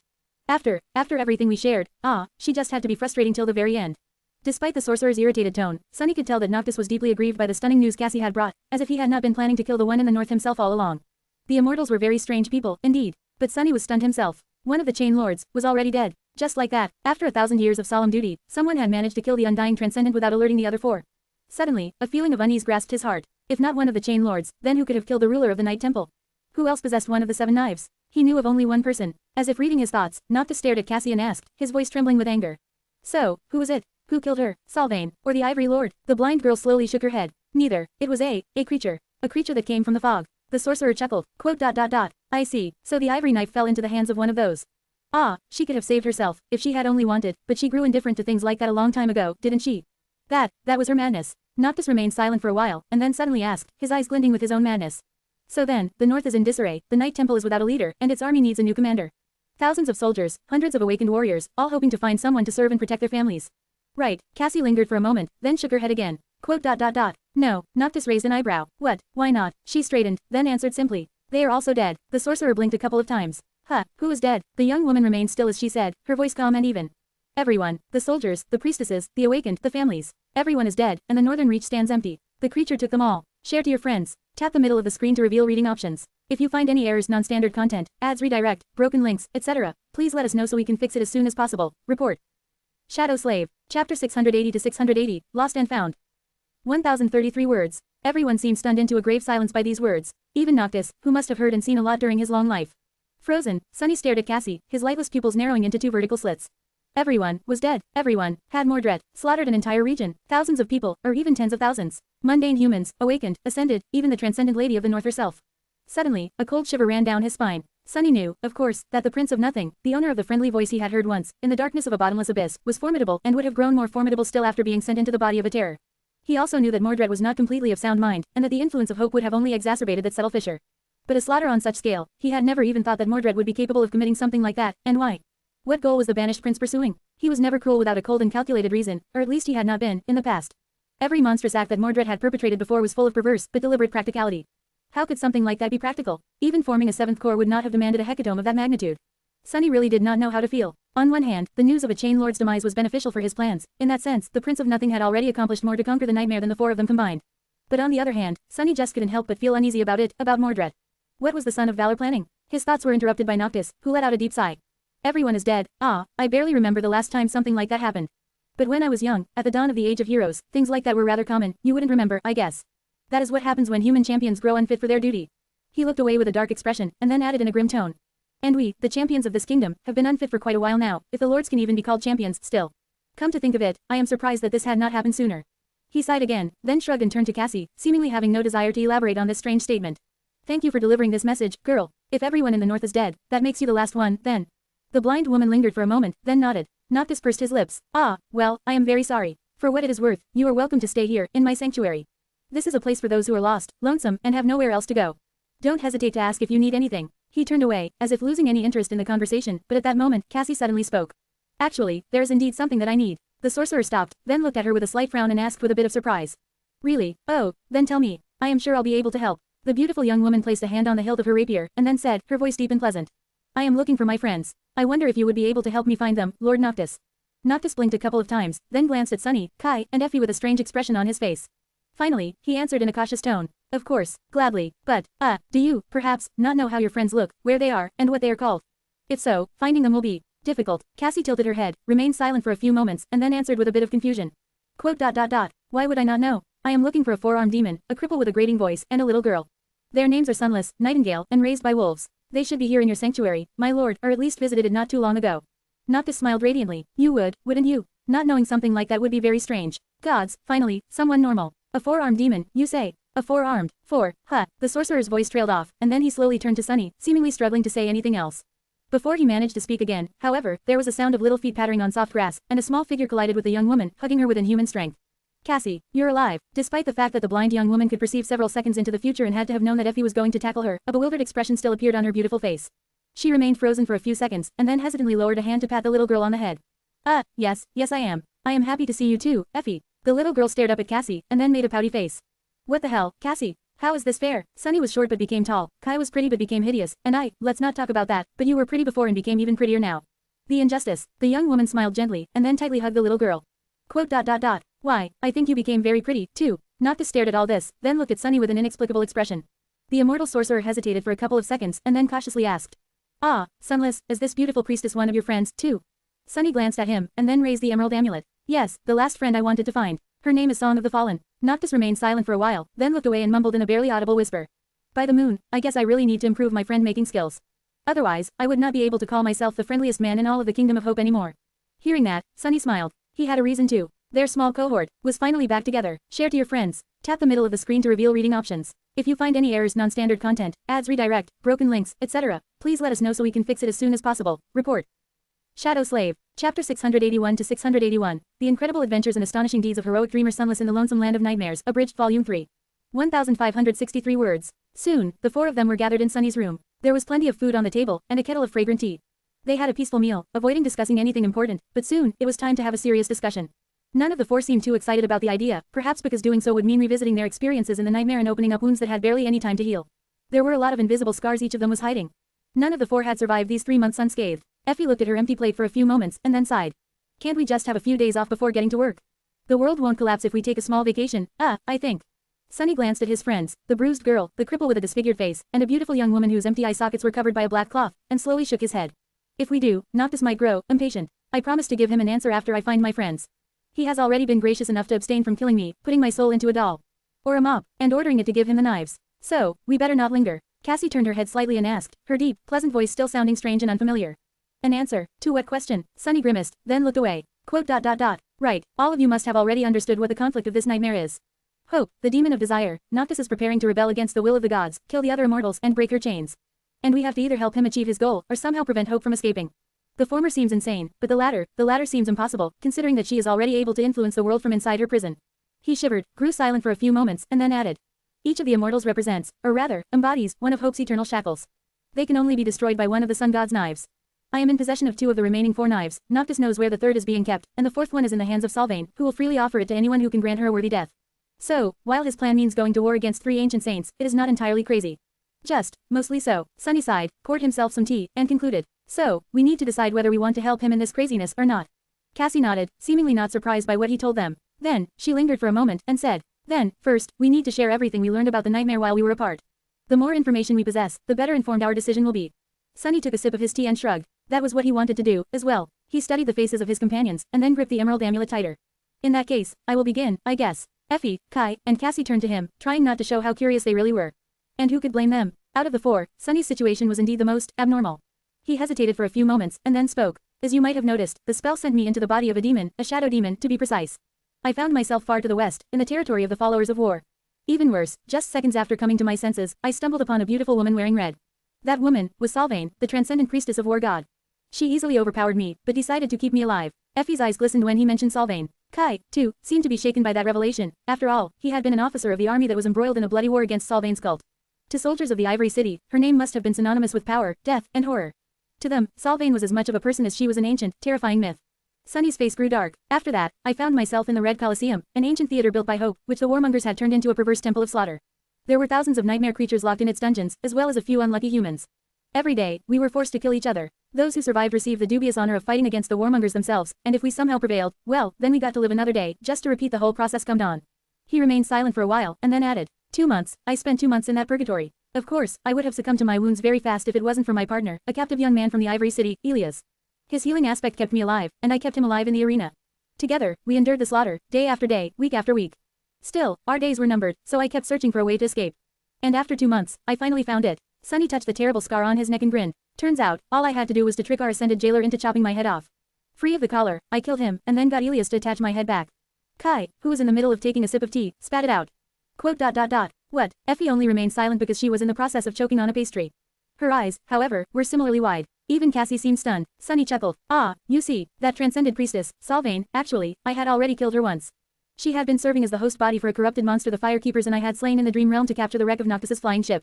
That was where I received an enchanted armor that allows its wearer to stay alive for as long as they have essence. I also had means of regaining essence, and so, I was able to survive without a head long enough for Elias to heal me. Effie finally managed to swallow her pastry and glanced at Kai with wild eyes. Kai, tell me he's lying, please. The young man blinked a couple of times, then solemnly shook his head. The little girl swore, then mumbled in a small voice. Crazy bastard, he's crazy. Sunny shrugged nonchalantly. What, that wasn't even the craziest part. Anyway, Elias and I almost managed to escape the Red Colosseum, but at the last moment, we were intercepted by Sylvain, that cursed fiend.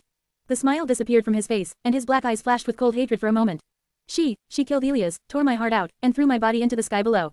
Luckily for me, this demon body has 2 hearts, which was why I didn't die immediately. Sylvain either didn't know about that or did not care, thinking that the abyss would finish me off. But I survived and found my way back to the Isles, thanks to my memories. He sighed. Quote. I survived, but was not in the best shape, either physically or mentally. My one remaining heart was not enough to keep this body going, so I was effectively dying, albeit slowly. I made my way south, planning to eventually reach our rendezvous point in the east. However, before I could, I stumbled upon Noctis on the southern island. Sunny smiled bitterly. That mad bastard was very happy to see me. He thought that fate had brought us together, and who knows, maybe it did. We made a deal, he and I. Noctis would replace my missing heart, and I would learn the location of the glass knife from a terror that resided in the nearby fortress. That terror, you see, had belonged to one of the chain lords before, had belonged to the shadow. So was there a better candidate to meet him than a shadow demon? He didn't speak for a while, then let out a heavy sigh. The problem was, the centuries of loneliness and being subjected to Hope's poison had driven the creature mad. So, it attacked me. That terror had power over dreams and nightmares, and he subjected me to a few hundred of those. In each one, I was horribly tortured, experienced unimaginable sorrow, and was eventually killed. Luckily, I had forgotten most of those nightmares, yeah, most of them. Sunny took a sip of tea, then shook his head. Quote. Anyway, eventually, I escaped from the nightmares as well, by breaking all of them, and then killed the terror. Noctis replaced my heart, as he had promised, and brought me to the sanctuary. Here, I met Kai, and we went to retrieve the glass knife, and Effie, from the Temple of the Chalice. And here we are. He scratched the back of his head, and then added thoughtfully. Overall, I guess it could have been worse. Effie swore again, and then shoved another pastry into her mouth. She chewed furiously, and then hissed, sending crumbs flying across the table. Quote. What the hell could have been worse than that? Sunny stared at her for a moment, and shrugged. I don't know, I could have been sent into a body of a worm. Or even worse, a child. Share to your friends. Enjoying this site? Support us via PayPal, Visa, MasterCard or crypto. Your donations help cover site maintenance and hosting costs. Tap the middle of the screen to reveal reading options. If you find any errors, non-standard content, ads redirect, broken links, etc., please let us know so we can fix it as soon as possible. Report. Shadow Slave. Chapter 682 to 682, The Red Sect. 1033 words. Effie stared at him with no amusement whatsoever on her childish face, which only made her attempts to appear serious look more comical. Then, she scowled and said evenly, "Wanna die?" Sunny shook his head with a grin, then went into more detail about the things he had learned, including various pieces of information he had gleaned in the nightmares, his experience with the warmongers and his observations about Solvane and Noctis. When he was done, there was silence for a while. The others were digesting all the information he had shared with them, full of thought. Well, everyone except Effie. The somber silence was soon broken by the sound of loud chewing. The little girl swallowed a piece of meat pie, then blinked a couple of times, noticing that everyone was staring at her. Finally, she wiped the oil off her lips and said, "What? I am a growing child, you know. I need to eat well to grow big." Then, she wiped her oily fingers on the tablecloth and shrugged. "Well, anyway, I guess I'll go next." The little girl glanced at Sunny, made a face, and turned away. There's not much to tell, anyway. My 3 months in the Temple of the Chalice were not at all as exciting as Sunny's wild misadventures. Although, her face suddenly grew dim and dark. They weren't very pleasant, either. Effie sighed, lingered for a few moments, and spoke in a somber tone. Basically, I was sent into the body of one of the Red Sect's younger disciples. An orphan girl who had been entrusted to the maidens, for better or worse, but mostly worse. As I already said, their teachings had grown cruel and perverse over the centuries. Now that I know about how Hope is manipulating everyone's desires, I finally understand why. That Solvane, she had been raised in the Red Sect, too, a long time ago. The difference is, she managed to escape. But we didn't. The little girl trembled. I ran away once, early on, and managed to make it to the Iron Hand Island. But I was caught, and the punishment, at the time, they already knew that nothing they did to me would make me obedient. So, they punished the others in my stead. After that, well, I did not try to escape again. At least while the other girls were still alive. Effie grew silent for a bit, then shrugged. So it was pretty boring. Just endless training, battle training, essence training, body conditioning, and all that stuff. How to endure pain, how to endure fear, how to steal your will. How to be a perfect, merciless, lethal vessel of war. Of course, they were very inventive in their lessons. What better way to teach someone to endure pain than to torture them to the brink of death? Or over it, if the pupil is weak. The little girl's face turned distant. In the end, everyone turned out to be weak. Except for me. She took a bite out of her piece of meat pie, chewed it slowly, and then said. One time, they put me in a coffin and buried me alive, for a few days. To teach me how to conquer the fear of darkness. These wretches, who said that I was afraid of darkness, to begin with. So stupid, but mostly, it was just combat training. They trained us ruthlessly. There's a lot you can achieve with a few awakened healers and no regard for whether your disciples survive or not. If we broke a bone, the healers would put it back together, and order us to continue. If we bled too much, well, you get the idea. Effie shook her head. The thing was, though, that I was getting it even worse than the rest. The girl whose body I took had the misfortune of awakening at a very young age, you see. So, the maidens saw her as their promised chosen one, a prodigious warrior fated to slay Solvane and wash away the humiliation she had visited upon the sect, to avenge her sin and sacrilege. So, they worked me harder than anyone else. The little girl looked away, then sighed. The weirdest part was that all the vile crap they did to us was done without any hint of hatred, malevolence, or bad intentions. On the contrary, the older maidens treated us like their little sisters, when they were not torturing and killing us, of course. My teacher, Hild, I think she thought of me as her own daughter. She cared. A lot of good it did, in the end. She hesitated for a moment, and then grimaced. Well, anyway, eventually, I was the only one left. Actually, I think they went harder on the other girls because of me.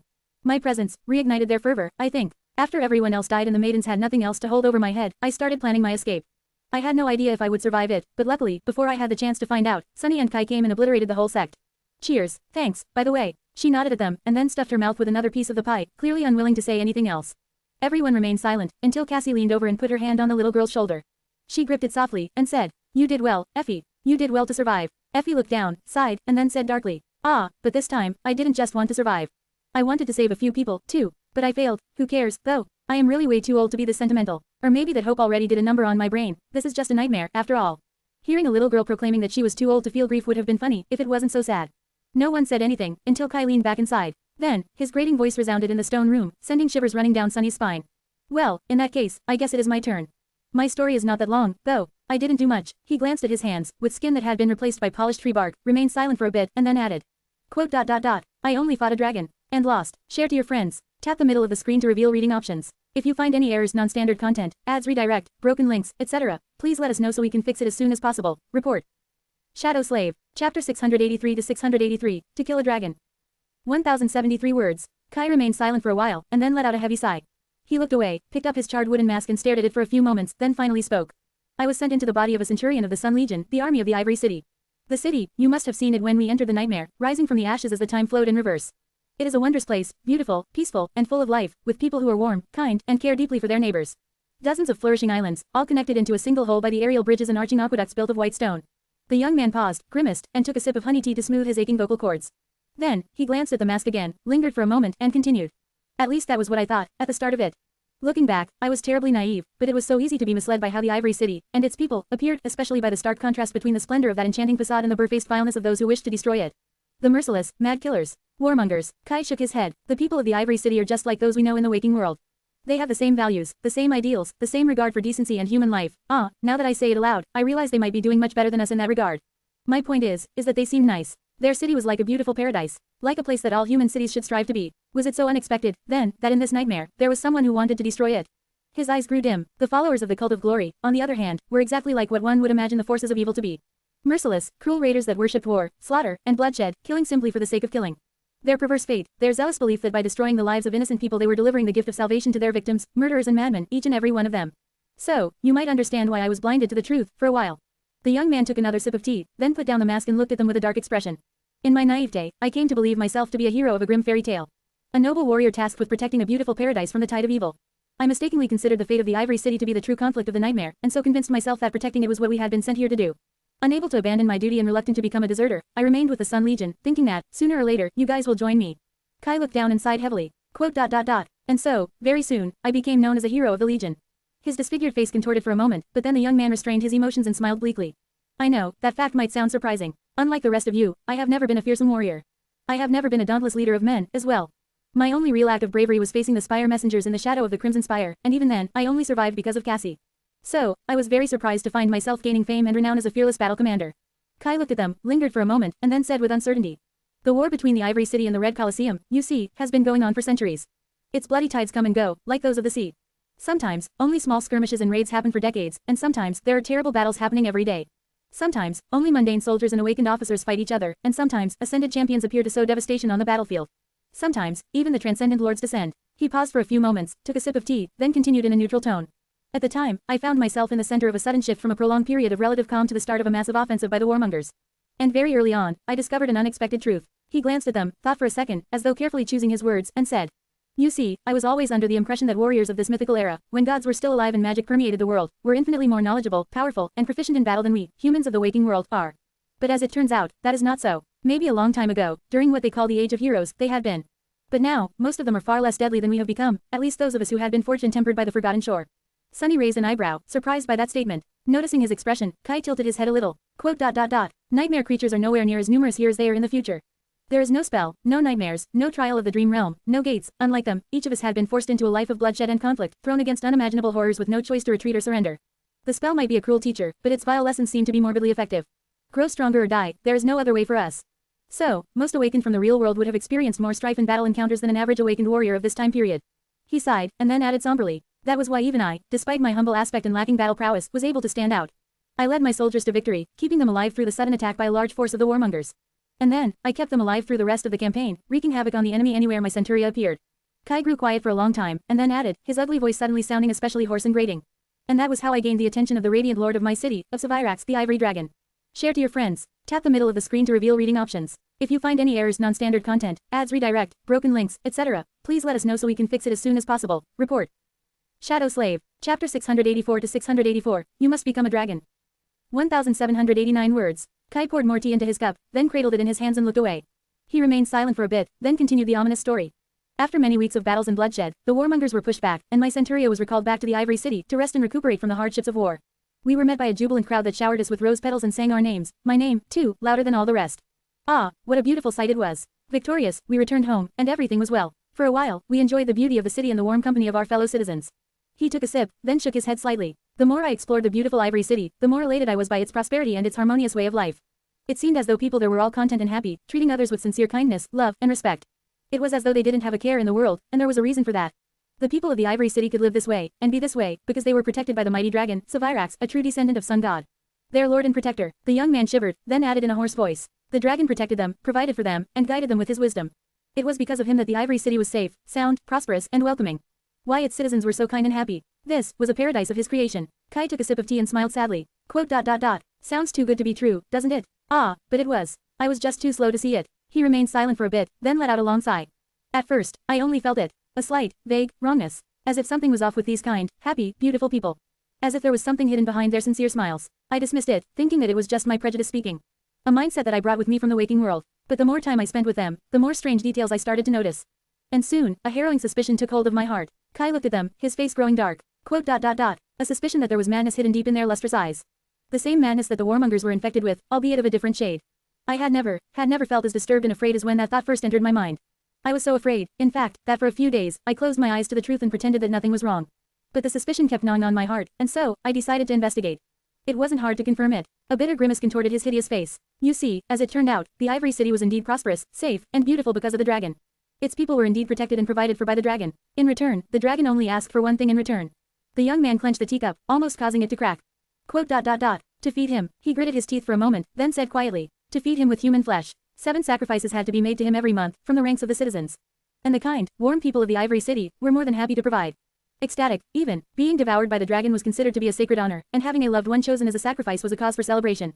The young man grew silent, then said hoarsely, quote. The dragon never dictated who had to be fed to him, but the people of the Ivory City wanted above all else to please the dragon, and so, they always chose the best and the brightest.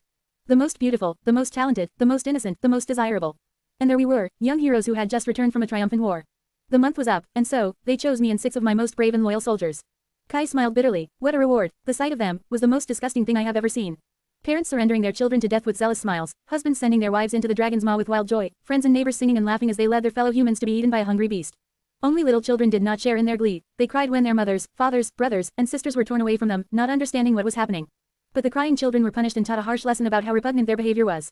He grimaced, then put his cup down and looked away. The whole city was insane. Perhaps one could argue that a few dozen souls a year are a small price to pay for a paradise. But what is a paradise built on blood worth? Worthless. It's worthless. And even if it's not, at least the wretches could have made the sacrifice without the ghoulish joy. Without the songs, and the zeal, and the kind, warm, sincere smiles on their beautiful faces. Kai took a deep breath, remained silent for a while, and then shrugged dismissively. Quote.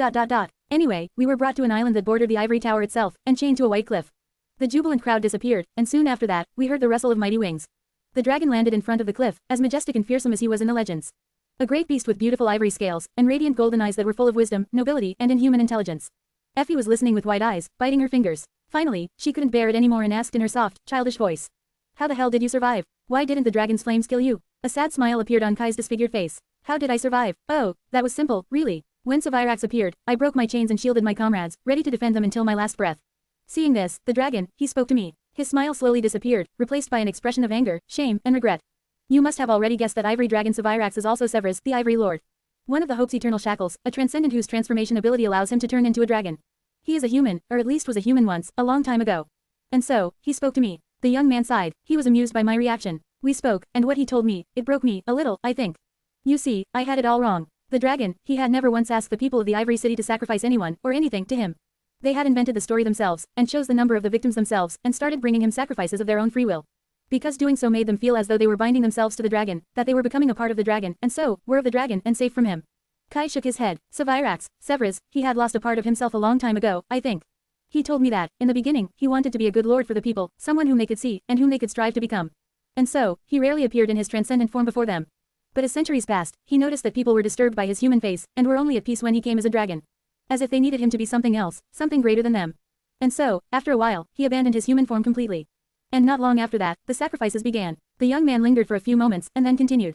I asked him to spare our lives, but he refused. He told me that he had never accepted an unwilling sacrifice, and I was free. But the other 6, it was as though they were in a trance, or had gone mad. They didn't even try to save themselves. No matter how I begged him to spare them, he refused.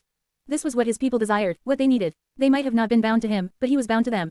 Burdened by them, and so, when nothing else worked, I foolishly tried to stop him. He smiled bitterly. But how could I defeat a dragon? I am not a dragon myself, after all. He swatted me to the ground with one swipe of his tail, breaking my ribs and almost killing me. But I did not die. Instead, paralyzed, I watched as he turned his head, opened his maw, and turned my soldiers into ash with one immolating breath. Kai grew silent, his face unmoving. After a while, he spoke again. Quote. Overwhelmed with anger, grief, and despair, I screamed at him, cursing him, swearing that I will tell everyone the truth, that I will make them realize, that I will make them change. But he just looked at me tiredly and said, that I will see. And then, the ivory dragon was gone, leaving me alone on the empty island. He looked down. I was too injured to move, and spent the rest of the night in the throes of pain. In the morning, the citizens of the Ivory City came. When they saw that I was alive, a pale smile appeared on his hideous face. They were stunned, scared, and angry. And so, they built a pyre, tied me to a stake, and burned me. No matter what I tried to say, no matter how I tried to make them understand, they wouldn't listen. They only grew more scared and hateful. The dragon, he had been right. He had told me the truth. I saw. Kai picked up his tea, took a sip, and looked away. My bindings broke before I died, and so, horribly burned, I shot into the sky like a spark. I flew away from the city, and somehow survived. Crippled and heartbroken, I slowly made my way east, finally reaching the Iron Hand Island, and then the sanctuary, where Sunny eventually found me. Lord Noctis had replaced my burned skin and damaged muscles with enchanted wood and tree bark, and here I am. As good as new. He sighed, looked at them, and smiled. Luckily, I had friends that helped me pick myself up. You guys, I'll do whatever it is you decide to do. But if there is one thing I want to say, it is this. If Noctis wants to kill Lord Sevirax and end the dragon's reign, I would be happy to lend a hand. Share to your friends. Tap the middle of the screen to reveal reading options. If you find any errors, non-standard content, ads, redirect, broken links, etc., please let us know so we can fix it as soon as possible. Report. Shadow Slave. Chapter 685 to 685, Temple of the Night. 1027 words. When Kai was finished with his story, everyone remained silent for a while. Eventually, the young man sighed and stretched out his hands, which were covered in polished bark and looked more like those of one of the sailor dolls than those of a human. He moved his fingers, and then smiled lightly. Noctis did a wonderful job of healing my wounds. Just as he had said, some of the pain remains, but I am as strong and capable as I had been before. No, even more so, these enchanted limbs he gave me are much more sensitive to soul essence, and so, they are more durable and powerful than my own flesh had been. I also collected a few memories during my time in the Sun Legion. Overall, my battle prowess has increased a lot since we entered the nightmare, not to mention the experience I earned and the lessons I was taught. Whatever comes, I am ready. Sunny lingered for a few moments, then let out a low growl.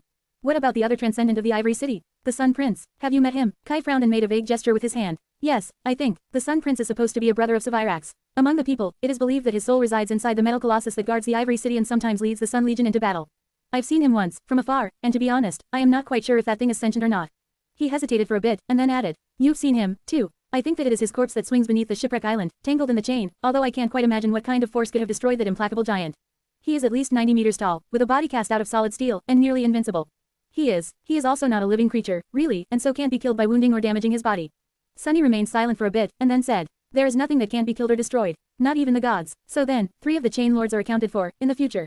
We've seen the bones of the dragon, Sevirax, on the Ivory Island, and both his brother and Sylvain found their doom near the wreck of Noctis's ship. But what exactly happened? How did they fall, and how did Hope escape? What happened to Noctis himself, as well as the one in the north? How was the Ivory City destroyed? How did the tower break free of its chains? No one answered, as perplexed as he was. After some time, Cassie finally spoke. I am not sure what happened, but I know one thing, because of our arrival, it is happening faster. They turned to her, and after a moment of silence, Sunny asked. Quote, Yours is the last story left. And, to be honest, it is the story I am interested in hearing the most. Because it concerns the 5th awakened sent here by the spell. Mordred, he found a way to enter the seed with us, didn't he? Cassie sighed heavily and turned her head away. After a while, she said, Yes, he did. The blind young woman remained silent for a few moments, gathering her thoughts, and then faced them again. Unlike what happened to the 3 of you, my arrival into the nightmare was not too harrowing. At least not at the start. I was sent into the body of a young priestess whose duty was to tend to the high priestess of the Night Temple, the one in the north. In this era, the Night Temple still belongs to the cult of the goddess of the black skies, of Storm God. The deity of darkness, stars, and guidance. And so, no light is allowed on the temple's premises. She touched her blindfold briefly, then slowly lowered her hand. The acolytes spend long years living in the darkness, and blind themselves before becoming priestesses. For that reason, they are known as the eyeless. Many of the eyeless are seers, and possess powers of prophecy and divination. For most, becoming a blind priestess inside a lightless temple would have been a terrible trial. But for me, it was strangely soothing. To find myself among those similar to me, in a place where my blindness wasn't an aberrant oddity but instead a choice. A pale smile appeared on her lips. Quote, However, it was my lady that I found the most comfort in. The one in the north, the Oracle of the Night, she was not unkind. She treated me well enough, and I have learned a lot from her knowledge and wisdom. However, just like the rest of the chain lords, she was being consumed by an insidious madness. Hers was the madness of apathy. Over the centuries, my lady grew indifferent to most things happening in the world, or even to herself. That was why she needed attendants, and I was one of them. The smile slowly disappeared from Cassie's face. That didn't mean that she was powerless or without responsibility, though. All of the northern reaches of the Kingdom of Hope were under her authority and protection. There were many villages and several towns full of mundane humans who relied on the Night Temple for safety and guidance. For that reason, the one in the north ruled not only over the blind priestesses, but also over a small, but fearsome army comprised of both mundane warriors and awakened. She sighed slightly. Their numbers might not have been as large as those of the armies of the Ivory City and the Red Colosseum, but due to their prowess and my lady's prophetic gift, the north was never attacked by either. The people rarely suffered from the nightmare creatures, as well. Cassie grew silent, and a scowl slowly appeared on her beautiful face. Quote, But as the one in the north grew more and more indifferent, that slowly started to change. Still, when I found myself in the Night Temple, things were still more or less fine. Her scowl deepened, and her face grew dark and despondent. The blind young woman lingered, and then said in a grim voice. Until they weren't. Share to your friends. Enjoying this site? Support us via PayPal, Visa, MasterCard or crypto. Your donations help cover site maintenance and hosting costs. Tap the middle of the screen to reveal reading options. If you find any errors, non-standard content, ads, redirect, broken links, etc., please let us know so we can fix it as soon as possible. Report. Shadow Slave. Chapter 686 to 686, Creature of the Fog. 1051 words. It was getting late, and darkness crawled into the stone room, drowning its corners in shadows. Cassie sat motionlessly, the graceful lines of her beautiful face contorted by a deep scowl. Then, a heavy sigh escaped from her lips. It started soon after I entered the nightmare, but no one paid it much attention at first. There were just strange rumors that reached the temple, resembling scary stories that people like to tell each other when the sun is gone and darkness envelops the world. Rumors of a pleasant voice that came from the fog. She gritted her teeth for a moment. Perhaps if my lady's affliction was not as severe, we could have done something then. After all, in this world, scary stories often come true. And this one was more ominous than the rest, because it had to do with the fog. The night temple stands at the boundary of the hollow mountains, after all, and of the mist that shrouds them. But she was distant and uncaring, and so, we had grown aloof, too. Cassie somberly shook her head, then continued, her low, deep voice enveloping the room and her three listeners. As time went by, the rumors started to change. They grew more menacing and dire, telling tales of people who listened to the fog and disappeared without a trace. At that point, the eyeless grew concerned, suspecting that a corrupted creature had found its way into their land. Many of them possessed a high affinity to revelation, after all, and they could feel it. Unease, threat, danger. So, a priestess was sent to investigate, escorted by a squad of experienced awakened soldiers. And at the same time, it was decided that a divination would be performed. She lingered for a moment. The divination showed no result, and the priestess, she failed to return with useful clues. In fact, she did not return at all. She and her escort disappeared without a trace, as though they had never existed. Just like the people from the rumors, only, by then, no one thought of them as mere rumors anymore. The blind young woman shivered, then said in an even voice. Finally, we became alarmed. The army was summoned, and many hunting parties were sent out to find the creature. Mundane soldiers, awakened warriors, ascended champions, the eyeless, everyone was determined to catch the abomination. But despite all our efforts, we failed. How could we catch the fog? Cassie's face darkened, and all the while, people continued to disappear. First one or two at a time, then scores of them, and then, one day, we found a whole village that stood empty, not a sign of its inhabitants in sight. Everyone there, every man, woman, and child, was taken by the fog. She grew silent for a few moments, then added grimly. And then, hunting parties started to disappear, too. Powerful, experienced soldiers. We even lost and ascended. The worst part, however, was that there was no pattern to the creature's movements, at least none that we could recognize. It could attack a settlement far to the west one day, and then suddenly take someone far to the east the next. It was almost as if it could be in several places at the same time. Because of that, we couldn't throw all our forces into one location and corner it on a single island. And so, we constructed a trap for it. All we needed was a lure, and I volunteered to become one. The blind young woman shook her head. Quote. Of course, back then, I didn't know that the fiend of the fog was far more cunning and devious than any nightmare creature I had ever faced.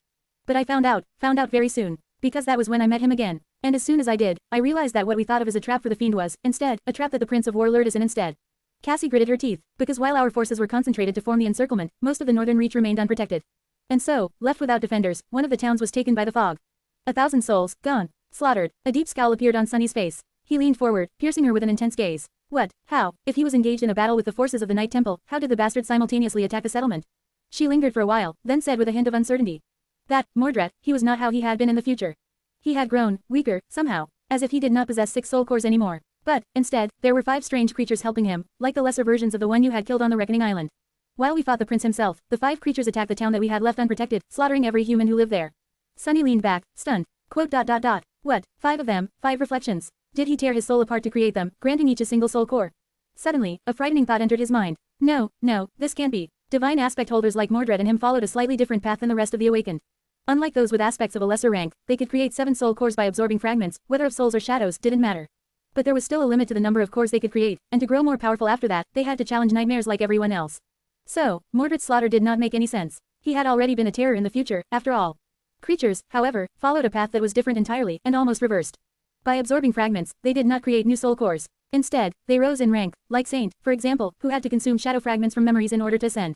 If Mordred's reflections were the same as Saint, if they only needed a certain quantity of fragments to rank up, then there was no limit to how many fragments they could devour, and no end to their growth, not until they reached the mythical divine rank. So if the Prince of Nothing sacrificed 5 of his 6 soul cores to create 5 awakened beasts.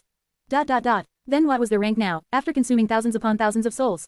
Share to your friends. Tap the middle of the screen to reveal reading options. If you find any errors, non-standard content, ads, redirect, broken links, etc., please let us know so we can fix it as soon as possible. Report. Shadow Slave. Chapter 687 to 687, Oracle of the Night. 1049 words. Effie and Kai seemed like they had some questions, but they chose to remain silent, at least for now. Of course, they knew who Mordred was and had a general impression of his powers. Sunny and Cassie had described their experience in the Night Temple to them in enough detail, so that their friends, as well as the Firekeepers, knew what they would be facing should they cross paths with the Prince of Nothing. However, even Sunny himself had only a vague understanding of how Mordred's aspect functioned, and so did Cassie. So hearing how powerful he had grown in the nightmare was a shock to him. The mirror beast was a devil, had it been created as such, or had it earned more cores in battles with powerful nightmare creatures, as Saint did? If it is the former, then does it mean that Mordred was more than a terror once? He had many reflections before Clan Valor imprisoned him. 2. Gods, just what kind of a menace was Anvil's firstborn in the past? And, more importantly, just how dangerous was he going to become in the future? His somber thoughts were interrupted by Cassie, who spoke again after remaining silent for a while. In any case, destroying Mordred's body was not too hard. He appeared wearing the body of the priestess who had been first sent to find him, anyway. But, of course, doing so was useless, because he could just take another. In the chaos of the battle, I couldn't explain what dire powers the enemy possessed to the forces of the Night Temple. And, more than that, she shook her head somberly. Quote. In the moment, I was not sure that it would have been the right thing to do. Was I meant to help the inhabitants of the nightmare slay one of the awakened from the waking world? Were we not supposed to be allies? No matter how vile Mordred was and despite what had happened between us in the past, here in the nightmare, both he and I were meant to pursue the same goal. The blind young woman sighed. So, after a bloody battle, Mordred escaped our trap and disappeared. Soon after that, we learned of the massacre that had taken place while we were distracted by his deceit. And after witnessing the desolate town that his reflection had slaughtered, I was disabused of the notion that he and I were the same in any way. Sadly, by that time, it was already too late. Cassie lowered her head, then continued quietly. After feasting on the souls of the town's inhabitants, the reflections became much more powerful. Mordred was not bound by the necessity to stay hidden anymore, as well. His attacks grew much more frequent and devastating, and the number of his victims started to grow with chilling speed. The more people he killed, the more dangerous he became. He was not invincible, of course. Among the awakened serving the Night Temple, there were a lot of those who possessed means to contain him. Especially the eyeless, who, like me, were immune to his possession. But Mordred knew that as well, and so, he went after those who could threaten him first. She paused for a moment, her face growing solemn. Quote. Eventually, people, those who were still alive, at least, became so terrified that they left their homes and fled to the Night Temple, hoping that the High Priestess would protect them. The army and the priestesses grew desperate, as well. We begged the one in the north to intervene. She was a transcendent, and an oracle without an equal, after all, and despite her indifference, my lady promised to face the creature herself. That day, people were so relieved that they held a grand celebration. Cassie remained silent for a while, and then continued, her voice growing sad and wistful. Quote. While everyone was celebrating, however, my lady summoned me in secret, and asked me to deliver a message to her old friend, Lord Noctis, in the east. Just 3 words, I am dead. She paused for a moment and turned away, her beautiful face growing still. I was appalled, of course. What about her immortality? What about all these people whom she promised to protect? She smiled sadly, and told me that they were all dead, as well. And that it was better that way. A heavy sigh escaped from Cassie's lips. I left the next morning, and made my way south all alone. Traveling through the wilderness of the Kingdom of Hope, blind and without anyone's help, was not easy. But I managed to survive, somehow. Whether by luck or due to the one in the north protecting me, Mordred never intercepted me. I had to face a few powerful nightmare creatures, though, as well as other dangers, along the way. I overcame these obstacles and eventually reached the sanctuary. And on the day that I arrived, I finally felt it, the sudden change. A dark expression appeared on her face. My lady had died, and another flaw was added to Hope's prison. The approaching disaster was accelerated even more. You know the rest. For a moment, Sunny could sense a hint of profound sorrow in Cassie's voice, but then it disappeared and the blind young woman smiled. So, now, I guess we know enough to make a decision about whether or not to support Noctis in his war against the rest of the Chain Lords. He frowned, and then said in a grim tone, there is one thing we don't know, though. Something that can potentially change everything. Mordred, what is his goal? What is he going to do when the 4 Chain Lords go to war? Cassie hesitated and slowly shook her head. That I don't know. He must have realized the nature of the Nightmare's conflict himself, by now, or maybe he had always known it, through means that none of us can even guess about. He was the one who had sought out this seed, put the idea of seeking out the knives into our heads, and manipulated us into bringing him here, after all. No matter what his goal is, though, I doubt that he just wants to become a master. He is here for something else, as well. Sunny remained silent for a bit, then let out a frustrated growl and turned away. Alright, then, I guess it is time to choose our fate. Share to your friends. Tap the middle of the screen to reveal reading options. If you find any errors, non-standard content, ads redirect, broken links, etc., please let us know so we can fix it as soon as possible. Report. Shadow Slave. Chapter 688 to 688. Big Decision. 1089 words. No one spoke for a while, before Effie finally broke the silence. Quote. I mean, it is not much of a choice, is it? Sure, going against 3 immortal saints does not seem like a picnic. But we already know that they had been defeated in the end, somehow, so it is not impossible to do. And we don't even know what the alternative is. How do we ensure that Hope doesn't escape her prison? Kill Noctis. That would only delay the inevitable, since this whole damned place is already on the verge of collapse because of her influence. That Hope, she is scary. She hesitated for a moment, then asked with a bit of confusion. To be honest, I am not even sure what she is. What kind of a demon is powerful enough to drive a whole region mad? Is she unholy? Sunny sighed, then massaged his temples. Quote. No, if anything, she is divine. She is also not a demon, she is a demon. Demons were lesser deities, of sorts, who are said to have created themselves. They appeared out of nowhere, possessing powers that were similar to those of the gods, but different. The spell has a weird tendency to never mention the word demon, though, for some reason. In any case, it seems that the gods and the demons eventually had a big, terrible war, and Hope's imprisonment and escape were a prelude to that war, I think. Effie listened to him without any particular expression, then said listlessly. Oh, well in that case. That just proves my point. Trying to keep a thing like her in chains, doesn't killing 3 immortal saints suddenly seem easy, in comparison? Kai moved slightly, and then, his hoarse voice suddenly resounded in the stone room. I think we are looking at it wrong. The question is not what should we do, it is what should be done, don't you think? Yes, there is no particular way in which a nightmare has to be resolved, but that doesn't mean that some resolutions cannot be right and some cannot be wrong. This land has been turned into hell by Hope, who is trying to escape her chains. Until she is released, that will not change. He leaned forward, frowned, and added somberly. The Red Colosseum, the Ivory City, and all across the ruins of her kingdom, madness reigns, turning humans into wicked perversions of themselves. Sure, we can win by prolonging it. But should we, would we be at peace with such a conclusion? You can call me naive, but I think that although the spell does not dictate what the challengers do in the nightmare, it still matters why we do it. We are still responsible for our actions and their consequences. So, I think that we need to do what is right. Sunny glanced at him and then asked, his voice harsh. Who's to say what is right? How do you know that by releasing hope, we won't be dooming everyone living here to an instant death? 1,000 years in chains, personally, I would have been a bit angry. Kai lingered for a moment, then shook his head. You are right, I might not know what is right, but I do know what is wrong. And what I saw here was deeply, deeply wrong. Sunny stared at him for a bit, then shrugged. Well, it's not like I disagree. In fact, I hate this place with a passion. I don't really care if hope simply kills everyone, either, as far as I'm concerned, the bastards deserve it. He waited for a few moments, then turned to Cassie. What about you? You've been terribly quiet. The blind young woman hesitated for a while, then spoke evenly. I am willing to do whatever you decide. I'll trust your judgment, Sunny. He frowned, studying her face with a dark expression. Why, you don't have an opinion? Cassie remained silent for a bit, then simply shook her head. Damnation, he knew, of course, why the blind girl was reluctant to speak. She must have seen something, a glimpse of the future that she did not want to share, knowing that it would affect their thinking, possibly informing the very event she wanted to happen, or wished to avoid. Her own opinion was already compromised by that knowledge, and so, Cassie had decided to remove herself from the decision completely. It seemed as though she had grown wary of her visions, and the consequences of acting on them, after the Forgotten Shore. Damned oracles, Sunny sighed, then glanced at Effie and Kai. Well, then there is not much to discuss. The two of you are keen to join Noctis, and, I guess I am too. He might be a madman, but at least he is a madman we know. And, I also sort of like the guy. Despite the fact that he is a dishonest, lying, conniving, crazy, dastardly cheat. No one is perfect, you know. Effie giggled. Wow, it's almost as if he's reminding me of someone. Huh, now who might that be? Then, she grinned at Sunny and asked. That's settled, then. So, should we go and deliver the good news to that dastardly cheat? You know, about how he doesn't need to kill us and put our souls into home appliances. She seemed like she was ready to go, but Sunny stopped her with a hesitant gesture. This next part, he had thought about it a lot, not knowing if it was the right thing to do, or a giant mistake.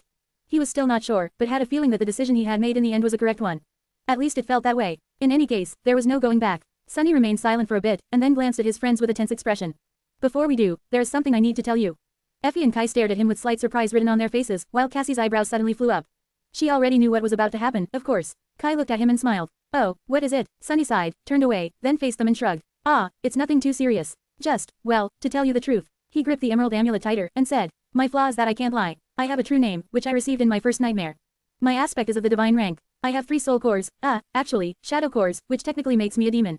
Hence this ugly body. I have already unlocked my aspect's legacy. I inherited the lineage of one of the 7 demons. Oh, and also, how do I say this? I might be Lord Mongrel. Sorry about that one, Kai. Share to your friends. Tap the middle of the screen to reveal reading options. If you find any errors, non-standard content, ads redirect, broken links, etc., please let us know so we can fix it as soon as possible. Report. Shadow Slave. Chapter 689 to 689, Trust. 1084 words. Effie, who was already standing up to leave, froze, then slowly sat back down. Kai dropped his wooden mask to the floor and stared at him with wide eyes. Even Cassie seemed a bit stunned, despite knowing most of the things he had just said already. A deathly silence settled in the room, and Sunny found himself being pierced by 2 dumbfounded gazes. He scratched his neck, then coughed awkwardly and looked away. Yeah, that's more or less all that I wanted to say. Of course, the decision to reveal these secrets to his friends had not been an easy one. In fact, it went against everything that Sunny believed in. Every instinct in his body screamed that he was making a terrible mistake. But instinct was not always the best advisor. Otherwise, what was the point of having intelligence and the ability to think about your decisions? The fact of the matter was that Sunny had already done irreparable damage to his relationships once because of his untrusting nature. Back on the Forgotten Shore, he had kept his secrets a little bit too well, failing to understand how his deceptiveness would make others perceive him. Sure, he had a reason to behave the way he had, and yes, he had never really lied to his allies, simply withholding or manipulating the information a little to keep himself safe. But the others did not know about his reasons. All they knew was that their trust was never returned fully, and that he was full of secrets, discrepancies, and insidiously subtle ways to keep those secrets to himself. Sunny had never explained himself, and in the absence of an explanation, the misunderstanding was bound to inevitably take its place, perhaps to dire results. Who knew, if he had been more open with Neffis, she might have not considered him a liar, absorbing that false perception into her own forming self. Would things have ended differently, then? Regardless, currently, Sunny knew both the aspects, and, more importantly, the flaws of every member of the cohort. But they couldn't say the same. They revealed their weaknesses to him, but he held on to his own, failing to reciprocate this trust. For now, everything seemed fine, but that one-sided nature of their friendship was bound to fester in the future, and the small crack it created could grow in size, eventually destroying it. Plus, even Mordred knew his secrets. It would have been silly if the Prince of Nothing did, but Effie and Kai did not. Not to mention dangerous. So, Sunny decided to take a leap of faith and put his trust in his friends. It had been a long time coming, anyway, but, damnation. Why did being honest with people feel so disgusting? What a loathsome sensation. Curses, I'm all itchy. After a full minute of stunned silence, Effie finally spoke, her voice sounding uncharacteristically tame. Now, hold on, wait a minute. She raised her small hand and showed one finger. Your flaw, we sort of already had a general idea, after spending so much time with you. It is still, wait, you can't lie at all. What? Sunny shrugged. I can't say a lie aloud, and I am compelled to answer any question asked of me truthfully, or at least to the best of my ability. He expected some sort of spicy question to follow immediately, but Effie remained silent, showing just how bewildered she was. Even her usual mischievousness disappeared. Instead, the little girl simply raised a second finger. Quote. All right, the true name, we sort of figured that out, too. You seemed reluctant to share it, for some reason, so Kai and I did not press.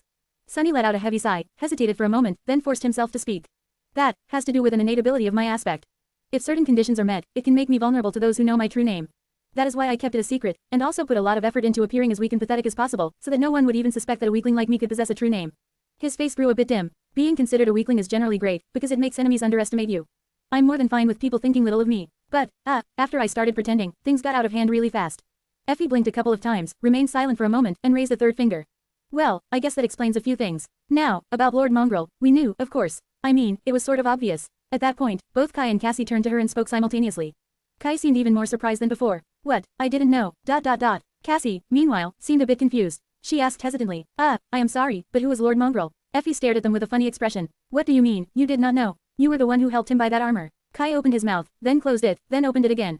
Quote ... Wait, what armor? I helped. The stone armor from the memory market. That dusty, ugly thing. No, it's not the same. The material is completely different. The fit, the design, Mongrel's armor is very chic. Not at all like that cumbersome stone clunker. Sunny covered his face, then said somberly. The stone changes to a stone like metal due to an enchantment. It was just broken and required an awaken to activate the restoration process. As for the fit, you do remember that memories adjust themselves to accommodate the owner's body, right? Hell, now that I have a tail, even it is armored when I summon the mantle. The young man stared at him with a lost expression, then leaned back on his chair. Oh, I see, then. But, I mean, no, never mind. Sunny massaged his temples. I never meant for Mongrel to get famous. I just wanted to practice swordsmanship in the dreamscape, and all good aliases were already taken. Who knew that a damned broadcaster would spread the clip of me dispatching him everywhere on the network? Oh, gods, and things only got worse after that. Effie looked at him, then at her 3 fingers, then made a little fist. But the rest, a divine aspect. What, do those even exist? 3 soul cores, a demon's lineage, what even is that? And what is next? Are you going to tell us that you have a divine memory, or something?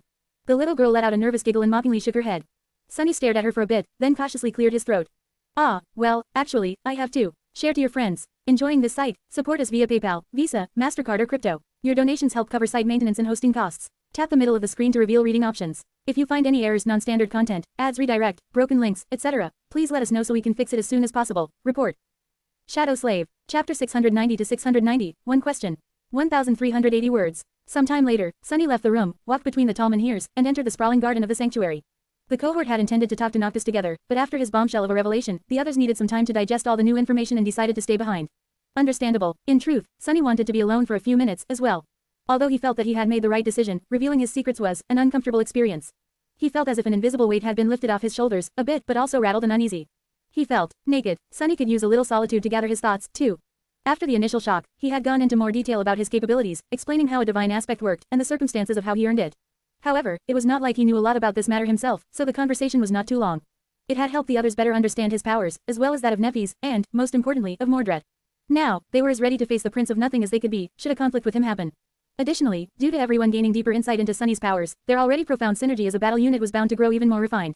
Sunny kept a few things to himself, as well. The difference was that if before there had been a strange dynamic between him and his friends, where they pretended to not know that he wasn't being entirely honest with them, and he pretended to not know that they knew, now, the existence of those white spots had been openly acknowledged by him. Effie and Kai understood that there were things he wasn't ready to share, and why he was reluctant to do so.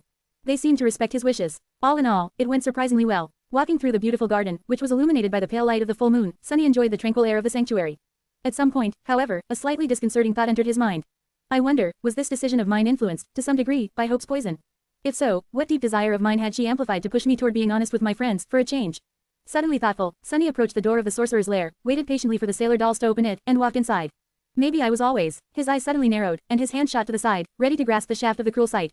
Something was very wrong inside the dark hall. A thick, nauseating smell of blood invaded his nostrils, sending adrenaline coursing through his own. It surrounded him like a suffocating wave, as though a terrible massacre had just taken place in the immortal sorcerer's quarters. But Sunny did not see any corpses. The central chamber was just as he had left it the last time, empty of all furniture, with a vast circle of runes drawn on the stone floor. No, not entirely the same. The floor had cracked in several places, as though something was pushing at it from beneath, exerting devastating pressure on the ancient stones. Noctis was still in the center of the circle. One of his sleeves was rolled up, and there was a deep cut on his left wrist, a stream of blood running down his hand and falling down like a crimson ribbon. In his other hand, he held the diamond sickle. The sorcerer was surrounded by a shallow pool of blood, however, it somehow failed to touch the hems of his garments. Sunny stared at him for a few moments, noticing that the stone surface seemed to be slowly absorbing the blood. Then, he gripped the emerald amulet and asked evenly, quote, Are you trying to kill yourself? Noctis slowly opened his eyes, glanced at Sunny, and smiled brightly. Then, acting as if nothing out of the ordinary was happening, he wiped the diamond sickle, hid it in the folds of his silk garment, and stood up. What? Of course not. I'm too young to die. Sunny gave him a dubious look. Young? You are at least 1,000 years old. The sorcerer tilted his head, scratched his cheek with a thoughtful look, and then smiled even brighter. Quote, What? Of course not. I'm too beautiful to die. Happy with himself, Noctis somehow made the cut on his wrist close, jumped over the pool of blood, and walked toward Sunny with a relaxed expression. Come, this place needs to be aired, I think. The garden is nice and chill, though. Sunny threw one last look at the disappearing pool of blood. Did he imagine it, or had the stone floor of the chamber trembled slightly, just then? Shaking his head, he turned away and followed Noctis outside. Together, they slowly headed for the altar island. Noctis seemed to enjoy the silence of the moonlit garden a lot. A minute or two later, though, he broke it with a carefree question. So, what did you want to tell me? Have you and your friends come to a decision? Sunny hesitated for a moment, then answered. We did. We will help you free Hope. Noctis grinned. Oh, wonderful. After that, he didn't say anything else. Sunny waited for a while, a little confused. They had already reached the white altar and sat down on a stone bench, enjoying the sight of the pristine lake, with a pale circle of the moon reflecting on its calm surface. And yet, the sorcerer seemed to lose his ability to speak. Slightly irritated, Sunny hesitated for a moment and then asked awkwardly. So, do you need me to give you the knives? Noctis looked at him with an easy smile and shrugged. Ah, no need, keep them. Sunny's eye twitched. What do you mean, keep them? Wasn't the knives what you were after? The immortal sorcerer looked at the reflection of the moon, then waved a hand vaguely.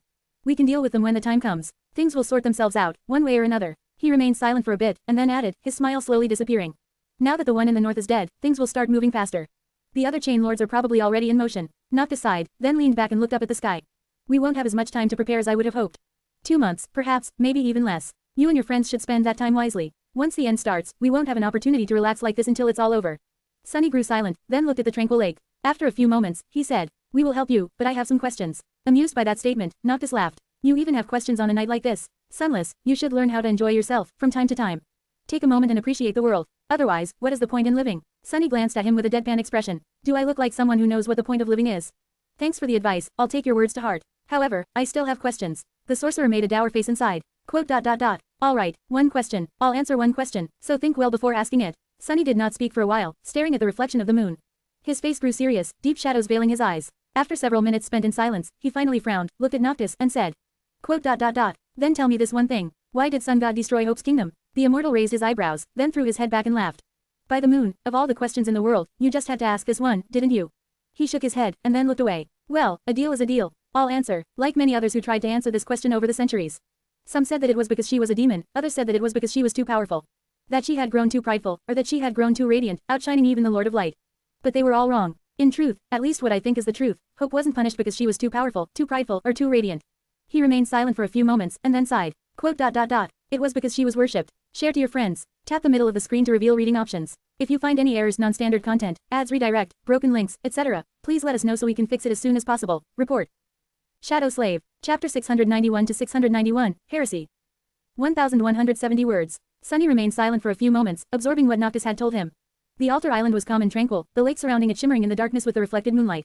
The branches of the ancient tree swayed gently above his head. Because she was worshipped, he snorted and looked away, feeling bitterly disappointed, for some reason. After a while, he said darkly. So, what, that is all there is? Sun God was jealous. The sorcerer glanced at him, lingered for a moment, and then slowly shook his head. No, he wasn't. Noctis remained silent for a bit, then sighed. The gods had never shown any animosity toward demons. In fact, their relationship was somewhat friendly. In the battles of the ancient times, they even fought side by side as allies. He frowned. Neither had the gods ever cared about whom or what the mortals worshipped. Ah, there were all kinds of silly cults before. There were rulers that proclaimed themselves divine, people who built temples to beasts and spirits, some oddballs even worshipped rocks. Or the corrupted abominations, by the moon, can you imagine? But the gods did not mind at all. The sorcerer glanced up at the sky, thought for a bit, and then said somberly. However, people had never worshipped a demon, before Hope. The demons, you see, are elusive and solitary creatures by nature. There is the eldest, mysterious weaver, the demon of fate, who is shrouded in countless layers of lies. Then there is the youngest, Nether, the demon of destiny, who secluded himself in the darkness of the underworld. There is the demon of oblivion, whose name is long forgotten. Sunny listened attentively, absorbing the new information. Already accustomed to wielding the emerald medallion, he reflexively let go of the beautiful stone and allowed it to hang from the chain wrapped around his fingers so that his thoughts remained private. So the prince of the underworld was actually called Nether. I wonder which came first, the name or the title, and he was also the demon of destiny, it seems. Wait, aren't fate and destiny the same thing? I guess they're not. The rune for destiny can also mean choice. After all, so, was he actually the demon of choice? His thoughts were interrupted by the sorcerer's wistful voice. And the rest, each a personification of calamity and disaster. Mysterious, distant, and terrifying, each and every one of them. Or at least they were, until the demon of desire decided to come and live among us mortals, becoming known as Hope. She built her kingdom here, and soon, people learned to love her. And not long after that, they started to worship her. Noctis paused and then continued, his face growing darker. And that was when we learned that while the gods were friendly to demons and indifferent to mortals building temples to beasts, spirits, and rocks, they would not allow a demon to be worshipped. They were so unwilling, in fact, that the Lord of Light brought down his flames upon the mortal realm, obliterating a whole chunk of it. Sunny frowned, feeling a cold sense of dread permeate his heart. Remembering one of his nightmares, he shivered. But why? The sorcerer looked at him with a bit of surprise and shrugged. Who knows? I guess only the gods do. Well, and maybe a demon or two. I doubt that even Hope knew what she had done wrong. But maybe she does, now. In any case, after her imprisonment, slowly, the idea of worshipping a demon became tantamount to heresy. Noctis suddenly laughed. What a strange word, heresy. Don't you think? It had not even existed when I was young, you know. But then, suddenly, each of the 6 cults started treating demon worshippers as criminals, pests who were spreading a vile disease. And the concept of heresy was invented. Now, becoming a heretic means being hunted down and saying goodbye to your life. He grew silent, and then sighed. Quote. We did not know it at the time, of course, but the destruction of the Kingdom of Hope was a turning point in history. With it, the Age of Heroes ended, and the current one, whatever it will be called one day, began. Ah, what a dreadful era. Nothing has gone right from then on. Sunny remained silent for a while, thinking that there was something strange about this whole story. Nothing made sense. The gods and the demons had been allies once. Knowing that they would eventually clash in a devastating war, he could not quite believe it. However, on second thought, the prince of the underworld, Nether, was indeed described as having been close with the goddess of the black skies once. Who was to say that the other demons had not consorted with the gods, as well? But that only made the divine punishment that the Lord of Light had brought down upon the Kingdom of Hope more inexplicable and strange. And who had they been allied together against? The creatures of the void. What was the exact timeline of all this convoluted nonsense? The Age of Heroes had ended with the imprisonment of Hope, but when had it started? And what had been happening before? Damn, so many questions. Sunny glanced at Noctis, hesitated for a few moments, and then grasped the emerald amulet again. However, the sorcerer was having none of it. He glanced at Sunny and said with a smile. Quote. I feel like you were about to ask me a question. That would be the second question. Wait, no, the second one was whether or not Sun God was jealous. Wicked demon, you tricked me. Noctis shook his head, looked at Sunny with reproach, and stood up. Shame on you, Sunless. Good night. Tell your friends to prepare well in the time that we have left. With that, the sorcerer gave him another hurt look, then turned away and started walking back toward his residence. After a few steps, however, he stopped and said in his usual carefree manner. Oh, yes, I almost forgot. You will have to go and retrieve the third knife, too. Don't worry, though, it is not going to be hard. Rather easy, really. Sunny, who was staring at the tranquil lake with a dark expression, simply nodded.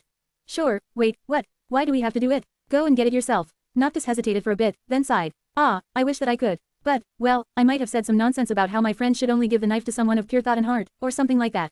And sadly, while I am the most outstanding person in all of the Kingdom of Hope in many regards, purity is not my strong suit. You and your friends, however, you reek of purity, well, one or two of you, at least, for now. With that, the sorcerer winked at Sunny and strolled away, whistling a jovial tune. Sunny watched him go, and then shook his head with a bewildered expression on his face. Wait, did he just swindle me into getting another knife for him? Again, he blinked a couple of times and clenched his 4 fists. Single quote. Damnation, share to your friends. Enjoying this site? Support us via PayPal, Visa, MasterCard or crypto. Your donations help cover site maintenance and hosting costs. Tap the middle of the screen to reveal reading options. If you find any errors, non-standard content, ads redirect, broken links, etc., please let us know so we can fix it as soon as possible. Report. Shadow Slave. Chapter 692 to 692, Free Time. 1115 words. After their conversation under that full moon, Noctis had secluded himself in his residence for a couple of weeks. Sunny tried to talk with the eccentric sorcerer a few times, but the silent sailor dolls refused to open the door and just stared at him with their crude wooden faces. There was, of course, the option of simply using Shadow Step to get inside, but, somehow, Sunny suspected that intruding upon the immortal transcendent would not have been the best idea. There were real souls trapped inside these sailor dolls, after all. In the end, he and the other members of the cohort had no choice but to follow the advice Noctis gave him, to rest and prepare for what was about to come. Luckily, there were a lot of preparations they had to do. While all 4 had trained themselves extensively before entering the nightmare, many things happened since then. There were a lot of lessons they had learned in these 3 terrible months, most of them bringing the 4 awakened to the very door of death. Now that they had time, they could go over everything they had learned, revisit it, and truly absorb it into their bones, connecting the new knowledge and skills to their foundation in a solid manner. For Sunny, that meant several things. The first one was Shadow Dance. He had found himself in a strange situation, having made the recent breakthrough inside of a nightmare. That he did not really remember. Sunny could guess that mastering the third step of his battle style was tied to the fact that he had lived through countless nightmares and lost himself in them, becoming truly shapeless and formless, forgetting himself and turning into other people completely. That observation was in line with how he had initially made progress to the third step of Shadow Step, back in the arena of the Red Colosseum, where he shadowed numerous nightmare creatures. Back then, he had almost lost himself, as well, but stopped at the last moment, fearing that he would not be able to come back. Being trapped in the nightmares had made that frightening step for him, and so, he had approached the very edge of a breakthrough. The final piece of the puzzle had been trying to shadow the epitome of formlessness, another shadow, nightmare. As a result of the breakthrough, Sunny's ability to recognize and gain insight into patterns of combat techniques had increased even more, now allowing him to understand and predict not only the movements and behavior of his enemies, but also intricately sense the flow of essence through their bodies, as well as, almost, but not quite, being able to predict their very thoughts. However, there was one glaring flaw in this miraculous ability, one that he didn't know how to solve. For the first time since Sunny had created Shadow Dance, the elusive battle art was starting to seem dangerous. Not only for his enemies, but also for himself. What was the point of being able to kill something if he ran the risk of losing himself and becoming that thing forever? To kill a dragon, one had to become a dragon. Why would anyone want to achieve such a victory, if earning it meant ceasing to be themselves and becoming the very thing they had wanted to destroy? For now, he didn't have a solution, and that made him more than a little bit nervous. So, Sunny decided to temporarily concentrate on other things. He spent a large part of his days practicing archery with Kai. Sunny quickly realized that he would never be as talented of an archer as his friend was, but that did not mean that he could not achieve great results. In fact, his aim and skill with the bow were increasing at a steady pace. Still, there was a question of distributing the tools the cohort possessed in the most efficient manner, so Sunny reluctantly tried to lend Morgan's warbow to Kai. It was for naught, though, because of the unbending enchantment of the bow, his friend was simply not strong enough to draw it. When their training sessions were over, Sunny would usually return to his room and spent the rest of the day fruitlessly practicing weaving. He had achieved some progress in his attempt to learn how to copy enchantments, but not enough to make the altered weave stable.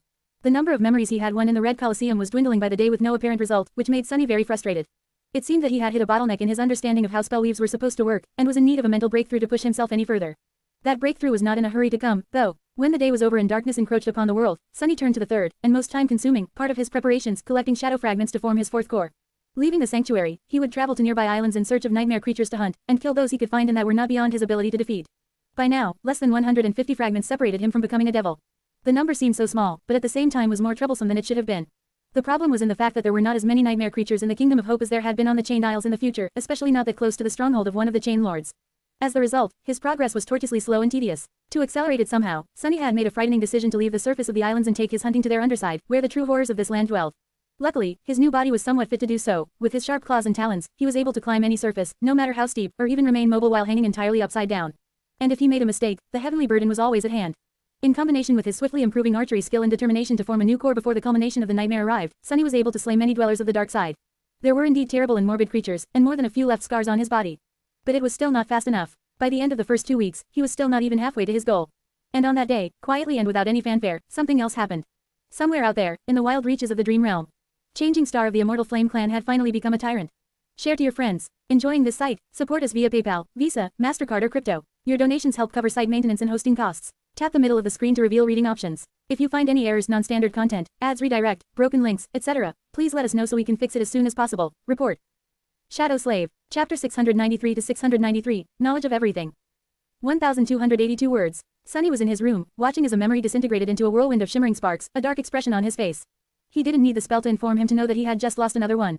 And yet, the ever-helpful spell still whispered into his ear. Your memory has been destroyed. Sunny snarled, then shook his head bitterly and summoned the runes, intending to check on how many expendable memories he still had left.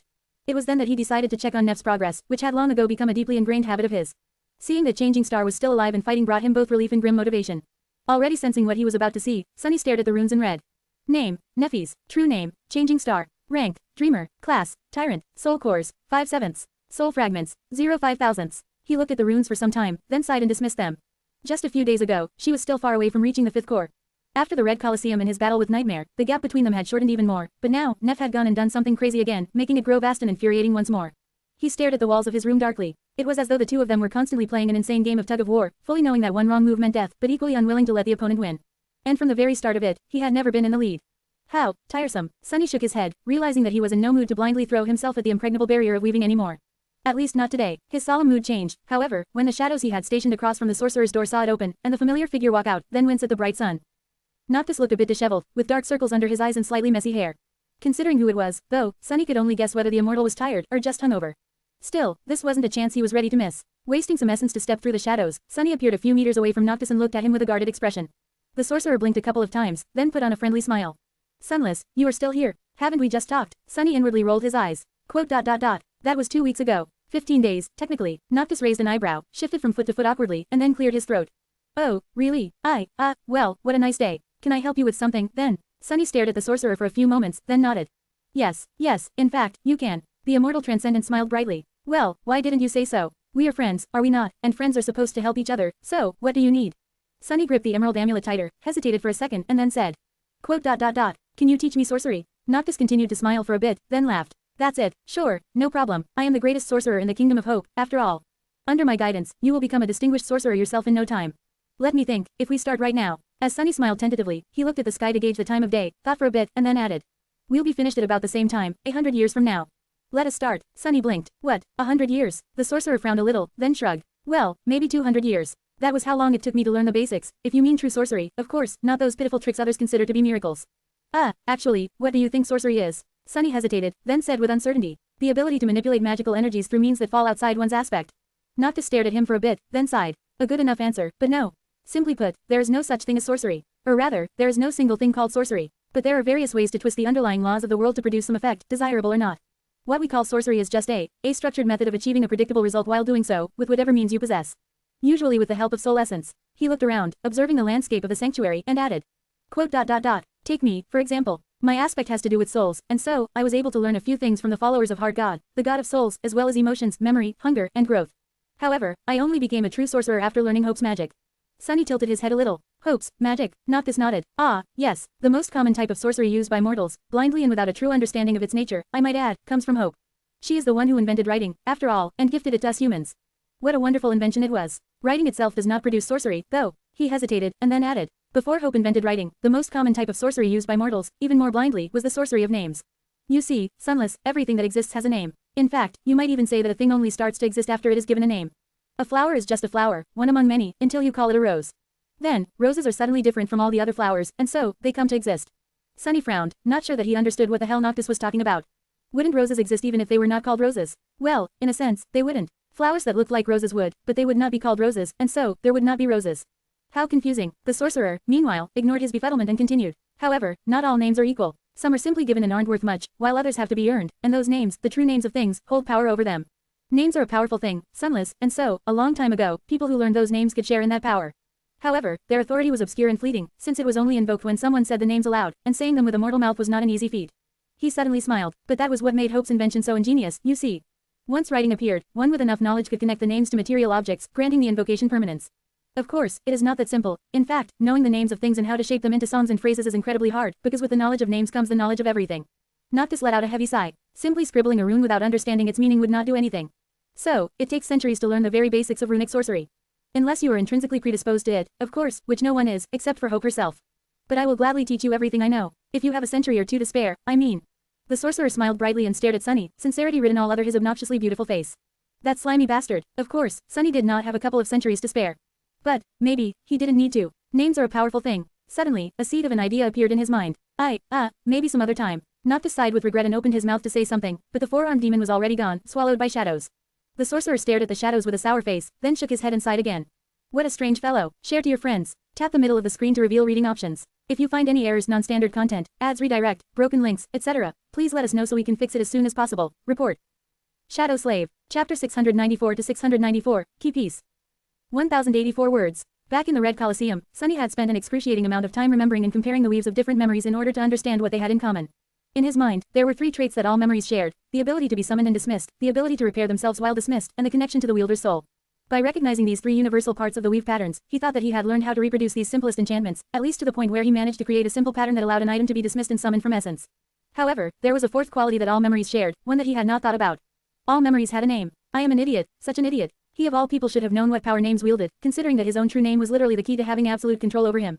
Appearing from the shadows that nestled in his room, Sunny fell on the bed and summoned the silver bell, the memory with which he was familiar the most. He had spent countless hours studying its weave and trying to comprehend the secrets of how it worked, to little avail up until now. Staring beneath the surface of the small bell, he saw the beautiful and complicated pattern of ethereal strings that permeated it, with a single dimly glowing ember in its middle.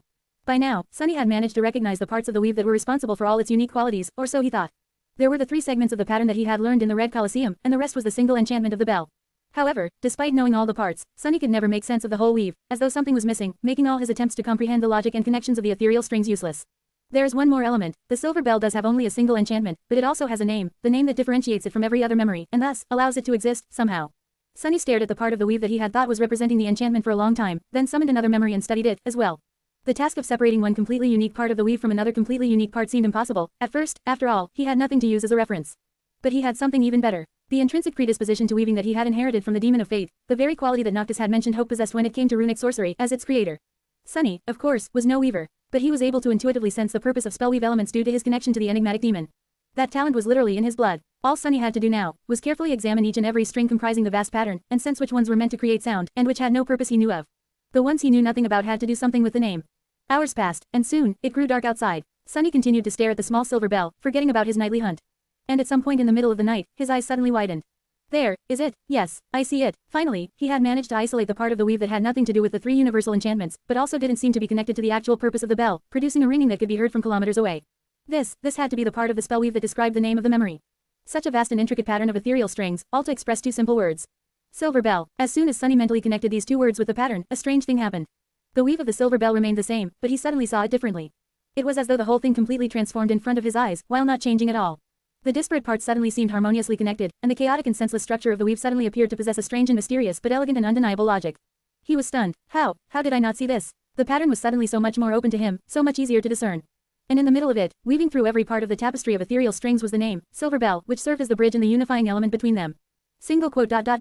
No wonder every memory I tried to modify collapsed. I only missed the most important thing, damn. Sunny studied the weave of the silver bell with wide eyes, seeing the familiar parts of it in a new light. Then, however, a slight frown appeared on his face. Wait, what is that? Now that he saw the entirety of the logic behind the pattern, or rather, of the logic behind its foundational structure, he could also see an element that seemed alien to his understanding. By now, no part of this weave was supposed to remain unknown to him. And yet, there was one. More than that, that part of the weave was vast and terribly complicated, as much inherent to the whole structure of the memory as its name. It was hard to notice at first, but if one knew what to look for, it was almost impossible to ignore. Huh, it is very pretty, but what the hell is it? He scowled, then glanced at the other memory, wishing to compare its weave to that of the silver bell. To Sunny's surprise, the vast and beautiful underlying pattern was there, as well, its presence as strange and unexplainable as before. Suddenly tense, he summoned all of his memories one after another, studying them, and finding the mysterious pattern everywhere. What the hell is it? Sunny had no idea, and even his intuition was silent, not providing any hint as to the purpose of the ever-present hidden weave. The only clue he found was that a part of it bore a distant resemblance to the weave of the moonlight shard, and that its overall structure slightly resembled that of the name of the silver bell. However, the mysterious pattern was incomparably vaster and deeper. He scowled, and then suddenly tilted his head with a surprised expression. Moonlight, light. Sunny glanced at the weave again, and then froze. Quote. Lost from light. Share to your friends. Tap the middle of the screen to reveal reading options. If you find any errors, non-standard content, ads redirect, broken links, etc., please let us know so we can fix it as soon as possible. Report. Shadow Slave. Chapter 695 to 695. Sonorous Silver Bell. 1093 words. When morning came, Sunny was sitting on the floor with a wild look on his bestial face, his black coarse hair in a mess. There was a glowing golden needle in one of his hands and a small silver bell in the other. The other two held a flute that seemed to be either cut from jade or made out of polished emerald bone. That was probably the best memory he had received in the Red Colosseum, but right now, Sunny couldn't care about the flute any less. Instead, all his attention was concentrated on the small bell. Holding his breath, Sunny raised and shook it. However, instead of the clear ringing that would be heard from kilometers away, all he heard was a barely audible, melodious whisper. A wild grin slowly appeared on his face, illuminating his face. I've done it. I really did. Barely containing his excitement, Sunny summoned the runes and read the description of the bell. Memory, silver bell, memory rank, dormant, memory tier, 2, memory description, a small memento of a long-lost home, which once brought its owner comfort and joy.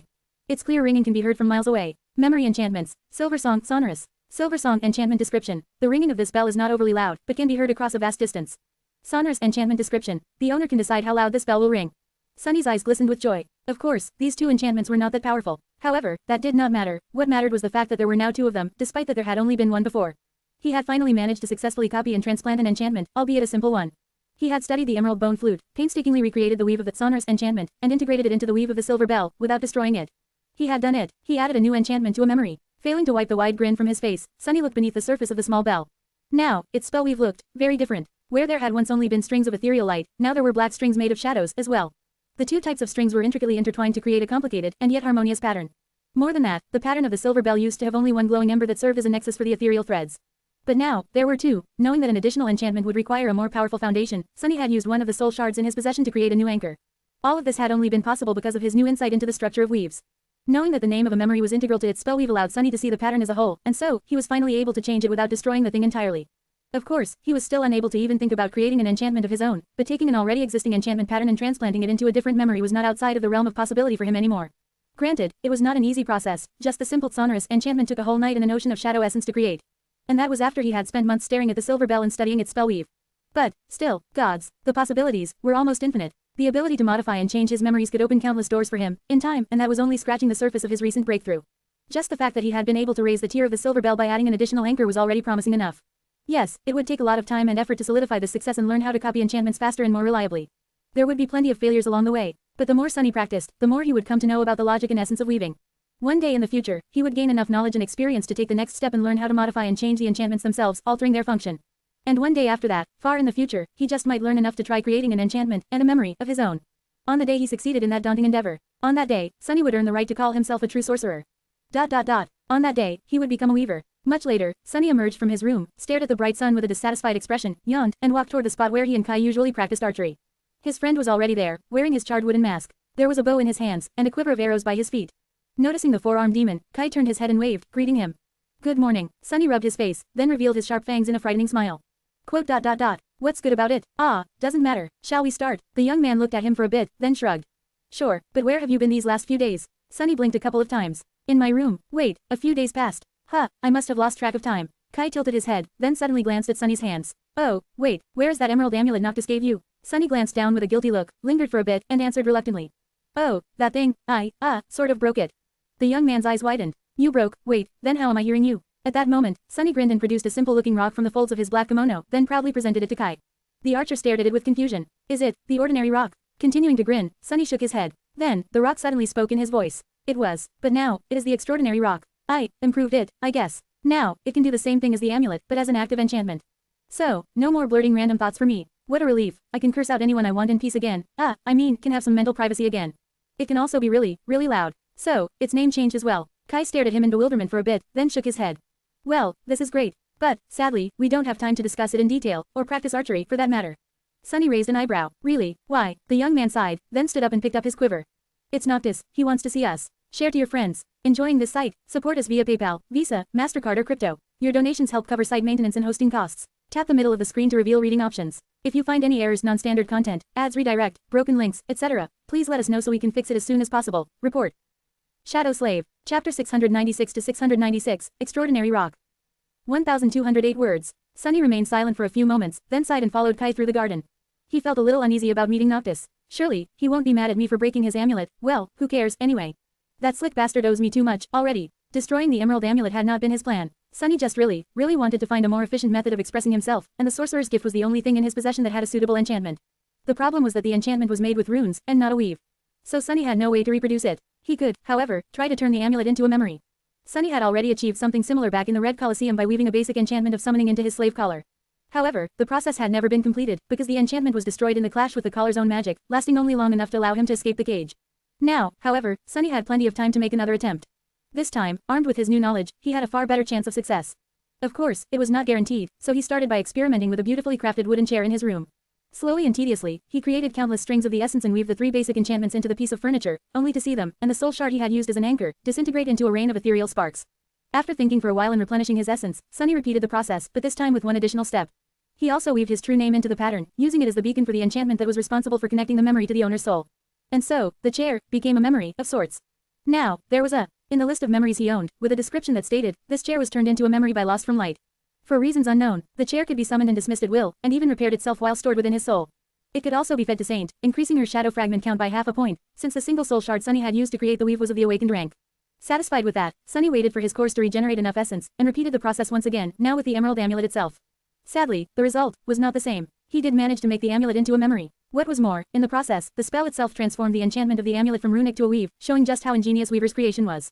However, the resulting pattern turned out to be unstable. Perhaps because of the alien nature of the amulet's magic, or perhaps because Sunny did not know its name, or how to name it using strings, it began to slowly unravel almost immediately after the transformation.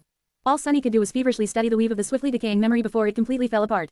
Soon, the amulet destroyed itself. But Sunny still managed to copy its enchantment onto the ordinary rock, as well as adding a new anchor to the weave of the rock, thus elevating it to the second tier. He also went ahead and copied that sonorous enchantment onto it, as well. When he did, the name of the memory changed, and the ordinary rock became the extraordinary rock. Overall, Sunny was very pleased with himself, not only because he managed to recreate another enchantment and confirm his ability to turn soul shards into food for his shadows, but also because he would finally be able to speak his mind, without speaking everything that was on his mind in the process. Gods knew he needed that. The only bad thing about the whole situation was that Noctis's gift was destroyed. But, with some luck, the sorcerer would not even notice. Whatever, they met Effie near the wooden door. By now, the little girl's bruises had healed, and she looked like a vigorous, healthy child again. She was also gnawing on a large bone with a wild look on her face, seemingly making even the sailor dolls a bit nervous. Noticing the two of them, Effie smiled. There you are, Kai greeted her, and then asked, where's Cassie? The little girl swung her bone, pointing at the flying ship that hovered above the sanctuary. There, Noctis is, too, let's go. With that, she swallowed the remains of the bone and raised her hands, as if asking for a hug. Kai sighed, then picked her up and flew into the sky. Sunny grimaced, summoned the heavenly burden, and followed. Soon, they landed on the deck of the ship and found Cassie there, already waiting for them.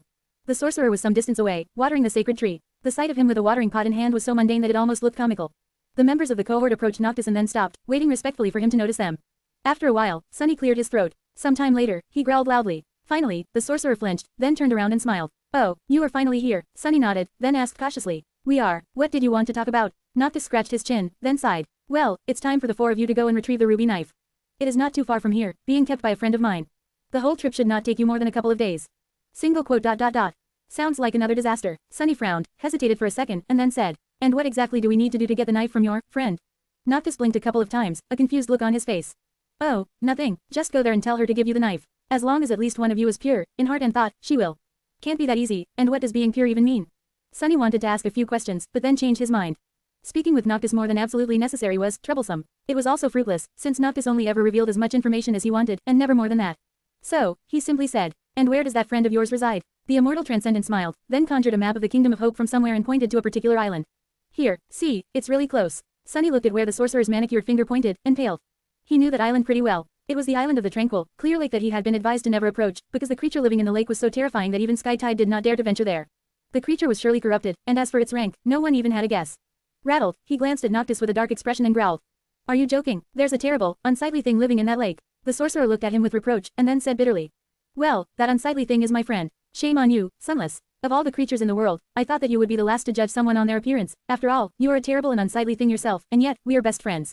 Share to your friends. Tap the middle of the screen to reveal reading options. If you find any errors, non-standard content, ads redirect, broken links, etc., please let us know so we can fix it as soon as possible. Report. Shadow Slave. Chapter 697 to 697, Friendly Visit. 1,356 words. Sunny stared at the sorcerer for a few moments, unamused. He really wanted to retort, but couldn't. The four-armed demon was indeed a fearsome and unsightly creature, as far as humans were concerned. So, denying it would have been a lie. And while the extraordinary rock could repeat his thoughts, the thoughts it spoke aloud still had to be truthful. With an irritated snarl, Sunny looked away and said, Fine, we will retrieve the ruby knife from your friend that lives in the lake. However, it would only be polite for you to return the favor and give us something in return, don't you think? To avoid putting a strain on our own friendship, you know. These were more or less the exact words Noctis had used to lure him into a confrontation with Nightmare, so Sunny was pretty sure that the sorcerer would not be able to refuse his request. Indeed, the immortal looked at him with a pale smile, and then let out a slightly nervous laugh. Oh, yes, you are right, of course. Is there something particular you have in mind? Sunny nodded. As a matter of fact, I do. With that, he pulled an amulet in the form of an anvil from the folds of his kimono and handed it to Noctis. This was the charm Master Weld had worn in the Night Temple to protect herself from Mordred. After her death, the small talisman remained in his possession, revealing that it was not a memory but an actual object. Considering its shape and the fame of the great clan Valor, especially when it came to forging weapons and tools, it was not hard to imagine how the charm came to be. However, that did not mean that Sunny understood how it worked. And he really needed to. Cassie was immune to Mordred's possession due to her blindness, and Sunny himself was protected by the army of shadows contained within his soul. Kai and Effie, however, when he imagined his friends meeting the Prince of Nothing, his blood turned cold. I want you to make something similar to this. Noctis received the talisman and studied it with a curious smile. Slowly, however, the smile disappeared from his face. His gray eyes glinted with a strange emotion, and he said in a neutral tone. Quote. Where did you get this? Sunny shrugged. Off an enemy's corpse. Well, more or less. Why? The sorcerer studied the small anvil for a bit more, and then shook his head with a sigh. I can't recreate this talisman. The sorcery used to enchant it is not something I have ever seen before. More than that, it was made for a reason that eludes me, and by someone far more powerful than I am. Which is a real feat, mind you, considering how mighty and talented I am. In any case, I can't do it. Think of something else. Noctis glanced at the anvil amulet with a frown, and then returned it to Sunny. Someone, far more powerful. Sunny blinked a couple of times. Had Mordred's father created the talisman to ward off his son personally? Just how dreadful the sovereigns were to impress even an immortal saint of the bygone era. He lingered for a bit, then hid the little anvil inside. All right then, think of something else. We will discuss it after the ruby knife is in our hands. Noctis waved a hand and turned back to the sacred tree, then continued to water it. Fine, just don't let your imagination run too wild. I am but a humble sorcerer, you know, not an actual deity, I only look like one. Ah, yes, my heavenly beauty is indeed divine. Sunny sighed, then gestured to the other members of the cohort and turned around. It was time to visit another of the humble sorcerer's friends. Four awakened were walking across the giant chain that swayed lightly, suspended between two skies, one blue and full of light, the other black and devoid of it. Well, to be more precise, only Sunny and Cassie were walking. Kai was levitating above the links of the ancient chain, while Effie was sitting comfortably on Sunny's shoulders. In fact, the little girl was fast asleep, and drooling on his head. In other circumstances, Sunny would have been outraged and shaken the fiendish child awake, but right now, he was too preoccupied with grim thoughts. He wasn't even thinking about the creature they were about to face, no, his mind was still on the anvil talisman. Since Noctis was unable to create a second one, someone in their cohort was going to have to remain without any defense against the Prince of Nothing, and now, Sunny had to decide who. Was he going to give the charm to Kai, or to Effie? As if reading his thoughts, the little girl suddenly shifted, then yawned and opened her eyes. Gods, Sunny, stop grinding your fangs so loud, will you? I can't sleep, what has gotten you so tense, anyway? He hesitated for a few moments, then shared his concerns. Both Cassie and Kai listened, as well, their faces turning as grim as his own. Effie, however, seemed unconcerned. What, that's it, how is this a problem? Just give it to Kai, you doofus. Sunny jumped down to the next link, holding Effie's skinny legs to prevent her from falling off, and then asked. Aren't you afraid of being consumed by Mordred? The little girl grimaced. You guys overestimate that Mordred guy a lot. He's not that dangerous. Everyone grew silent, looking at her with doubt. Not dangerous. The 100 lost warriors, 2 ascended knights, and the whole of the northern reach of the Kingdom of Hope begged to differ. She shook her head. What made him dangerous were the 6 cores he possessed. Inside the Soul Sea, that guy can mirror the aspect of his enemy, correct? He can use the same abilities, but charge them with the power of multiple cores. Effie snorted. Well, he doesn't have 6 cores anymore. He only has 1, maybe 2 or 3, if he was very diligent and managed to create new ones. Doesn't really matter. Point is, he sacrificed his personal power to create 5 mirror monsters, which made the overall threat he represents far greater, but the danger to one's soul far lesser. She thought for a bit, and then added thoughtfully. In fact, I would even say that what truly makes him dangerous are not his cores, but instead his skill and talent, his genius, even, when it comes to combat. The ability to mirror someone's aspect sounds terrifying, but think about it, how long did it take you to get a grasp on how to properly use your abilities? That guy has to fight someone with their own aspect seconds after coming in possession of it, which is not an easy feat. The little girl yawned again, and then settled into a more comfortable position. Quote. More than that, he also inherits the person's flaw. So, actually, it's just a question of skill and experience. Let him invade my soul. See, I'll teach him some manners. With that, Effie fell asleep once again. Sunny remained silent for a bit, then sighed and handed the anvil amulet to Kai, who received it with a doubtful expression on his face. Effie was not wrong. Now that Mordred did not possess an overwhelming advantage in raw power, this facet of his aspect was less dangerous. It all came down to the nature of the victim's abilities and their skill. Effie was far more skilled in combat than Kai was. More than that, her own aspect was all about physical might and melee combat, and he had never seen anyone more comfortable in their physicality than Effie. Even Mordred would find it difficult to utilize her aspect better. But, still, looking ahead, he scowled and said, quote, let's hope we won't have to find out whether you were right or not. There is still a chance that we will not become enemies with Mordred in this nightmare. Effie shifted slightly, then said in a sleepy voice, of course I'm right, now let me nap in peace. However, instead of doing that, Sunny shook her awake. The little girl sighed with irritation. What? He simply pointed forward. We're here, just 100 or so meters ahead. The slope of a flying island rose upward from the heavenly chain. They had reached the tranquil lake. Share to your friends. Enjoying this site? Support us via PayPal, Visa, MasterCard or crypto. Your donations help cover site maintenance and hosting costs. Tap the middle of the screen to reveal reading options. If you find any errors, non-standard content, ads redirect, broken links, etc., please let us know so we can fix it as soon as possible. Report. Shadow Slave. Chapter 698 to 698, Creature of the Lake. 1,329 words. Sunny landed on the very edge of the island and froze there, looking forward with a dark expression on his bestial face. The others remained silent, too, feeling his unease and tension. The land in front of them seemed tranquil, beautiful, even. There was an expanse of vibrant green grass, and some distance away, it made way for the calm waters of a vast lake. Its surface was perfectly still and reflective, making it seem as though a piece of the blue sky above had somehow gotten embedded into the ground. A gentle wind caressed their faces, and nothing broke the peaceful silence except for the rustle of grass and the distant rattling of chains. And yet, Sunny couldn't help but feel a sense of imminent danger. He sighed, and then glanced at his friends with uncertainty. Quote, should we summon our armor and weapons? Kai hesitated for a moment, then said, wouldn't that be seen as a sign of distrust and hostility? Pure heart, pure thoughts, whatever that means, does not seem to fit with being armed and ready for a fight. Sunny grimaced. Yeah, however, what if we do have to fight? Effie smiled. The four of us should be able to at least retreat safely, should things go wrong. I mean, how terrible can that thing be? Sunny shivered, then shook his head. Terrible enough for saints to fear it. I've been to this island a few times, in the future, but stuck to the edges, never approaching the lake. So I don't actually know what kind of a creature lives in its depths. However, I did see bones laying on the shore, and just those bones alone looked like they had belonged to things I would not want to meet. He hesitated for a while, then glanced at Cassie. What do you think? The young woman tilted her head a little, then said calmly.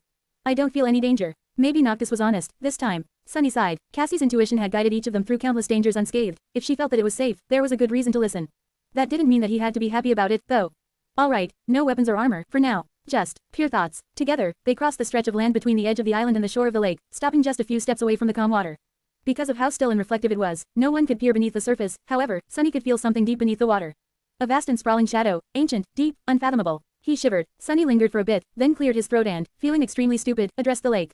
I am here to retrieve the ruby knife. Please, give it to me. There was a gust of wind, and nothing happened. Is it because of Harper? Or all the things I've done to survive in the outskirts? A few moments later, Effie laughed. Oh, I guess you are not pure, Sunny, who would have thought? He gritted his teeth, then growled at her angrily. Go and try yourself, then. The little girl shook her head vigorously. No one has ever accused me of being pure, I think. Although, she thought for a bit, and then shrugged. I guess I am in the body of a child. The girl climbed down from Sunny's shoulders, approached the water, and stretched out a hand. Can I please have the knife? Andy from the lake. Once again, nothing happened. Effie remained there for a few moments, then sighed and took a step back. Quote, Figures. Finally, both of them turned and stared at Kai. The young man hesitated for a few moments, then shook his head. I think Cassie should try. Sunny and Effie glanced at each other, a little surprised, then shrugged and made way for the blind girl to approach the water. There was no harm in trying, anyway. Cassie lingered for a few moments, then sighed and walked toward the shore. Stopping mere centimeters from the calm water, she lowered her head and said simply, I am here for the ruby knife. At first, Sunny thought that she had failed as well, but then, the young woman suddenly paled and took a step back. There was a ripple on the surface of the lake, and although the vast shadow hidden within it did not move, something suddenly appeared from beneath the water. A pale, white hand that held a long knife, which seemed to be made of solidified blood. The hand rose from the water and offered it to Cassie, who suddenly trembled with her whole body and took another step back, shaking her head with a panicked look. Then, however, she stopped. Her bloodless lips turned into a straight line, and, gritting her teeth, the young woman returned to the shore. There, she knelt and leaned forward, taking the ruby knife from the deathly white hand. The hand let go of it easily and disappeared back into the water, and soon, nothing but a slowly dissipating ripple remained to remind them of its existence. Sunny observed all of this in shock. It didn't move, the shadow did not even move. He was about to say something, but then, the water rippled again, and another hand emerged, this one black as coal and holding nothing. It slowly moved toward Cassie, then rose, and softly caressed her cheek. The young woman flinched when the black flesh touched her, but remained in place. A few seconds later, the black hand retreated back into the lake as well. Cassie only moved when the ripples were gone, standing up and turning to them with a distant expression on her beautiful face. In the spot where the black hand touched her cheek, her skin turned gray and opened, drops of blood rolling down her chin. She was holding the ruby knife in her trembling hands. Sunny finally found himself able to speak. What the hell was that? Cassie remained motionless for a while, then suddenly shivered. I don't know. Let's just get out of here. Please. He frowned, but did not object. To tell the truth, Sunny couldn't wait to get away from the lake himself. As they were walking away, he briefly turned and looked at the tranquil water one last time. Was it an illusion, or did the reflection of the sky on its surface seem darker? As they were walking back across the chains, he looked at Kai and asked, a bit of curiosity finding its way into his voice. Quote. How did you know that it will give the knife to Cassie? The blind girl turned her head slightly, as if equally interested to hear the answer. Even Effie seemed stumped. The young man glanced at them and shrugged, smiling beneath his wooden mask.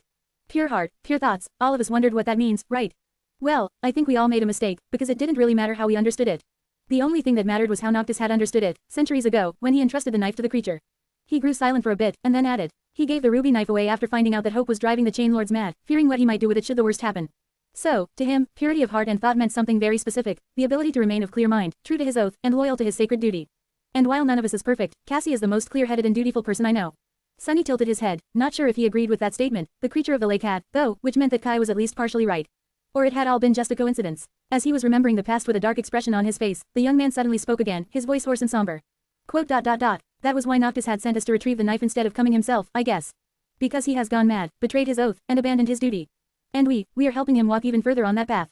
Walk further into the madness, until he reaches its end. Share to your friends. Tap the middle of the screen to reveal reading options. If you find any errors, non-standard content, ads redirect, broken links, etc., please let us know so we can fix it as soon as possible. Report. Shadow Slave. Chapter 699 to 699, Reverse Scale. 1021 words. The journey back was, sadly, uneventful. Sunny had hoped that they would stumble upon a few nightmare creatures, but this close to the sanctuary, there weren't many, except for those too powerful for the cohort to attack without a serious reason and thorough preparations. Come to think of it, these powerful abominations were probably the reason why the weaker ones kept away.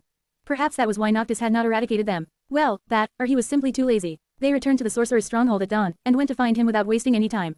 However, Noctis was not at his residence, and the wooden door remained shut. Eventually, they located him at the far side of the island, where the immortal was, making a statue. There were several giant slabs of marble laying on the ground, and a dozen or so chisels hacking at them without anyone's help. The sorcerer stood some distance away, his luscious black hair powdered by marble dust, and watched it all with a satisfied expression on his face while sipping from a glass of wine. The first of the statues seemed to be close to completion, and resembled something.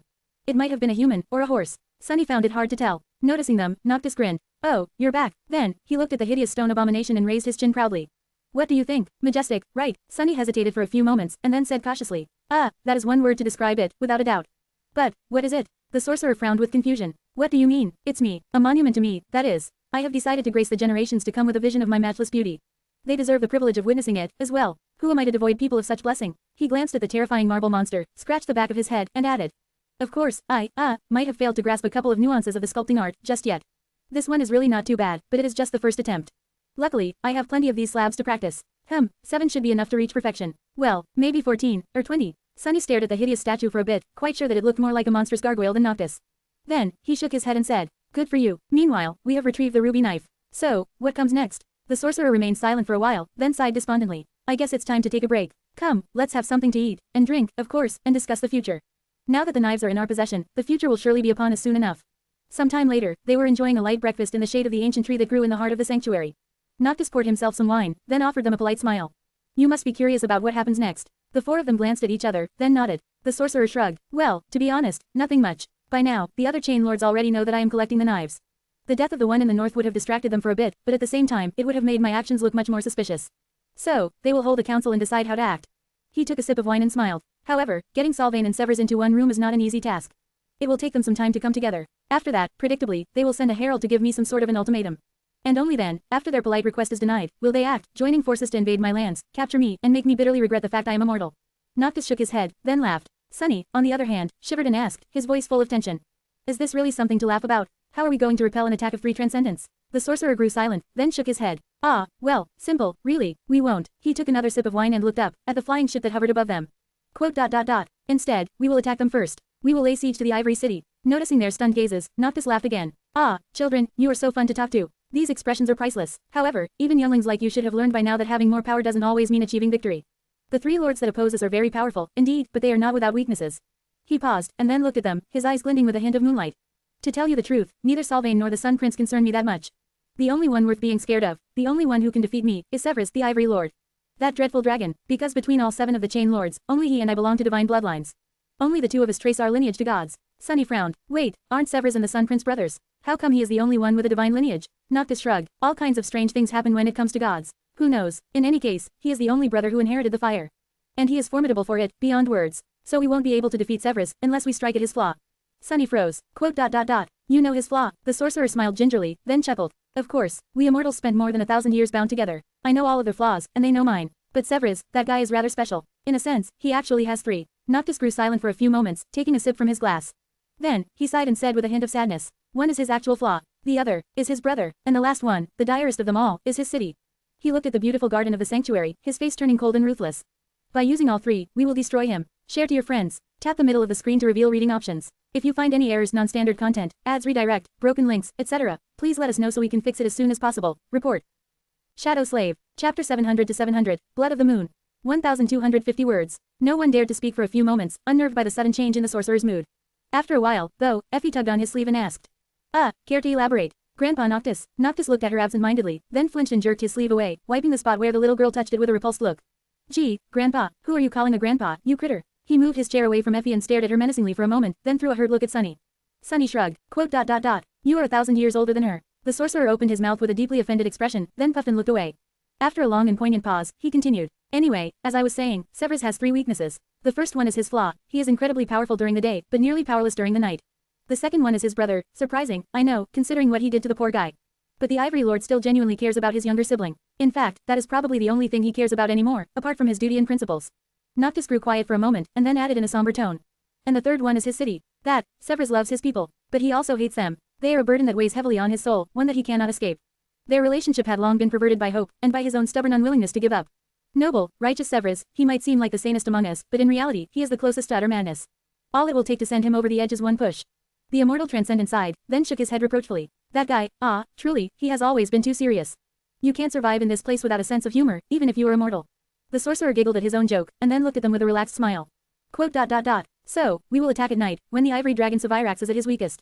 And we will kill his younger brother before dawn. That will be the push that sends him into the abyss, and dooms him. Sunny shivered, looked at the immortal Transcendent, and asked cautiously. Quote. Is it wise, to drive a dragon insane? Hearing this, Noctis simply laughed. Of course, Severus the Ivory Lord is fearsome and dreadful, but Sevirax the dragon is just a mindless beast. Killing a beast is not too difficult, for a cunning hunter. And while I might not be as righteous and as noble as Severus. His smile disappeared, and his eyes suddenly shone with pale light. Quote. I am Blood of the Moon, beast god, the god of hunters. With that, the sorcerer leaned back and took a sip of his wine, slowly returning to his usual carefree self. Granted, I have not hunted for a while, the wilderness is just so ghastly, you know. The dirt, the insects, the fashion. Oh, the horror. He sighed heavily, and then smiled again. Sunny hesitated for a bit. There was a question that he really wanted to ask, but was not sure that he should. Finally, he said, what is your flaw, then? I know that it is not the kind of question people ask, or answer, but our lives will be depending on your fight with the dragon. I think we have the right to know. Noctis waved his hand dismissively. Oh, it's nothing much. More or less the exact opposite of his. I am at my strongest under the moonlight, but grow weak in the sunlight. No reason to hide it from friends. He thought for a bit, and then added. Salvain's flaw is perhaps the most cruel. She is cursed with beguiling beauty. Being with her slowly drives people mad with longing and lust, like an insidious drug. The more someone spends time with her, the more they want to possess her, eventually giving into irresistible desire. A terrible fate, no doubt, but not exactly something we can use. Unless, of course, one of you, no, let's not think about that.